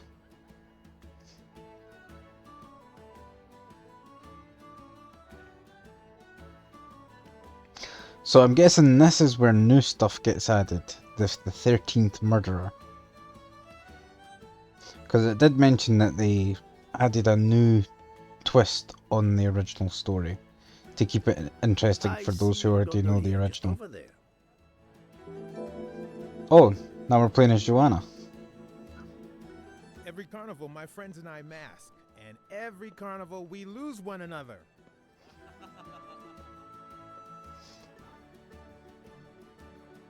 Push him. We'd like to cross the canal, please. There is a bridge about a kilometer down the canal. Please. According to the map, the Fontana dei Conigli is just across the canal here. No, I, Gabriele, cannot help you.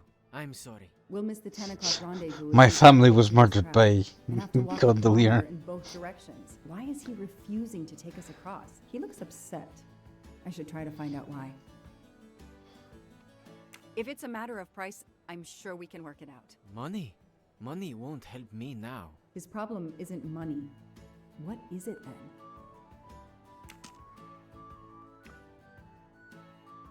Bella Chiara, the beautiful Chiara. A beautiful name for a beautiful gondola.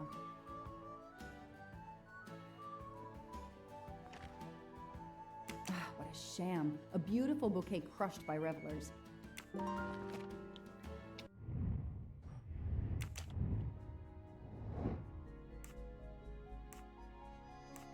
He ruined his bouquet of flowers. He had a fight with his girlfriend. He's fed up with tourists. That's it. Had a fight with his girlfriend.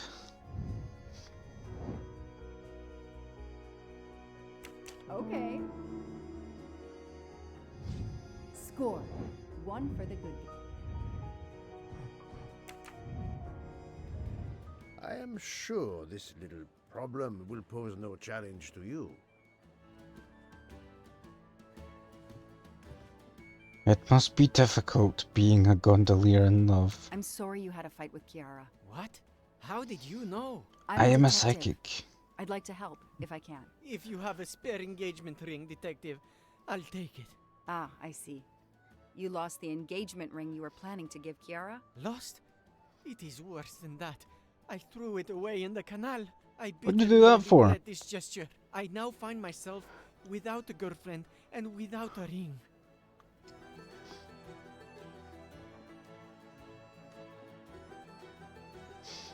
Poirot, how good are you at finding rings? If we find the ring, maybe the gondolier will take us across. You are right. There is not much time. I will help you. I will use the powers of Poirot prediction. Are you just gonna stand there, Poirot? Ancora una volta sono dalla parte spagliata del I don't canale per la understand you festa. at all. Sorry, I don't speak Italian. Only useful pigeon is a stool pigeon. I had a feeling there was going to be something involving that.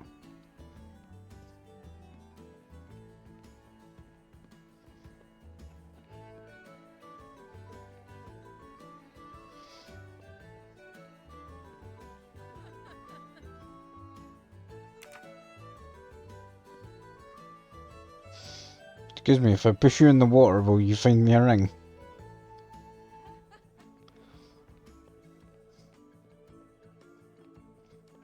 Whoa. It's calm and relaxing, although not as clean as it could be.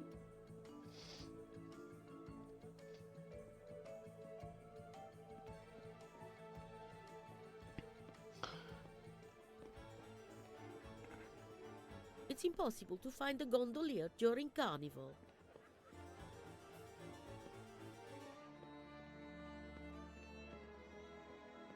Let's just give up and go home.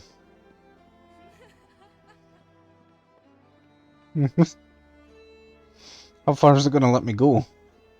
Oh, well, someone's had a little tips.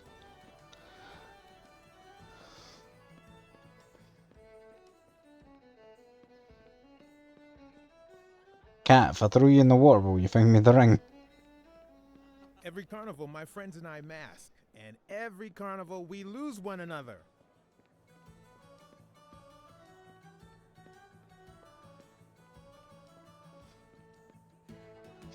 At this point, it may have been faster just to go to the bridge.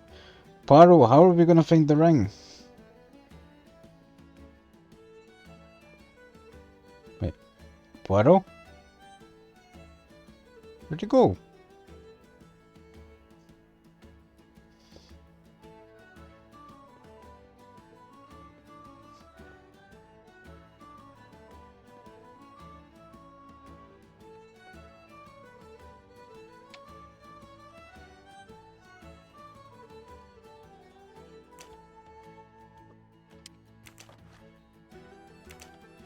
The ring! I know someone who will be happy. There are too many plastic bottles in the world. I don't need an empty soda can. You might later. Come on, adventure game logic. Pick everything up, even if you don't need it.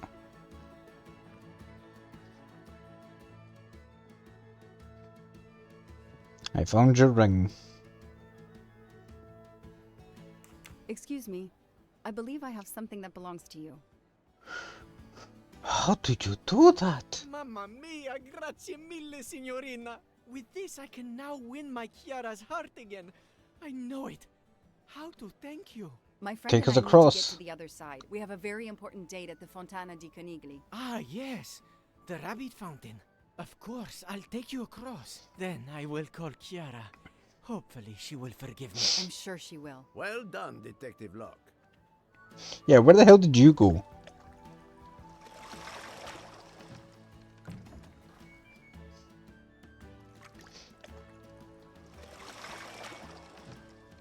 This district of Venice is very charming. You will love it.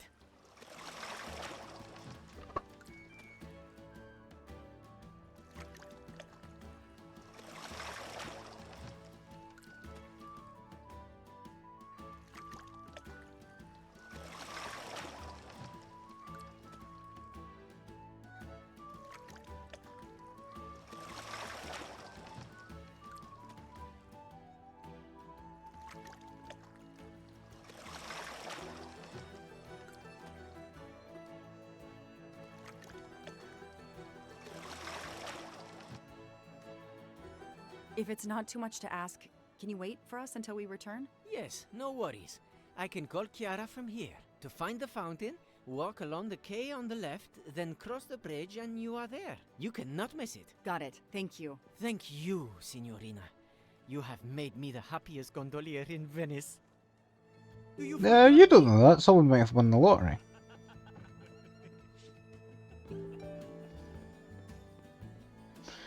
Come on, Poirot, we must hurry.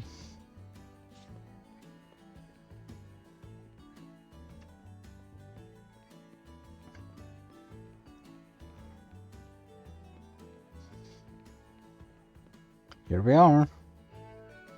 Now, where is this person we're meeting with? How are we meant to know who we're meeting with? You didn't think this through, did you, Poirot?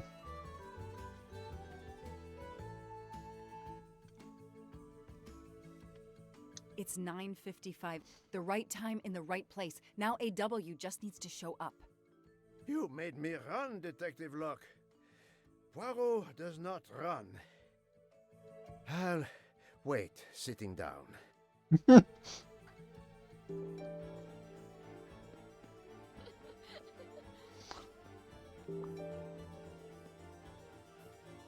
Waiting for someone?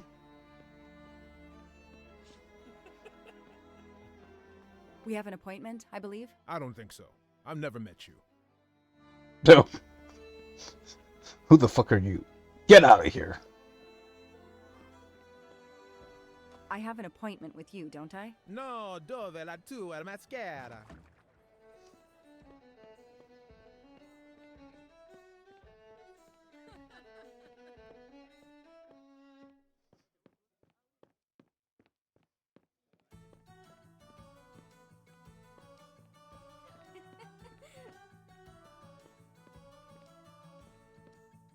I have an appointment with... No, dove. Did you have an appointment here at the fountain? Yes, to party.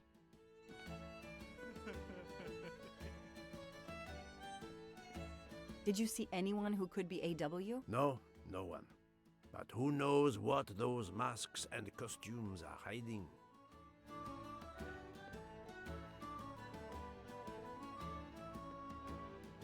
Did you have an appointment? Yes, to party.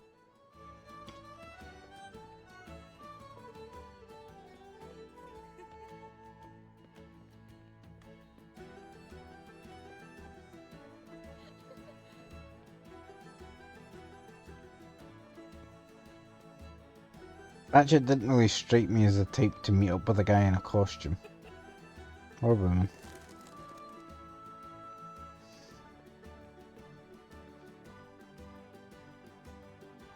We have an appointment? I don't think so. I don't think so. Never met you.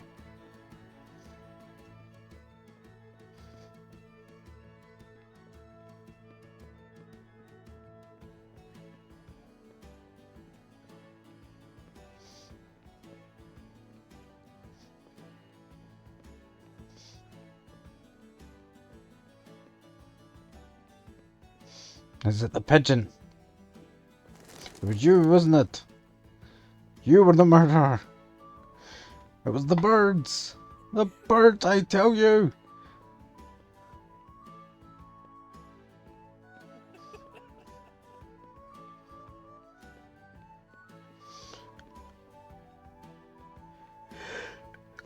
Have it. It's a muscle that's playing up.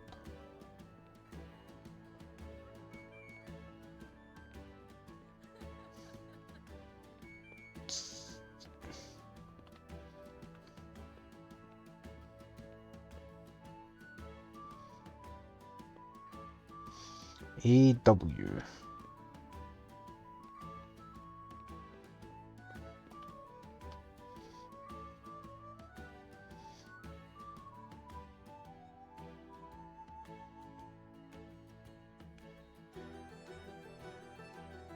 Just wondered if it was possibly a location with the initials AW.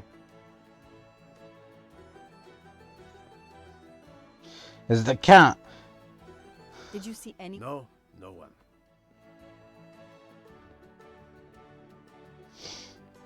Are you sure it isn't you? We have an appointment? I don't think so. Maybe I wasn't sure, you don't know.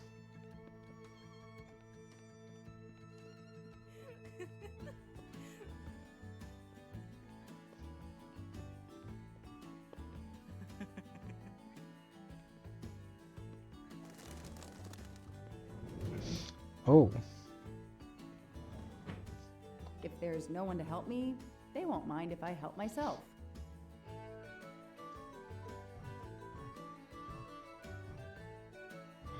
AW.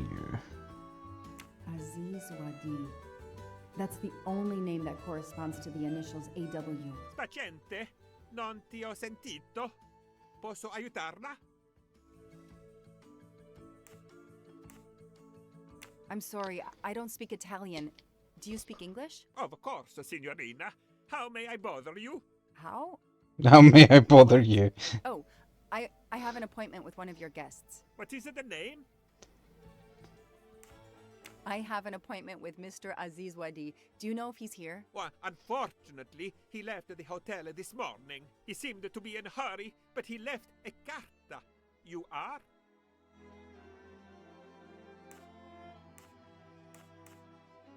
I'm Mrs. Ratchet. Mr. Wadi asked me to give the message to the signore, but I suppose this is okay. I think I'm being washed. I changed our meeting place. Alice was sitting on the fountain. She glanced at the statue of the white rabbit. Suddenly the beast hopped away. Alice followed it. Again, let Alice be your guide. I think I'll use that instead of how can I help you, how can I bother you. Yeah, that is a good mistranslation. After walking through a narrow alley and crossing a bridge, Alice came upon two men who were arguing over who had the tallest hat. Her feet led her back to the narrow alley and then to a small square where she found a cat drinking tea. The mischievous kitty ran into another alley. Alice chased after him. Breathless, Alice arrived at a large square with barracks for playing card soldiers. Out they came marching towards her. Alice ran and ran to the end of the quay, and the large door with the Gorgon's face on it demanded the secret code. The code that Alice had collected throughout her journey. Fucking hell. Who goes through this much effort? So, mademoiselle, was our mysterious A.W. here? No, but I managed to get his name, Aziz Wadi, and a letter he wrote for Ratchet. It seems to be a kind of riddle rhyme. Let me see. I see. Well, I don't Ratchet give a and shit. You Mr. do it. Wadi must love this book to refer to it so much. Yes, I think we have to search and find the tracks that this person left for Ratchet to find him. I think so. Lead the way, Mademoiselle Locke.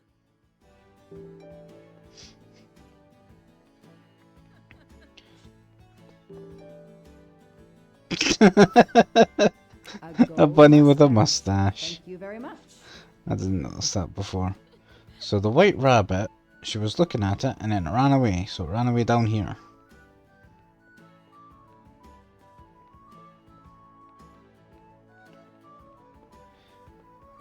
And then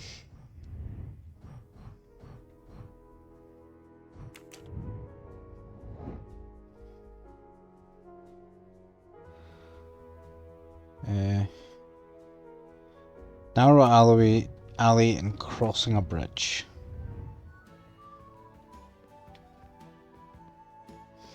This looks rather narrow. And a bridge. Trying to solve the mystery of Alice in Wonderland. Well, they're using Alice as a... I don't know. Came upon two men who were arguing who had the tallest hat. Her feet led back to the narrow alleyway and into a small square, where she saw a cat drinking tea. I'm looking for two men arguing over who have the tallest hat.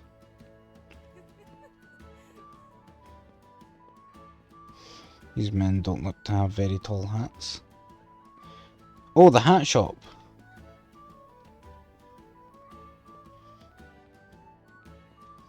That's what I was referring to.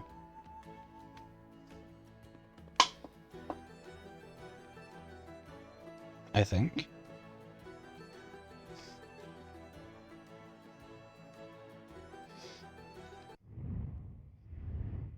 Oops.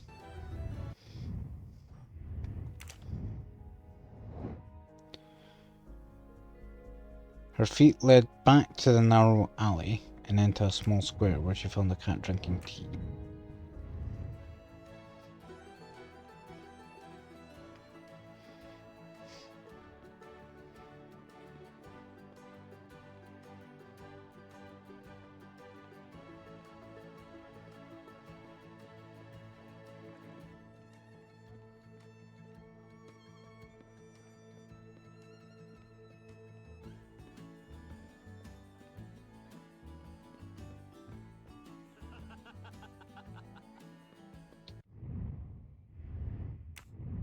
Press the wrong button again.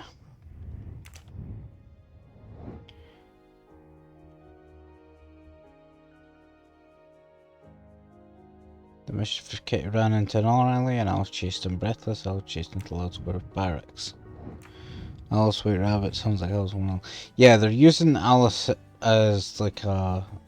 They're using Alice as a basis, but they're not following the story itself.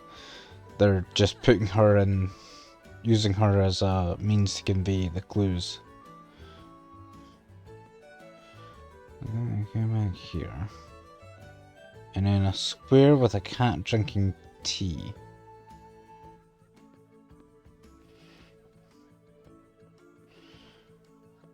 The cat fled down another alley, and it led to barracks. I don't see any barracks.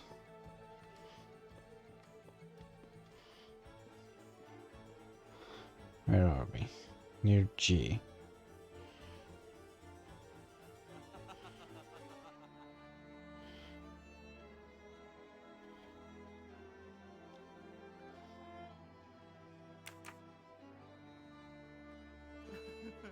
We can't go that way.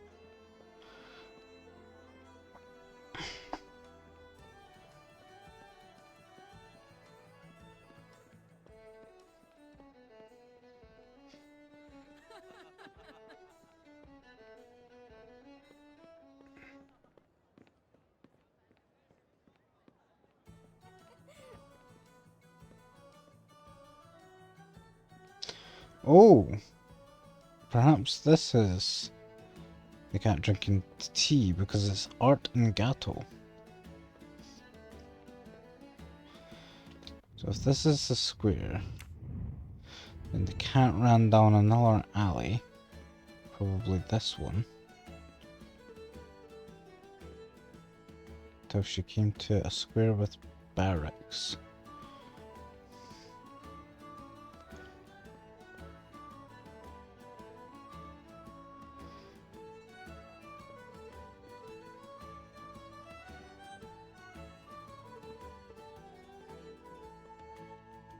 I feel like there was meant to be clues that we're picking up as well, but I haven't noticed anything.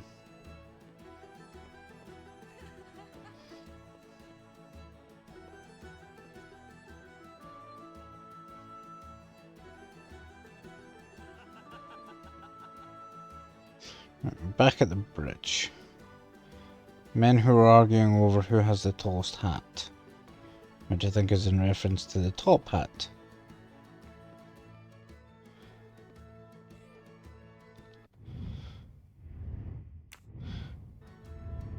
After that, she found herself back to the... Fuck! Pushing the wrong button.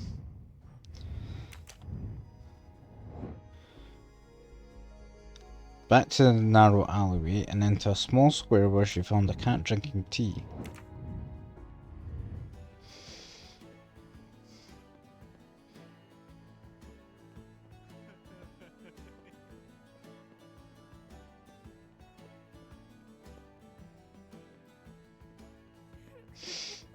This is a square. I don't see a cat drinking tea. Oh, wait. Ah, this is the square. Right, so 6 for garrisons because it's a police station. So if we go back to here, there must be a number on a wall nearby.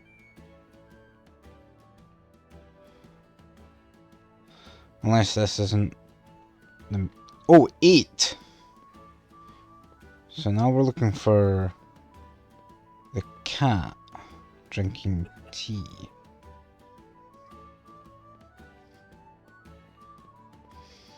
If you can find my way back to here, then there it is, 4. 8, 4, 6.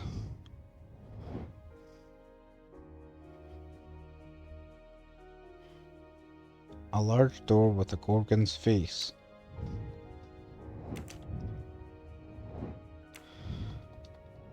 I think I need to go back to the rabbit though, because I think the rabbit might have held a number.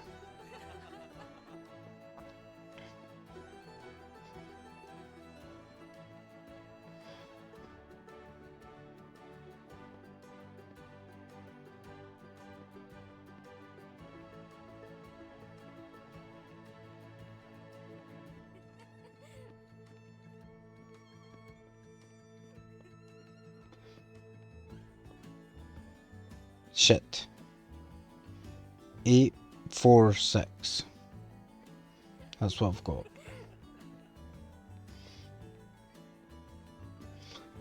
Ah, this muscle's really bothering me. I'm gonna have to call it quits at some point, but I'm hoping that I can solve the matter. Oh, we're back at the rabbit. 2846. 2846. Now we just need to find the door with the gorgon's face.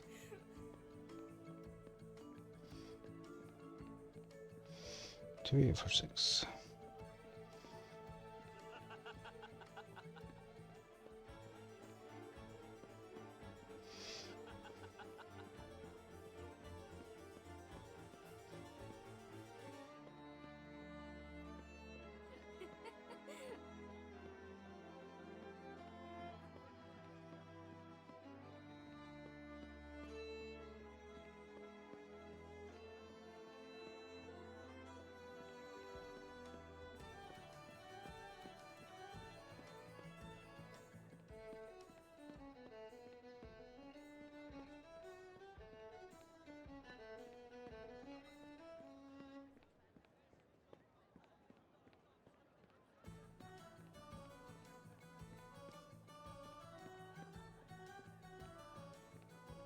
Here it is.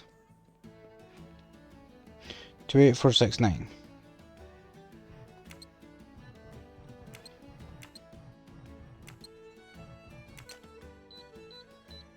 Bingo!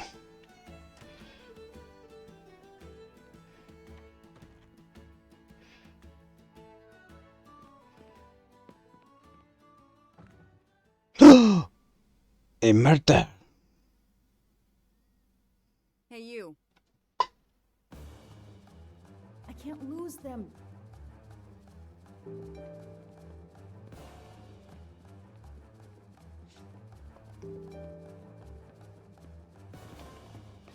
This is why she needed a Hastings. This is why Poirot needed a Hastings. Because he doesn't do running.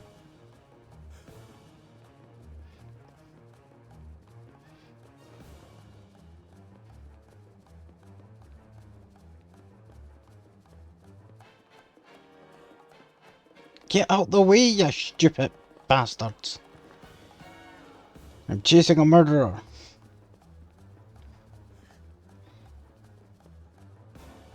He makes others run for him, exactly. Listen, there's only so many places you can go. This whole place is littered with water roads. Oh, never mind. I thought you said you couldn't find gondolas on this day.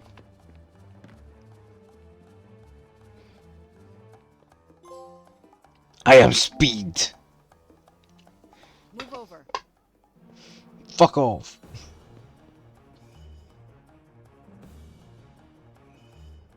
Oh no.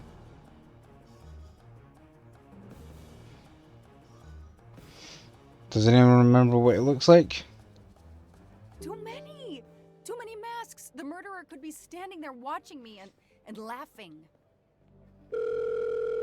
Oh, is she going Poirot for help? You had some kind of mask, thank you. The murderer got away. I'm coming back. But it looked like he dropped something when he climbed the first wall. All right, I'll go and see. For my part, unfortunately, I could do nothing for the victim. He was already dead. I have already alerted the Italian authorities. I will see what I can find while I wait for them.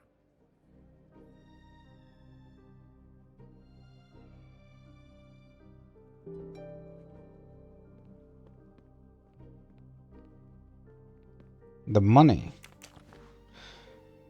A pair of women's glasses. Was Ratchet planning a new identity? Those were Suzanne's. There must be The, several I tens think her of name was thousands Suzanne. of dollars in this bag. I'm not even sure now. The nanny. The victim was stabbed. Apparently the method of choice in this case.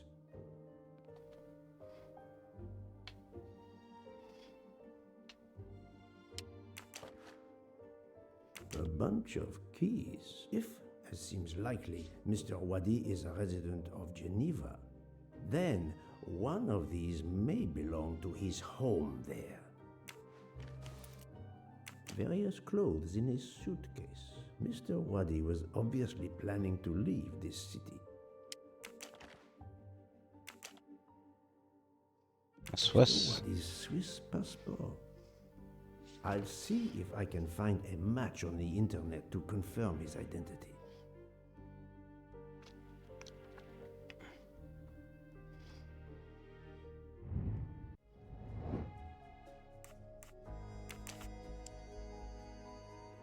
Aziz Wadi.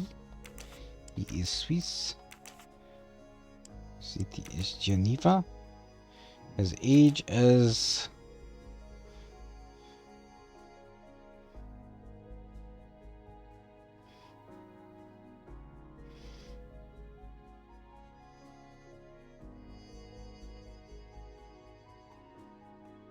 45. Okay. That's the right answer.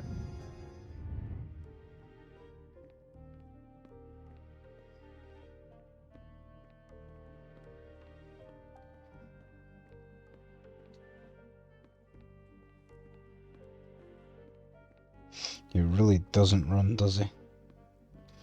This is him moving faster.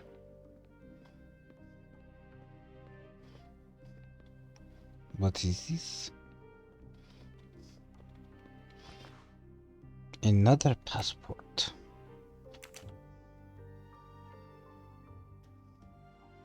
A false passport with Ratchet's picture. Clark, Ratchet. How many others? Now he will become Enrico Caldo. It appears Ratchet changed his identity as often as his socks. Was that what he dropped? Apparently.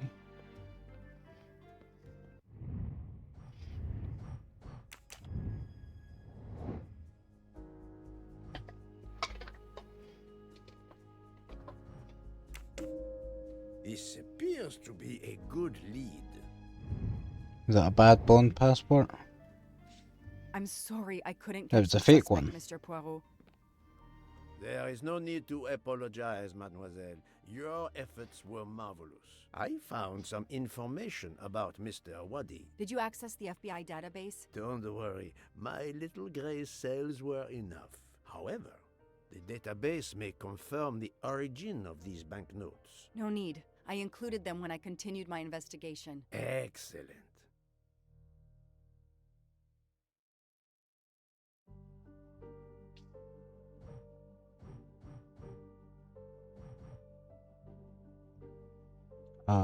Any 2157 215 NE NE. Nope, none of them, I think. GNS. No. No. NE TG. There are two G's there. 215-02202. No. 2150-22303. Oh.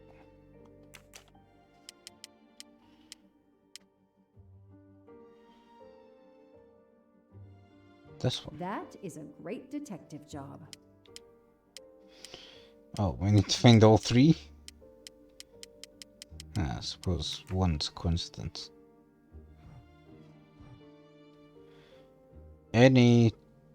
Nope. Any 2152, nope. Any 2152 769. The That's it. detective gets it right. Any ending in S. Any 215. Yep, that's the one. Hey, I'm a pretty good detective after all. Monsieur Poirot, it's part of the ransom money from the Armstrong case. You are I got it right. surprised? I suppose not. So Ratchet had it in an account at the Banque du Lac. It would seem so. He knew the serial numbers on the banknotes could be traced, and he could not spend it, so he stashed it there. But now he's run low, something he didn't count on. He hopes enough time has passed so he can begin to spend the ransom money. There is something else he didn't count on. What's that? He didn't count on you, Detective Locke, and your tenacity. Thank you. But we are still left with a murderer on the loose. But we progress. We know Mr. Wadi had an appointment with Ratchet. He had a bag full of money and a passport with Ratchet's photo, but a new name. What is your opinion about the passport?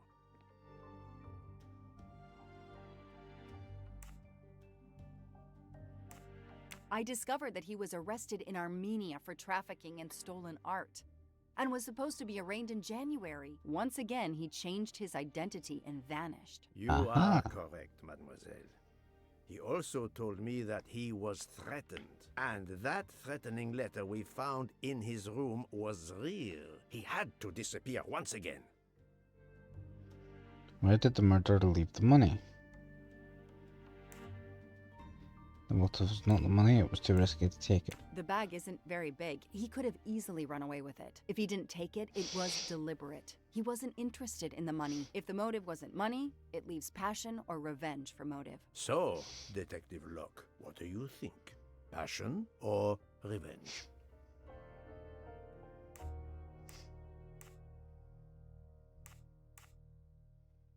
Revenge seems like an obvious motive to me. The murderer carefully followed Wadi from the fountain to the new meeting place despite Wadi's precautions. That is cold and careful. Excellent. We cannot yet know for certain, but that is a sound psychological analysis.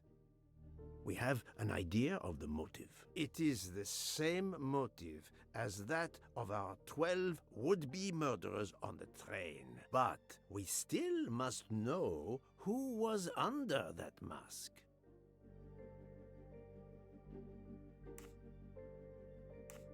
The murderer killed Wadi's Ratchet. killer is also Ratchet's murderer. The motive for both deaths was revenge, and both are related to the Armstrong case through the ransom money. Exactly. So our murderer Our is 13th linked to the murderer. Armstrong case. The money Or is linked our to the first. Armstrong case. But these glasses that I found in the bag, they must have something to do with this case too. Wait, those glasses mean something to me. They're I Susan know. I've Moreau's. seen these. They belong to Susan Moreau, little Daisy's nurse. I remember seeing them in her bedroom. Not nurse, nanny. I remember the press saying that the nurse had committed suicide. I've always believed otherwise, and the glasses are proof that she was killed by Ratchet or his accomplice. He took those glasses. I always had a gut feeling, but now, Mr. Poirot, now I have proof Suzanne was innocent. Yes, you do. But the question I ask myself is this. Why did Ratchet keep these glasses? Future Ratchet fake used to leave evidence. fake evidence at the scene of his crimes to incriminate others. He did the same thing to frame Suzanne. Possibly. But keeping an object belonging to his victim as a souvenir of the murder, that is the behavior of a fetishist. Now that you mention it, in my investigation at the time, I had already found Daisy's hair clip in Ratchet's cabin, and now we find Suzanne's glasses in a bag for Ratchet. 2 objects from 2 victims of Ratchet. He is a trophy hunter. Okay, we managed to clear up some of the gray areas. What now? The bag only contained a fraction of the $1 million ransom of the Armstrong case. The rest must still be in a secure place. I will make a wager with you that it is the Banque du Lac in Geneva where Mr. Waddy worked. Waddy was also the keeper of Ratchet's secrets. They were killed by the same murderer. Agreed. Well, there is nothing more we can do here except wait for the police. Prepare yourself for a long evening with the police. We have a lot of explaining to do. And after that? Geneva? A visit to Geneva, perhaps? Masquerade.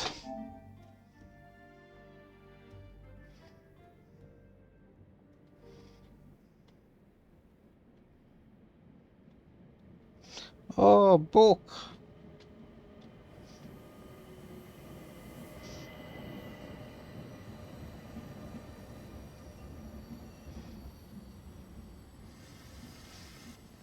Here you are at last. I was worried about you. We just left the police station. We had to explain to the Italian police that we were not murderers. What? Another murder? I'll tell you when we're underway. Are all passengers and staff aboard? Yes, everyone is here. We were waiting for you. Excellent.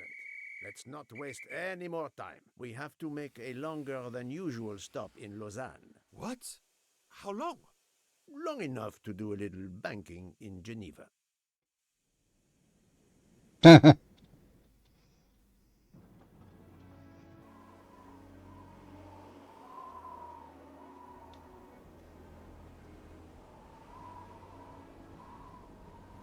Look at those PNGs on the side of that train. But this is madness. A 13th murderer of Ratchet? Mon ami, he was not well liked. But Monsieur Michel would have seen Really wasn't well Ratchet's liked. compartment. And there were another 10 people milling about, taking their turn at stabbing him. How could they not notice an uninvited killer?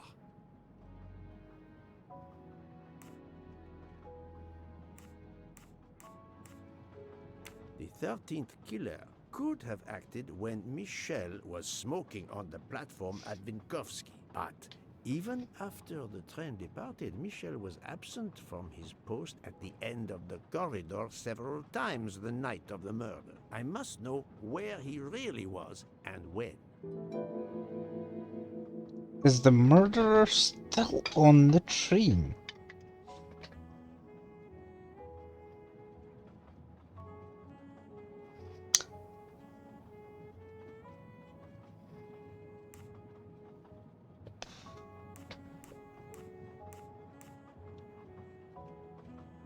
No. Oh, stay focused. We have evidence that he is still on the train. Yes. Do we? He most certainly returned to the train. How can you be sure? It's obvious. I mean, I hope Mr. Poirot agrees. Please continue, Detective Locke. Yeah, please tell me. Oh, fuck.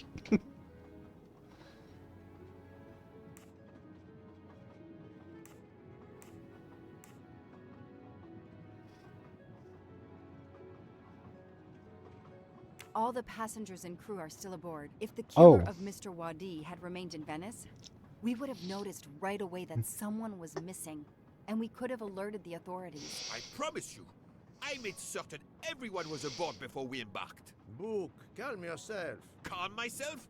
But we're back where we started. There is still another murderer on my train. Wait a moment. Can I change my mind about my verdict? Can we turn everyone over to the police? Everyone? Including ourselves? What? No. No. Oh, it's a nightmare. Let us take it step by step, my friend. We can start by eliminating all of the members of the Ratchet jury.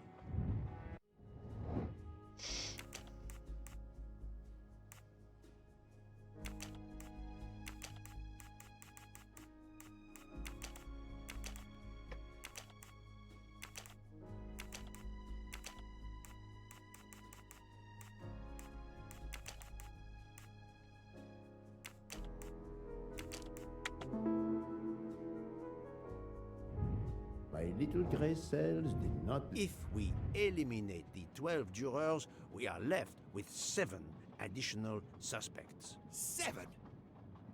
It's still too many. We can cut one out. Reduce our list. Excuse my impatience, Poirot.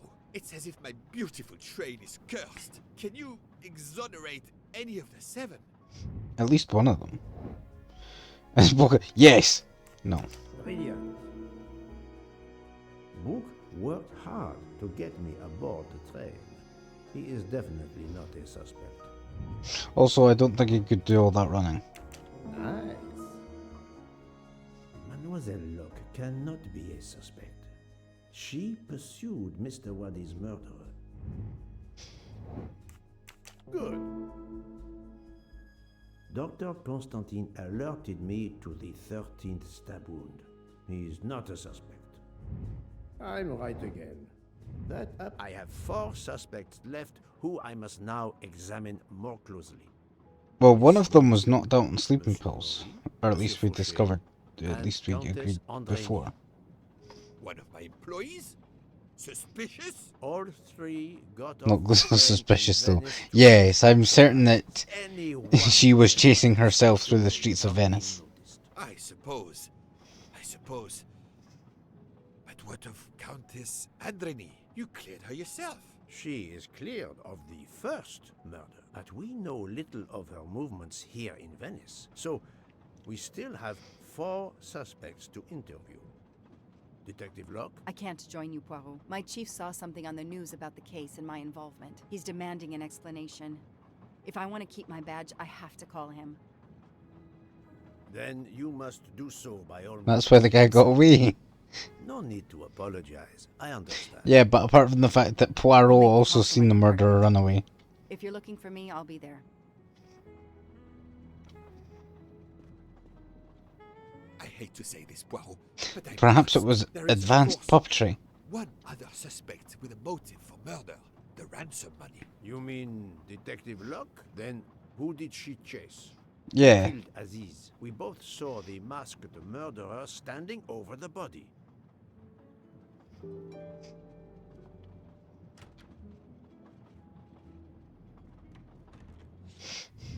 Imagine people are going to be really pissed when Poirot walks up to them and is like, I need to ask you some questions. Ah, fuck, what this time?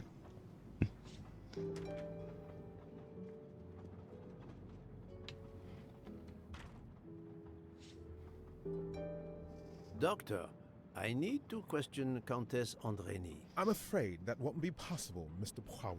The Countess had an anxiety attack when we arrived in Venice. She was terrified the police would come for her and her husband, despite how you concluded your investigation. I had to give her a sedative. She has been sleeping since. Well, that clears her. You have stayed with her all the time we were in Venice? Count Andreni begged me to watch over her. I have not left this room. You're the reason she's in this state. What do you mean his mum? You're the one who fucking murdered him! I accepted his verdict. I told her. I tried to reason with her. What she has already suffered, the strain of these last few days, it was too much. I understand, Count. It's quite all right. Yeah, I did an extra O there. I came for. It's blaming me. You're the one who fucking murdered him. You stabbed him, you twat. Why are you blaming me? Ah, Michel. I have a few more questions to ask you, if you will allow me. Anything, Monsieur Poirot. We are in your debt. Please tell me your movements when we were stopped at Venice Station. Once the compartments were cleaned and the linen refreshed, I stayed in my quarters. Did you notice anything special? Comings and goings? Monsieur Bouc had asked everyone to stay in their compartments. I would occasionally walk the train to ensure everyone was comfortable. Oh, I saw Monsieur Maury was all alone loading his crates of provisions. A great chef like that, reduced to petty labor, I would have helped him. But Monsieur Bouc had ordered me not to leave the train for any reason. So, Monsieur Maury was forced to labor alone. Let us review the actual timeline of the night of Ratchet's murder, not the one manufactured to hide your crime. I left the train in Minkowski for a smoke. Then I resumed my post. That was the truth. The train departed on schedule. But then, of course, an avalanche of snow blocked the tracks. At 12:45, Madame Hubbard and I met in her compartment to discuss how to adapt our plan. Due to the snow and Poirot. The little play we had staged for you Snow had and to be Poirot? rewritten. I left her compartment at approximately 1:15. Then the curtain went up. Calls in the night, the red kimono, all for my benefit. And all for nothing, as it turned out. Do not blame yourself, Michel. I am the theater critic no playwright wants to see in the audience. Why did we interrogate him? He's not a suspect.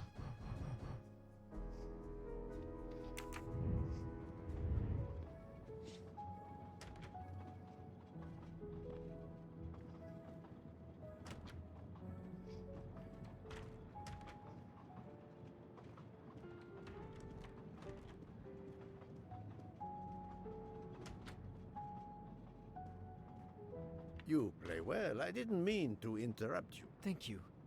Many years of piano lessons thanks to my mother. I try to play in a few clubs in Paris when I get the chance, but as you can see, it hasn't made me rich. What can I do for you? Conversation only. Tell me about your time in Venice. I had Monsieur Bouc's permission to see my sister. She lives in Marghera, just outside of Venice. She had a baby a few weeks ago. This was my first So chance he to left meet the my new train. nephew. Monsieur Bouc gave you permission? Yes, you can ask him. Most assuredly, I will. What time did you leave, and when did you return? I left around 9:10 p.m. I was back by 10:45 p.m. When I got back, Hotaru was in a lot of pain. I There's gave my him a back baby boy. massage. What? Who are you referring to, Hamburgie? Monsieur Wadi, and return to the train. May I see your knives? Of course, they are here. If you don't mind. Help yourself. They are under the bar counter. Tell me again about your poker game the night of the murder. Oh. It's a regular game to help Okay. relax after a long day. Let's see, we started around 11 p.m. We took a short break in The little Minkowski grey service, Hotel, they do not Pierre like and I. these. The game finished up around 2 a.m. We'd all had quite a bit to drink. Ah, yes, I left for about 10 minutes to refrigerate champagne for the next day. That must have been around 1 a.m.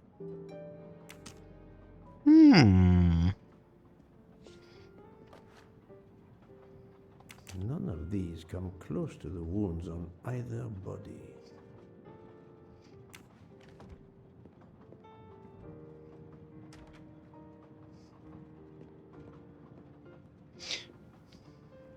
I heard poker, I just got back from poker night. Oh.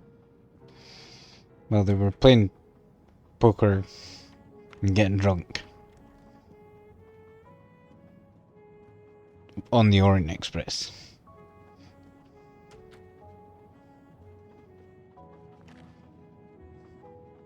Saffron. It must be worth a small fortune.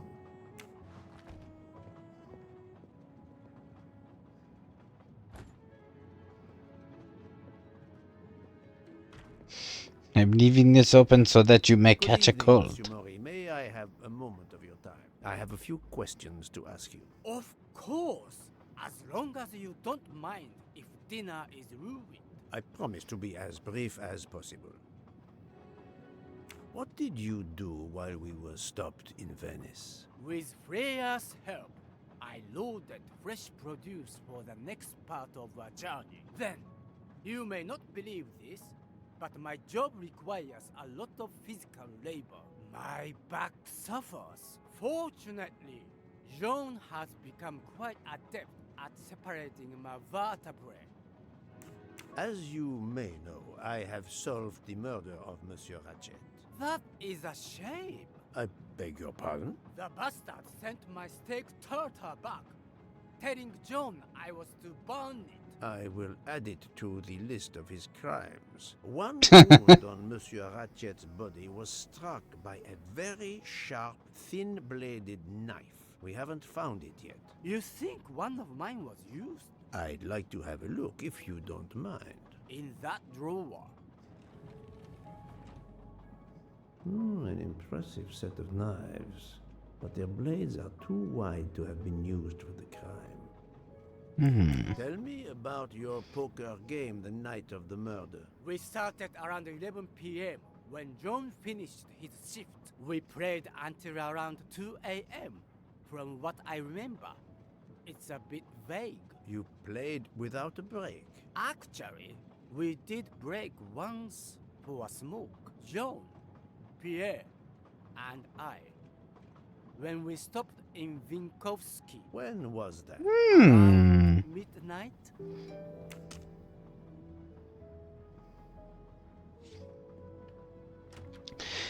If the murderer killed him at midnight using this small bladed knife that was concealed under cover of night, or darkness at least. Is this Pikmin? Yes, it is. How could you tell? Good evening, Mademoiselle Nielsen. May I talk to This you is for Murder a on the minute? Orient Express, Mr. Poirot. based on the I'm Agatha not going Christie into that right novel, away. and Can its you many tell me your adaptations. movements while we were stopped in Venice? But now we're in overtime. That'll be easy. I didn't move much at all. Let's see. I helped Hataru load all of the food crates aboard the train. Hataru had everything he needed. Can't say but it's room I too hot, but I will about work. half of my Okay, order. I Spent over an sorry. hour on the phone with the It's supplier getting without late. success. I had to That's change what I the imagined dessert our menu will for tomorrow. to look like. Thank you for the lurk. Can you? I helped Hataru load. Hataru had everything he needed, but I spent over an hour on the phone with the supplier. I had to change the dessert menu for tomorrow. Dr. Constantine found a stab wound on Ratchet's body that was Pretty sure I found 12 caused of by them. a much thinner and sharper blade than the others. Possibly a chef's knife?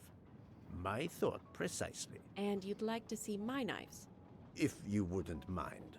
I would gladly show you if I had any, but I don't. I use the regular kitchen knives. You may search if you don't believe me. I see. All the knives the staff use are in the kitchen or in the lounge, except... Except Otaro prefers to use his own. Monsieur Mori doesn't use the kitchen knives? Not usually. I know he keeps a set of traditional Japanese knives in a box in his room. He doesn't let anyone else use them. Although now that I think of it, he has been using the kitchen knives lately. Is it because they are perhaps covered in blood? Can you tell me exactly about your poker game the night of the murder? We started around 11 p.m. In Vinkovsky, we took a short break. Hataru and Pierre went outside to smoke. Oh, She and tiny. Hataru No, she's sitting in a left chair. around a few minutes past 1 a.m. 1:10 a.m. maybe? He spent about 15 minutes in the bathroom, but he didn't want to quit on a losing streak. Did his luck improve? No, so we played to around 2 a.m. He lost every hand.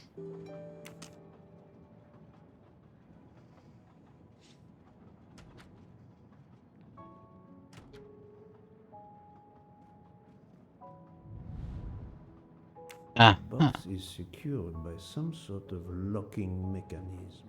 The design is formed by 3 commas. What is the word in Japanese? Tamoe. And it's obviously missing a piece. Where is the missing piece?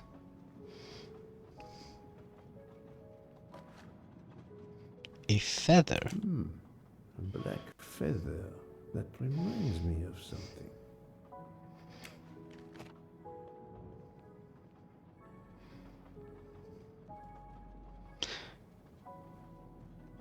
The princess's bird?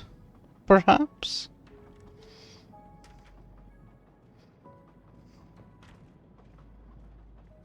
I'm gonna check out your knives in a second.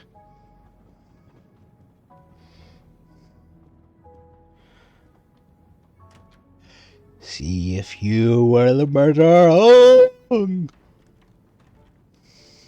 But how would he have been involved? Where does the pieces are, as they say, up in the air. But Poirot will discover the truth behind it all. In time. Sorry, wrong room.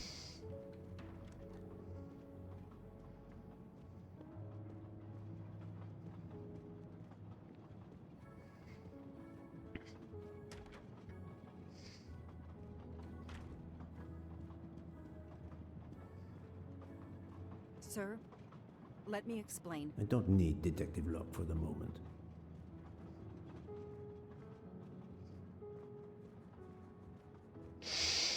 No, it would seem that I may not ask the princess about her bird. Birdie, birdie, birdie.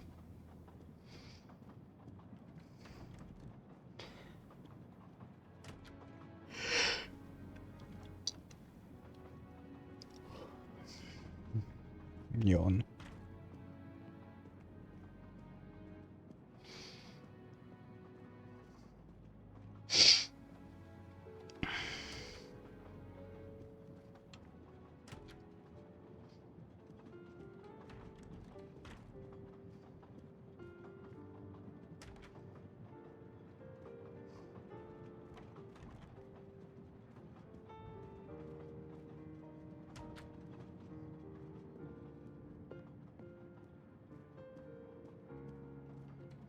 We must find the 13th murderer.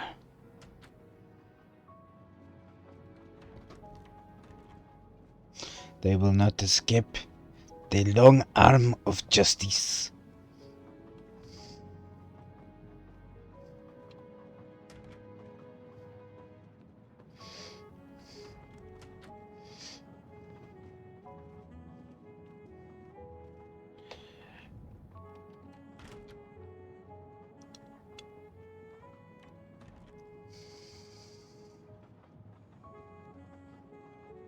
A mustache. A mustachio question. Poirot, my exquisitely sculpted friend.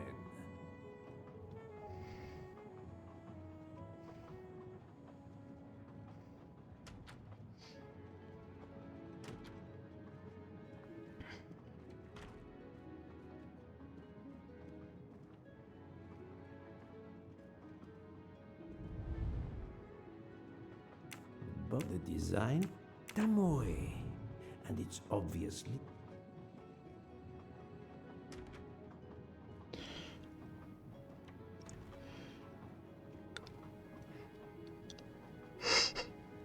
Oh,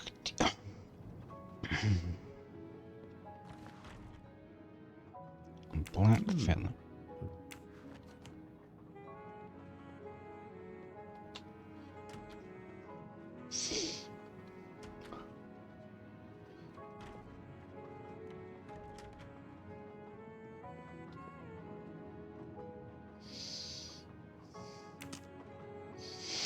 His hangover was a cover.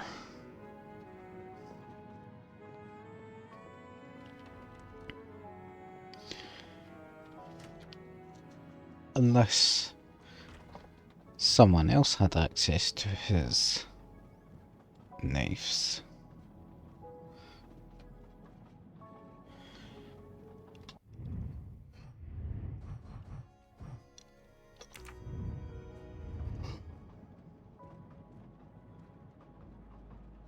You told Fauché he could go into Venice? Marghera, actually.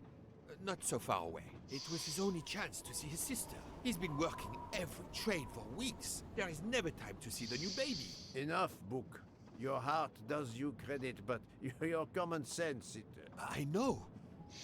But it's fine. You didn't pronounce the key and knife. Ah, oh, damn it. Thank you for telling me. I'll try to do that in the future. As you say, unless he saw the baby, then killed someone else and returned to the train. But that's monstrous. Murder is always monstrous, my friend. I've talked to everyone, but some elements of the testimonies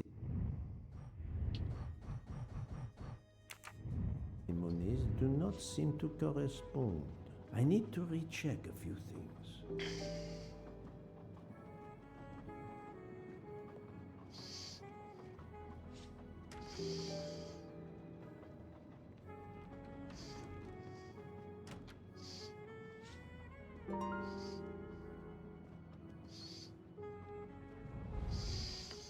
Ah, Now we can use this.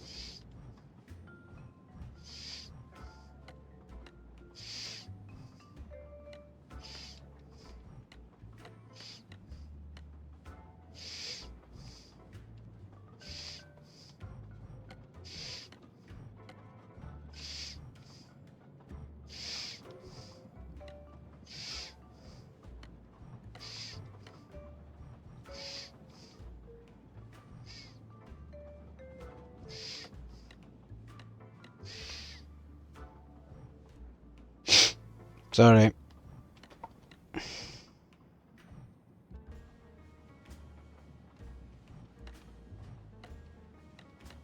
Hmm.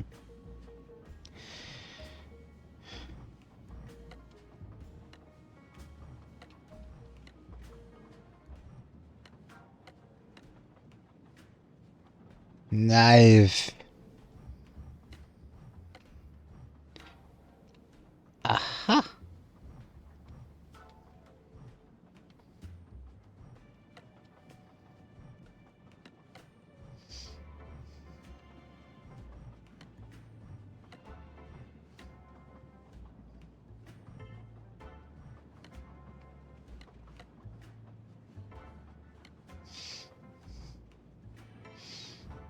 Hmm.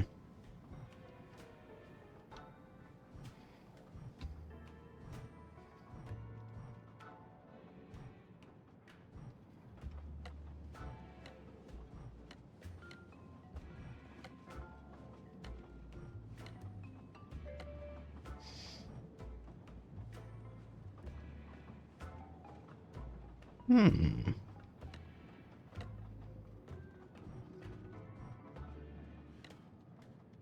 Ha.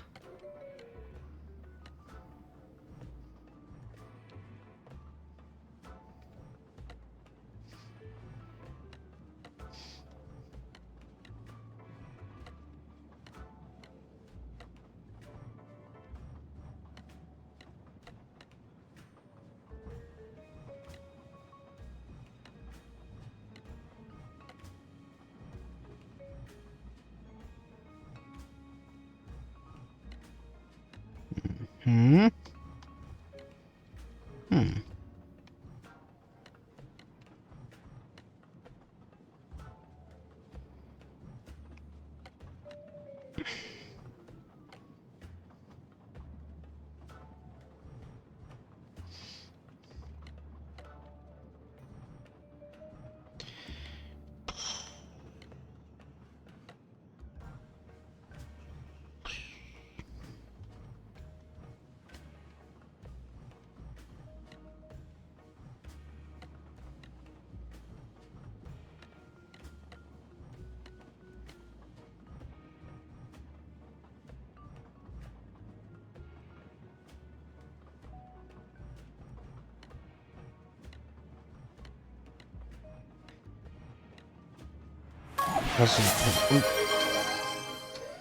Thank you for redeeming that, Crane. Can't see what it is unfortunately because my mic setup is in the way, but I hope you enjoy whatever it is. No refunds.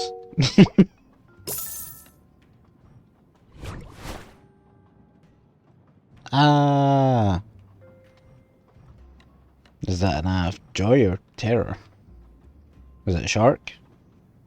Rigged.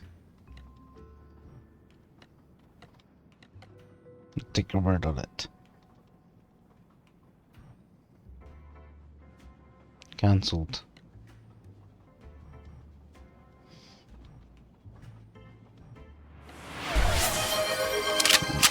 Royale. Good luck.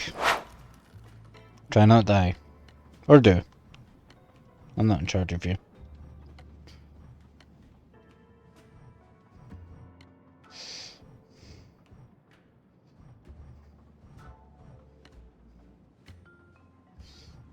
I wonder.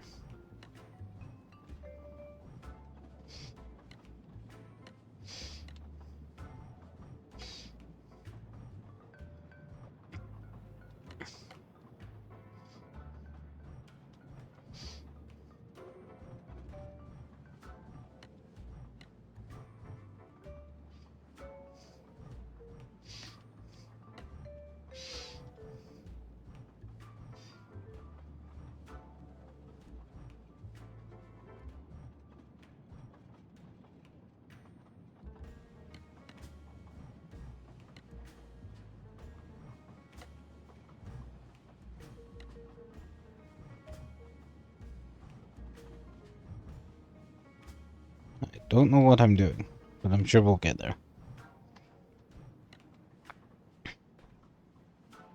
Already had Elena get rid of it. The legendary Master Sword? I need you to get rid of the Twitch redeem sound. Oh. What's the Twitch redeem? I don't know what you mean by that.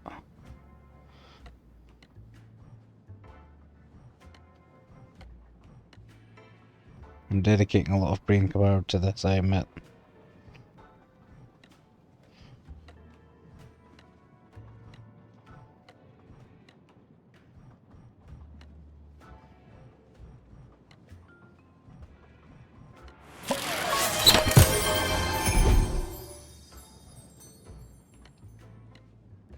Oh, the chest opening sound? Or whatever it is. Pretty sure it's a chest.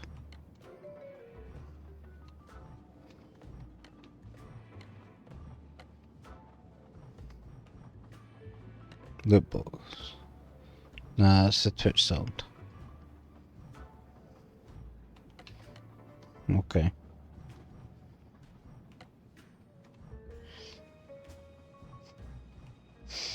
What is this bullshit?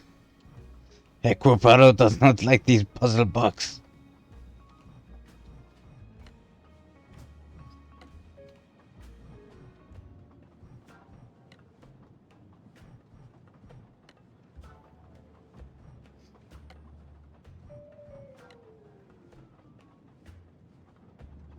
I'm gonna get you to the top one step at a time.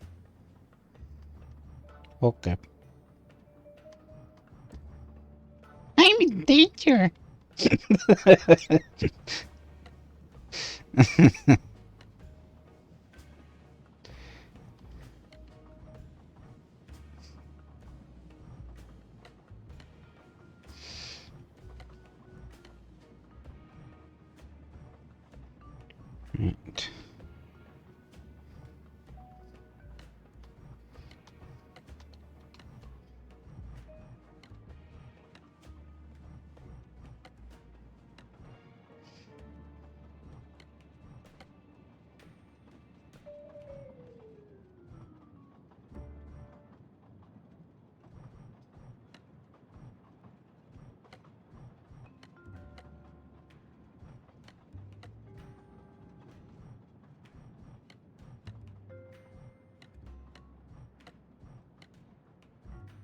We will solve this somehow.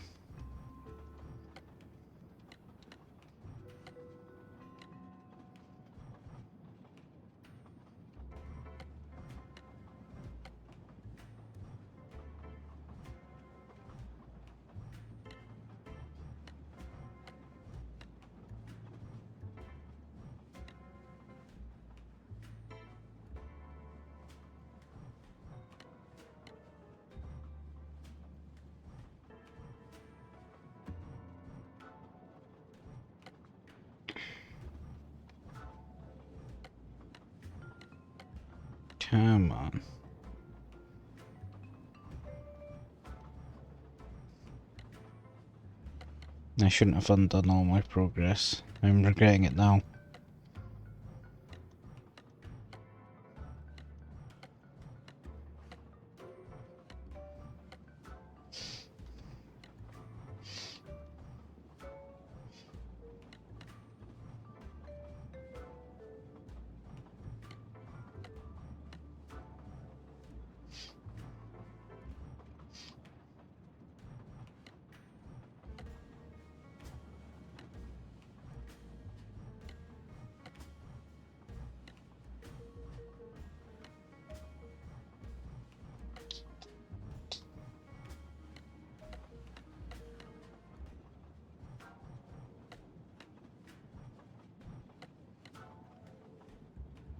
Sick of my shit from Kate. I'm starting to wonder myself. Wait, how what? I wasn't the only one who just saw that, right?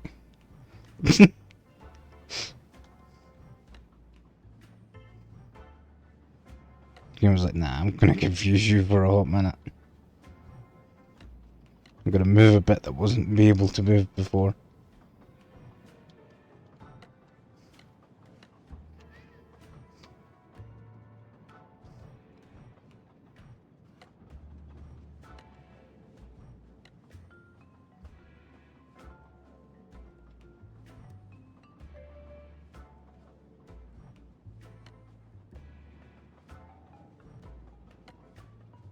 I don't know what you're to do from this point on.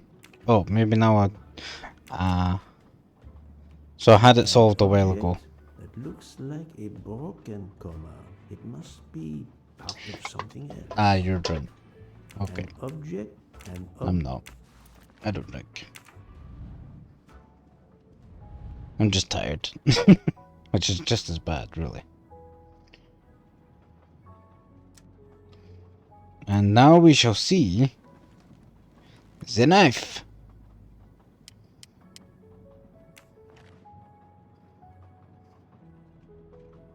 Porteria Venezia.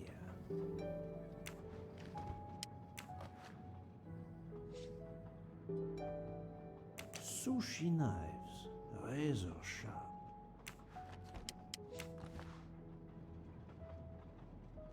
Sushi. One of these knives is not like the others, apparently.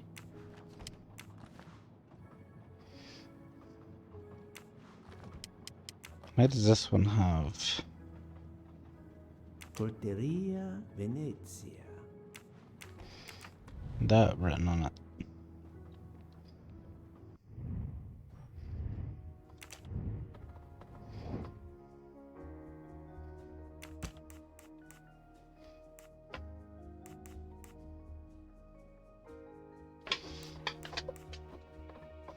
It gives the staff an alibi.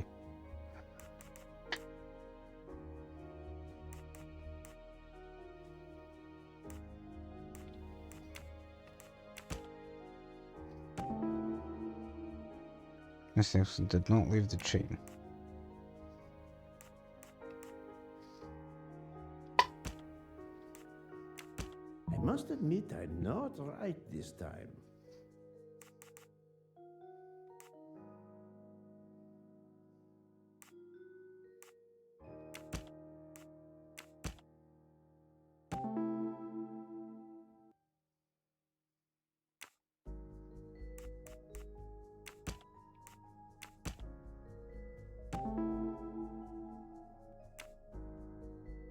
Any of the three staff members had the opportunity to kill Ratchet when Monsieur Michel wasn't watching the hallway. That's the right answer.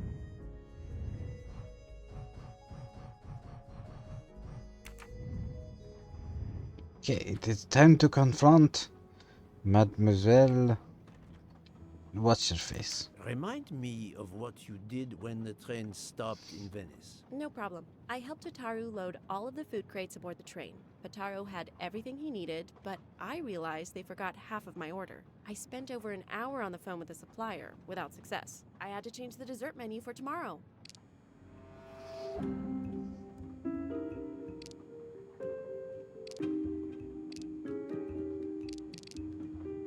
Mademoiselle, I believe you're hiding. You weren't helping him. What makes you say You that? did it alone. Michel saw Monsieur Mori carrying the crates of food alone. You weren't on the platform. I did help Ataru. The entire time? He carried so many crates, his back was sore. Ah, I'm sorry about that.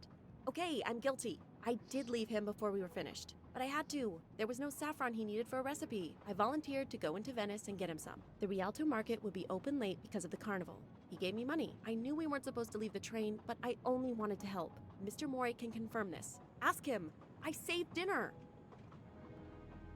On That behalf kills of your my alibi. family, I thank you. How long were you gone? I left at 9:10 p.m. and was back with the saffron around 11. That's when I called my supplier for the items I was missing. Miss Nielsen had almost 2 hours to buy the saffron, find a costume, kill Monsieur Wadi, elude Detective Locke, and make it back to the train for that phone call. Yes, it's possible that was enough time. Thank you, Mademoiselle Nielsen. That is all for now. Sorry again, Mr. Poirot. I hope you enjoyed tonight's dessert. Suspicious. There is a murderer among us. Among us?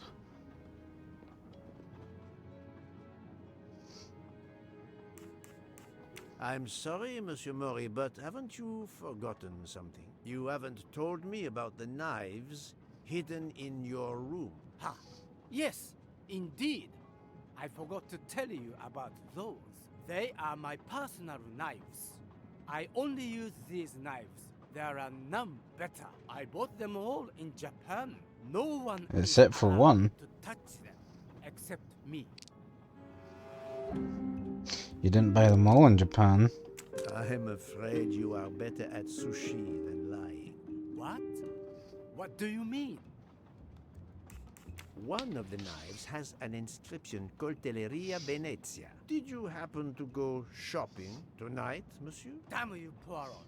Very well. One of my sushi knives has been missing since the night of the murder. I thought you are going to believe I killed Ratchet. He routinely sent back my dishes to be ruined. Why does God give rich people the money to afford the best cuisine, but not the palate to appreciate it?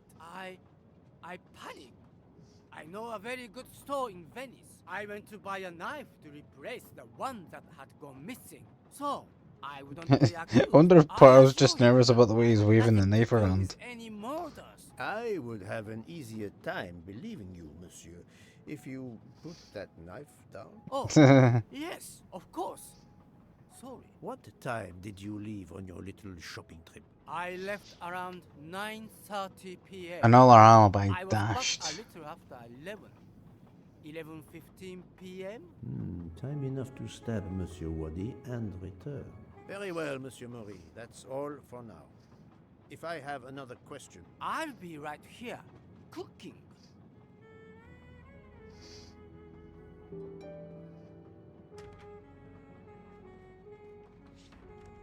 Is this going to be another situation where, like, all three of them also stabbed him?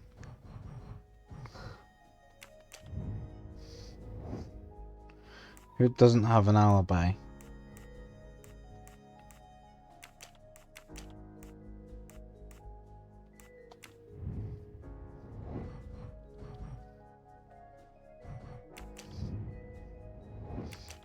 No, she does. These three. It could only be a staff member.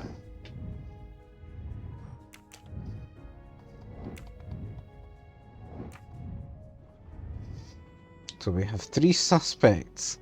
At least we don't have the whole train.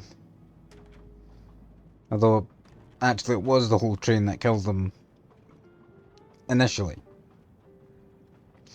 But now there may have been someone who slipped in before the 12 juror stabbing. And they may be the sole murderer of Mr. Ratchet.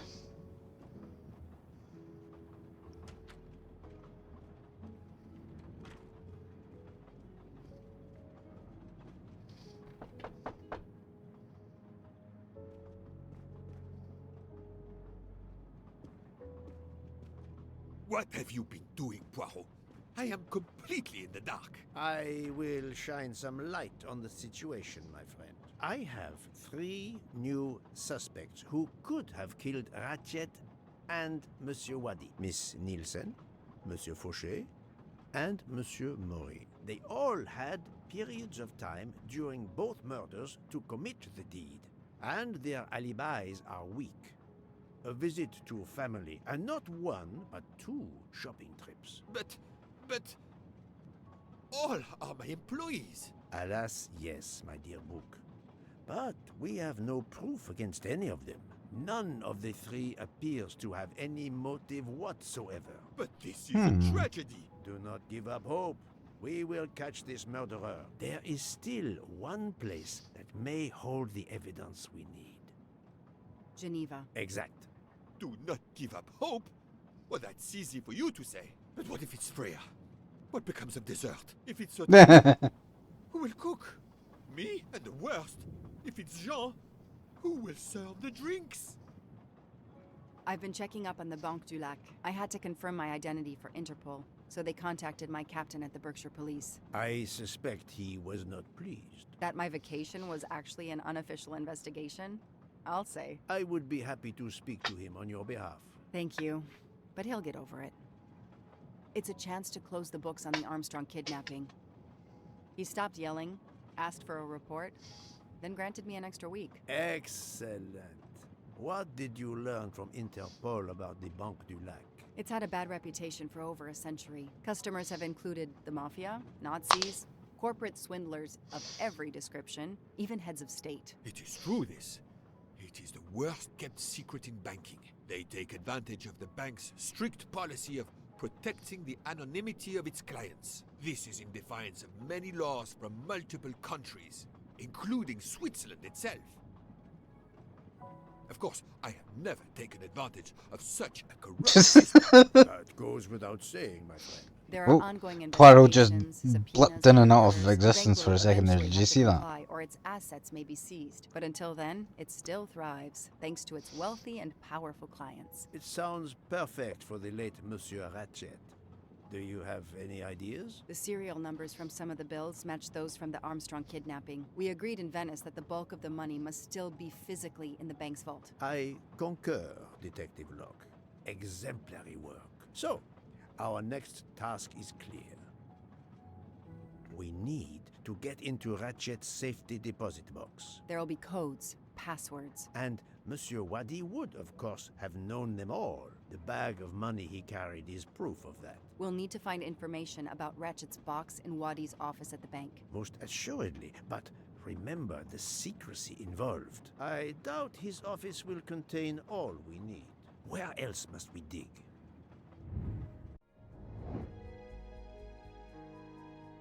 It's an internet.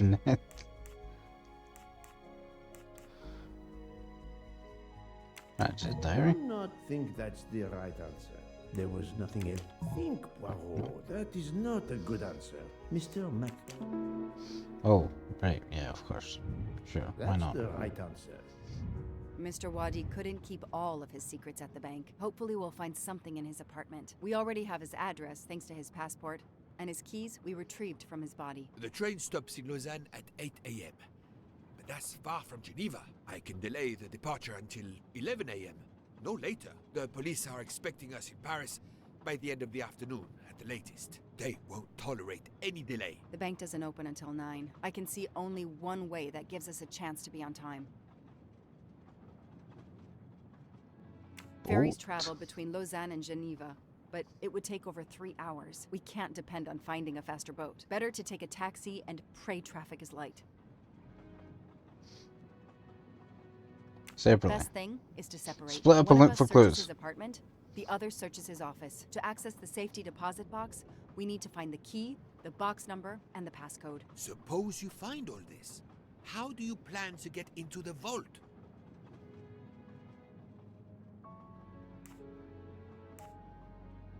Impersonating We are Ratchet. going to use the bank's anonymity policy to our advantage. And the quickest way is for you to impersonate Ratchet. I would rather impersonate Jack the Ripper, but in the interest of justice, I will do it. We need to find the account number. Along with everything else. I will say I want access to the vault. They don't ask for papers or even names. The vault information is enough.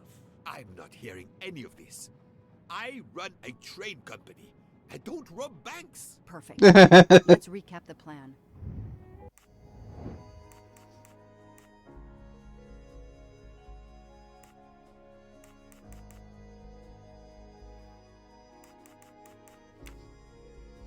Taxi to Geneva. Separate.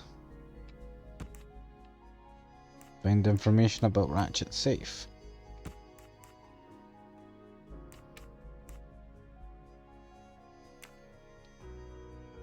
Oh wait, no, I want this.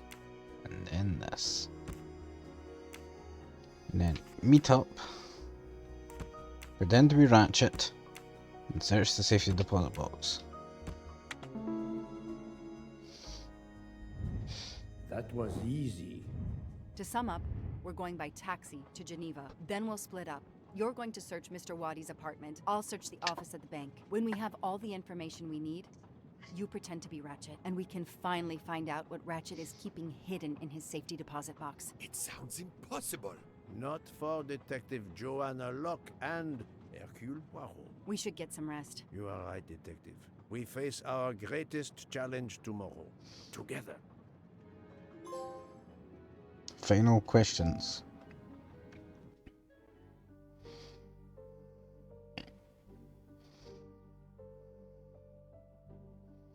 Nine o'clock.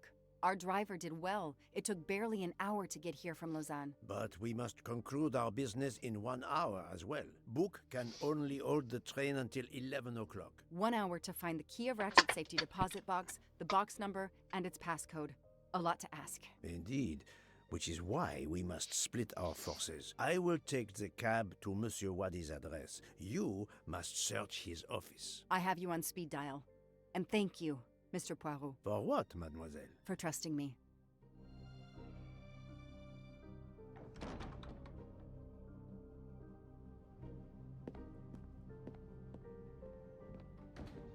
It is time for the greatest mystery of all. Just how do they get away with this?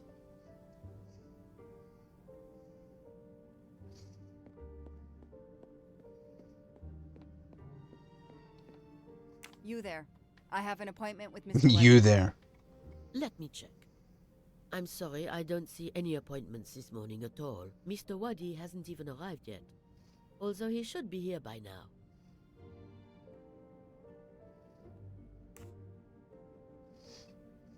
Even though your customers are anonymous, considering the amount of money involved, you should still have a mention of a meeting. Yes, I can't understand it.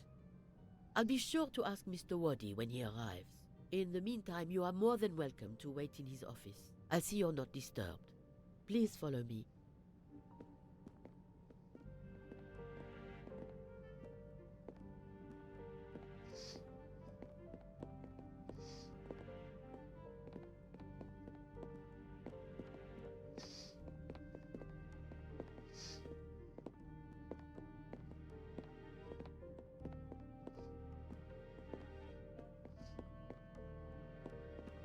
Please come in.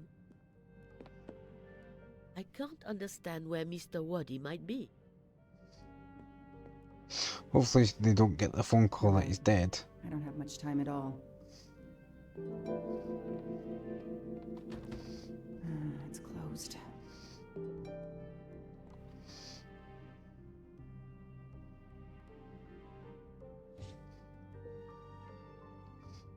Who's that with Mr. Wadi? I assume Mr. Wadi is the man on the right. I need the password. Maybe Poirot can help me.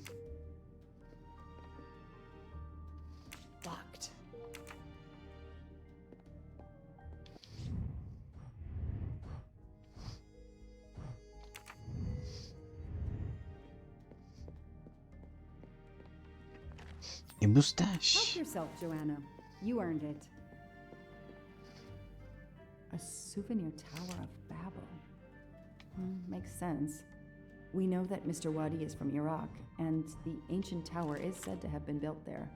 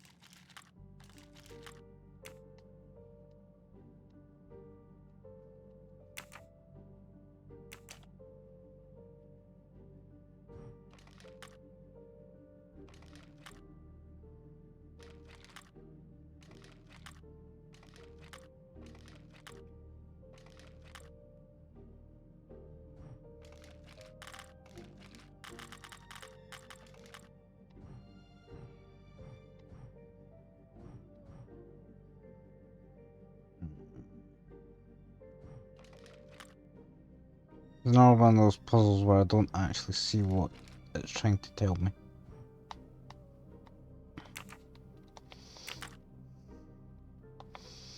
Alice in Wonderland.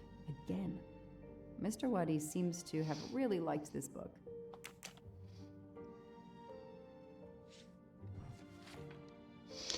Two, 3, 4.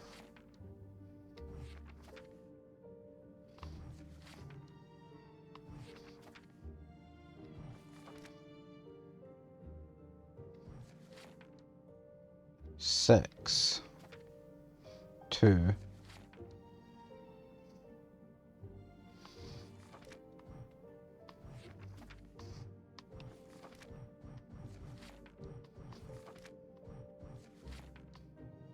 Two, 3, 4, 6, 2.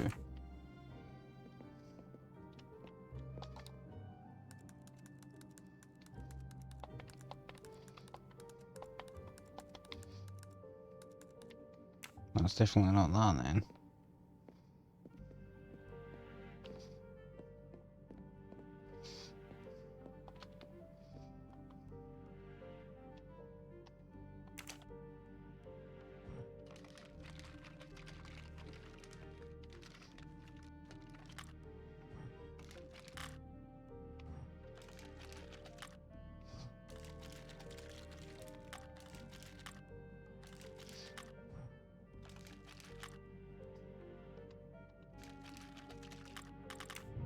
Give me a hint.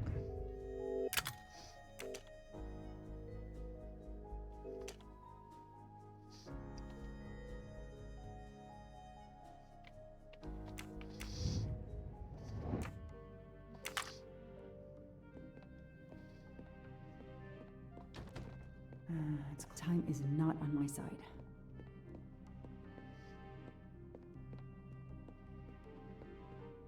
Locked.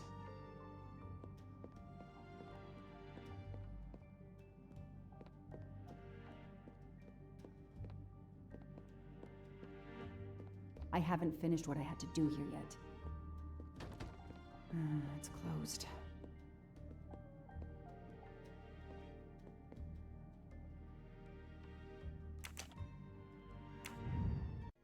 What the fuck does that mean?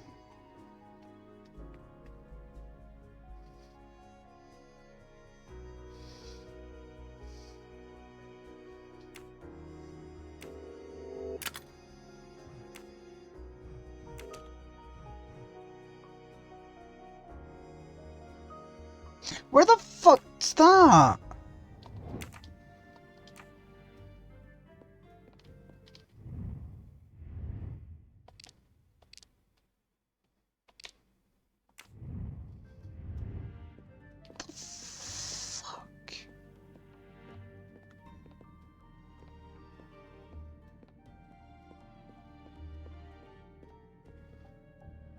How the fuck am I meant to get that hint?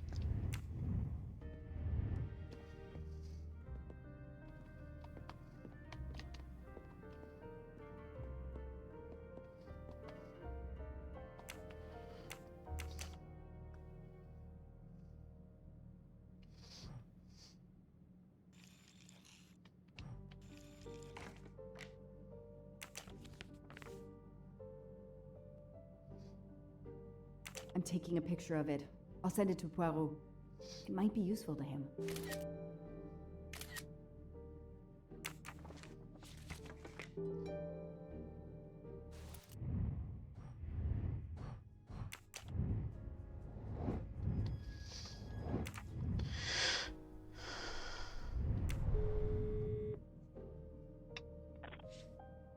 I managed to get into Wadi's office. I did a quick preliminary search. Everything is locked, including his computer.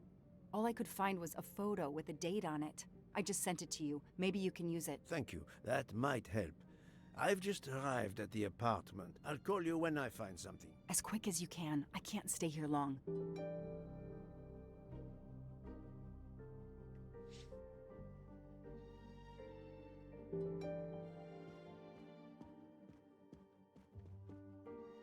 Ah, here we are. Let's see if the key I picked up in Monsieur Wadi's luggage in Venice will open his door.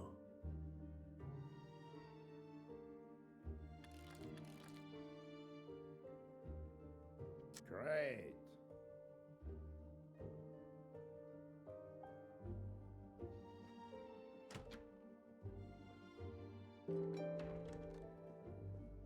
Ah, that's where I have to find it. That may be useful to Mademoiselle Locke or me.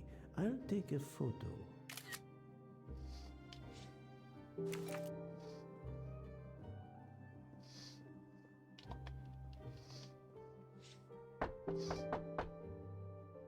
Uh-oh.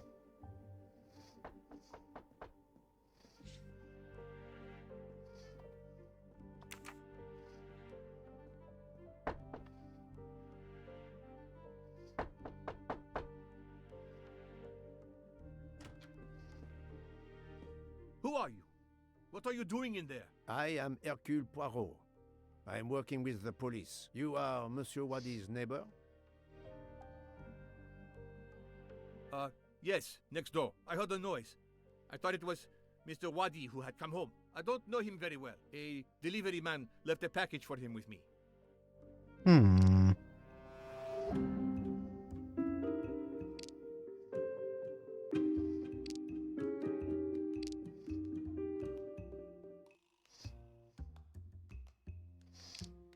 You don't know your neighbor very well. Yes, what of it?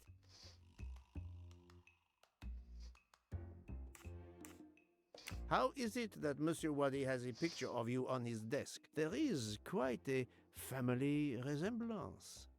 You wouldn't be his brother by any chance? Why are you going through his things? As I told you, I am working with the police. All right, yes. I'm his brother, Mehdi Wadi. Do you know where he is?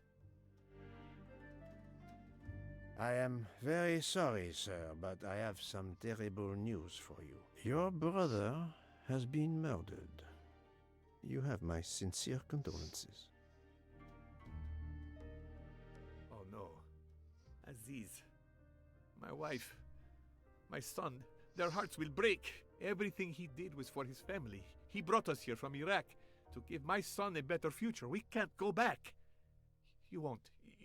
You won't. Do not fret, Monsieur Wadi. I do not want to cause trouble for you and your family. I am here to catch his murderer. When did you last see your brother? 2 days ago.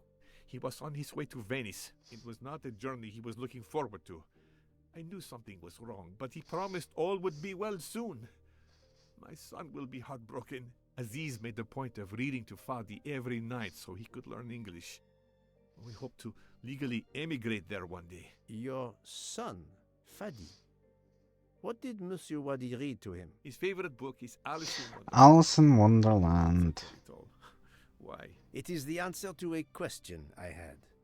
I believe your brother was a good man, forced for some reason to keep secrets, and that got him killed. Sir, there is something else. Aziz left me a letter to open if anything should happen to him. Could you show it to me? Yes, I will get it.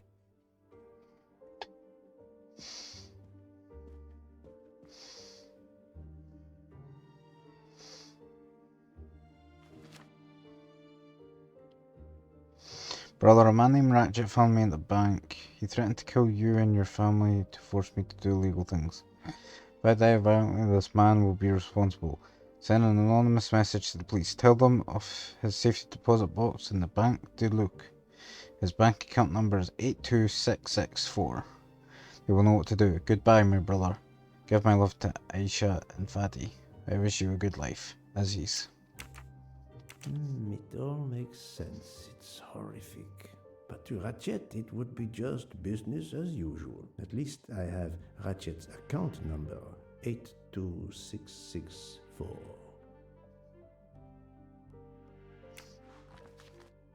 Thank you for giving me this letter. Let me assure you, the man Ratchet cannot harm you. He was killed before your brother was. Really? Who did it? The one you say hunted Ratchet? Yes, without a doubt. I promise you I will find them. Sir, we have no papers. The police... Your secret is safe with me, monsieur. Thank you. Thank you, sir.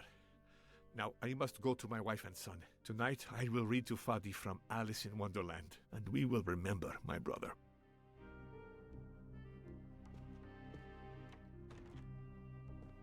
I need to notify Mademoiselle Locke that I have Ratchet's bank account number. Just like a police lineup. Complete the characters menu.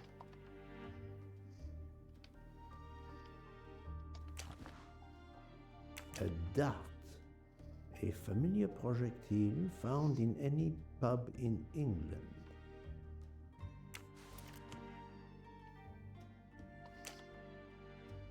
Also Wonderland.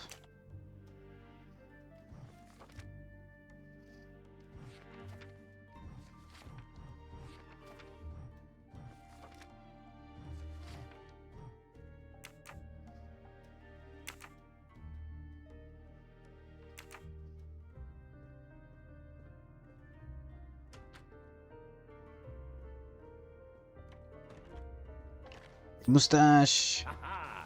Golden mustache.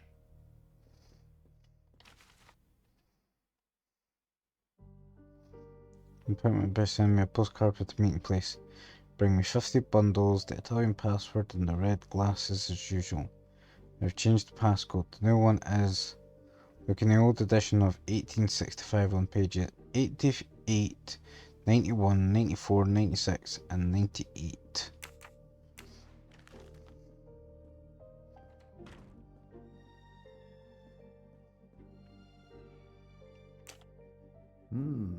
A bizarre endgame to be sure, but I suspect checkmate is possible for white in 3 moves. Let's see.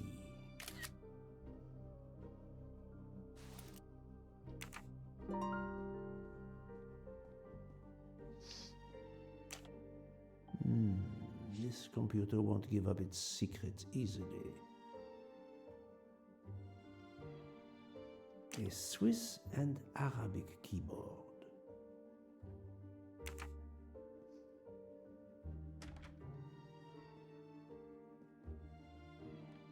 Staring at the clock won't help. Wow.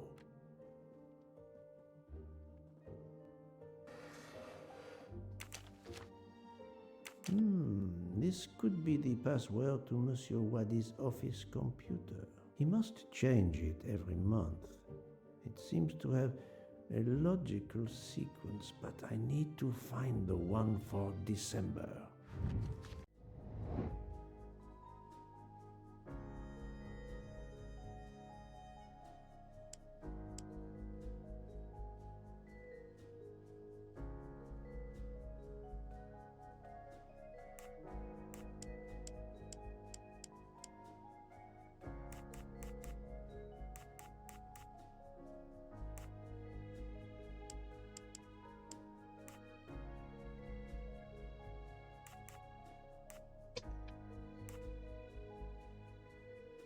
Three 3795 6480 1 sec.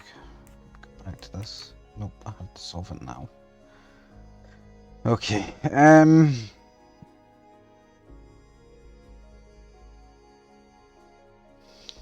7139 0824. So it goes 361070 for this one.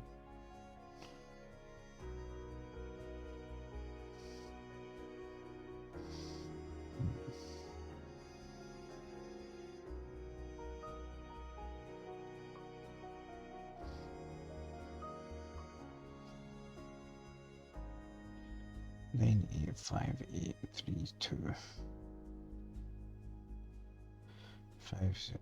fuck 509694.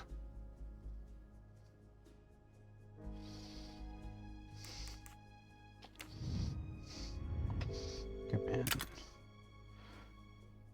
Oh, for yes! Why would you give me such a useless fucking hint?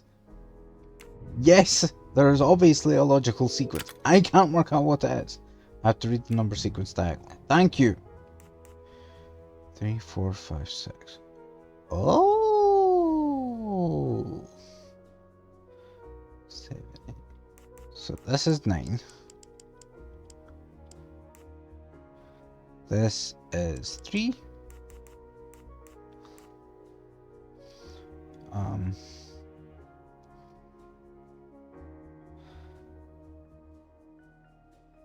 This would be 7. I must admit No. I'm not Fucking. right this time.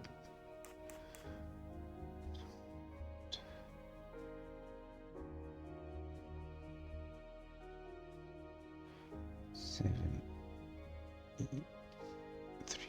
Oh, for fuck's sake.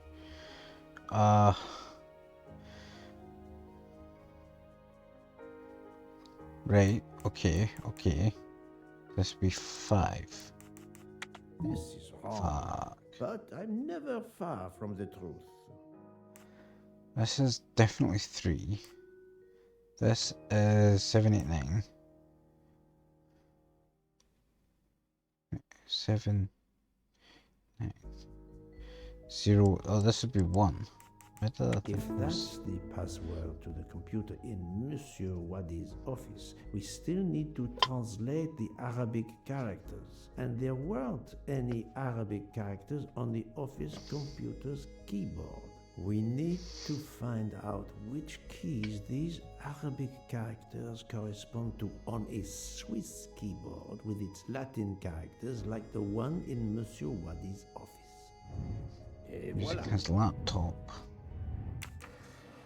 Okay.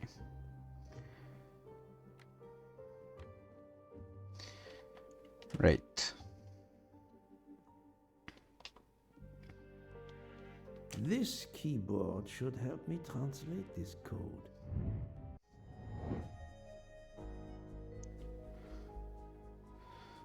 It looks like a G with 2 dots over it. None of these. Oh, there it is. R. R. Looks like a W with 3 dots over it. Is E. Looks like a C with a bit on top of it. I'm sorry for those who know Arabic characters. I don't know how to call them what they are. This is P.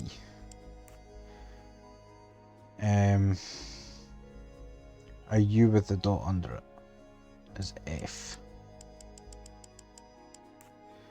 And a U with 3 dots over it. E. Arabic is read from right to left, so the password must surely be read that way too. With any luck, this will unlock the computer in Monsieur Wadi's office. Let me text it to Miss Locke. I'm right again.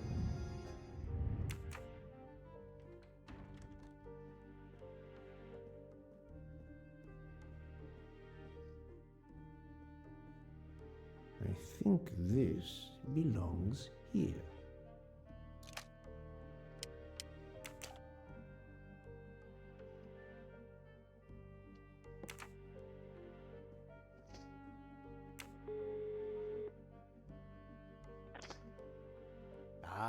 the peculiar habit some people have of displaying things on the door of their refrigerator.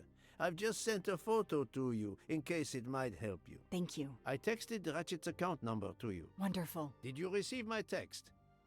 This must be the password to Mr. Wadi's computer. I have it. Thank you.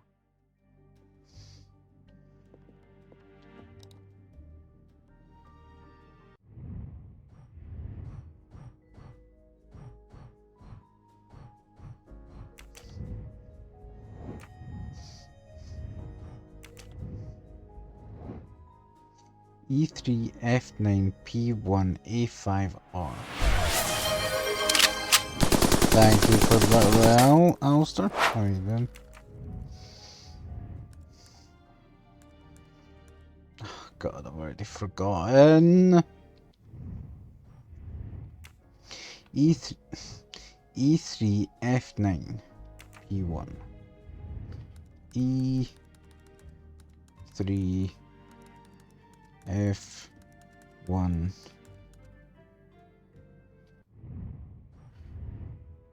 P1 A5R.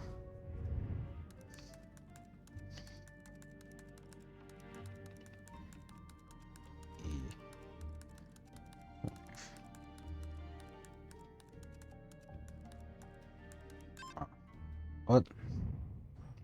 E3 F9 E3 F9 P1 A5R. Is this gonna be the stupid shit where he hasn't reversed it for me?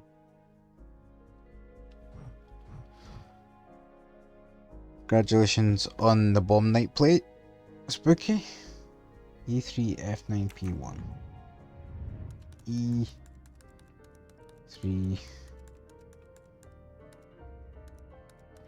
F9 P1 A5 P1 A5R. There we go.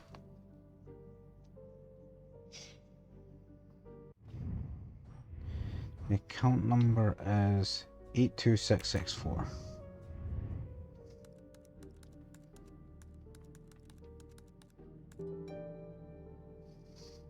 The number of Ratchet's safety deposit box. At last. I should let Mr. Poirot know.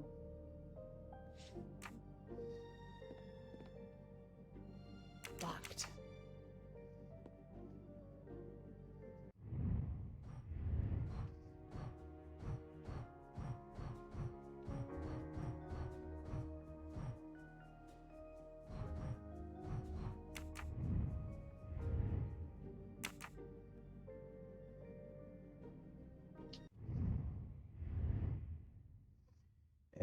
Semicircle, square, double circle, square, double square.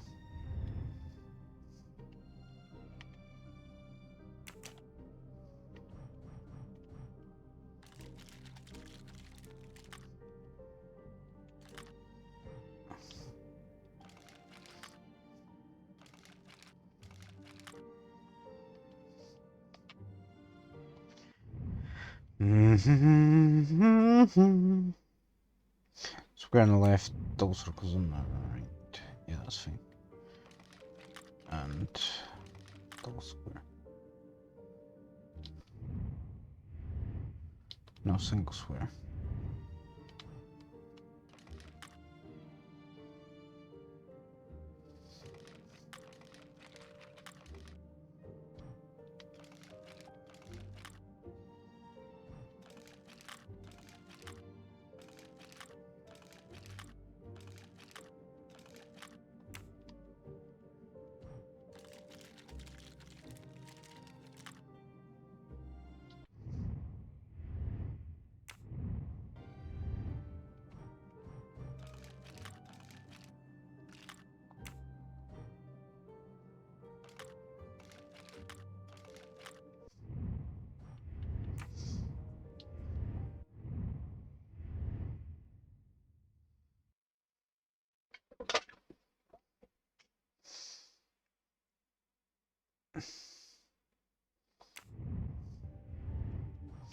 We'll see 2 circles in the middle.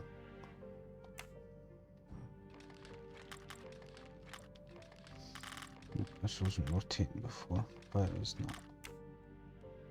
It was. One. Yeah, so that's right.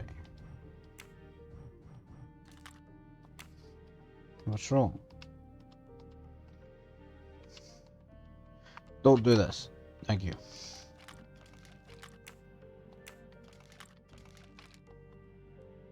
There we go.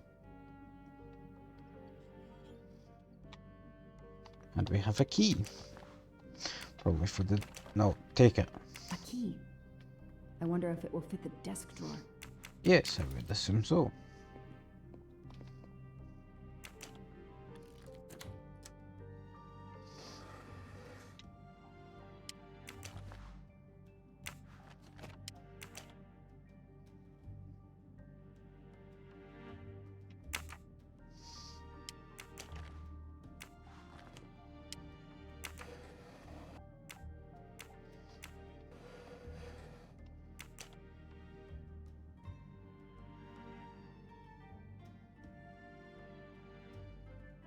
No. Those indentations are from the sheet of the notepad that was on top. This is great.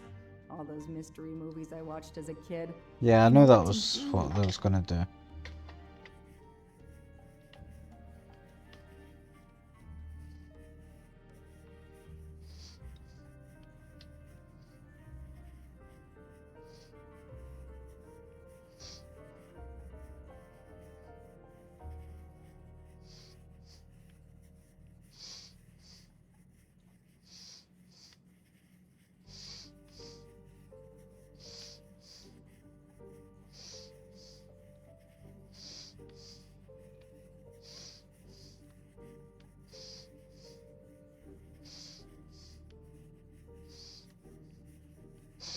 Just in case, you never know.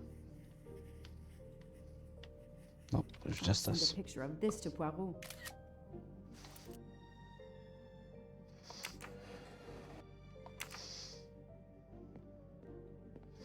That's all there is to do here. Don't we swap over? I sent you a photo of doodles I found on a notepad. I hope it can help you. I hope so as well. I was able to access Mr. Waddy's computer. I have Ratchet's safety deposit box number. Excellent.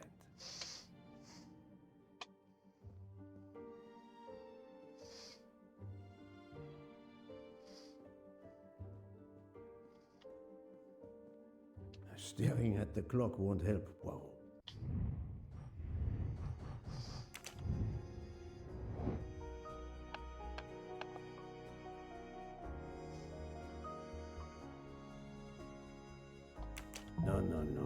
No, not good. Oh. I must admit I'm not right this time. I'm not good at chess. Right.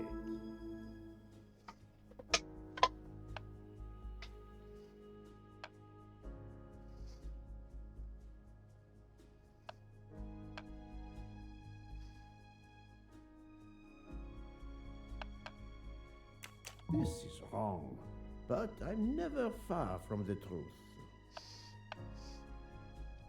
No, not good. Good.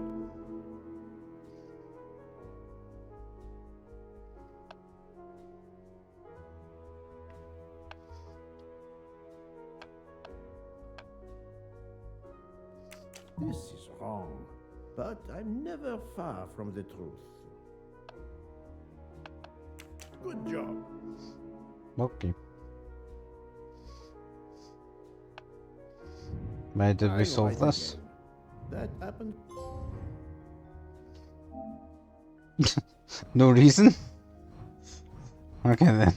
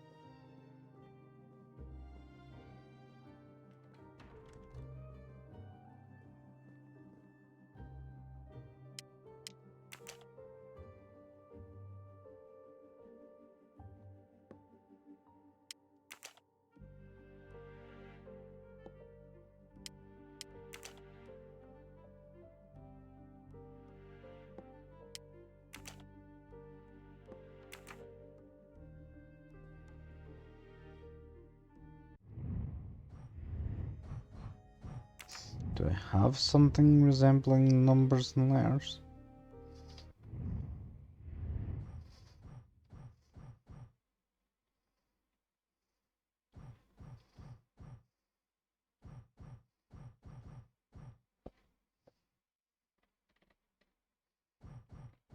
Suppose I have a few things. 0709 2018.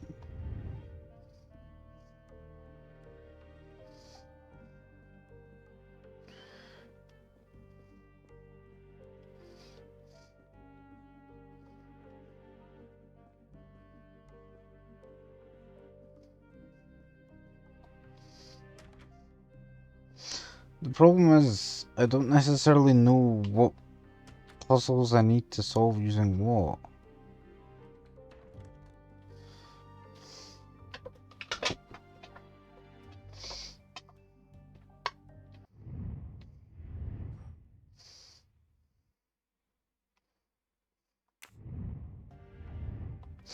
Oh wait.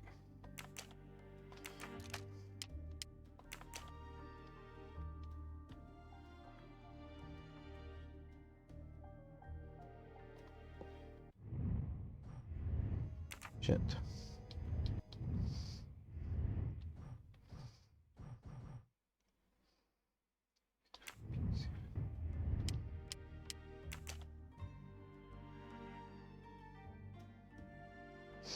Maybe the chessboard and dartboard are connected. B8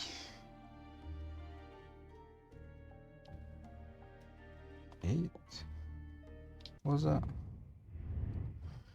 There's B7.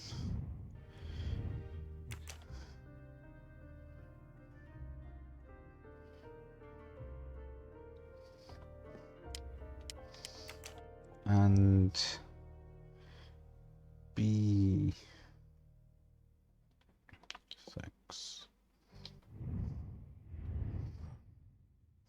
No, A6. And D8 and D5.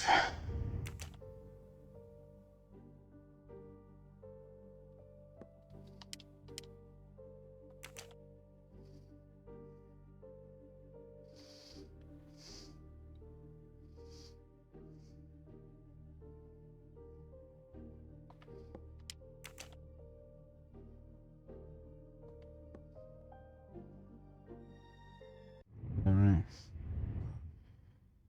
No, D. D.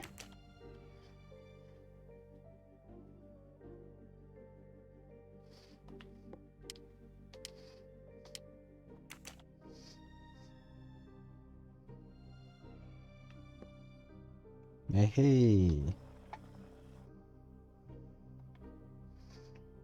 Maybe it's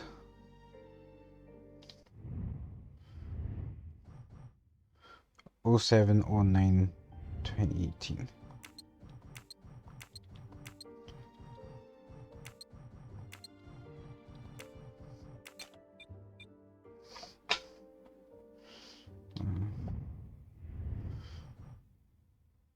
Oh 0708. 0708 20.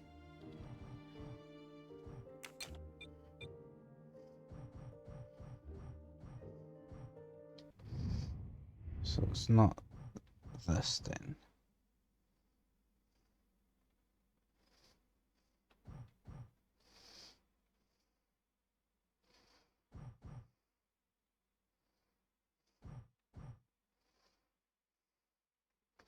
Seven nine 2018.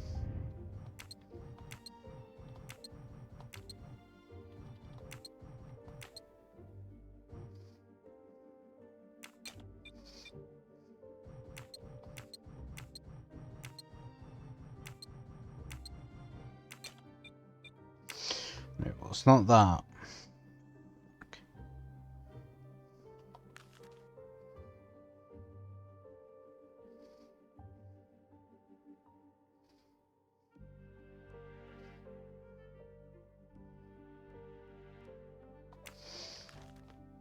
I think that's the passcode for the safe.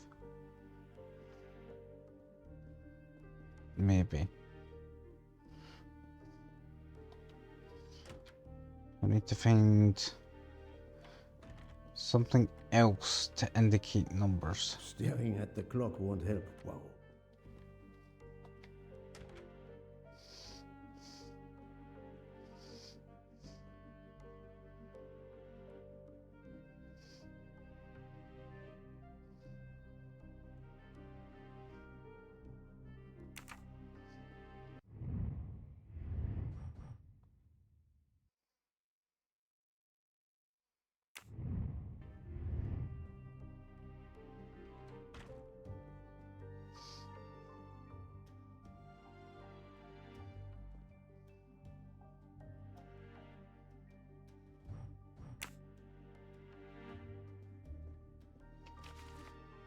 One, two, three, four, five. How many numbers do I need? 1, 2, 3, 4, 5, 6, 7.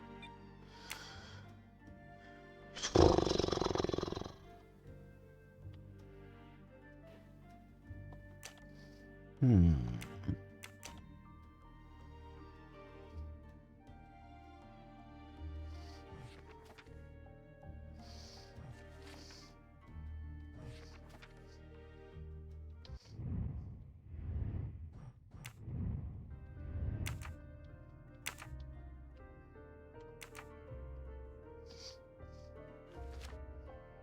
$88, $91, $94, $96, and $98.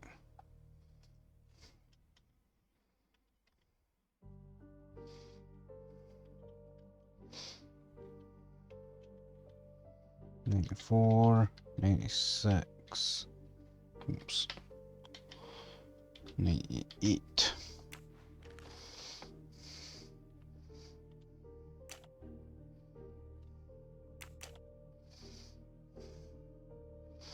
$88 is 3.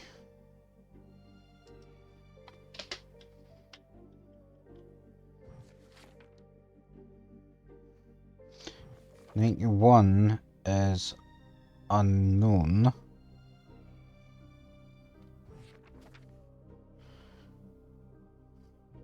$94 is 9. 96. Oops. 94, 95, 96 is 6.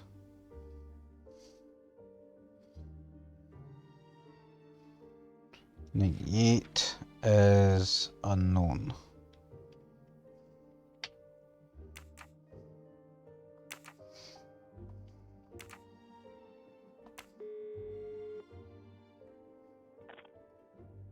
Mademoiselle Locke, how far along are you? Still not very far, but I'm not giving up.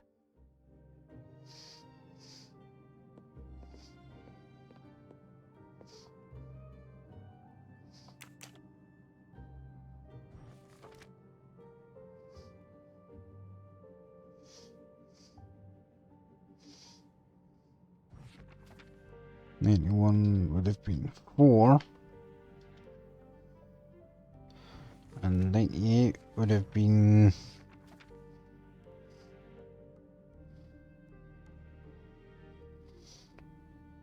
There isn't one.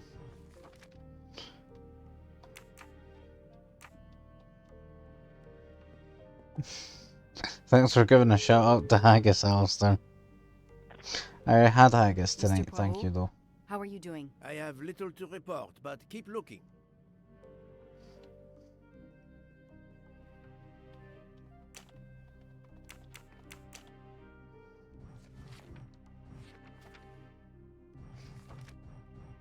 I'm looking for 98. Which is the one before this one. Which is... I can't see.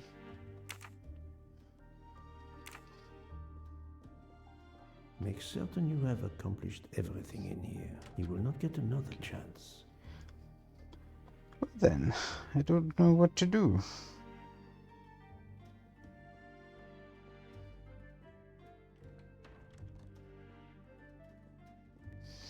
What's on my to-do list again?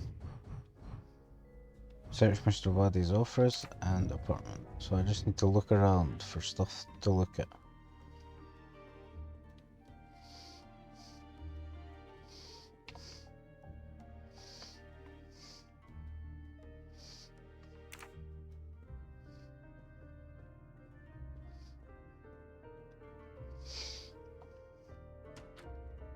I keep breaking that. One day I'll fix it. Staring at the clock won't help, Poirot. They must really like that picture, it seems.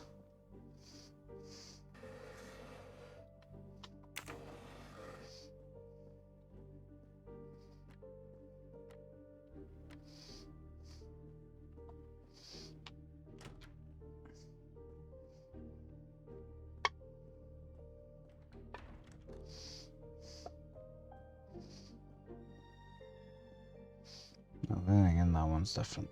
Never mind.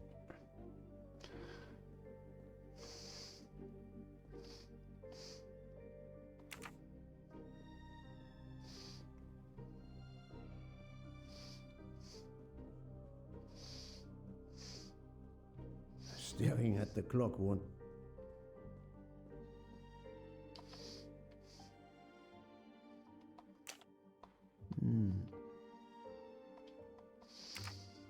Reveal your secrets to me, apartment.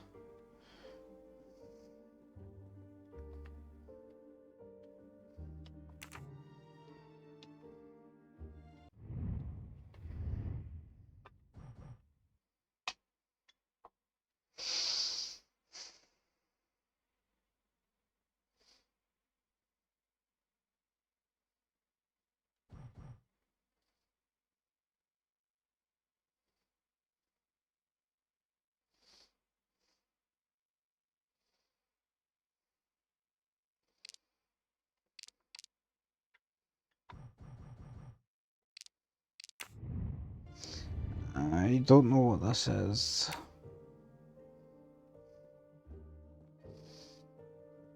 Because it's not the date on the back of the picture.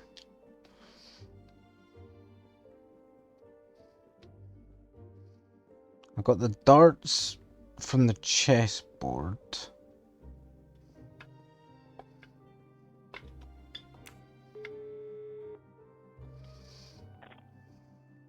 Still.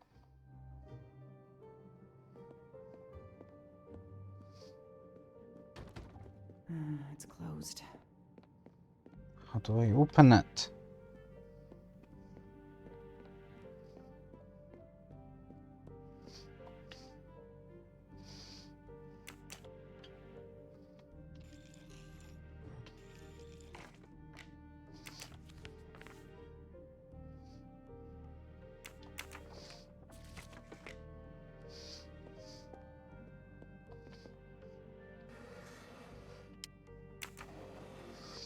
Some more info on the computer that I... Nope. For fuck's sake!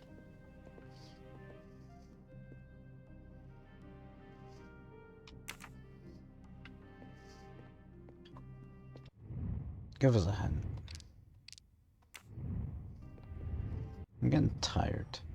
I really need to learn that when I go on too late, I get tired and I get grumpy.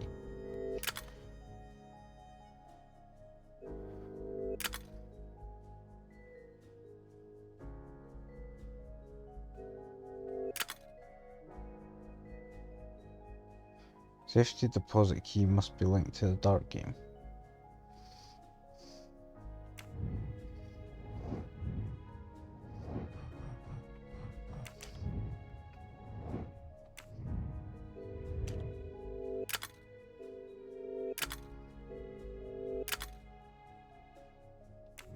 I've already solved this.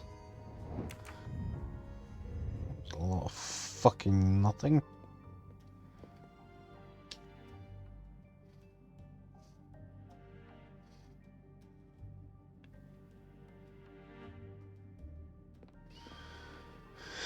Ah!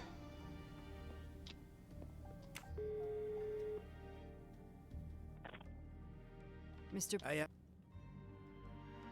I'm in too deep. I need to solve this. Can you give me a hint to this fucking shite?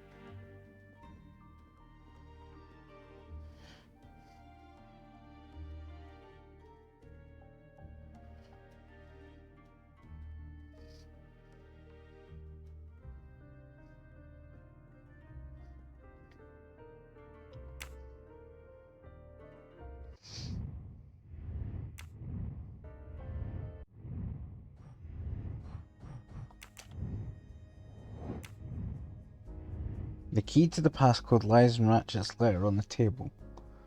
The safety deposit box key must be linked to the dark game.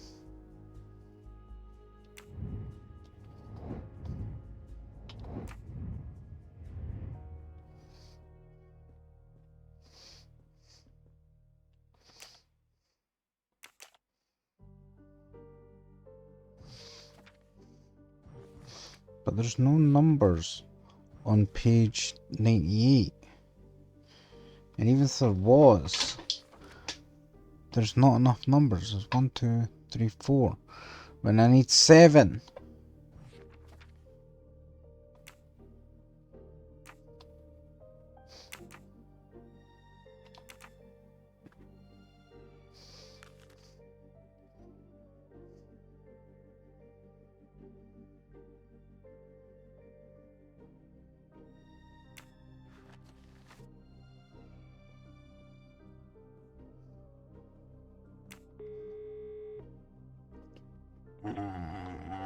Mother was still.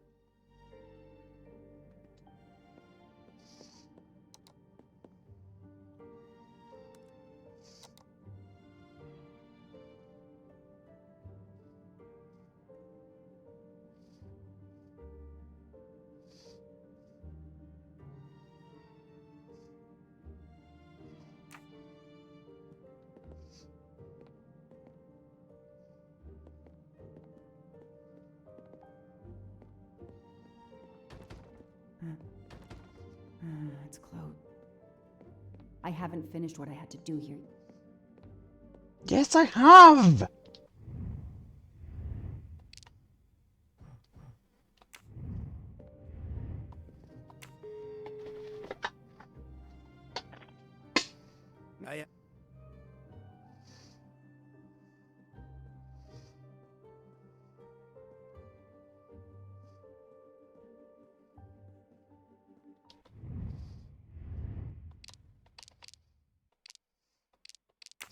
Wait.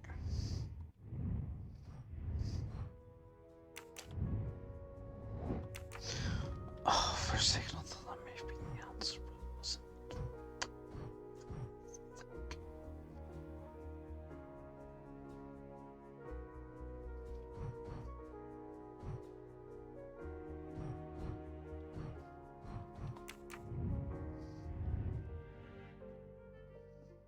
Makes you will not get an.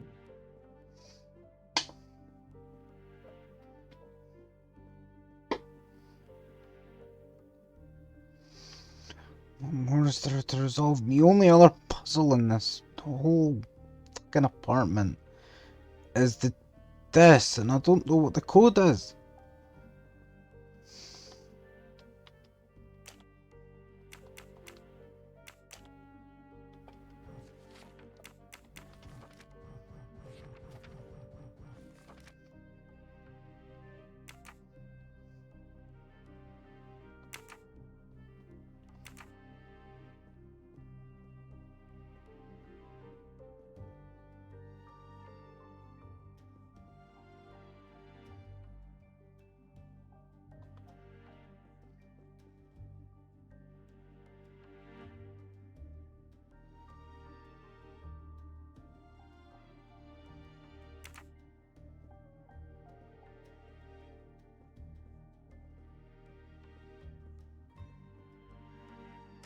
And there's nothing to solve on her side. Oh God, this is really annoying me.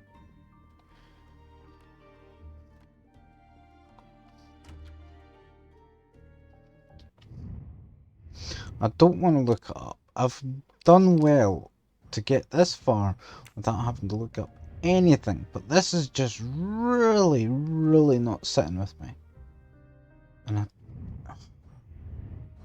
even when I ask for a hint, it doesn't tell me what the hell I'm meant to do.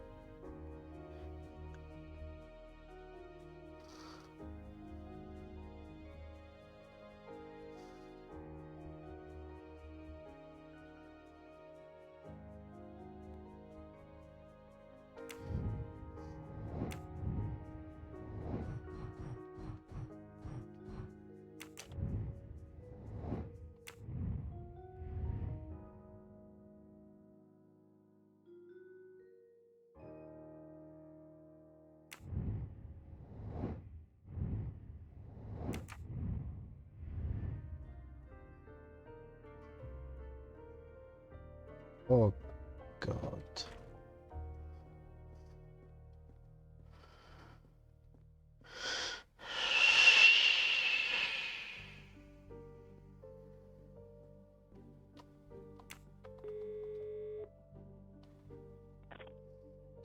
Amanda was still.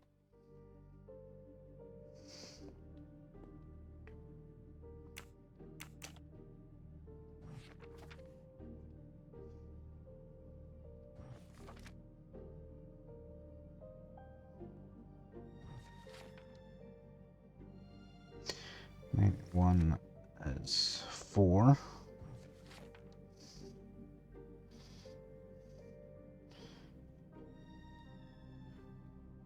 $94 is 9. 96 is nothing. There's nothing there.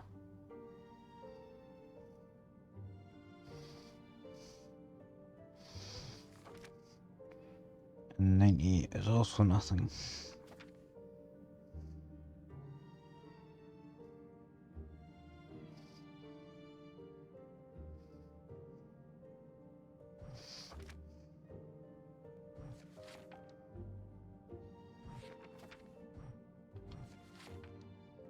It could be 6 and 2 somehow, since there are different editions.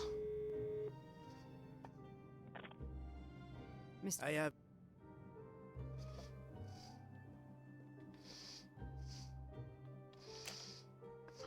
So tired.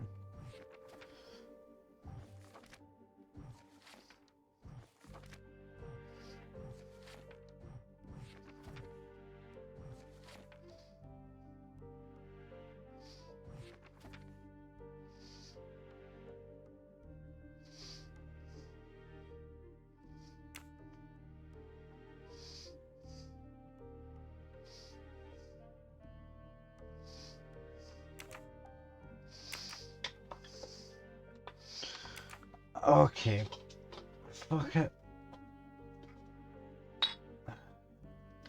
Seems I cannot escape the curse that if I stay up too late, I just can't I can't do things. On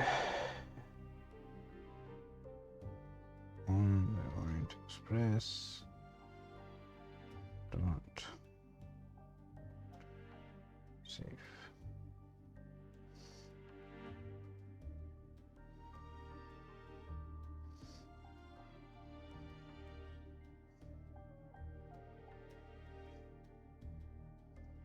A notebook page in the drawer. This one.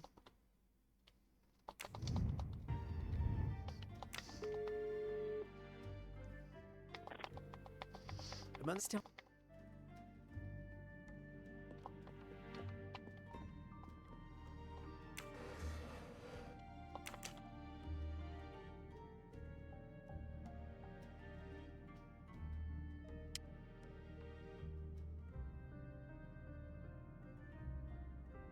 Those indentations are from this is.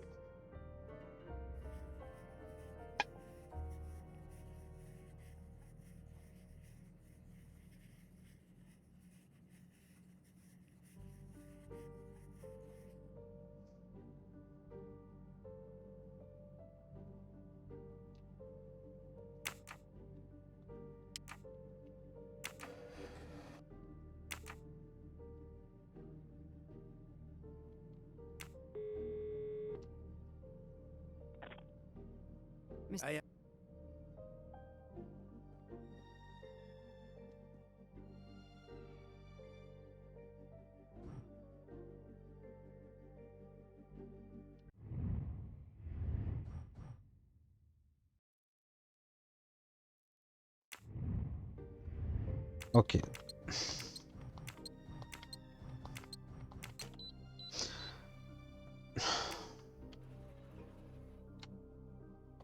I don't know if I could have Looks got like a that. safe key to me. We finally found it.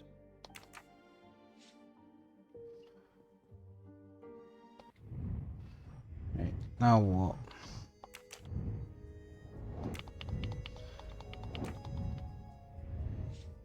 The only thing left is this. The key to the password is close. I can feel it. Was that there the whole time?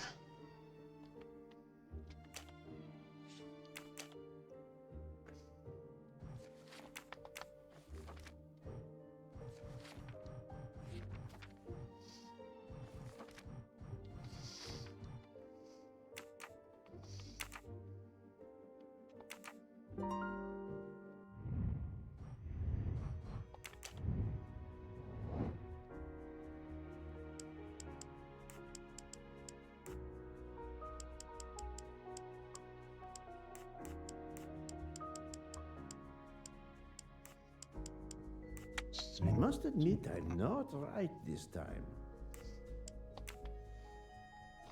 Ratchet's password. There we go. Here it is. Et voilà.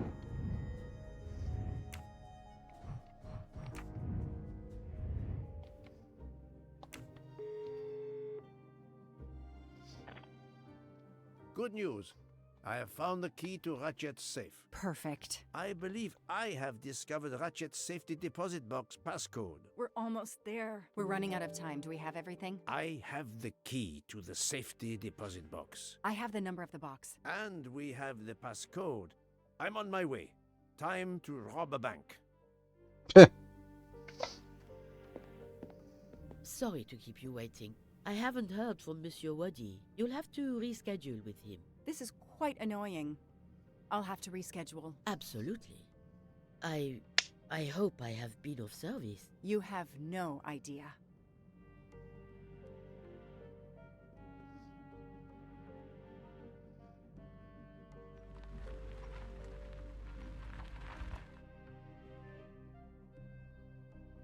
That was fast. We do this as planned? Yes, I am Monsieur Ratchet. But with the bank's questionable policy, I do not expect anyone to ask. Right. Absolute secrecy regarding their clients. The last Swiss bank of its kind.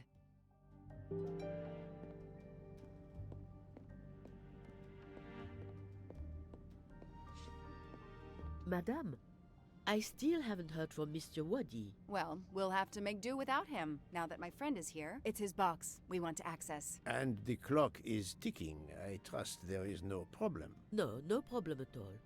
May I have your safety deposit box number? 4346.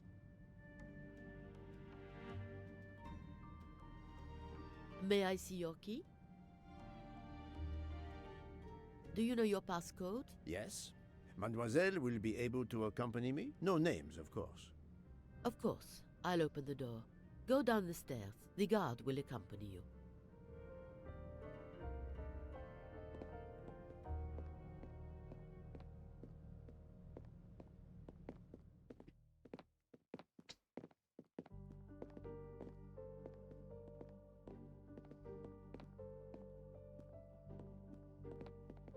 Please leave your personal belongings in this bin and then go through the portal. It's not a portal. It's a scanner.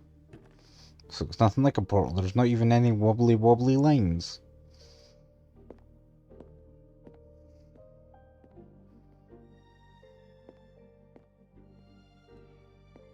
I'll open it for you.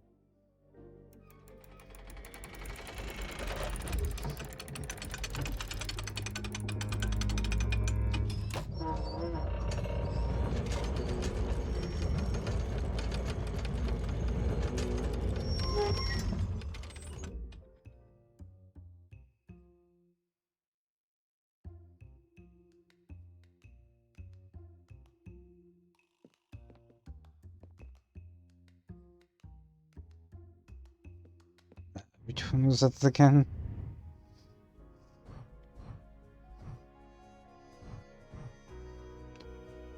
Four, 3, 4, 6.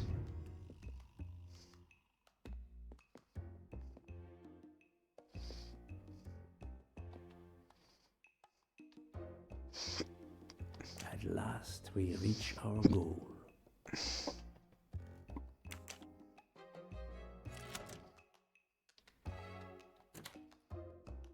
Now I will insert my key, if you allow. Thank you.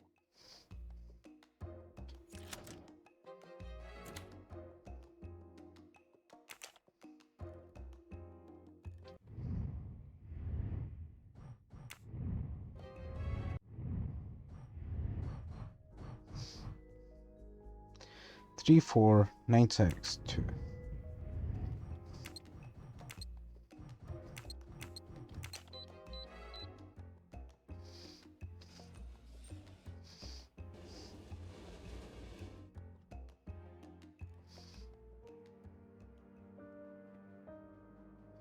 I'll be by the door should you need any assistance. At last. I suspect the effort will be worth it. This collection of various personal items. Do you know what they are, Detective Locke? I do, Mr. Poirot. God help me, I do. Souvenirs. Souvenirs The trophies for the serial people killers he's take from their murdered. victims to remind them of their kills. Ratchet wasn't just a kidnapper. No, indeed. He was a monster.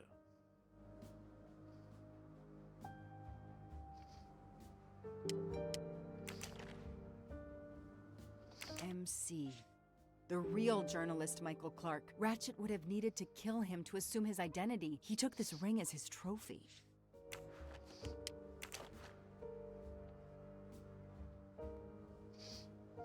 Another victim. Another trophy. A woman. We may never know her name. You were lucky, mademoiselle, when you met him at that cabin in the forest, alone. How many victims do you think Ratchet had? Too many.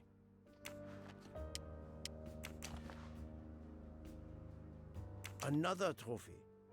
We may never know how many people he killed. For every soul Ratchet claimed, even more are suffering. Diamonds. A fortune. Crime does pay. No, mademoiselle. No, This not collection anymore. It was doesn't. The criminal who finally paid.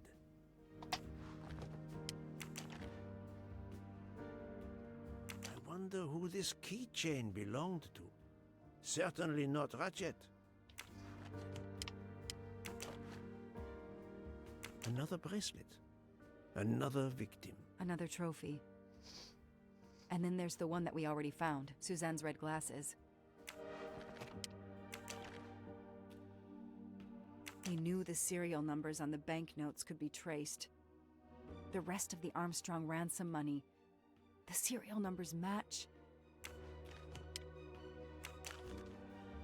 And who's The this one on the traitor? left. Ratchet. Whoever he is with, their friendship seems over. The build. The hair. It could be Noah, his partner in Daisy's kidnapping. It appears they had a falling out. And that's his 4 bracelet. years of investigation. It's all over. I finally have the last piece of evidence that Ratchet was Daisy's kidnapper and murderer. More than that, you have helped unmask a serial killer responsible for so many deaths. But even with all this, we're no closer to solving Ratchet's murder. On the contrary, mademoiselle, everything. It is coming together. Don't you agree, detective? What? The damaged photograph. It could be Noah. You think Noah killed Ratchet for revenge? The train. What about the train? I know how a killer could vanish without leaving a trace in the snow. Wings? Camouflage. The trophies. Poirot, we have a train to catch. Not just a train, Detective Locke. We have a murderer to catch.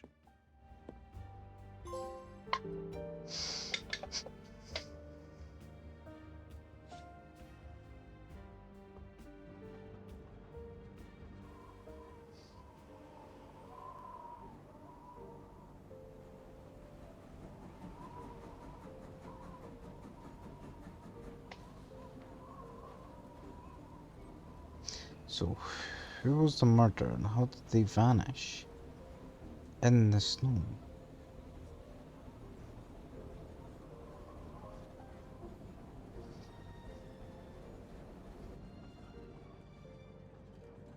Poirot, enough! You have kept us in suspense ever since we left Lausanne. Forgive me, my friend. Detective Locke and I needed the time to put the last pieces of the puzzle in their proper places. I'll fill in where I can, but this is Mr. Poirot's show. I confess I can't help, but I feel a certain déjà vu. You are correct, Doctor. We have been here before. However, without you, we wouldn't have been able to reach the true conclusion of this story.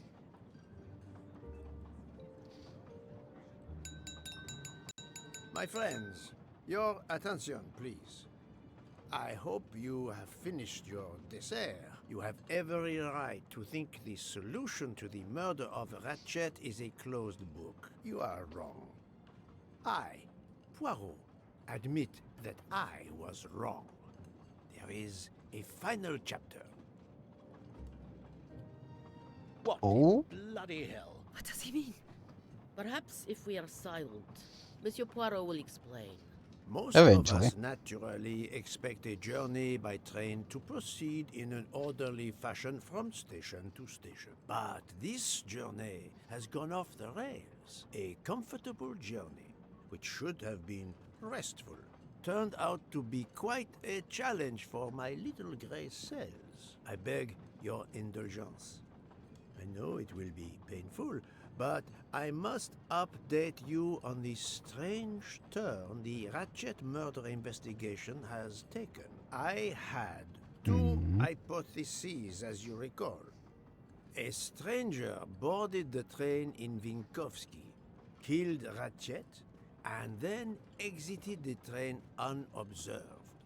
That was the first possibility. The second solution gave us 12 jurors who condemned Ratchet to death for the kidnapping and murder of Daisy Armstrong. My friend, Book, properly chose the first solution for the authorities. However, thanks to Dr. Constantine here, a 13th stab wound was discovered, throwing that solution into disarray. Moreover, the words of a witness called into question the chronology of the night of the murder upon which the first two solutions were based. Detective Locke?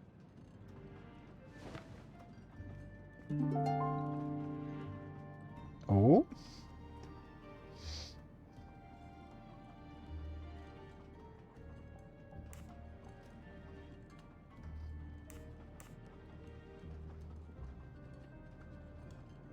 Michael admitted to having been absent several times during the night. His absence therefore gave multiple opportunities for a 13th murderer to slip into Ratchet's room before the other 12 jurors lined up to stab him. You are saying the man Ratchet was when we... Yes, you He was executed already a dead. man who was already dead. But there were other suspects that night. Other suspects? Who? They stand before you. Mr. Fauché, Mr. Maury, and Ms. Nielsen. And they all also had a hole in their stories about their movements that night. Mr. Poirot? Most of you don't know it, but there was a second murder in Venice. Mein Gott, another murder. The victim was a man named Aziz Wadi, a banker in Geneva who was on the payroll of Ratchet. He looked after the money Ratchet obtained from the Armstrong ransom. Ratchet needed money and arranged to meet Mr. Wadi in Venice. One of these three knew about that money. Now, each of them had an alibi of a sort, but if any of their alibis was a lie, that person had time to murder Monsieur Wadi, Monsieur Fauché, Mademoiselle Nielsen, and Monsieur Maury. One of you murdered Ratchet and Monsieur Wadi. Are you kidding? I pour drinks for our guests. I don't murder them. It's nonsense. You are accusing me? Because of my knives? But why would one of my He employees has blood kill on his Ratchet? uniform right now. Is Daisy's death the motive of the 13th murder? No. The killer's motive for killing Ratchet was revenge, but not for Daisy's death. The motive for Aziz Wadi's murder was also revenge. Mr. Wadi was helping Ratchet. Ratchet had an accomplice in the kidnapping named Noah. They kidnapped Daisy together. Ratchet stored the ransom money in a Swiss bank that protected anonymous clients. He forced Monsieur Wadi to watch over the money. Once enough time had passed, Ratchet felt it was safe to have Monsieur Wadi bring him cash whenever Ratchet needed it. The serial numbers of the bills would still be in a file, but no one would be actively checking it. Precisely. But Ratchet didn't just keep the ransom in his safety deposit box. He also kept his murder trophies. There was something much worse than Daisy's ransom money in that safety deposit box. During her investigation, Detective Locke found evidence proving that Ratchet was what is known as a trophy killer.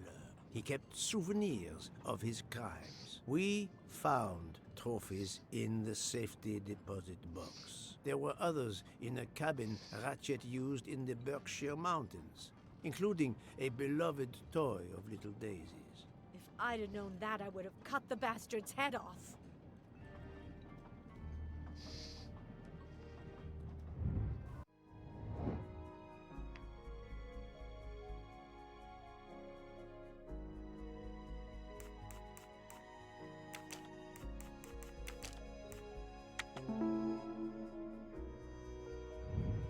That was easy. The bracelet found in the safety deposit box was also on Noah's wrist in a photograph. It's obvious Ratchet killed Noah, and therefore, at last, I can tell you with absolute certainty who the murderer of Ratchet and Monsieur Wadi is.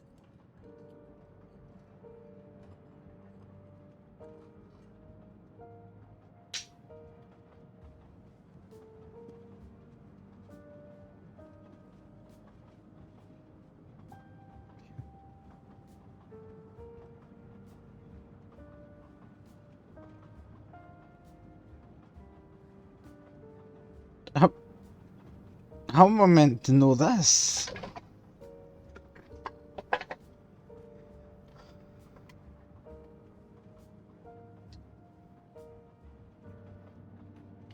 I mean, he's got blood on his shirt right now. I don't know if that was always there. Oh? This isn't the right evidence. That doesn't prove anything. No, this doesn't help. Okay, so I can investigate.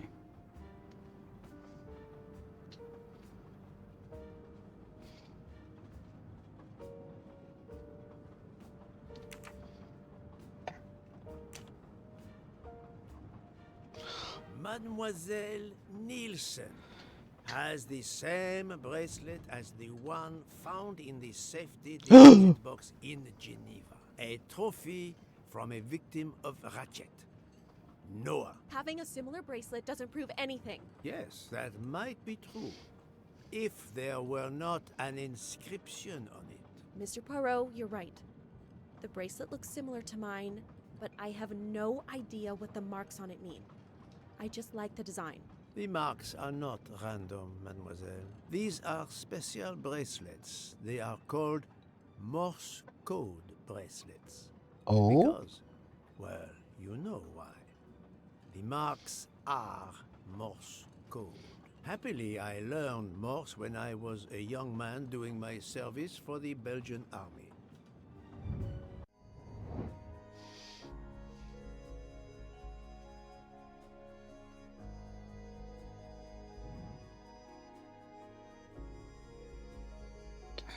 Dot dot dot dash dot.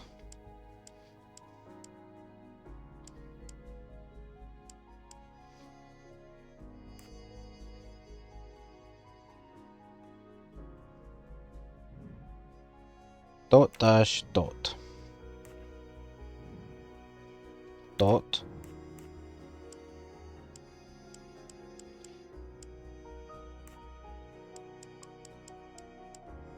Let me guess, then it's dot dash dash dash and then dot dash.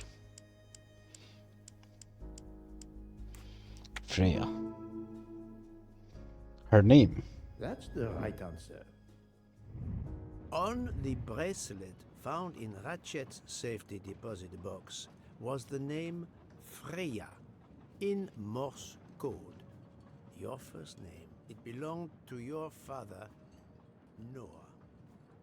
Noah Nielsen. Let's stop playing this little game, mademoiselle. What does yours say? Noah? It says father.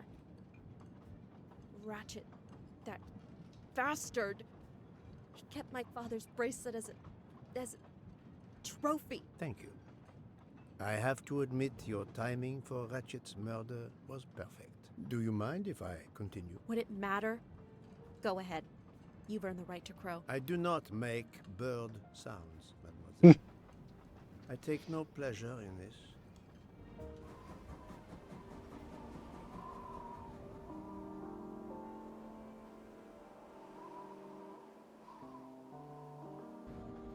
You drugged Ratchet's dessert to ensure he would be unconscious when you went to his room. You stole a knife from Monsieur Maury.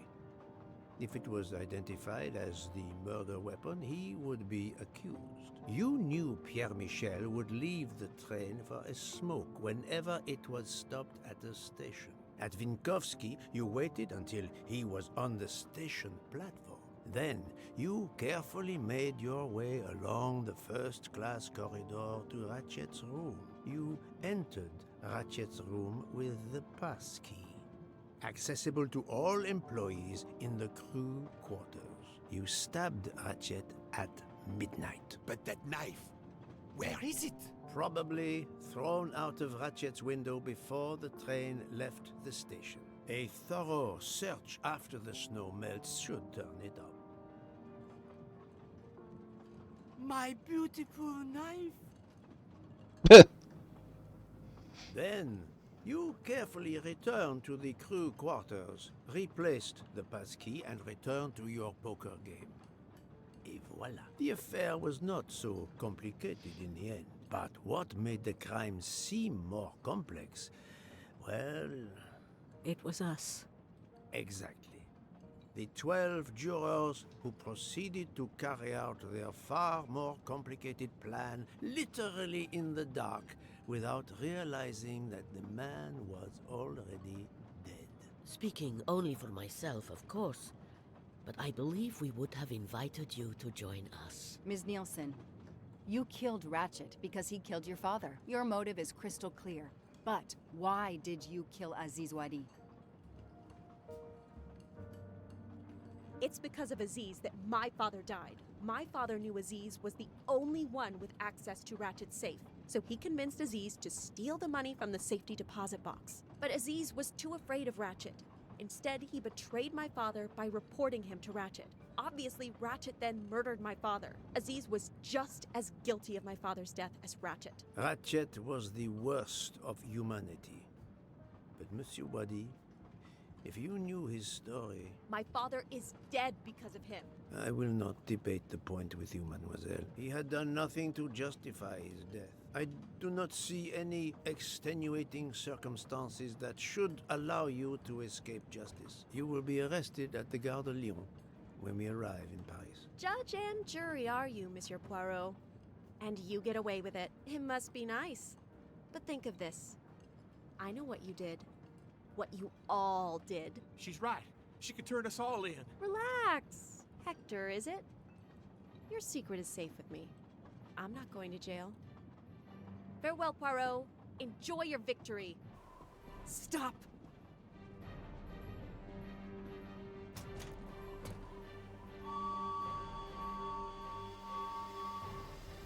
No, Freya, don't jump. You're going to die. I've made my choice. We'll let fate decide. No!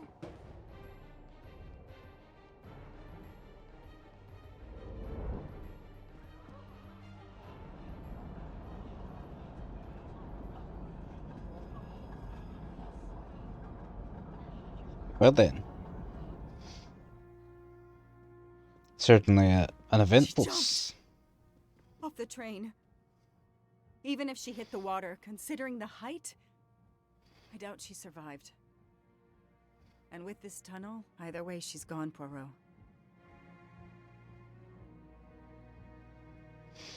Who will make dessert?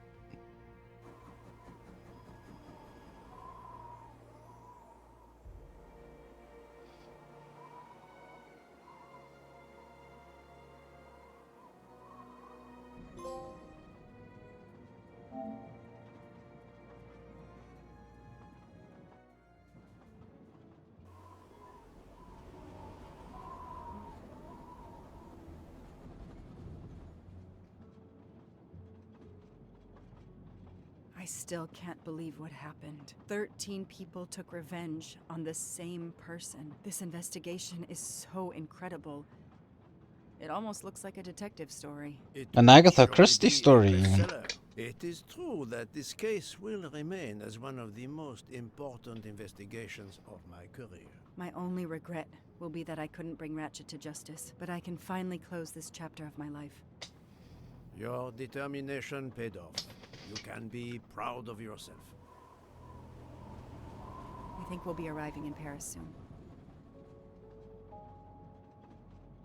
If you will pardon me, Detective Locke, I have to settle a few details with Monsieur Bouc before we arrive. Please, go ahead. I still can't believe Freya was the killer. She never even cheated when we played poker. She used too much sugar. Nonsense! Her desserts were divine! Unfortunately, her actions were not so divine. There you are, my friend. Bouc, I have a favor to ask. Anything.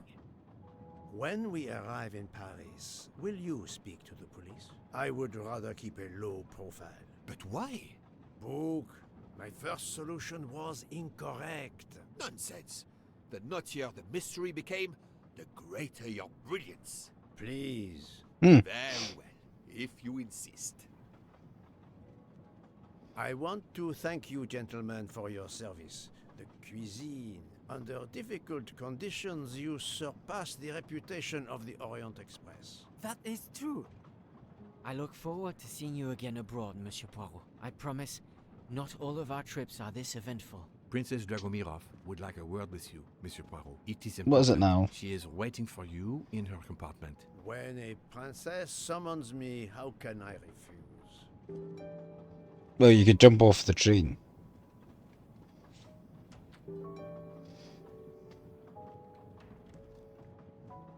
Ah, Mademoiselle Debenham et Captain Arbuthnot.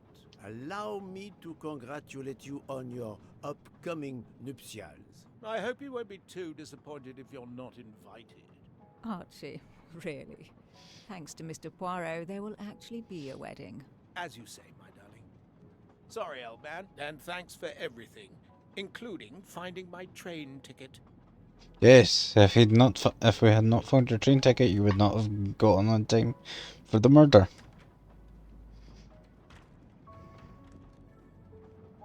Count Andrigny, how is the Countess? Much better now that it's all over. I misjudged you, Poirot. And I you. There is something else about my wife you should know. Why I am so protective. She is pregnant. You are quite the detective. Actually, Dr. Constantine told me. She admitted as much when he was attending to her. If it's a girl, we're going to name her Daisy.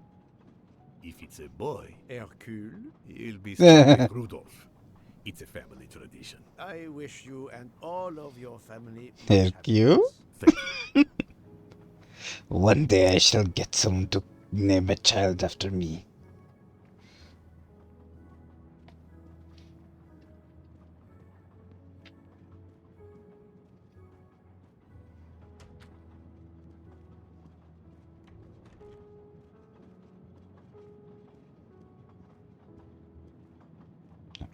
Maybe it is this one. You wish to talk to me?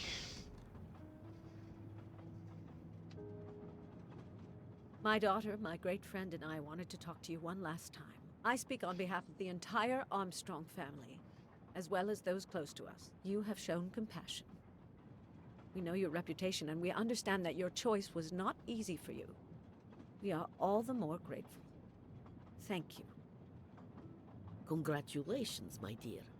You managed to say the word thank you. I'm doing alright. How's you, Managed Alistair? to put us through quite a lot. I really want to finish up soon, but I want to finish this game You first. should know that I regret nothing. If this Freya Nielsen person had not been involved, I would have done it again.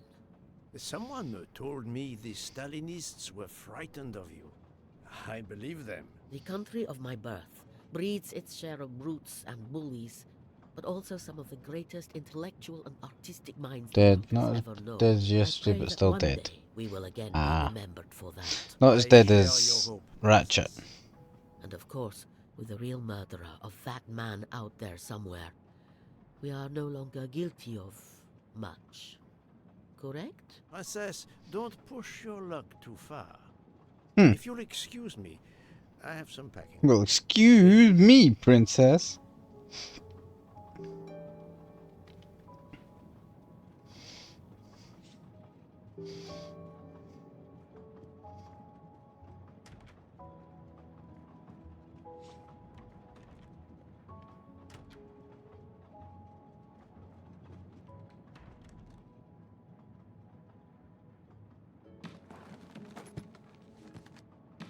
At the end of this investigation, I still have my doubts. Did I make the right choice with the 12 self-proclaimed jurors?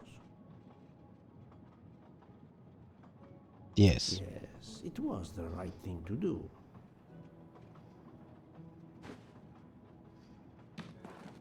As for Mademoiselle Nielsen, what would I have done if she had not escaped?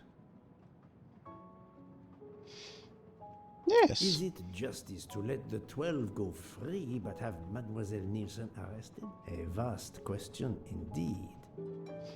Well, the difference is 12 plus 1 murdered a monster who would have gotten away with it, Take motive into consideration when deciding and the 1 sentence for murdered a man who was You are not a judge. Your job just is another to victim. establish the facts, which you have done. The case has been solved. Another already awaits you. It is the reason you were on this train. It is time. Time to move on.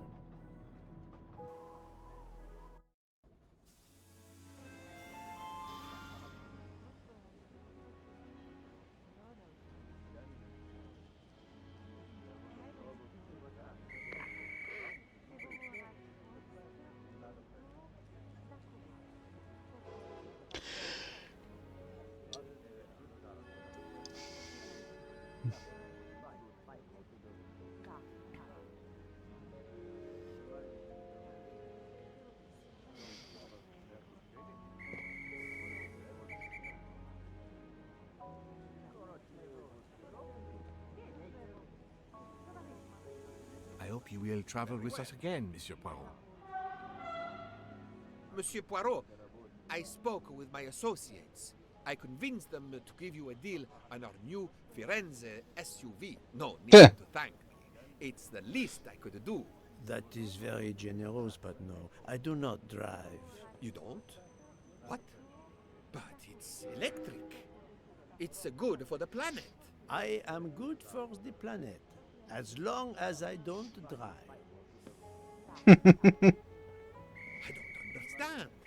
He refused. Ah, a mustache. You can never have too many of these.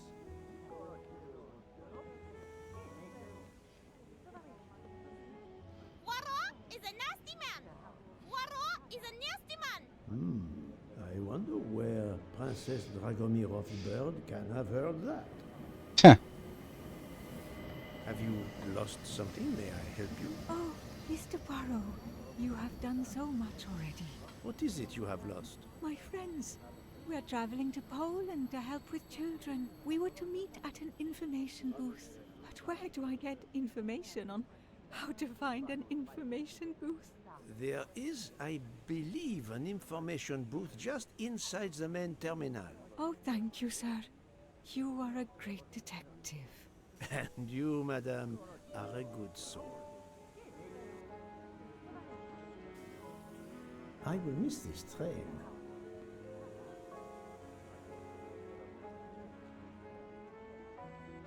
Hey, Poirot. Say, have you seen a scruffy little guy in a green trench coat? I cannot say I have. Why? He's my next case. Another case? That was indeed fast. A detective's gotta eat. You know what I mean. I have some idea, yes. Suspected embezzler, traveling east, out on the Orient Express. Say, you wouldn't be interested in teaming up, would you? Some good money in it. I have had enough of trains for a while, thank you. Okay, suit yourself.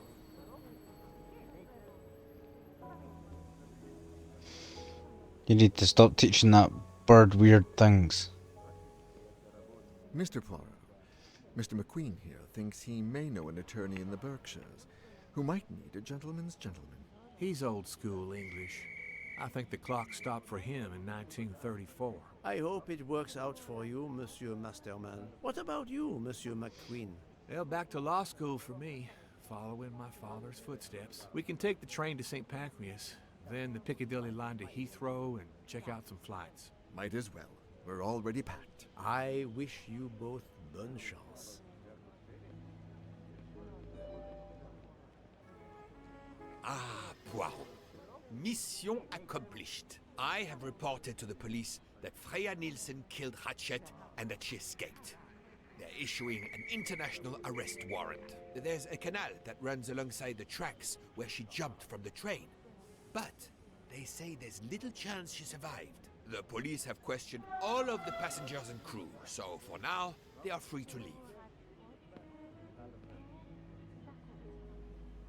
I gave them the results of my preliminary autopsy, and they have the report from the Venetian authorities. They were arguing about jurisdiction when I left. Thank you, Doctor. You have been of inestimable help. A fascinating case. I'm pleased I could assist you. Mr. Poirot, it seems our paths part here. It was an honor and a pleasure to work with you. And I am with you, Detective Locke. The case would have been impossible without your tenacity and dedication to finding the truth. You also proved to be an able con artist in Geneva. You too. Thank you for everything. I'll never forget you. And I shall always treasure our collaboration. Well,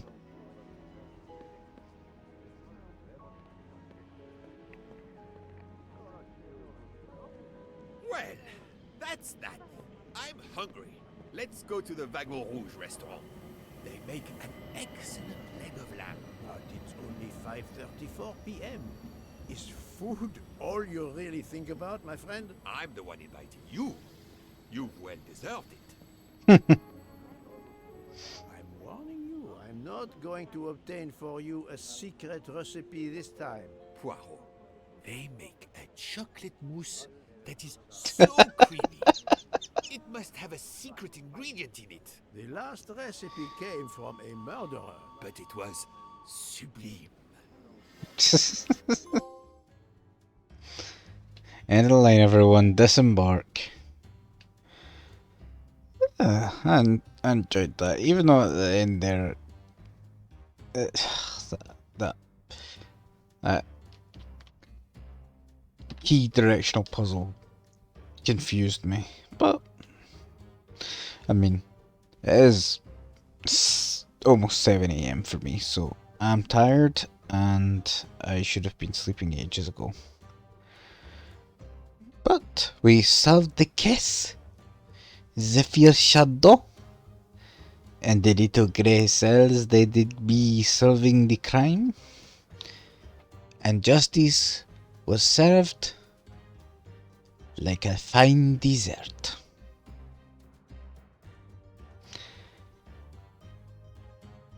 Or something like that. Thank you, Shang.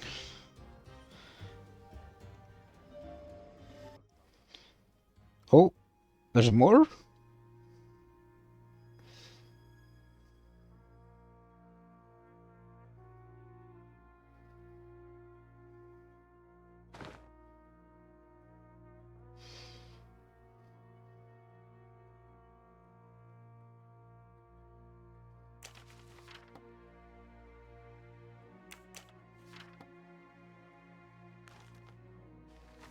Dear Poirot, I didn't really have time to say goodbye when we parted.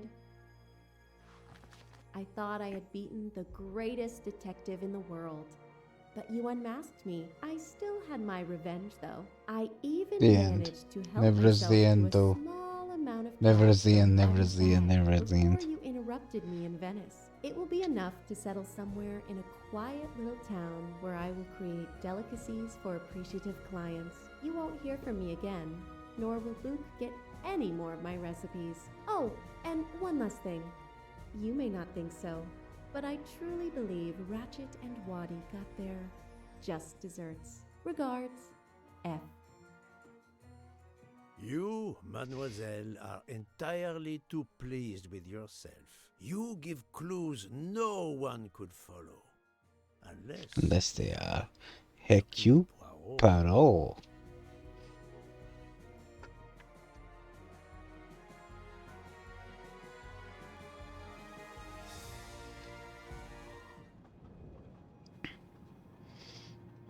So, how do we do in the trophies? We missed 7. Right, because we used a hint, we didn't collect all mustaches. We got half of them though. A new game, do all the confrontations without ever making a mistake. Confront the 12 jurors without making any mistakes. Confront the real killer without making any mistakes. Keep the code to Joanna's briefcase without asking Boke to keep quiet.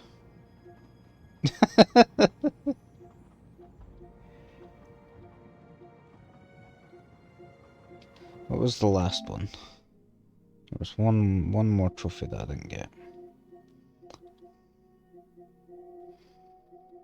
No, that was all of them. Okay then. Cliffhanger for Orient Express 2. No, but there is another game that came out this year.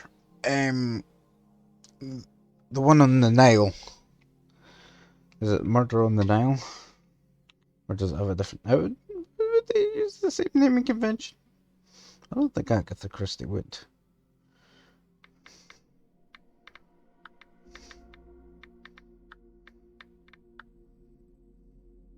Death on the Nile.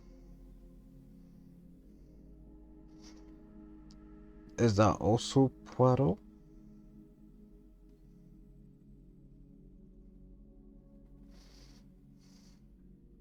Yes, it is. Hercule Poirot. Maybe I'll get that one at some point. But for now, that's all I've got for you. So until next time, good night and goodbye. I shall give the brain cells some rest.